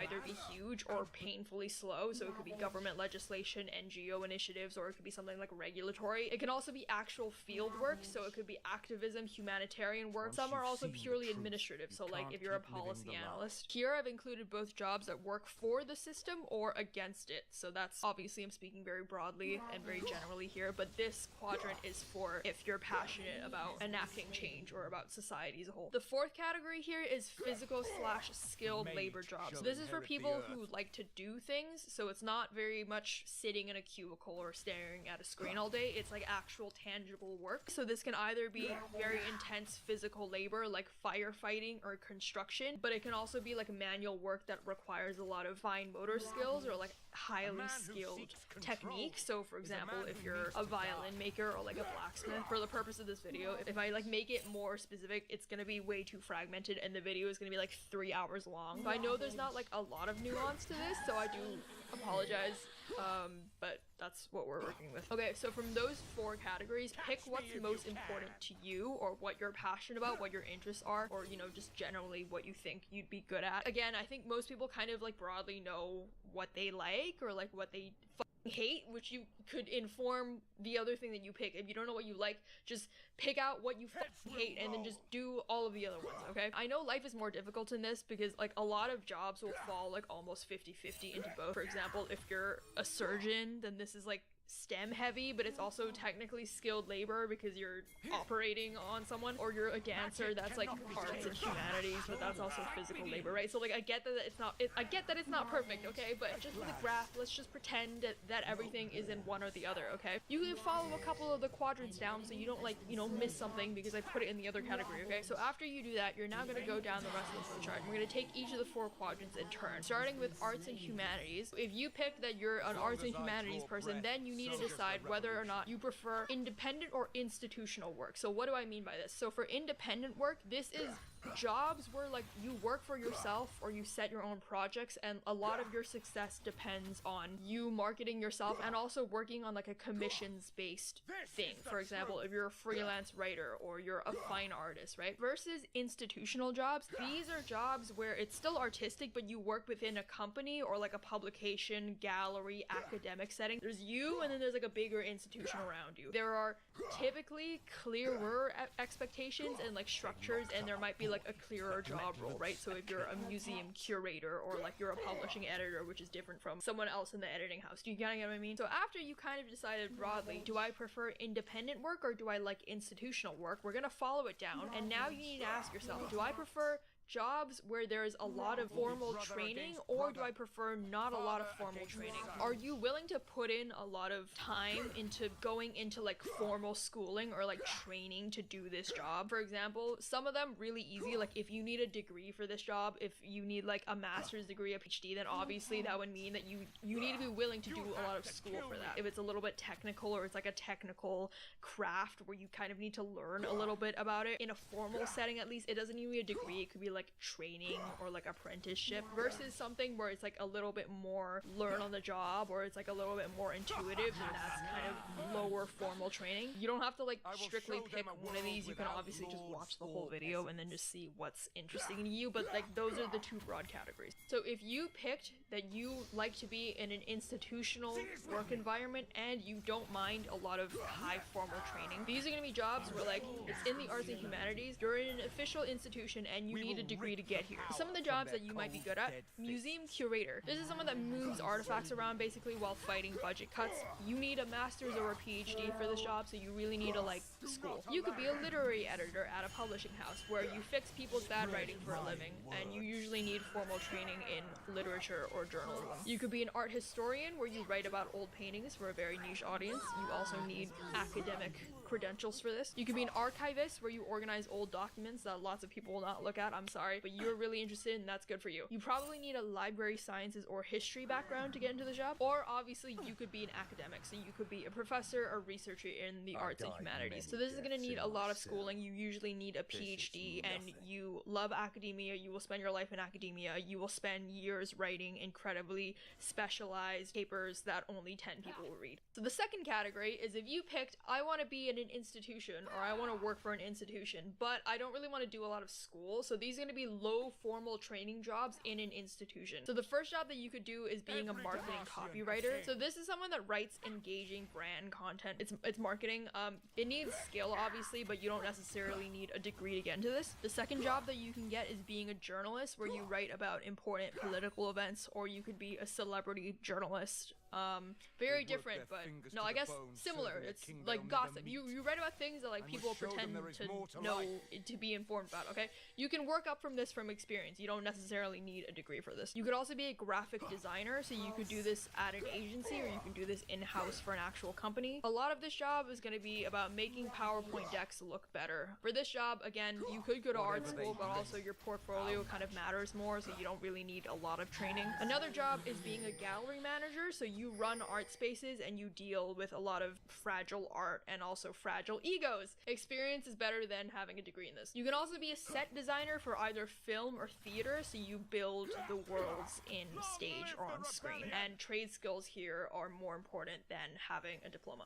Oh hey, didn't see you there. Before this video continues, I'd like to tell you about today's sponsor, Squarespace. Squarespace is the all-in-one platform to create a professional and beautiful looking website with ease. I've personally been really loving their visual design tools, so you can tweak everything from layouts to animations to create a site that perfectly fits your style or the style of your business. So especially for freelancers and businesses, Squarespace makes sending invoices and payments really easy. You can send professional invoices, manage your clients, and get paid through multiple payment methods like Apple Pay, Klarna, and more, all without needing any extra tools. If you're a business or a creator or just any other person that's been wanting to make their own site and you haven't yet, you can try out Squarespace and use squarespace.com/crystal for a free trial, and when you're ready to launch, use my link to get 10% off your first website or domain. Thank you, Squarespace, for sponsoring this video, and now back to the main video. So those are both of the categories for if you want to work for an institution. We're now going to look at jobs where you want to work independently or freelance. So the first one is if you want to be independent, but you also don't mind doing a lot of schooling, doing a lot of formal training. So here are some of the jobs that you could possibly do. The first one is being a classical musician. So these are people that are very talented at what they do. They're very passionate and they have a lot of schooling. You have to train for years and years, maybe decades, to perform for people who clap at the wrong time. Another job is being a classically trained dancer or singer. A lot of these are just being classically trained. Classically trained basically means I went to school for a long time in a very brutal environment for my craft. That's kind of what classically trained means. Lots of training, very highly specialized, very artistic, highbrow, perform for people that pay a lot of money in like fancy suits to, you know, like that kind of stuff. So you might be asking, Crystal, why did you put classical musicians or dancers in independent high formal training? Because a lot of these people work in conservatoires, right? Or like in a ballet school, which kind of makes it seem like it could be institutional, but the reason that I put it in independent, right? And this is based on my understanding, which could be completely wrong. Be completely mad at me in the comments. I think that it's more independent because even if you're within these conservatoires or in these institutions, a lot of what you do is still kind of contract based. Like they're still kind of contracting you out on like a performance basis, so you're always constantly auditioning, and so it's still freelance heavy. It doesn't have the stability of an institution job. Another job you can get is being a fine artist, so like a gallery based fine artist. A lot of galleries pick up their artists from school, so like you probably went to art school for this. A lot of this job is going to be painting a lot of beautiful, expensive paintings that get sold for tax write-offs. You could also be an architectural illustrator, so this is someone that draws buildings for clients that keep changing their minds about what they want. Finally, another job that you can get is being a screenwriter in the film industry. So you write movies that get rewritten by producers anyway. Again, you don't really need formal training for this job, but a lot of people do because film school is very important for networking. Is it recording? Hello, hello, hello? Is it recording? Yeah, it is. Okay, cool. And the fourth category of jobs is if you want to work independently or as a freelancer and you don't want to do any formal training or you want to do less school. So the first job that you can get is being a freelance writer. Again, you don't need a degree for this. You really just need a hustle. A lot of the jobs can be writing and then telling people that you're writing and then working on a novel that you're not actually working on. That's what freelance writers do. Another job you could do is being an indie filmmaker. Again, you need to be very self-motivated. You need to be crafty. You got to get funding. Okay, so an indie filmmaker is someone that shoots films on a tiny budget and they pray every year that they make it into Sundance. Another job you could do is being a tattoo artist. Caveat, you do kind of need some training because you need to be like an apprentice, right? A lot of people are not going to be willing to let you practice by, you know, if you've never done it before. This is where you know what a tattoo artist does. You draw permanent art on people's bodies. But again, apprenticeship matters more than formal art school. Another job you could do is being a YouTuber or content creator. That's where you film yourself talking to yourself crazily in your room and somehow you make money off of that. And the final job in this category is you can be a self-published author. So this is different from being a traditional author because obviously you write your own book, but here you self-publish, so you market your own book as well. You write your own book, you publish it on Amazon, and you pray that the Amazon algorithm likes you. Okay, so those are all of the jobs in arts and humanities. So we covered institution and independent and also schooling versus not schooling jobs. We're now going to move into science, technology, engineering, math. You now need to pick whether or not you want to work in a highly structured or more open-ended environment. Most jobs in STEM, there's going to be some kind of system in place already. It's not going to be as open and flexible as any of the arts and humanities jobs, right? That's for safety and compliance and like procedural oversight. That's kind of obvious. How I differentiated this is For highly structured jobs, these are jobs where there are typically more regulations in place and it's more process driven. So these are jobs where there are very strict compliance and safety policies in place. There's like no wiggle room here, okay? Versus open-ended jobs, which again, there probably are like some safety or practice procedures in place or like experimental methods that you kind of have to follow, but these are jobs that are typically more flexible and more project-based. So you tend to have more autonomy and creativity to some extent, and you can work on self-directed projects. Again, if you don't feel very strongly about either of these options, you can just follow both of them down to see which one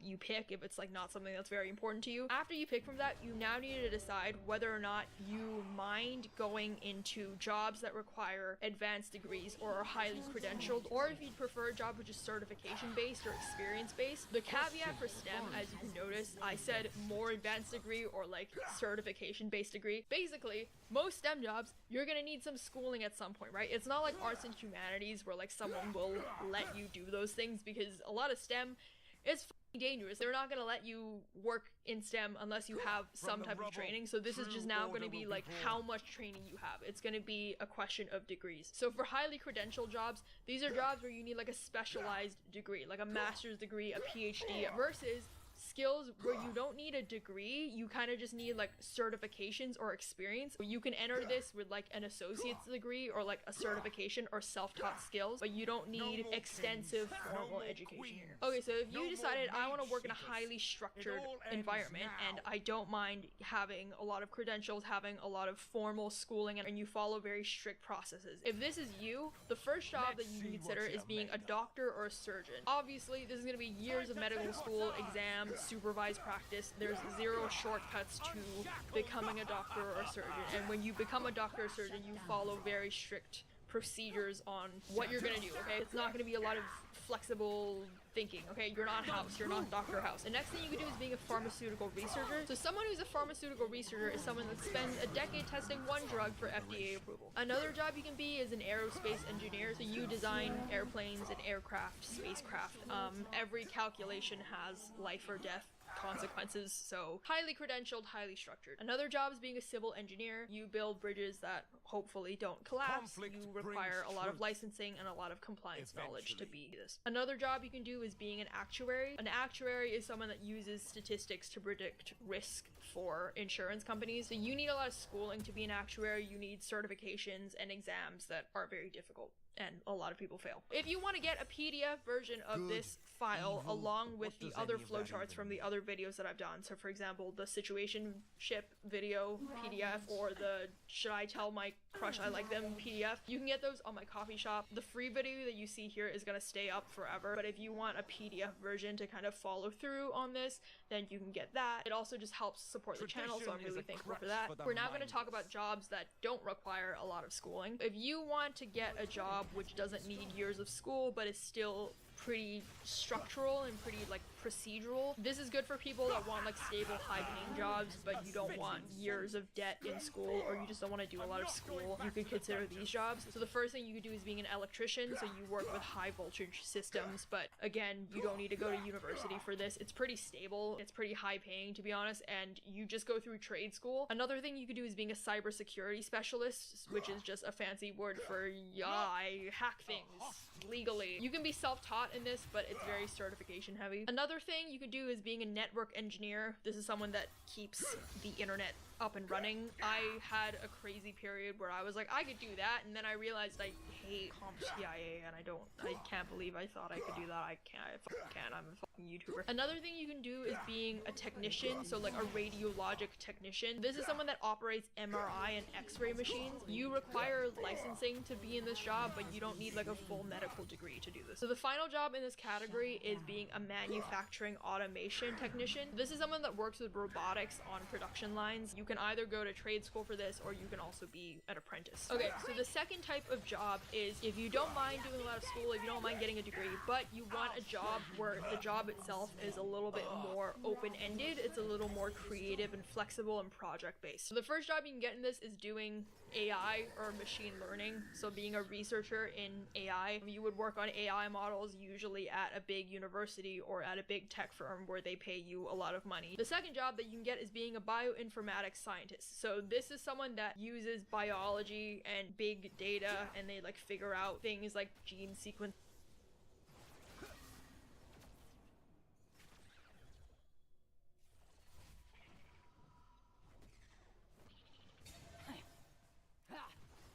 No time to lick wounds. Always hit the ground running.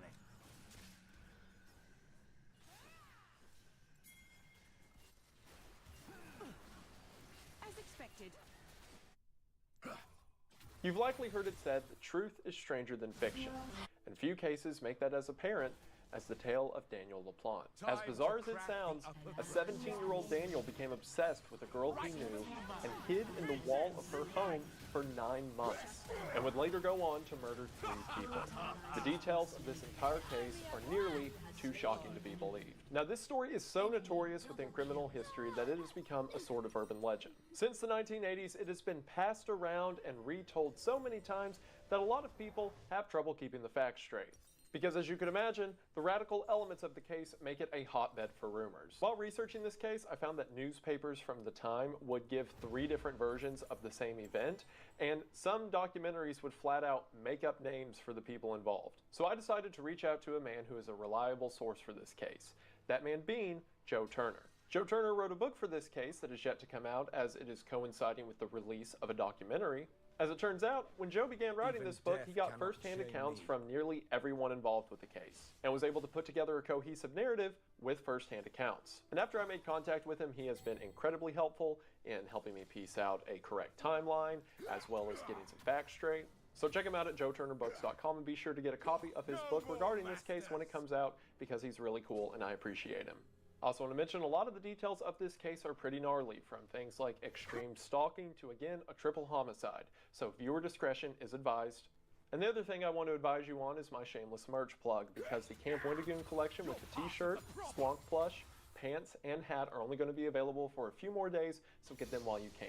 Today's topic has so many developments that are hard to believe, so if that sounds interesting to you, stick around after the ad as we break down the fact and fiction of The Boy in the Wall. While you probably don't have anyone watching you from inside of your walls, you almost certainly have someone trying to watch you online.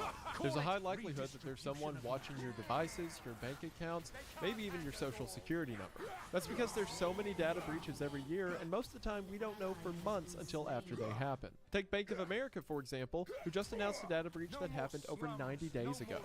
On average, it takes a company 277 days to report a breach.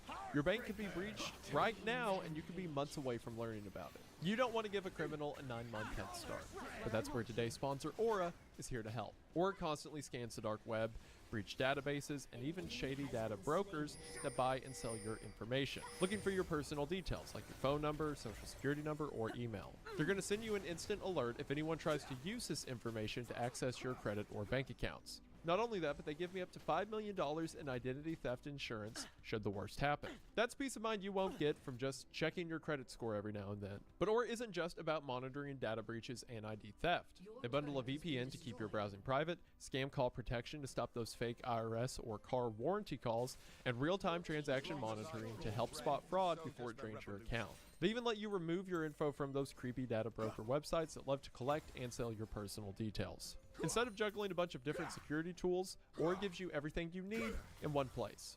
And right now, there's never been a better time to get in on this offer.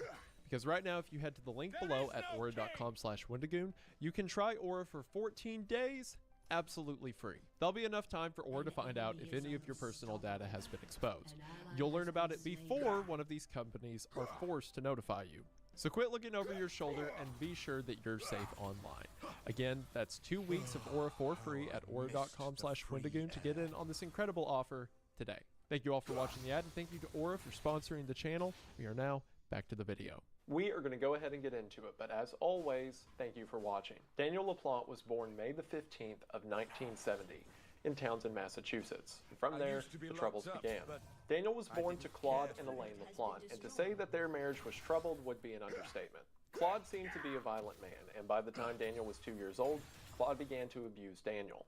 Claude would often yell at or hit the child, and according to some sources, was convinced that the child wasn't even his. In 1974, when Daniel was only 4 years old, his father would go to jail for raping a woman. After Claude got out of jail, Elaine would stay married to him for about a year after. And a lot of people look really harshly on Elaine for this, but you also have to imagine if the abuse was that intense, Elaine was probably afraid of her husband to some extent. Eventually, Elaine went to live with her sister and then filed for divorce from Claude, but Claude tried to take full custody of the children. However, given his violent felony, that didn't go over too well with the judge, and on November 4th of 1977, Elaine was granted full custody of Daniel and his siblings. From here, Elaine would go on to remarry a man named David Moore, and the violence in the house would finally cease. That is, until Daniel got a little older. At first, Daniel's issues seemed to be typical of a kid who came from a rough home. He had trouble in school, seemed aggressive towards classmates, but as he got older, these problems became more severe. By the time Daniel got to high school, he had to transfer schools constantly. This was due to him failing classes, skipping school, and his behavioral issues. Years later, friends of Daniel's would say that by the time Daniel was 12 years old, he was already robbing stores. Now mind you, these were never robberies where he had a gun or threatened anyone outright or anything that could get him in trouble with the law explicitly. But from a young age, the police suspected him and could just never prove anything. As a matter of fact, we didn't know these for sure until the friends that he robbed the stores with would tell people years later. Those same friends would later say that when Daniel was a young teenager, he would do things like torture small animals or commit acts of arson. And for a long time, Daniel was able to keep these tendencies of his hidden, at least for the most part. Those who knew him passively say that he gave off a menacing tone. And while some of these things are understandable for, guys in high school, things like heavy metal or scary movies, other things like bringing porn magazines everywhere he went, or being really into Nazi memorabilia raised a few red flags. While bouncing from school to school, Daniel would eventually see a psychiatrist while attending St. Bernard High School. This psychiatrist would be the first time that Daniel was really examined. And there he was diagnosed with some learning disabilities like dyslexia and ADD. I want to double check that I was right about this part before I misspoke. He wasn't diagnosed with ADD per se. It was the 1980s, so he was diagnosed with hyperactivity, which the modern equivalent of that is ADHD. But in the 1980s, hyperactivity was also kind of an umbrella term for a lot of behavioral issues that people, especially children, would have. So when he was 15, he was formally diagnosed with hyperactivity and dyslexia. Other than that, and eventually being found fit to stand trial, those are the only diagnoses that Daniel would ever have. That being said, in the years following this case, several of the psychiatrists who worked with Daniel would say that he most likely has a cluster B personality disorder. And again, while this isn't an official diagnosis by any means, this tends to be the common through line that a lot of doctors say and also makes the most sense given the case. The four main cluster B personality disorders are antisocial personality disorder, borderline personality disorder, narcissistic personality disorder, and histrionic personality disorder, with most people saying that Daniel tends to lean towards the borderline personality disorder, or BPD. Untreated BPD will often lead to symptoms like impulsiveness, risk-seeking behavior, sudden outbursts of violence, all things that will become apparent through this case. While borderline personality disorder is most often attributed to one's environment, there is a lot of research to indicate that it is at least partially genetic as well. And given Daniel's biological father's behavior, that would make sense. And it's here we hit our first major point of contention in this story. Daniel would later go on to say, and this would be widely circulated by press at the time, as well as articles that would follow for decades. Daniel has stated that he was sexually abused by his birth father, his stepfather, and his psychiatrist. And in the majority of sources you'll read, this is presented as fact. However, these allegations have never had any evidence or even been stated by anyone originally other than Daniel. Now, his birth father can be more believable. We know from his siblings and family that Daniel's birth father was physically abusive and verbally abusive. And while Daniel's family says that his birth father was never sexually abusive, given what his father would later be charged for, that's not outside of the realm of possibility. However, given Daniel's habits of lying and violence and causing trouble, we can't really call him a reliable witness. because other than his own account, there's never been allegations, to my knowledge, made about his stepfather or the psychiatrist. So that begs the question, why then is this account so widely reported? And I think it's because it makes sense, or at least feels better, if Daniel had some reason to do the things he would later do. Not a justification by any means, but at least an explanation as to where the evil came from. I mean, how many times have we heard stories of people who grow up to become deviants or criminals only became that way because of things that happened to them? And while yes, Daniel seemed to have a very negative influence in his life at an early age due to his abusive father, it doesn't seem that this negative influence occurred throughout the rest of Daniel's life leading up to his crimes, as he would want people to believe. And a lot of people try to group violent mental conditions like this into two camps.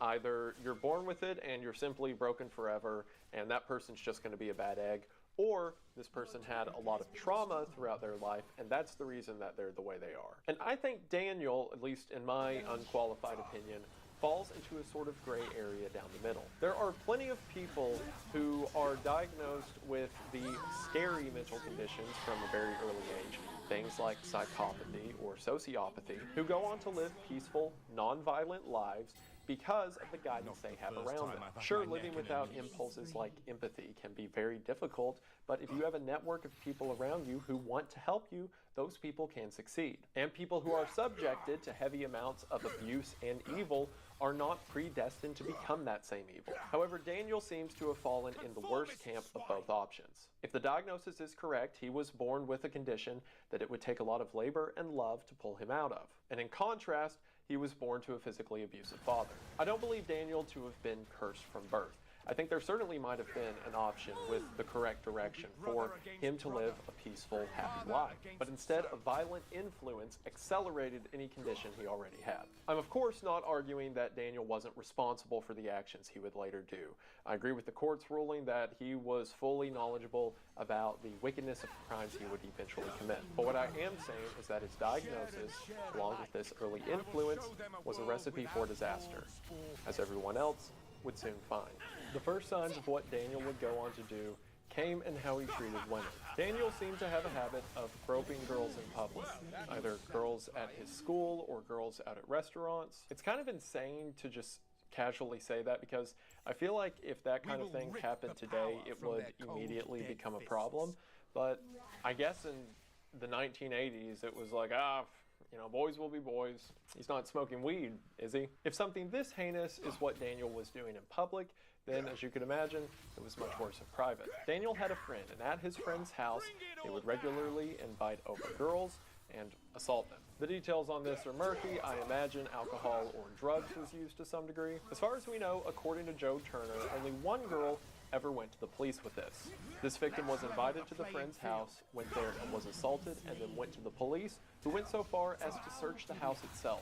But according to her, despite being in the room where the assault happened, the police didn't do anything about it, stating that it was effectively her word against theirs, and Daniel never got in trouble for this. Again, the police probably just showed up, made sure there wasn't weed, and then left. Around 1985, at the age of 15, Daniel developed the disturbing habit of breaking into people's homes.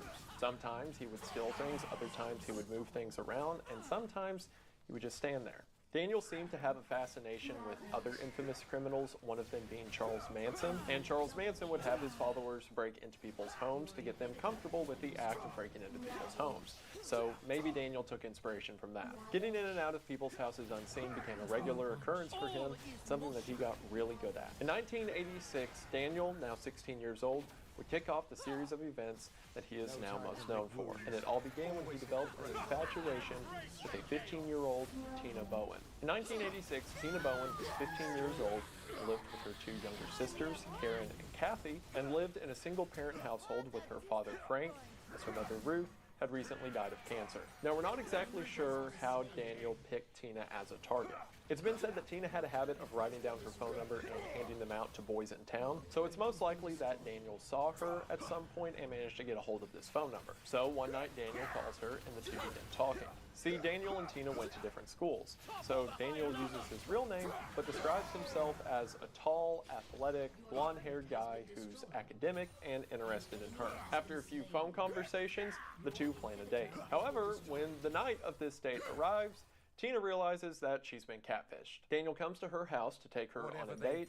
By most accounts I've read, it's to go to a fair that was in Townsend. And when Daniel arrives, Tina sees that he is not at all like the person he described on the phone. Now, while it is certainly true that Daniel catfished about his appearance, some sources will take this detail a bit too far. A lot of sources you'll read will describe Daniel as being overweight and out of shape and generally hideous. But despite his unwelcoming demeanor, Daniel played track and football throughout high school, despite jumping from school to school frequently. He had an athletic build and potential to be attractive, he just didn't take care of himself. He was said to wash infrequently and smell constantly. Friends of his would later say that he would wear the same clothes over and over again. So he would go to football practice and get a shirt sweaty, and then the next day just put the same shirt back on. Because of this, he had greasy hair, an acne-ridden face, but due to his athletics, this was combined with a competent build, pointing to the fact that Daniel probably could have got the female attention he was looking for if he put any effort into it, and wasn't evil. So Tina, despite her apprehensions, decides to go on this date with Daniel. She would later say that it was really weird because Daniel was obsessed with the thought of Tina's dead mother. As soon as Daniel found out that Tina's mother was dead, he just kept asking questions about how much she suffered, how Tina felt watching her die, what it's like to have a dead parent. Tina was, as you could imagine, generally creeped out by this and decided to leave the date early. Now, a lot of accounts say that this is the last time Tina ever spoke to Daniel, but according to Tina, they saw each other a couple of times after this. There was at least one instance of her father taking the two of them to the movies, and one occasion of Daniel coming over for a family dinner. It seems that although Tina was no longer interested in him, she tried to maintain a friendship with him, most likely because she felt bad for him because, as far as Tina knows, this guy's just an outcast who has trouble making friends. But it seems he was even off-putting in the friend zone, so she pushed him out of even that and began to break contact. But little did Tina know that the damage had already been done. Some months later, in January of 1986, Tina and her two sisters decided to have a seance. Now, I know that probably sounds out of nowhere, but you've got to understand in the 1980s, girls couldn't stare at TikTok for 6 hours.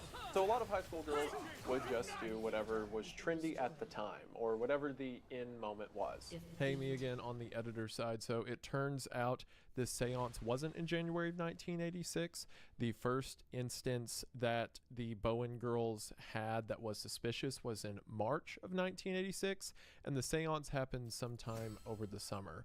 But they all kind of like snowballed off of each other. But regardless, the first instance was in March, not January. I guess whoever said January made it up. Could have been me. Who knows? And in the 1980s, it was the height of horror movies and the satanic panic. Stories of Ouija boards and contacting the supernatural were all the rage.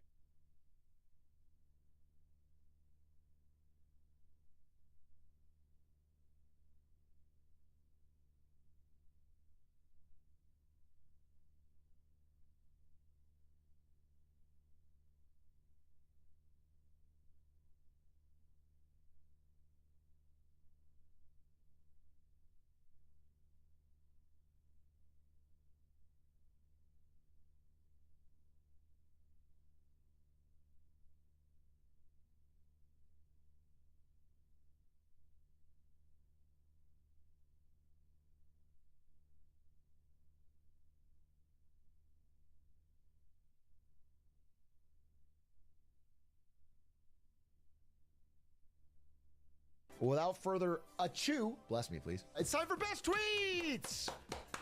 Best Tweets!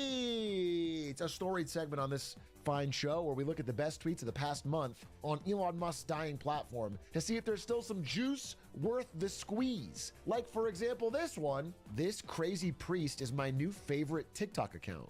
I'm Father Mark, and this is a blind water taste test. Evian. Holy water.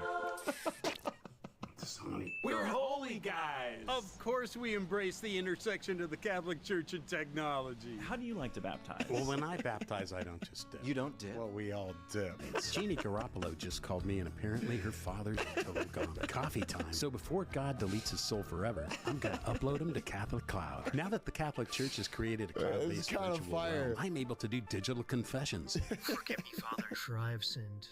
I don't really fuck with my wife anymore, and something tells me I'm gonna be unfaithful tonight. This is a tough one.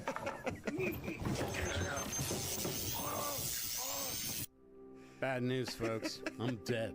Kinda. Basically, I electrocuted my neurons and San Junipero'd myself into Catholic cloud. How about that? Fortunately, I have many virtual parishioners to keep me company. My virtual parishioners have turned on. I'm surviving, but I need your help. Please purchase Father Mark coin, and I can use it to buy my way back into my real body. I've got confession to make.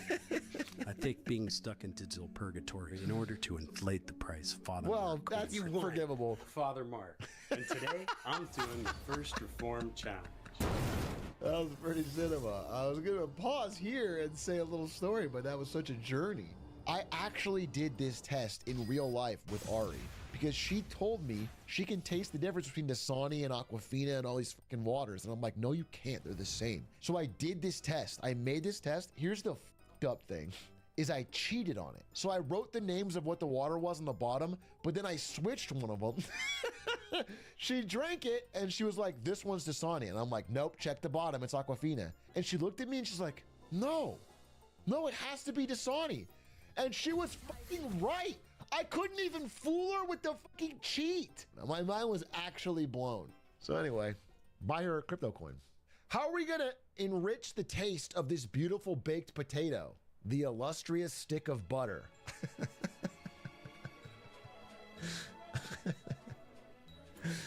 Okay, if you didn't like that one, it was the fault of my team. But if you did like that one, it was the one I submitted to them. I think of all the tweets today, this is the one that I submitted. The CEO of Boeing, my daily reminder, just make it exist first. You can make it good later. So true. Tesla, too. It's so obvious where the market is going next.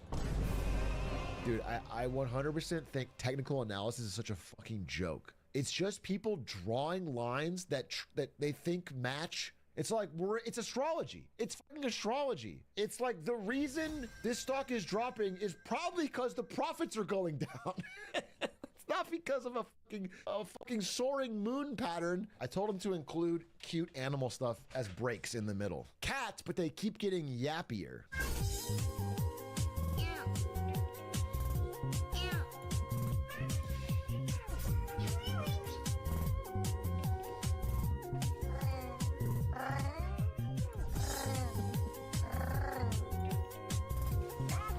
What? How does a cat possibly enjoy that?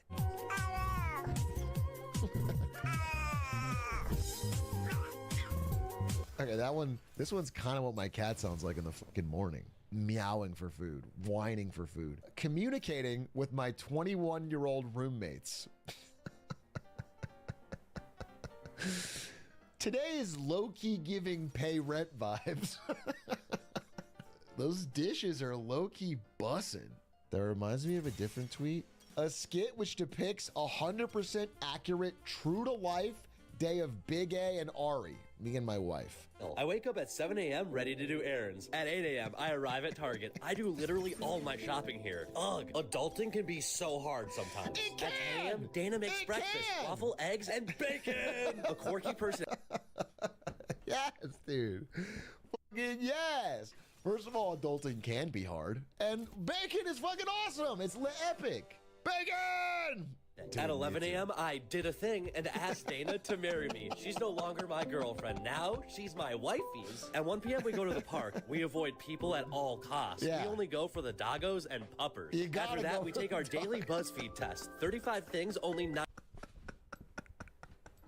There's nothing wrong with any of this. This is like the best way to live your fucking life. 5 p.m. is dinner time, so we go to get burgers. Metal chairs, truffle fries, burgers for only I'm gonna... Hey, man. I just got a question for you. What did we eat today? You don't have to say the restaurant. What food did we have today? Like, can I go crazy? Yeah, you can explain what we had. Okay, well, we went to one of my favorite burger spots, and then we had these fries that are cooked in fat, so they're very tasty. Yeah, going too hard or what? No, I just watched a video and it's making fun of millennials and it just talks about what they do every day. And it was like, we just got burgers and truffle fries. Oh, no, it's not that crazy. Look, I did get a Greek burger, which is basically a gyro in burger form. It's basically a gyro in burger form. But I prefer the regular burger. And I had a pistachio milkshake. Yeah, it was fucking delicious. So good. Listen, I'm defending our lifestyle. Like, I'm thinking about it right now. Wait, they're laughing at us. They're calling us millennial for some reason. But we are millennials. That's what I'm saying. He's like, oh, look at that woman over there. She's such a woman. Like, yeah, I'm a woman. Elon Musk killing himself on 420 would make him the most epic meme ever. No way he does it, though. He'll never be one of the greats. 327K likes. Holy fuck. You ever had 330,000 people on your platform agree that it would be funny if you killed yourself? On a platform you spent $42 billion on? I love referencing super niche clips and people taking me seriously. Do you live in the Big Bang Theory or Pangria? What the fuck is Pangria? Like, that sounds like some World of Warcraft thing. World of Warcraft. Wait, I don't know why they're editing it. The first clip is so funny. The original clip is so funny. The whole world or our planet. Our planet. Our planet. The world is the planet. Well, one theory doesn't affect the other. They're both part of the same thing. I know. What I'm saying is, you know, like there's consonants. There's consonants. There's consonants. They got broken apart, yes. They got broken apart. That's what it is. I'm saying which one do you believe in? Meteor happens, and it splits up. Right, and then we have continents. That's kind of how it happens. So they're both the same theory. What does that affect the other? It's like saying, I have buttered bread. You believe in butter? Bread. Well, bread is butter. They have both the same time. I don't believe in one or the other. They're both there. He's based, dude. I think Plato would lose a one-on-one debate with X. I think the dumbest person in this whole thing is the editor. Fucking hate it. I hate that type of shit, dude. How many eggs to hold up a person? Nope.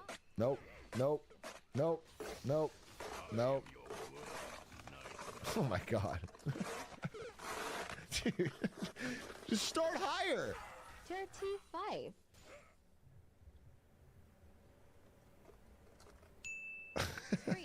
Didn't even hold to see if it worked. Things you could only do in the Biden economy.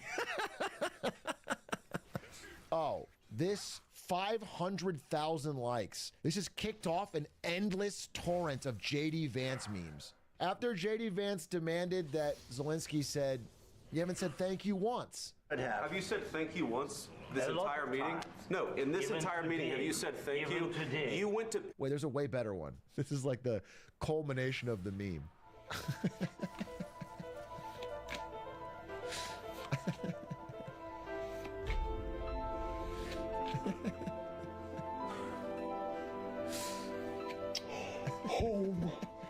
Oh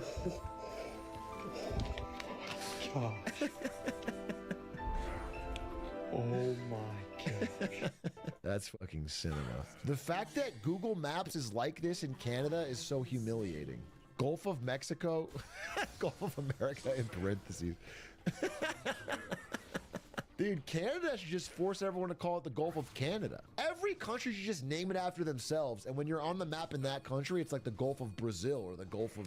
I have a video idea for Mr. Beast, said Connor Eats Pants, two-time member of the H-Rock Best Tweets in the Month Award. Mr. Beast said, let me guess, go on Fortnite Friday. And Connor said, that'd be awesome. No, the idea was donating to 1,000 sperm banks.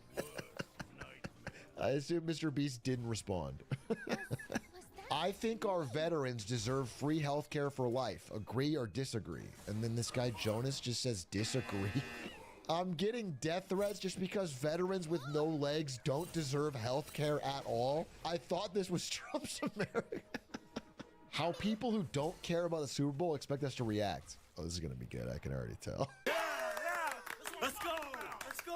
What game is this? What? Dude, it's the freaking Super Bowl. What do you mean? I don't know, man. I'm kind of doing work. I don't really pay attention. He's working on Super Bowl Sunday. Wow. Busy making money, huh? Yeah, I've never really been big on watching this stuff. That's probably why I have a beer belly and no hope in life. I just feel like, I don't know, it's just not really interesting to me. Are you an intellectual? He's gotta be. Yeah, he has to. It's cool though. I mean, gather around and watch the game, I guess. Is that what that's about? You know, now that he says it is kind of pointless. Yeah, screw it. Maybe next year I'll pay more attention. I'll be a fan. I'll cheer. No, don't stoop down to our level. Don't do it. No. It seems fun, though. You know what? Put the game off. Let's talk about the economic state of the... Atrioc Redditor, dude.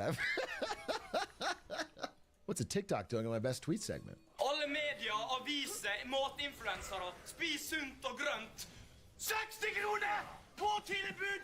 Er det rart at jeg som en individ i Norges befolkning velger McDonald's drive-thru?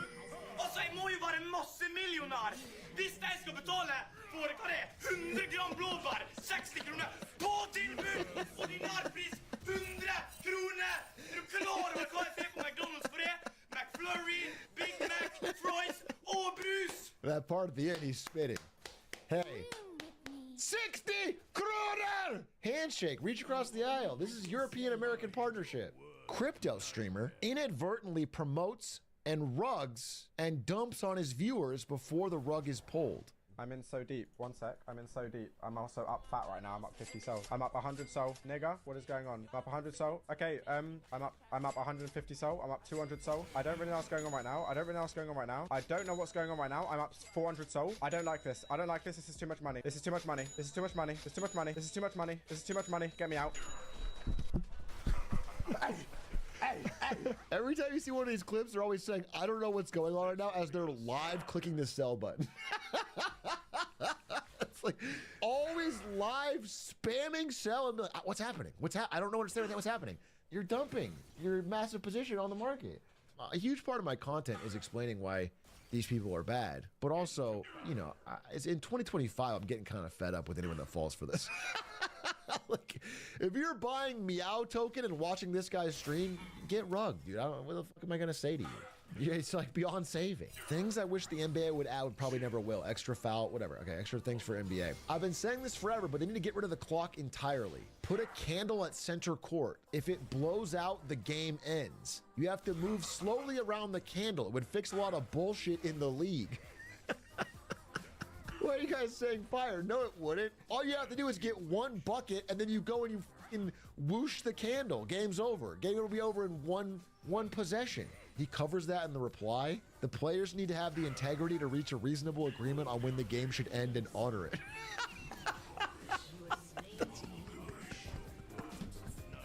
That doesn't make any fucking sense.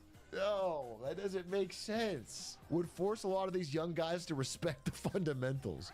Makes the game more romantic too. You know what? He's actually winning me over. This is called good argumentation. You know how some of you simpletons say idgeball when you want to laugh? Well, guess what? I'm saying idgebot now. I just burst out thinking. Just a little acronym for those more intellectually inclined. Cheers. This fucking photo's dumb hard. My nephew is taking this first half well. Chiefs fan crying. 10 years old, already seen 3 Super Bowls, but still crying like a bitch.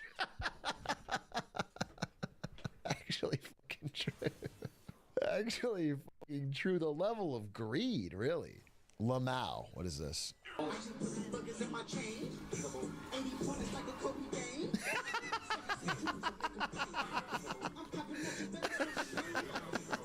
Okay, Granny. But they were probably in a pretty good mood because it's Eagles fans at the half, dude. They were probably in a fucking excellent mood. If it was flipped score, I think they're like, get this guy off the fucking stage. After I tried to kill myself, all right, a little warning here. Sorry to warn afterward. I got really annoyed at people walking on eggshells around me. Well, I'm not gonna do that then. I'll just read your tweet. So to prank my family and friends, I bought fake bangs, put them on stupid, FaceTime people and said I cut them myself, and then watched everyone scramble to tell me how great they looked. And that's called living. That's why it's great to be alive. She's cosplaying Big A, I can't. This is my bang right here. Does it look good? I've seen this photo before, but it is hilarious. The dude melting down at the Bitcoin depot. This is cinema. It says so much. Every frame a painting. Dallas, Texas TV tweets that he's looking to the Lord for answers. I guess I can't complain as a fucking Lakers fan, because God knows it could be worse.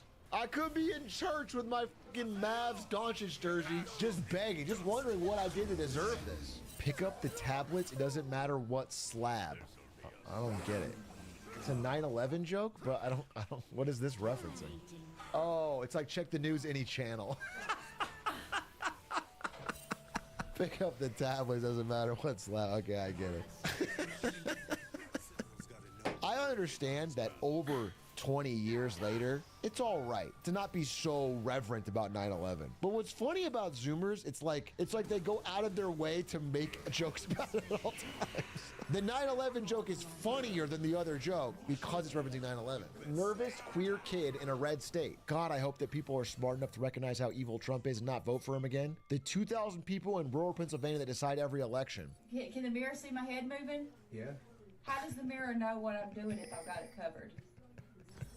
The mirror is inanimate. It don't know nothing. How can you see what my head is doing on the other side if I've got this up in front of me? How does the mirror know what I'm doing on the other side? Is it showing what I'm doing on the other side? I think there's a camera in the mirror. Can you see me? Yes! Finally, a kid figured it out. There's a fucking camera in the mirror. You're covering your part, but I can see on the outside. I can see the other part. I can see stuff that you can't see. He's getting to it. He's getting to the way the light. That's how the mirror is showing. I could totally understand not necessarily getting how reflection and refraction work and the way the angles of light work. What I don't like is them saying, how does the mirror know? It's like we're all aware the mirror isn't thinking, right? The mirror doesn't have a fucking brain. The mirror's not, like when the towel's not there, the mirror's not like knowing what's happening and deciding what to show you. It's not a screen. Proto-clone. The world's first skeletal bipedal android? Oh, that's ominous. That's a human, right? It's a guy in a suit. Am I crazy? No, it's proto-clone. We should hook this thing up to a supercomputer miles below the surface of the Earth and hang it up on meat hooks and send searing hot, sharp pain to every nerve ending in its body and make it handle simple computational tasks that are essential to the functioning of our society. That's a great idea. I don't see a single downside. As long as we don't give it a mouth, it can't scream. British cavalry in the 1850s consisted entirely of twinks who used uwu speak. They affected elegant boredom, yawned a great deal, spoke jargon of their own, pronouncing R as W, saying very, hoid, and sawi. And fucking UK wonders why they lost their empire, bro. Sorry, I colonized your fucking continent. I love the idea of yawning all the time too. I'm eepy. Their sweeping whiskers, languid voices, tiny waists, laced in by corsets, and their large cigars were irresistible, frantically admired, and frantically envied. God, they were just twinks. I was born in the wrong era. Yeah, every twink in my chat, I was born in the wrong country and wrong era. We were all doing the autism test in VC tonight. One of us had a Northern Lion tab open and it gave their score ×2 molt like a Balatro Joker. That's just a banger tweet. My Elon impression, please rate it. Yeah. So, comedy. They're trying to take this away. I saw Tony Hinchcraft at the skit, and he said Puerto Rico was a pile of garbage, and it's like, yeah, well, it is. So, no, I'm having sex, Yeah, I got one. So, how many Democrats does it take to screw in a light bulb? It's like, well, yeah, so many. I gotta do pronouns and I just need. We're just gonna work on that. Yeah, look, they're gonna get. Yes, dude. We would have sex. Well, yeah, here we go. Yeah. That's just goated. Dude, this is funny. Drew Gooden, are you gonna stand for this? Imagine grinding your entire life, waking up at 5 a.m. to run suicides, lifting weights until your arms feel like jello, getting yelled at by coaches, putting up thousands of jumpers in empty gyms just so you can make it to the NBA, only to have your name completely hijacked by some dweeb twiddling his thumbs at his computer making subpar entertainment. Drew Gooden was an NBA finalist, a college star, and a 12-year veteran who battled in the paint against legends. But go ahead, Google his name. Who comes up first? Not the man who paid for 10 different NBA teams, not the man who averaged a double-double in his prime, not the man who rocked one of the most legendary patchy beards in league history. No, instead you get some guy making videos about miscellaneous rubbish. It's tragic, really. Drew Gooden, the basketball player, is now just Drew Gooden basketball on Wikipedia. You work your whole life to be the Drew Gooden, only for the internet to decide that some guy with a mic is the real Drew Gooden. Fucking true.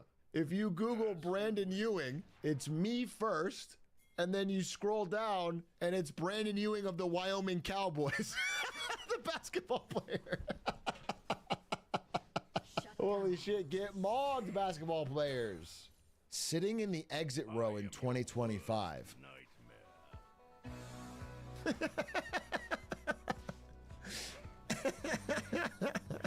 You gotta be ready. You gotta be fucking ready. Chat, thanks for watching Best Tweets. That was a good one. Bonus tweet at the bottom. What do you mean bonus tweet? Oh my god, wait, this is actually worth it. The bonus tweet is from Dr. Battle. I don't know if you guys know this. Dr. Battle is now certified Twitter famous. Dated a girl with the first name as an ex of mine. Still got yelled at when saying her name because she could tell I meant the other one. Holy shit!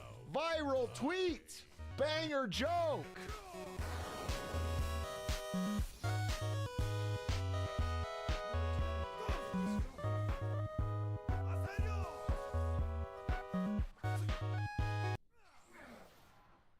This'll be a slaughter. Listen, a lot of my financial advice to you guys, it's too outdated. And so we need to analyze what's going on the future of finances on TikTok. Starting with this kid. People aren't millionaires, in my opinion, is because they're looking at money from the wrong angle. They're saying, how can I make $1 million a year? When they should be saying, how can I make $2,739 a day? If you think like that, every day you hit that goal, you'll hit the yearly goal. Follow if you agree. Main reason why people aren't millionaires, in my opinion. So wise. He took a calculator and divided by 365 and said the same thing. I plan on being heavily in debt in my entire retirement. I'm max funding a life insurance policy all the way until I'm 65 years old. I'm gonna borrow against all of my money and spend it as extra tax-free income during retirement. As you can see, I'll be millions of dollars in debt. But this is a loan that I never have to repay because it's collateralized by the death benefit on my own policy. So when I pass away, this death benefit pays out and cancels out all the loans against my policy, allowing me to enjoy all this tax-free and still leave tax-free money behind to my family. You see, debt is tax-free, and if you know how to use it, it can be a very powerful financial tool. This is fraud. So much of TikTok financial advice is repackaging fraud, openly advocating for it, and not talking about the massive downside if you're caught or if it just doesn't work the way you said. You're not given the policies that you're claiming are easy to get. If you have some way to commit financial fraud and get away with it, that does work.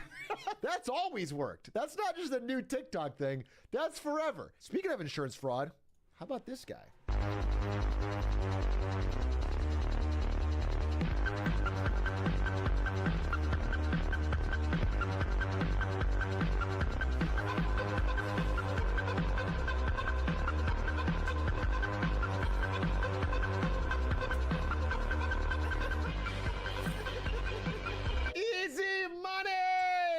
And he's double dipping. Not only is he committing insurance fraud all the way up the chain, but he's openly admitting to it on TikTok to make extra cash from the views. Make your fraud work for you. Listen. Sometimes this advice is not about telling you the exact path to making money. It's teaching you how to learn. You know what I'm saying? Give a man a fish, you feed him for a day. Teach him to fish, you feed him for a lifetime.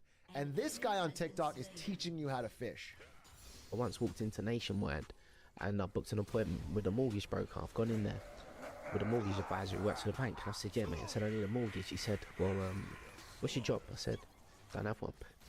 He just looked at me like, mate, are you for real? Are you really here to waste my time? but I had a pen and a pad, and I always carry a pen and a pad. But I was taking notes. I was like, look, all right, so you're saying I need a job? Fine, no problem. I'll go and get one. Write that down. I said, what else? How can you help me get a mortgage? Since we're here, we might as well talk now because I've got an appointment with you. He said, I can only lend 5 times your salary. I said, no problem. Write a note, 5 times the salary. What else do I need? You know, so I've gone over, you need a solicitor, blah, blah, blah. I've gone over all of the steps. So now I've walked into that bank not knowing how to get not knowing how to get a mortgage, but I've been able to come out of the bank with my notes, knowing everything I need to get a mortgage. And these are things they don't teach you in school. So it was like I had to go out into the world and get rejection to then find out how I can be accepted. Every one of the things he listed is incredibly surface level and available on Google. He had to waste some guy's time at the bank for an hour while not having a job to get information that is like the first result. He took out a pen and a pad and wrote down how to get a mortgage. Step 1, get a job. Now this guy does have an actual bit of advice, though I do think it does fall into the fraud camp and is not good for society. Though so far, of all of the TikTok investors I've seen, this one would actually work for all of you. This one would actually work. Your biggest expense in New York City is gonna be food. And I got a way you could eat for free the best food. You stand in front of a nice building. People that work at nice buildings eat food. They order it, delivery guys. And you act like you're on your phone. You know, hey, you say a bunch of big numbers. You know, I want the compound interest dividends. And when you see these delivery guys pull up, you give them that sign. And interest on it. And would be so fucking annoying if you're someone who ordered your food. But theoretically, that would work. It is just theft, but he's got a system. And if you do it in front of like Goldman Sachs or something, you're even kind of seen as morally a hero. So theoretically, this is probably the actual only piece of good advice I've seen so far on TikTok. If you're in New York and you really need a meal, go Robin Hood some sushi out of a fucking Wall Street banker's account. This is interesting. When you pick a quarter off the ground, you're making $450 an hour for 2 seconds. This is true, but this brings up a more interesting question. And I wanted to know if it would be worth it for Jeff Bezos to pick up a quarter. So let's do a little bit of the math here. Jeff Bezos, over the past 10 years, has made $130 billion. Well,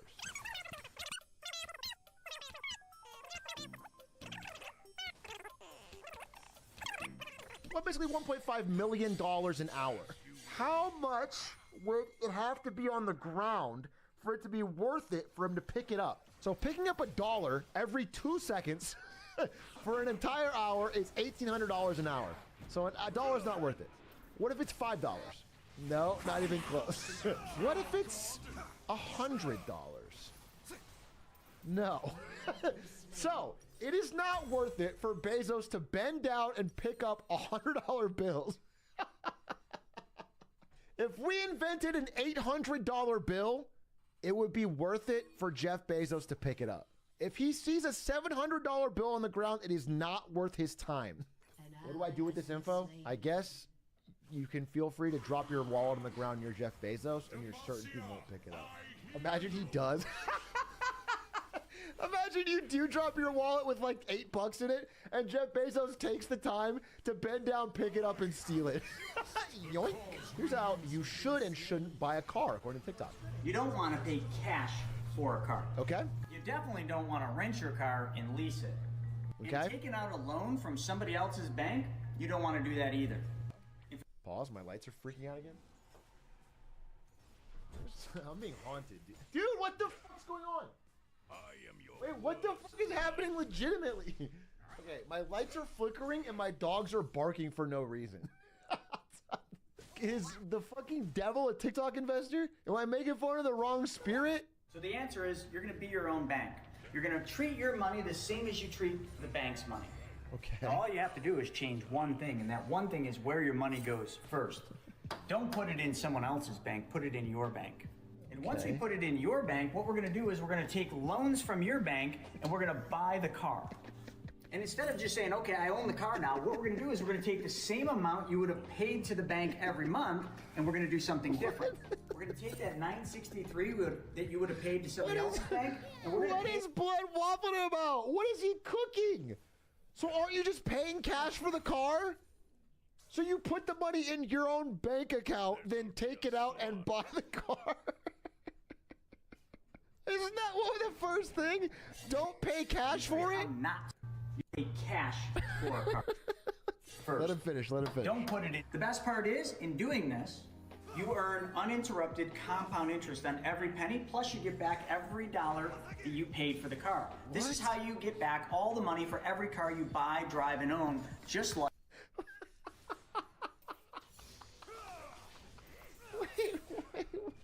Wait. Am I understanding correctly that you said don't pay for the car in cash, but what you do is take the $46,000, pay for it in cash, and then over the time period that you would normally pay back a car, you pay yourself the monthly payment until you're back to $46,000, so it just double the... You're just paying interest to yourself until you get, but you still paid the full amount of the car, and now you're locking up your money that you're making month to month on. You're paying up front for the car, but also paying a car payment to an account you're not using. This is just a roundabout, weird way of saying pay cash up front for the car and then save some of your money. I guess he's packaging what I think is like a good financial advice in the worst, most tech bro TikTok-y way. Like my book shows you. You want to learn more? Click in the bio of the video. This is the mapping out the millionaire mystery. That's insane. I can't believe the guy took fucking 4 whiteboard slides and a book to explain the fact that you should just buy a car and then save some of your money. Here's a better way to make money. I sue every job I get. Yeah. What I do, I go on the job. I've sued Singular before, AT&T. I got $40,000 out of them in 2006, July 6, 2006, for race discrimination and sexual harassment. And just niggas cracking jokes on the job, right? So what I did, I went and learned employment rights. So what I do, I go find a job, because I know they got niggas go be violating safety violations. So I'm gonna go complain about safety violations. I know some bitch ass supervisor go get mad about me complaining and start retaliating against me. Then I'm gonna make a call to OSHA and say, hey, they unsafe over here. And then I'm gonna let them know, yeah, I'm the one called OSHA. And they go fuck with me. And then I'm gonna make them pay me $10,000 for retaliation. I get them every time. I get them every goddamn time. I get the warehouse job. Man, I work for a gun distribution company. I got they motherfucking ass. Yeah, I'm a bad motherfucker with suing jobs. So I'm the slip and fall nigga. I'm talking about I got a 100% success rate in suing every job I done worked for, either through the EEOC or through OSHA. Unironically kind of based. Most employees are too scared. They're too scared to exercise their own rights. Like if he is joining companies that legitimately are violating safety regulations, then just pointing it out and then getting illegally retaliated against and then pointing that out and making money, all of his scheme would disappear if companies just followed the rules. He's like an auditor. Yeah, he's like an unpaid auditor, but he is getting paid. He's like doing what the government should be doing. He's a vigilante auditor. Oh, here's a... Oh my God. Is this what I think it is? I think this video is a TikTok hustle bro saying that slaves work 24 hours a day, so you should too. Let's see if this guy is as insane as that sounds. All the hours they were awake for their entire lives. The rest of the world that had slaves, which is most of the world at some given point. I think, like, if they can do it, so can I. Slaves worked. That is an insane statement. What lack of self-awareness do you have to have? Also, it's like you're gonna work on your fucking drop shipping company and making TikTok content as hard as someone whose life is being threatened? TikTok, you buy a wood chipper for $20,000 using your Home Depot business credit card. You rent it out daily at $495. This one shredder will generate $180,000 a year. Once you establish business credit, there are endless ways to generate income. All you need is a 540 credit score with an LLC and EIN number to access $250K of business credit. There is no way this fails. I am sure the second you spend $20,000 out of pocket to buy a wood chipper, you're gonna find enough clients to rent out this thing for $495 a day. And I'm sure, let me just do a quick check. Your team has destroyed If I Google wood chipper rental, the first thing I get is you can already rent it from Home Depot. So I wonder, do you think maybe perhaps people might just rent it from Home Depot for less and not go from you, the person that spent $20,000 and doesn't have any reliability guarantee and has no way of getting it to them on time and also is not to repair it? Interesting. Good idea. Fucking good idea. Let's see what bro's onto here.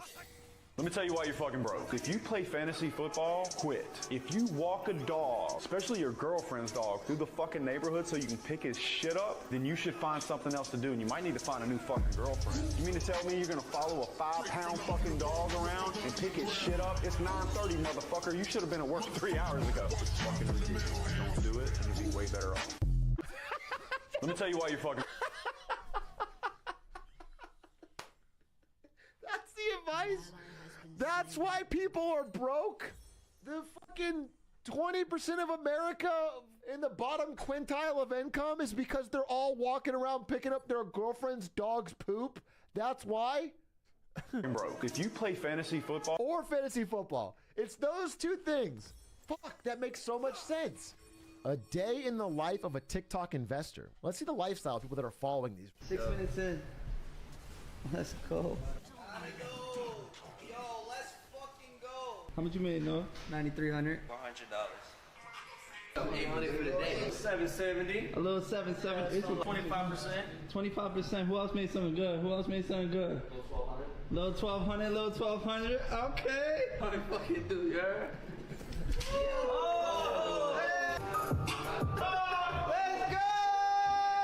Rack, baby. Another rack. Another rack. Another fucking rack. 6 minutes in. If you guys don't know, this is how Warren Buffett makes his money. Warren Buffett lives in a house like this with other powerful traders. And they kind of go around like this talking about the fucking Jeff Bezos and talking about the racks they're making. This is making me depressed. Why are they so dumb? I assume loneliness. I assume if you're going to live in a house like this and gamble your money on unproven trading methods, you probably just want friends.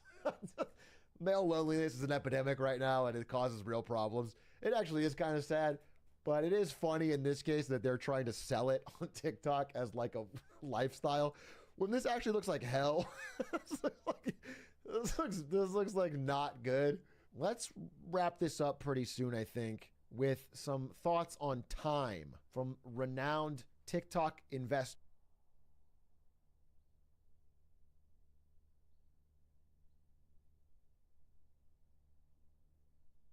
Alright y'all, today I'm trying Indian food again. I don't care if they made this with their foot. Indian food's gotta be top 5 foods. Getting all my veggies in this samosa. Did y'all hear that?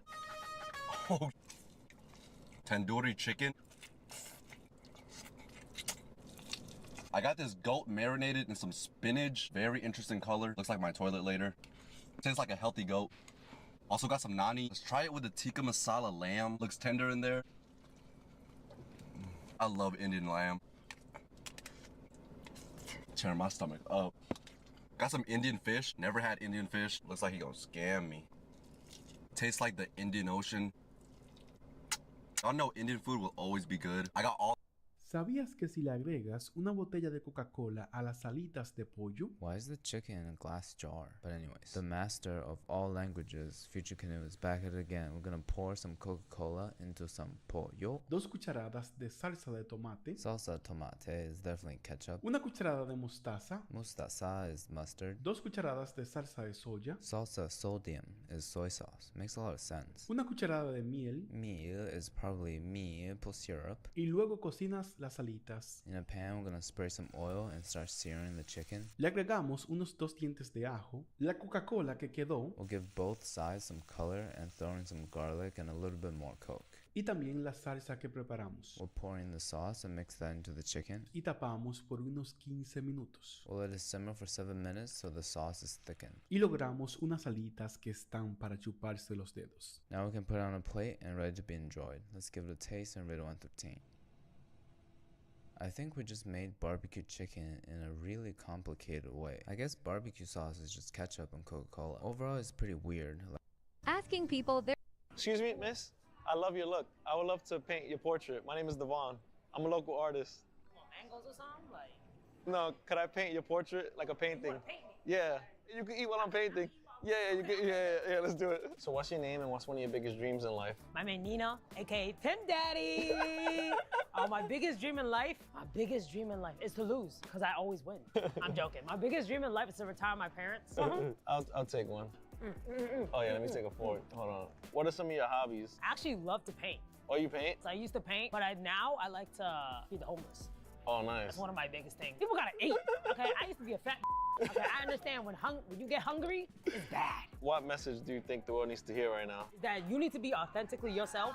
Don't let nobody change you. All right, Pimp Daddy, thank you for sharing your life with me. This is my interpretation of your life. Hold on. She gonna keep fine as Yo, where you find her at? But thank you so much. Keep smiling. Excuse me, miss? I love your look. I would love to paint your portrait.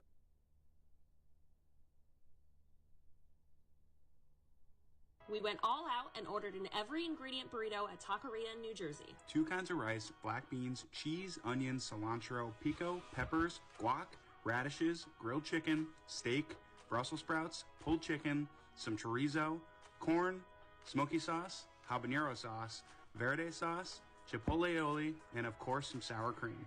Can you believe they rolled up this beef perfectly? Look at that cross section. Highly recommend this spot.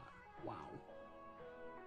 We went all out and ordered an every ingredient burrito at Taqueria in New Jersey. 2 kinds of rice. So what's your take? There should be no cold water knob on the shower. 100% disagree. What? I like options. No. I'm a guy who likes options. If you like a cold shower, you're like in the military, or like you're a Christian who just stuff and wants to punish himself.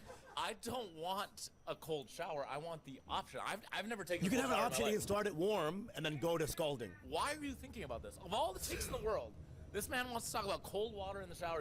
Take away American freedoms. I just hate cold water. Do you ever go in swimming pools? I do. Are they cold? I hate that. I hate that. Jacuzzi or above. I love a jacuzzi. I would skinny dip into a volcano if I could. That sounds hot. Yeah. Cold water is good for your hair. You know what? Everyone has these little science things of like, oh, I'm Hubrin, oh, Joe Rogan. Stop. They don't take cold showers. They take baths. Like, you can take an ice bath if you want. It's stupid. It's all stupid. Why would you want to be cold? Because if you're hot, you want to cool down. Okay, then you get out of the hot shower. Like imagine this. You're playing soccer. Right. In your case, cricket. Right. You're playing cricket. You're playing cricket. You're sweaty. You're hot. Right. You come home.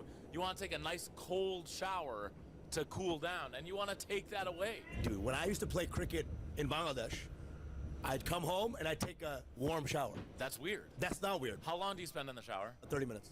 30 minutes? Yeah. Every morning? Every morning, yeah. No one feels good after a cold shower. Joe Rogan's lying. Huberman is lying. 100% agree emotionally. Yes. 100% disagree because I like American freedoms. Dude, you can move it to warm. This is America. You want to feel like to waste water.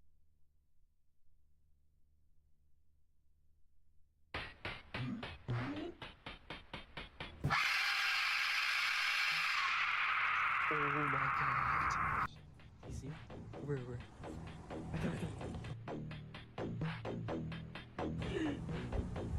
We go. Go.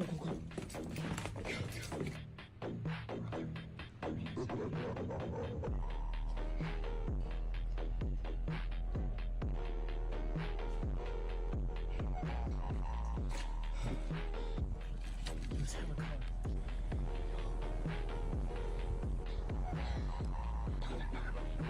They're done.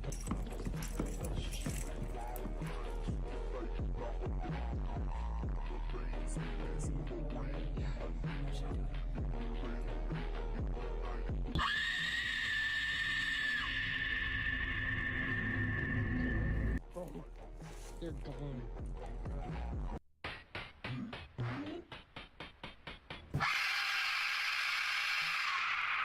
Oh my god. You see? Where? Oh, what's that? 71. Is that my thick gold men's wedding band that I've been trying to visualize all day? Hope so.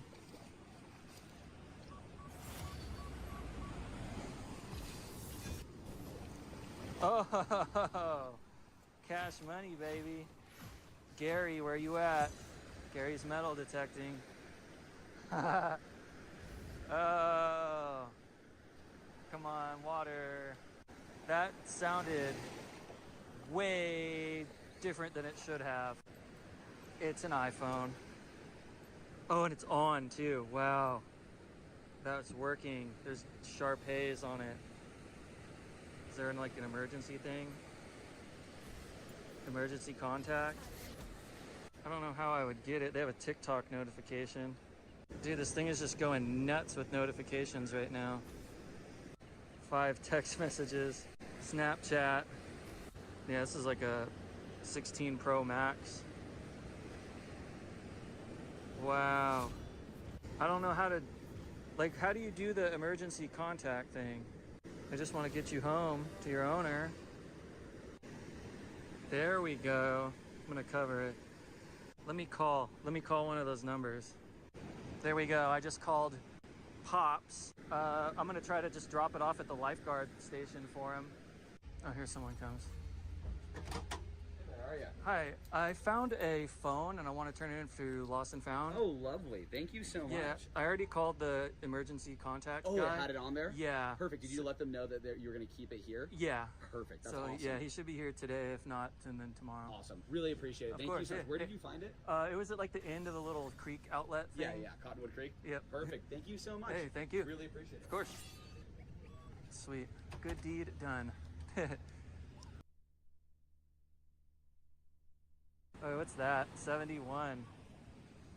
Is that my thick gold men's wedding band that I've been trying to visualize all day?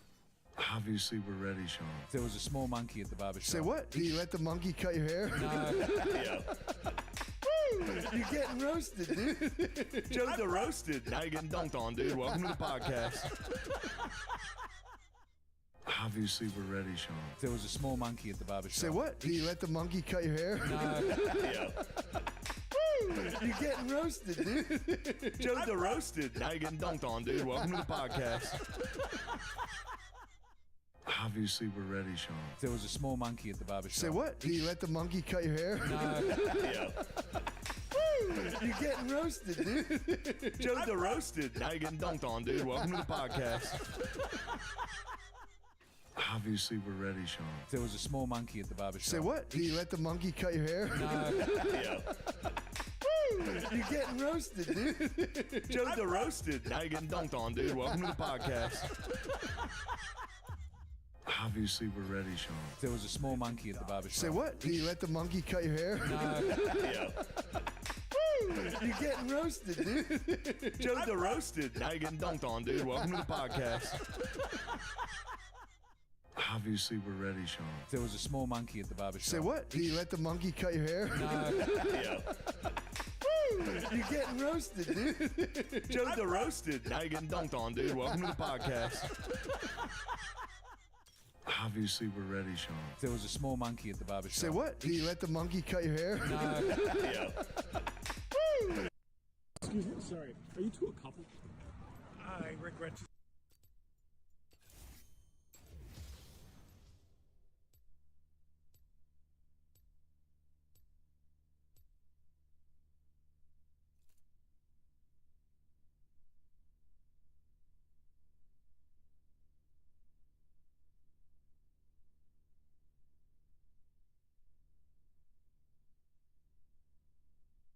These make knife tenacity affect knockups? No. I would never do that, and I'm guessing it would be bad for the game if someone else did. Like, maybe they will. I couldn't say if it'll never happen, but we've tried to do that a few times, and it's always gotten reverted. And one of the big reasons, in my opinion, why we shouldn't do it is tenacity not working on knockups gives a tool in the game that guarantees a CC duration. It's the true damage of CC, effectively. Knockups are the true damage of CC. And that's actually very, very important because certain types of CC need very specific durations. As an example of Vi's ultimate. If Vi's ultimate could be reduced by tenacity, then Vi's ultimate would have to probably stun you for longer. Like, it's kind of counterintuitive, but if you didn't know, Vi stuns herself when she ults you, and so if she had an ultimate that could be reduced by tenacity, we'd probably need to change it so it stuns you for even longer to guarantee that even if you have tenacity, Vi can still get out of the stun animation of her ultimate before you do. Yasuo's Tornado knocks up for a very short amount of time to give him the exact window he needs to ult off of it. If there's tenacity in the game affecting Yasuo's Tornado, Yasuo's Q would have to stun you for longer. That would be the end result of that. Please make tenacity affect knockups? No.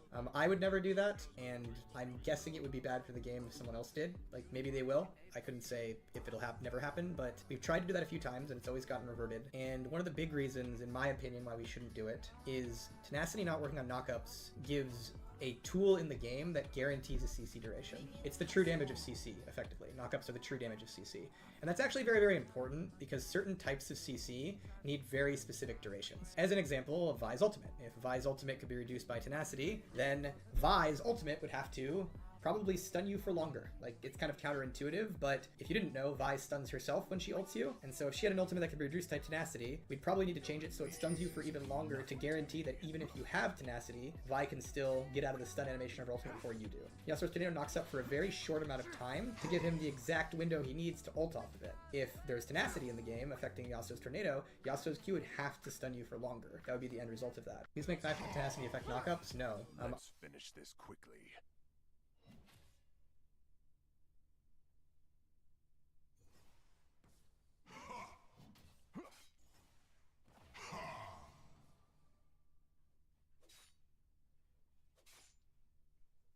There's nowhere to hide.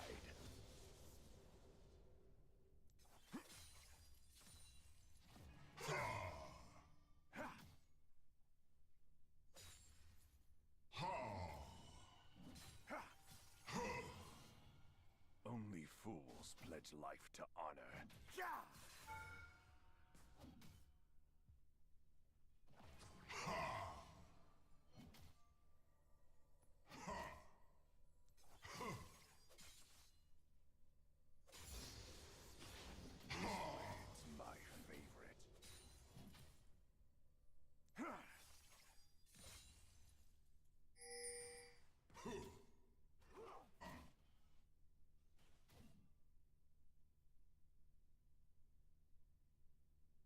They won't survive.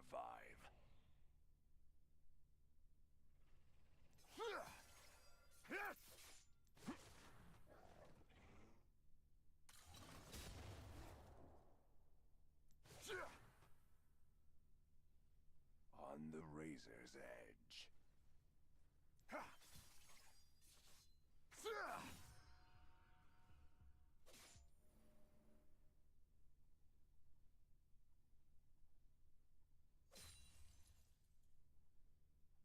Don't cross me.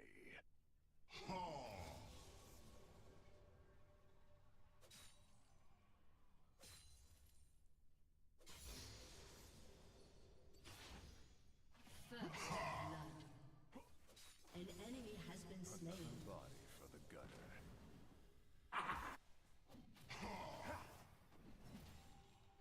An ally has been slain.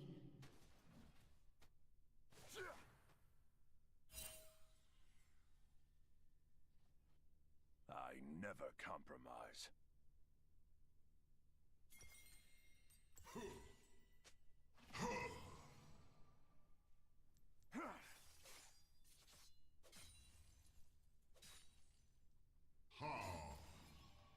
Your allegiances mean nothing to me. An enemy has been slain.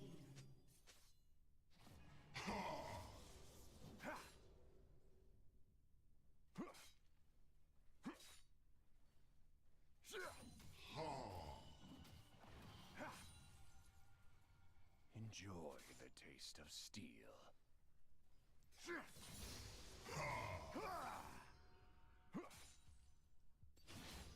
Waste away.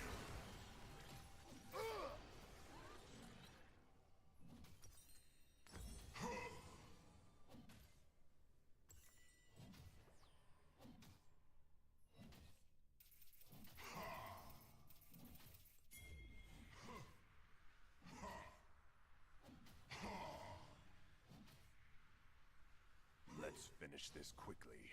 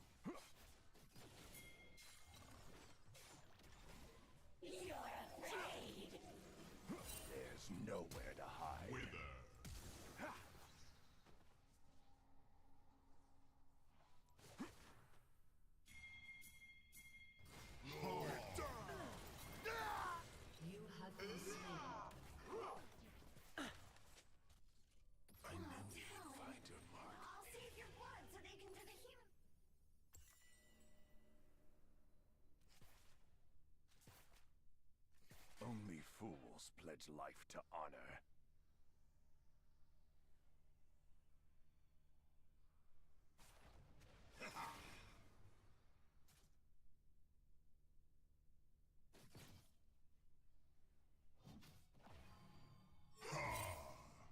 This is no challenge. Perish.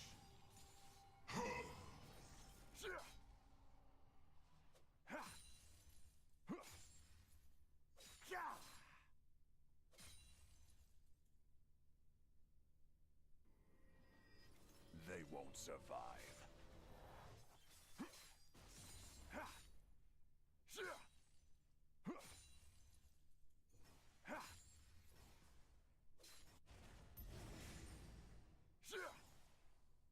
An ally has been slain. On the razor's edge. Vanquished. An enemy has been slain. Have a fist! Come get some! Don't cross me. You have been slain.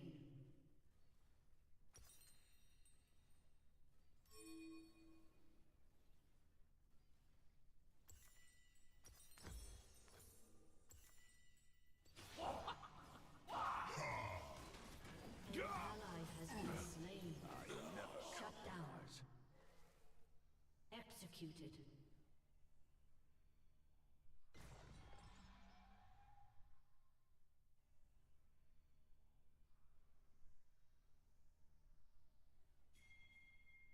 Their bones will wet my blade.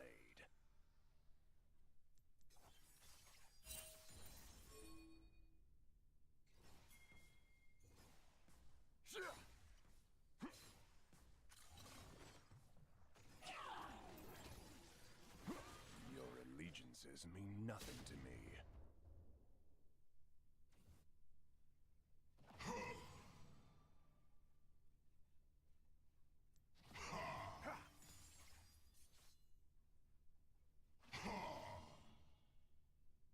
Let's finish this quickly.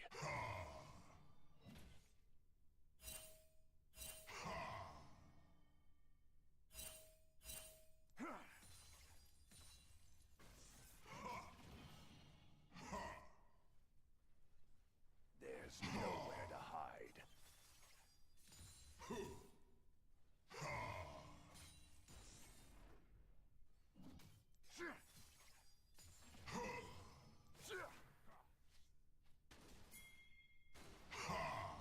Only fools pledge life to honor.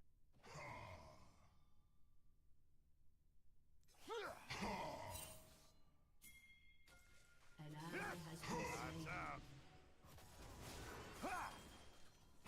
Wither. They won't survive.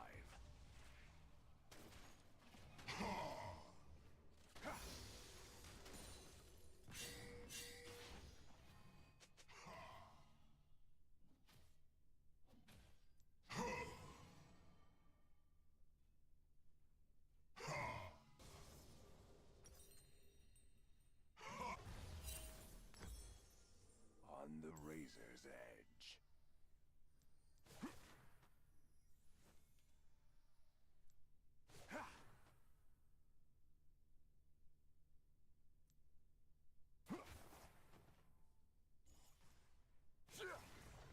Don't cross me. An ally has been slain.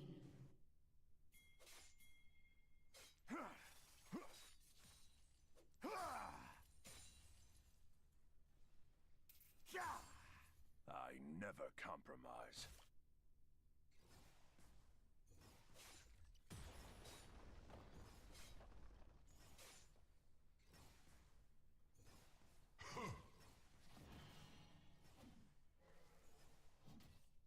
Your allegiances mean nothing to me.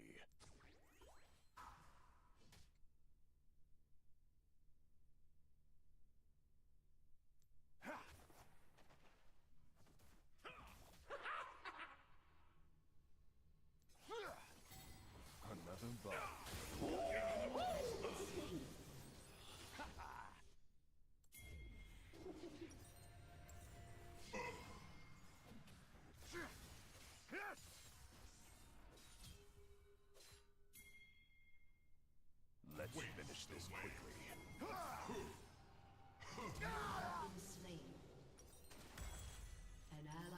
been slain.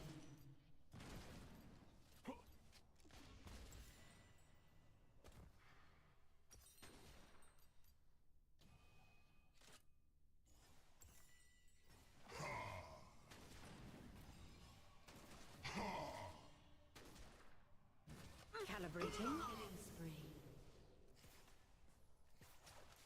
There's nowhere to hide.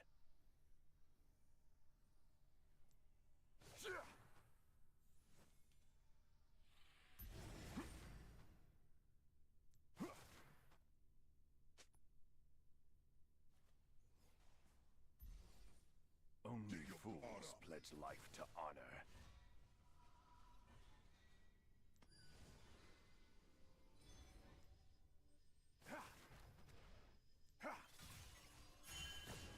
The final scene begins. Going somewhere? They won't survive.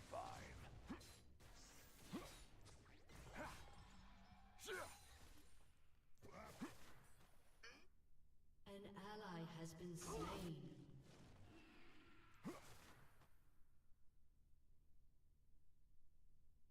On the razor's edge.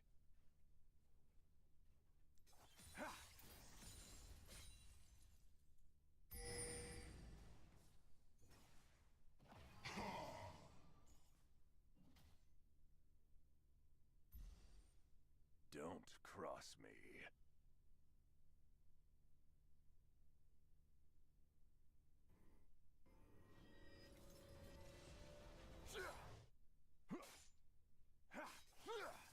Turret plating will soon fall. I never compromise.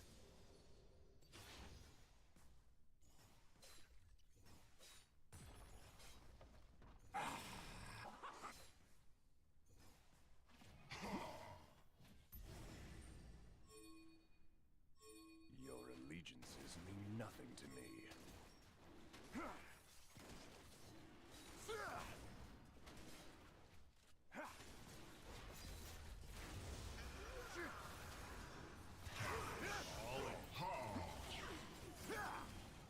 Let's finish this quickly. Enemy rampage. Enemy double kill.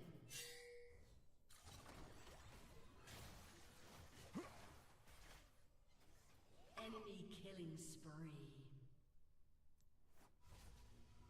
An enemy has been slain.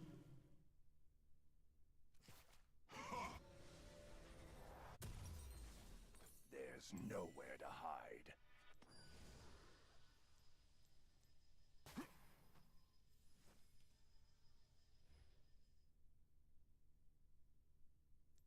Your turret has been destroyed. Only fools pledge life to honor. Your team has destroyed a turret.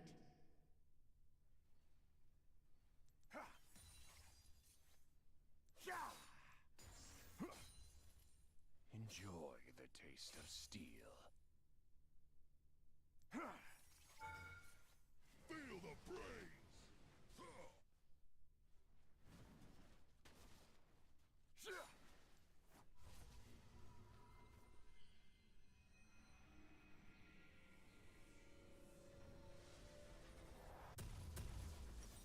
They won't survive. Shut down.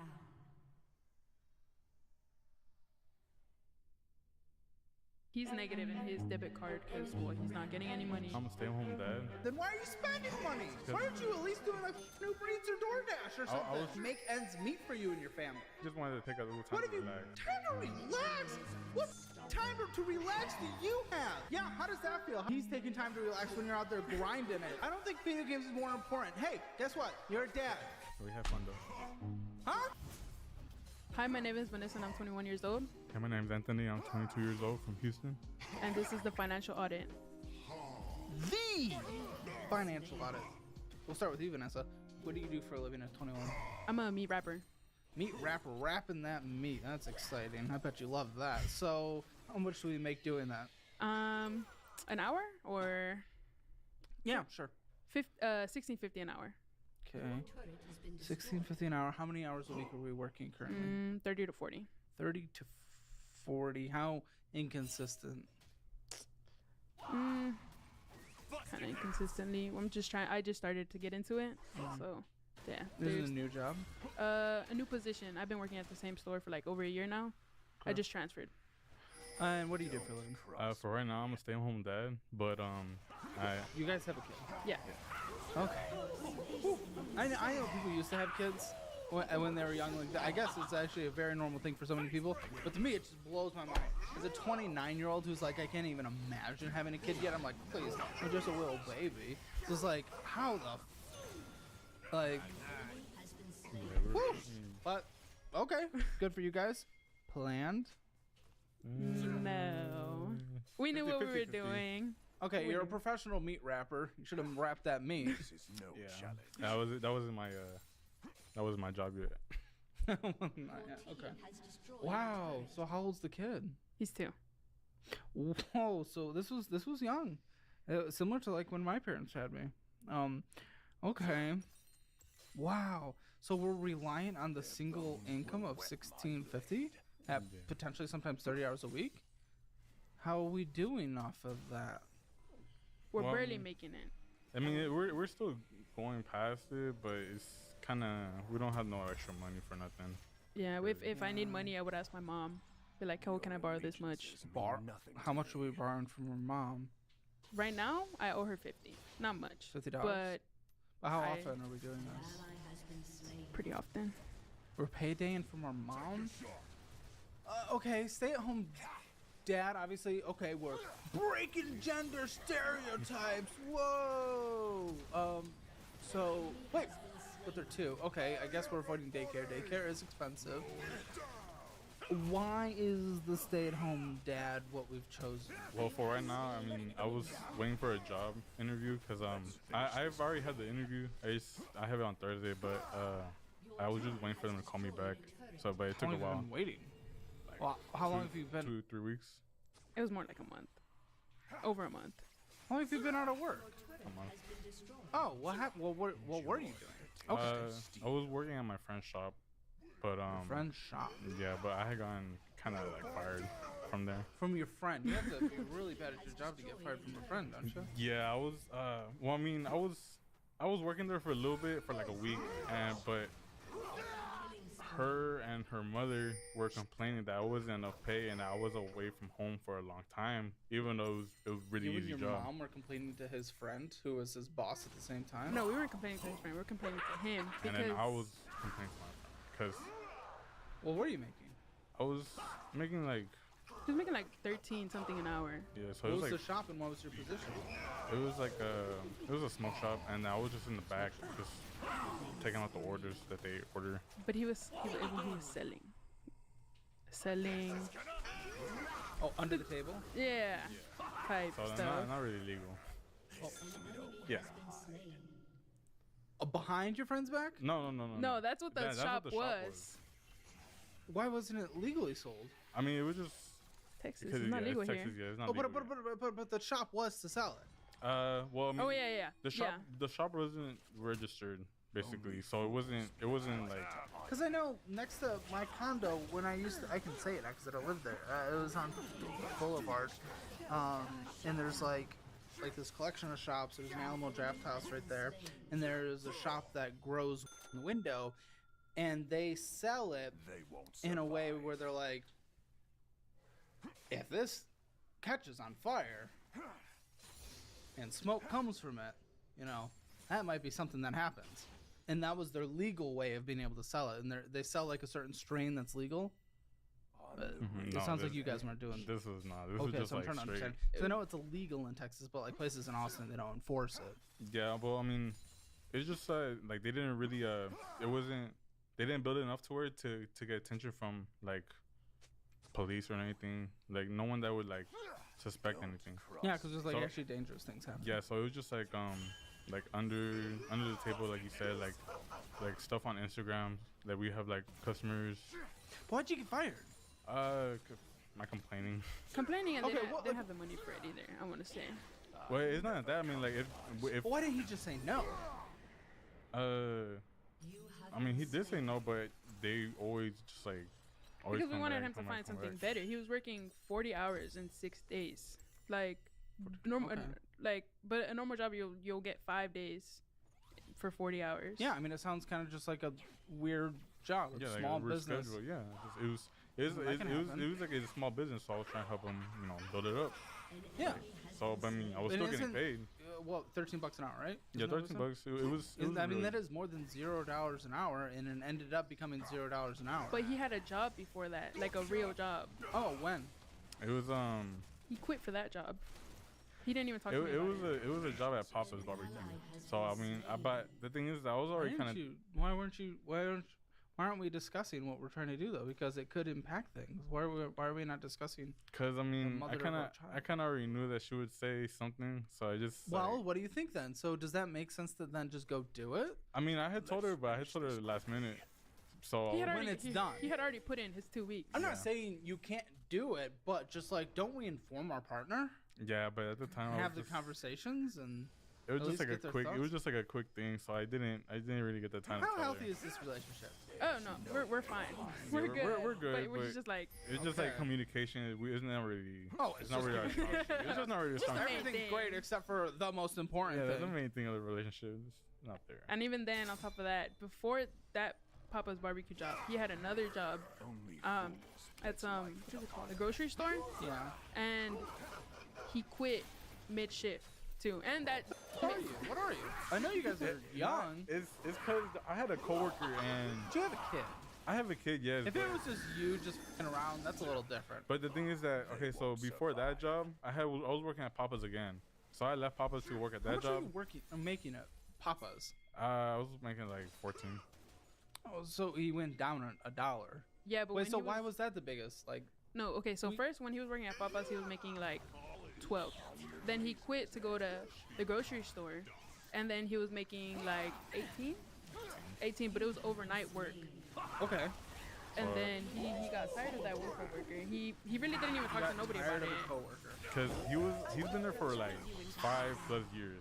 So he always thought that he was he was on. For 5 years? What is this? What is happening? So he would like always boss me around, but he was nothing. Like he was Talk the to same. a manager. I did, but since he was been working there for a while, he 5 had years. favoritism. He had That's favoritism. hardly okay. And he was like the best. Because nobody He wanted was, to like, work there. Yeah, People would no always one- quit. After him, somebody else quit. Well, I'm okay with you going in and getting a different job. But... Okay, so we went back to Papa's. Mhm. And then from there, And then you took a dollar cut. well, So why was a dollar? Oh. I had gotten more because they raised it more. So what were you making before you went to $13 an hour at the job you got fired from? It doesn't even like matter because you got fired from that job anyway. Yeah, so like the first time at Papa's, I was making like $12.50, and then I left to make 18, and then I came back, I was making 14, and then I had left again to make 13. So okay, why? What's the big freak out between you and your mom for $1 down? Because he was selling. They think the part. They think it was. No, you said originally it's because he wasn't making enough, so you and your mom complained that he needed to make more. But he You wasn't didn't bring making up- enough. He could have made more at another job. Were too. you making more with the under the table selling than the 13? Kind of, cause it wasn't for the 13. It wasn't really like it wasn't like guaranteed of like a 500 like paycheck. What? Cause I for that 13, I would be making 500 every week. But for the other one, it would be bi-weekly, and I'll be making like 800, like 800, 900, maybe 1,000. So if kind of on a good less. week. On a It good would be week. less. Okay, so you got fired because you were asking for raises. Yeah, I got fired because I was asking for more, even though the business was still small. Yeah, because I want to say, but for what he was doing, I want to mean- say that he was. I walk into work every day, and the first thing I hear from Noah is, "Oh, Daddy, please give me a little raise." And then I punch him and lock him in a closet. Well, that's what happens. Yeah, you watch yourself. I don't know. Yeah, they yeah, so they were just complaining. Like the more they complain, the more they add on about stuff like, oh, like it's dangerous. Like, yeah, it was Oh, dangerous. you guys. But we also were like protected. We had protection. So I mean, it wasn't protection. Yeah, protection. Like, firearm. We had a firearm. Okay. That's a weird job, but you got fired from it anyway. So what the fuck are you doing now? What's the interview? The interview, it's just freight handler. Yeah, freight handler. So it's like a warehouse. So I'm just gonna be toured around the building, and then I'm gonna see what they do after. Where are you in the interview process? Have you not had one, or is this like the intro? This is the intro. Yeah, so it's like the so it's not a guarantee for sure. But it might be guaranteed because I have someone in there. Yeah, somebody got him the interview. That can definitely pull some weight. Yeah, it can pull a lot of weight actually. Okay. Yeah, okay. I'm still young, so literally right now though, $16.50 on a slow week, we're making $495 before any deductions, before any taxes. A week, $25,740 a year, assuming no time off. Is there paid time off? I'm not full time. Assuming you, 30 to 40, kind of. I pick up hours. How are we surviving, guys? Legitimately, how are we surviving? Living with my parents. We don't pay rent, or we do pay rent, just not a lot. It's just like a couple bills we pay to help out. Okay. Yeah, I mean, you guys are kind of forced to live with the parents. Yeah. It's not really much of an option. Is that what we want to be doing? No. Then I don't know. Does it feel like? I mean, you guys are in your 20s, but young 20s. I mean, we're still in the same decade, but I'm just getting a sense. This is a sense. We can prove me wrong during this conversation, but I'm getting a sense that we haven't grown up yet. I feel like we're still kind of children, especially with your whole situation. The reason I dug into that was just to learn more about you, because it doesn't really necessarily matter figuring out the income and everything of a job that it's already gone, but just learning about you as a person. Just quitting mid-shift because we had a little bit of a beef with someone at work, and then we worked in a legal job kind of that we got fired for because we were begging for more money. It's just, I don't know, I feel like, and then you and your mom complaining, I don't know, I feel like we just haven't grown up yet. But the kid's kind of forcing you to at the same time. Yeah. 2-year-old kid. So yeah, because I mean I always take their word. So if they say something, I'm like, okay, well, I gotta go through with it. How are our finances? How are we looking today, guys? No savings. No savings. In the negative. We'll laugh about that. Okay. It's interesting when we have a kid. Okay. Sure. So no savings. He's negative in his debit card because he's not getting any money in there. What are you doing? Then why are you spending money? I'm not spending money. I haven't had no money to spend. Or what? How are you negative? Why aren't you at least doing Uber Eats or DoorDash or something? I was trying to, but why aren't you working at a coffee shop? Why aren't you scraping gunk somewhere for $7 just to at least make ends meet for you and your family? Yeah, in between the job. But I mean, it's just that I haven't had I just wanted to take a little time to relax. Time to relax? What time to relax do you have? If you want to take your investing to the next level, my new investing course is still on sale. Until July 1st, we're offering the course for only $97, which is $50 off. You'll get over 55 lessons, the best budgeting spreadsheet known to man, portfolio strategies, worksheets, retirement strategies, and I'll give you a $100 Moomoo cash reward when you sign up with Moomoo. Check out the link below for more. Stop buying sweet treats, people, and start investing. Well, I mean, I'll be playing with my son. Yeah, how does that feel? How does that feel that he's taking time to relax when you're out there grinding it? $16.50 an hour. She can't have a place to call her own because you're taking time to relax. Something tells me kid equals video games. Yeah. Oh, yeah, I nailed that. I can smell it from across the room. Steak. That was more of just a saying. You guys smell fine. Mainly because I can't smell you guys, which is what I asked for. Okay, I don't think video games is more important. Hey, guess what? You're a dad. If you were 22 and you weren't a dad, and you were single and you're around, maybe a little in college, what? Okay, fine. Would I dig into you? Absolutely. But you're a dad. You got a couple responsibilities right now. Yeah, but I mean, I wanted to try. Okay. Yeah, here we go. Go ahead. I wanted to see if I could start a YouTube channel of gaming. Oh, okay. So I could also play with my son, he's watching me, so I can play with my son and then. Sounds like it's to play video games. Well, I mean, it's not even that. It's just that I really enjoy video games, and Oh, YouTube good. is a good hobby, like a side hobby. There you go. So I What do can. people with side hobbies usually also have? Yeah, but I mean, I was Full-time job. I was just waiting for this interview to come up. Yeah, but 4 weeks, buddy. Like, at that point. Plus, there's no guarantee you're going to get the job. That's the thing that hurts. You're really... I know, you have an inside connection. That is going to help. If I was a betting man, which I'm not, I would probably bet that you're going to get the job. But there is still the chance that you're not. So what I would do is I'd at least be looking for other jobs and working other jobs. You had $0 in savings when you lost your job, right? Right? I had what? Right? $0 in savings? Yeah. Okay, so that's when we're going, and the day we lost our job, we're walking into McDonald's and saying, I'll fry some fries in the middle of the night. Okay? You have a kid. It's not a comedy show. You have a kid, a child, a real-life child that actually exists in this world who doesn't have their own place to live in that you would like. No, Because video games. I just need to get back on my feet from Yeah. my current job. Yeah, it's not didn't know really it a was gonna choice, be- buddy. I didn't know it was gonna be like 3 weeks until they called me. I was waiting like at least a That's week. what happens when we don't have a backup plan. That's what happens when we don't get out there and grind. I would have grinded, but you didn't know. And if you don't know, then you have to. I didn't know it was gonna be this hard to find a job. What do you mean? How many jobs have you applied to? No, okay, so his first job that he ever had, he was working at Little Caesars. He'd worked there for like 3 years, I want to say. And then after I got him the job at Papa's, because my aunt works a manager there. And then I got him the job at the grocery store. yeah. So like it's always been because I had someone in the company. So you've never achieved anything on your own? No, not really. I've always had to help with someone. I was like, It's okay for help. It's not a shame thing. It's just... I mean, that's how I grew up. I've What never the game are you even playing?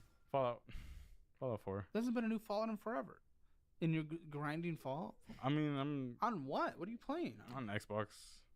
Okay. But I do have a PC, but it just I haven't. It just sits there. Yeah, it's sitting there. Can we sell it to get us out of debt? I literally just got it for his birthday because he was telling me, he was like, Wait "Oh, a minute, yeah, you got it? I mean, your finances aren't good. I know I've been digging in on you, so I'll... I know you don't have money. Gaming PCs are not cheap. How much did you spend?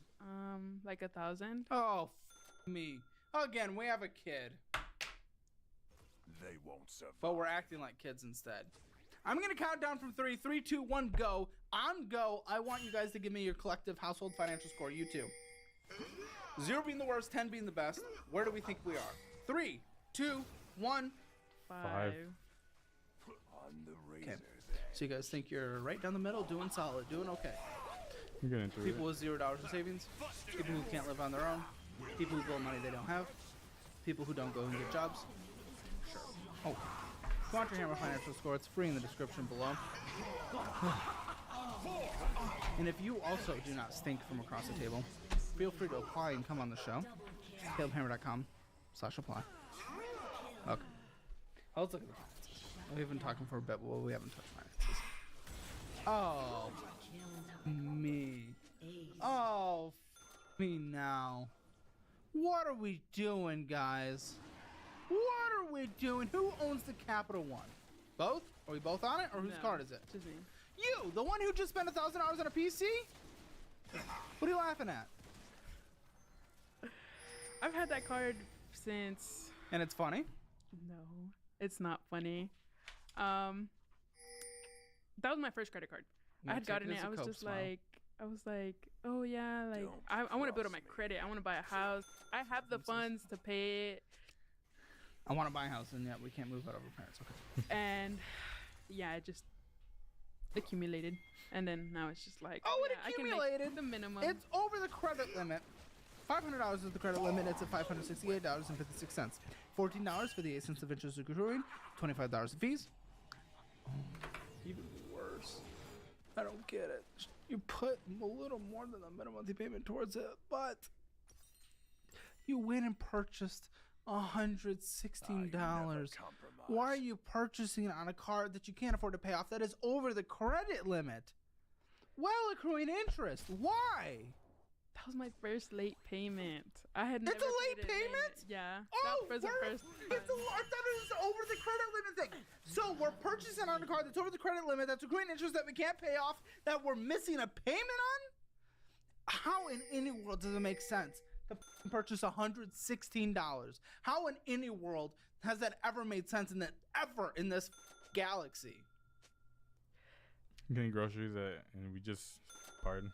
Checking accounts? Have we heard of them? Yeah, but if we pay from to there, we can use that to pay. Uh-huh.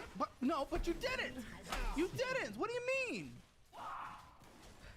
I was trying. I don't know. I was trying. What trying? Excuse me, what trying? There's no trying here. You were late. Trying. I don't see a try. Where's the try? Paid it after. It was there. I swear. That is inexcusable. You missed the payment. You missed the payment. That's inexcusable.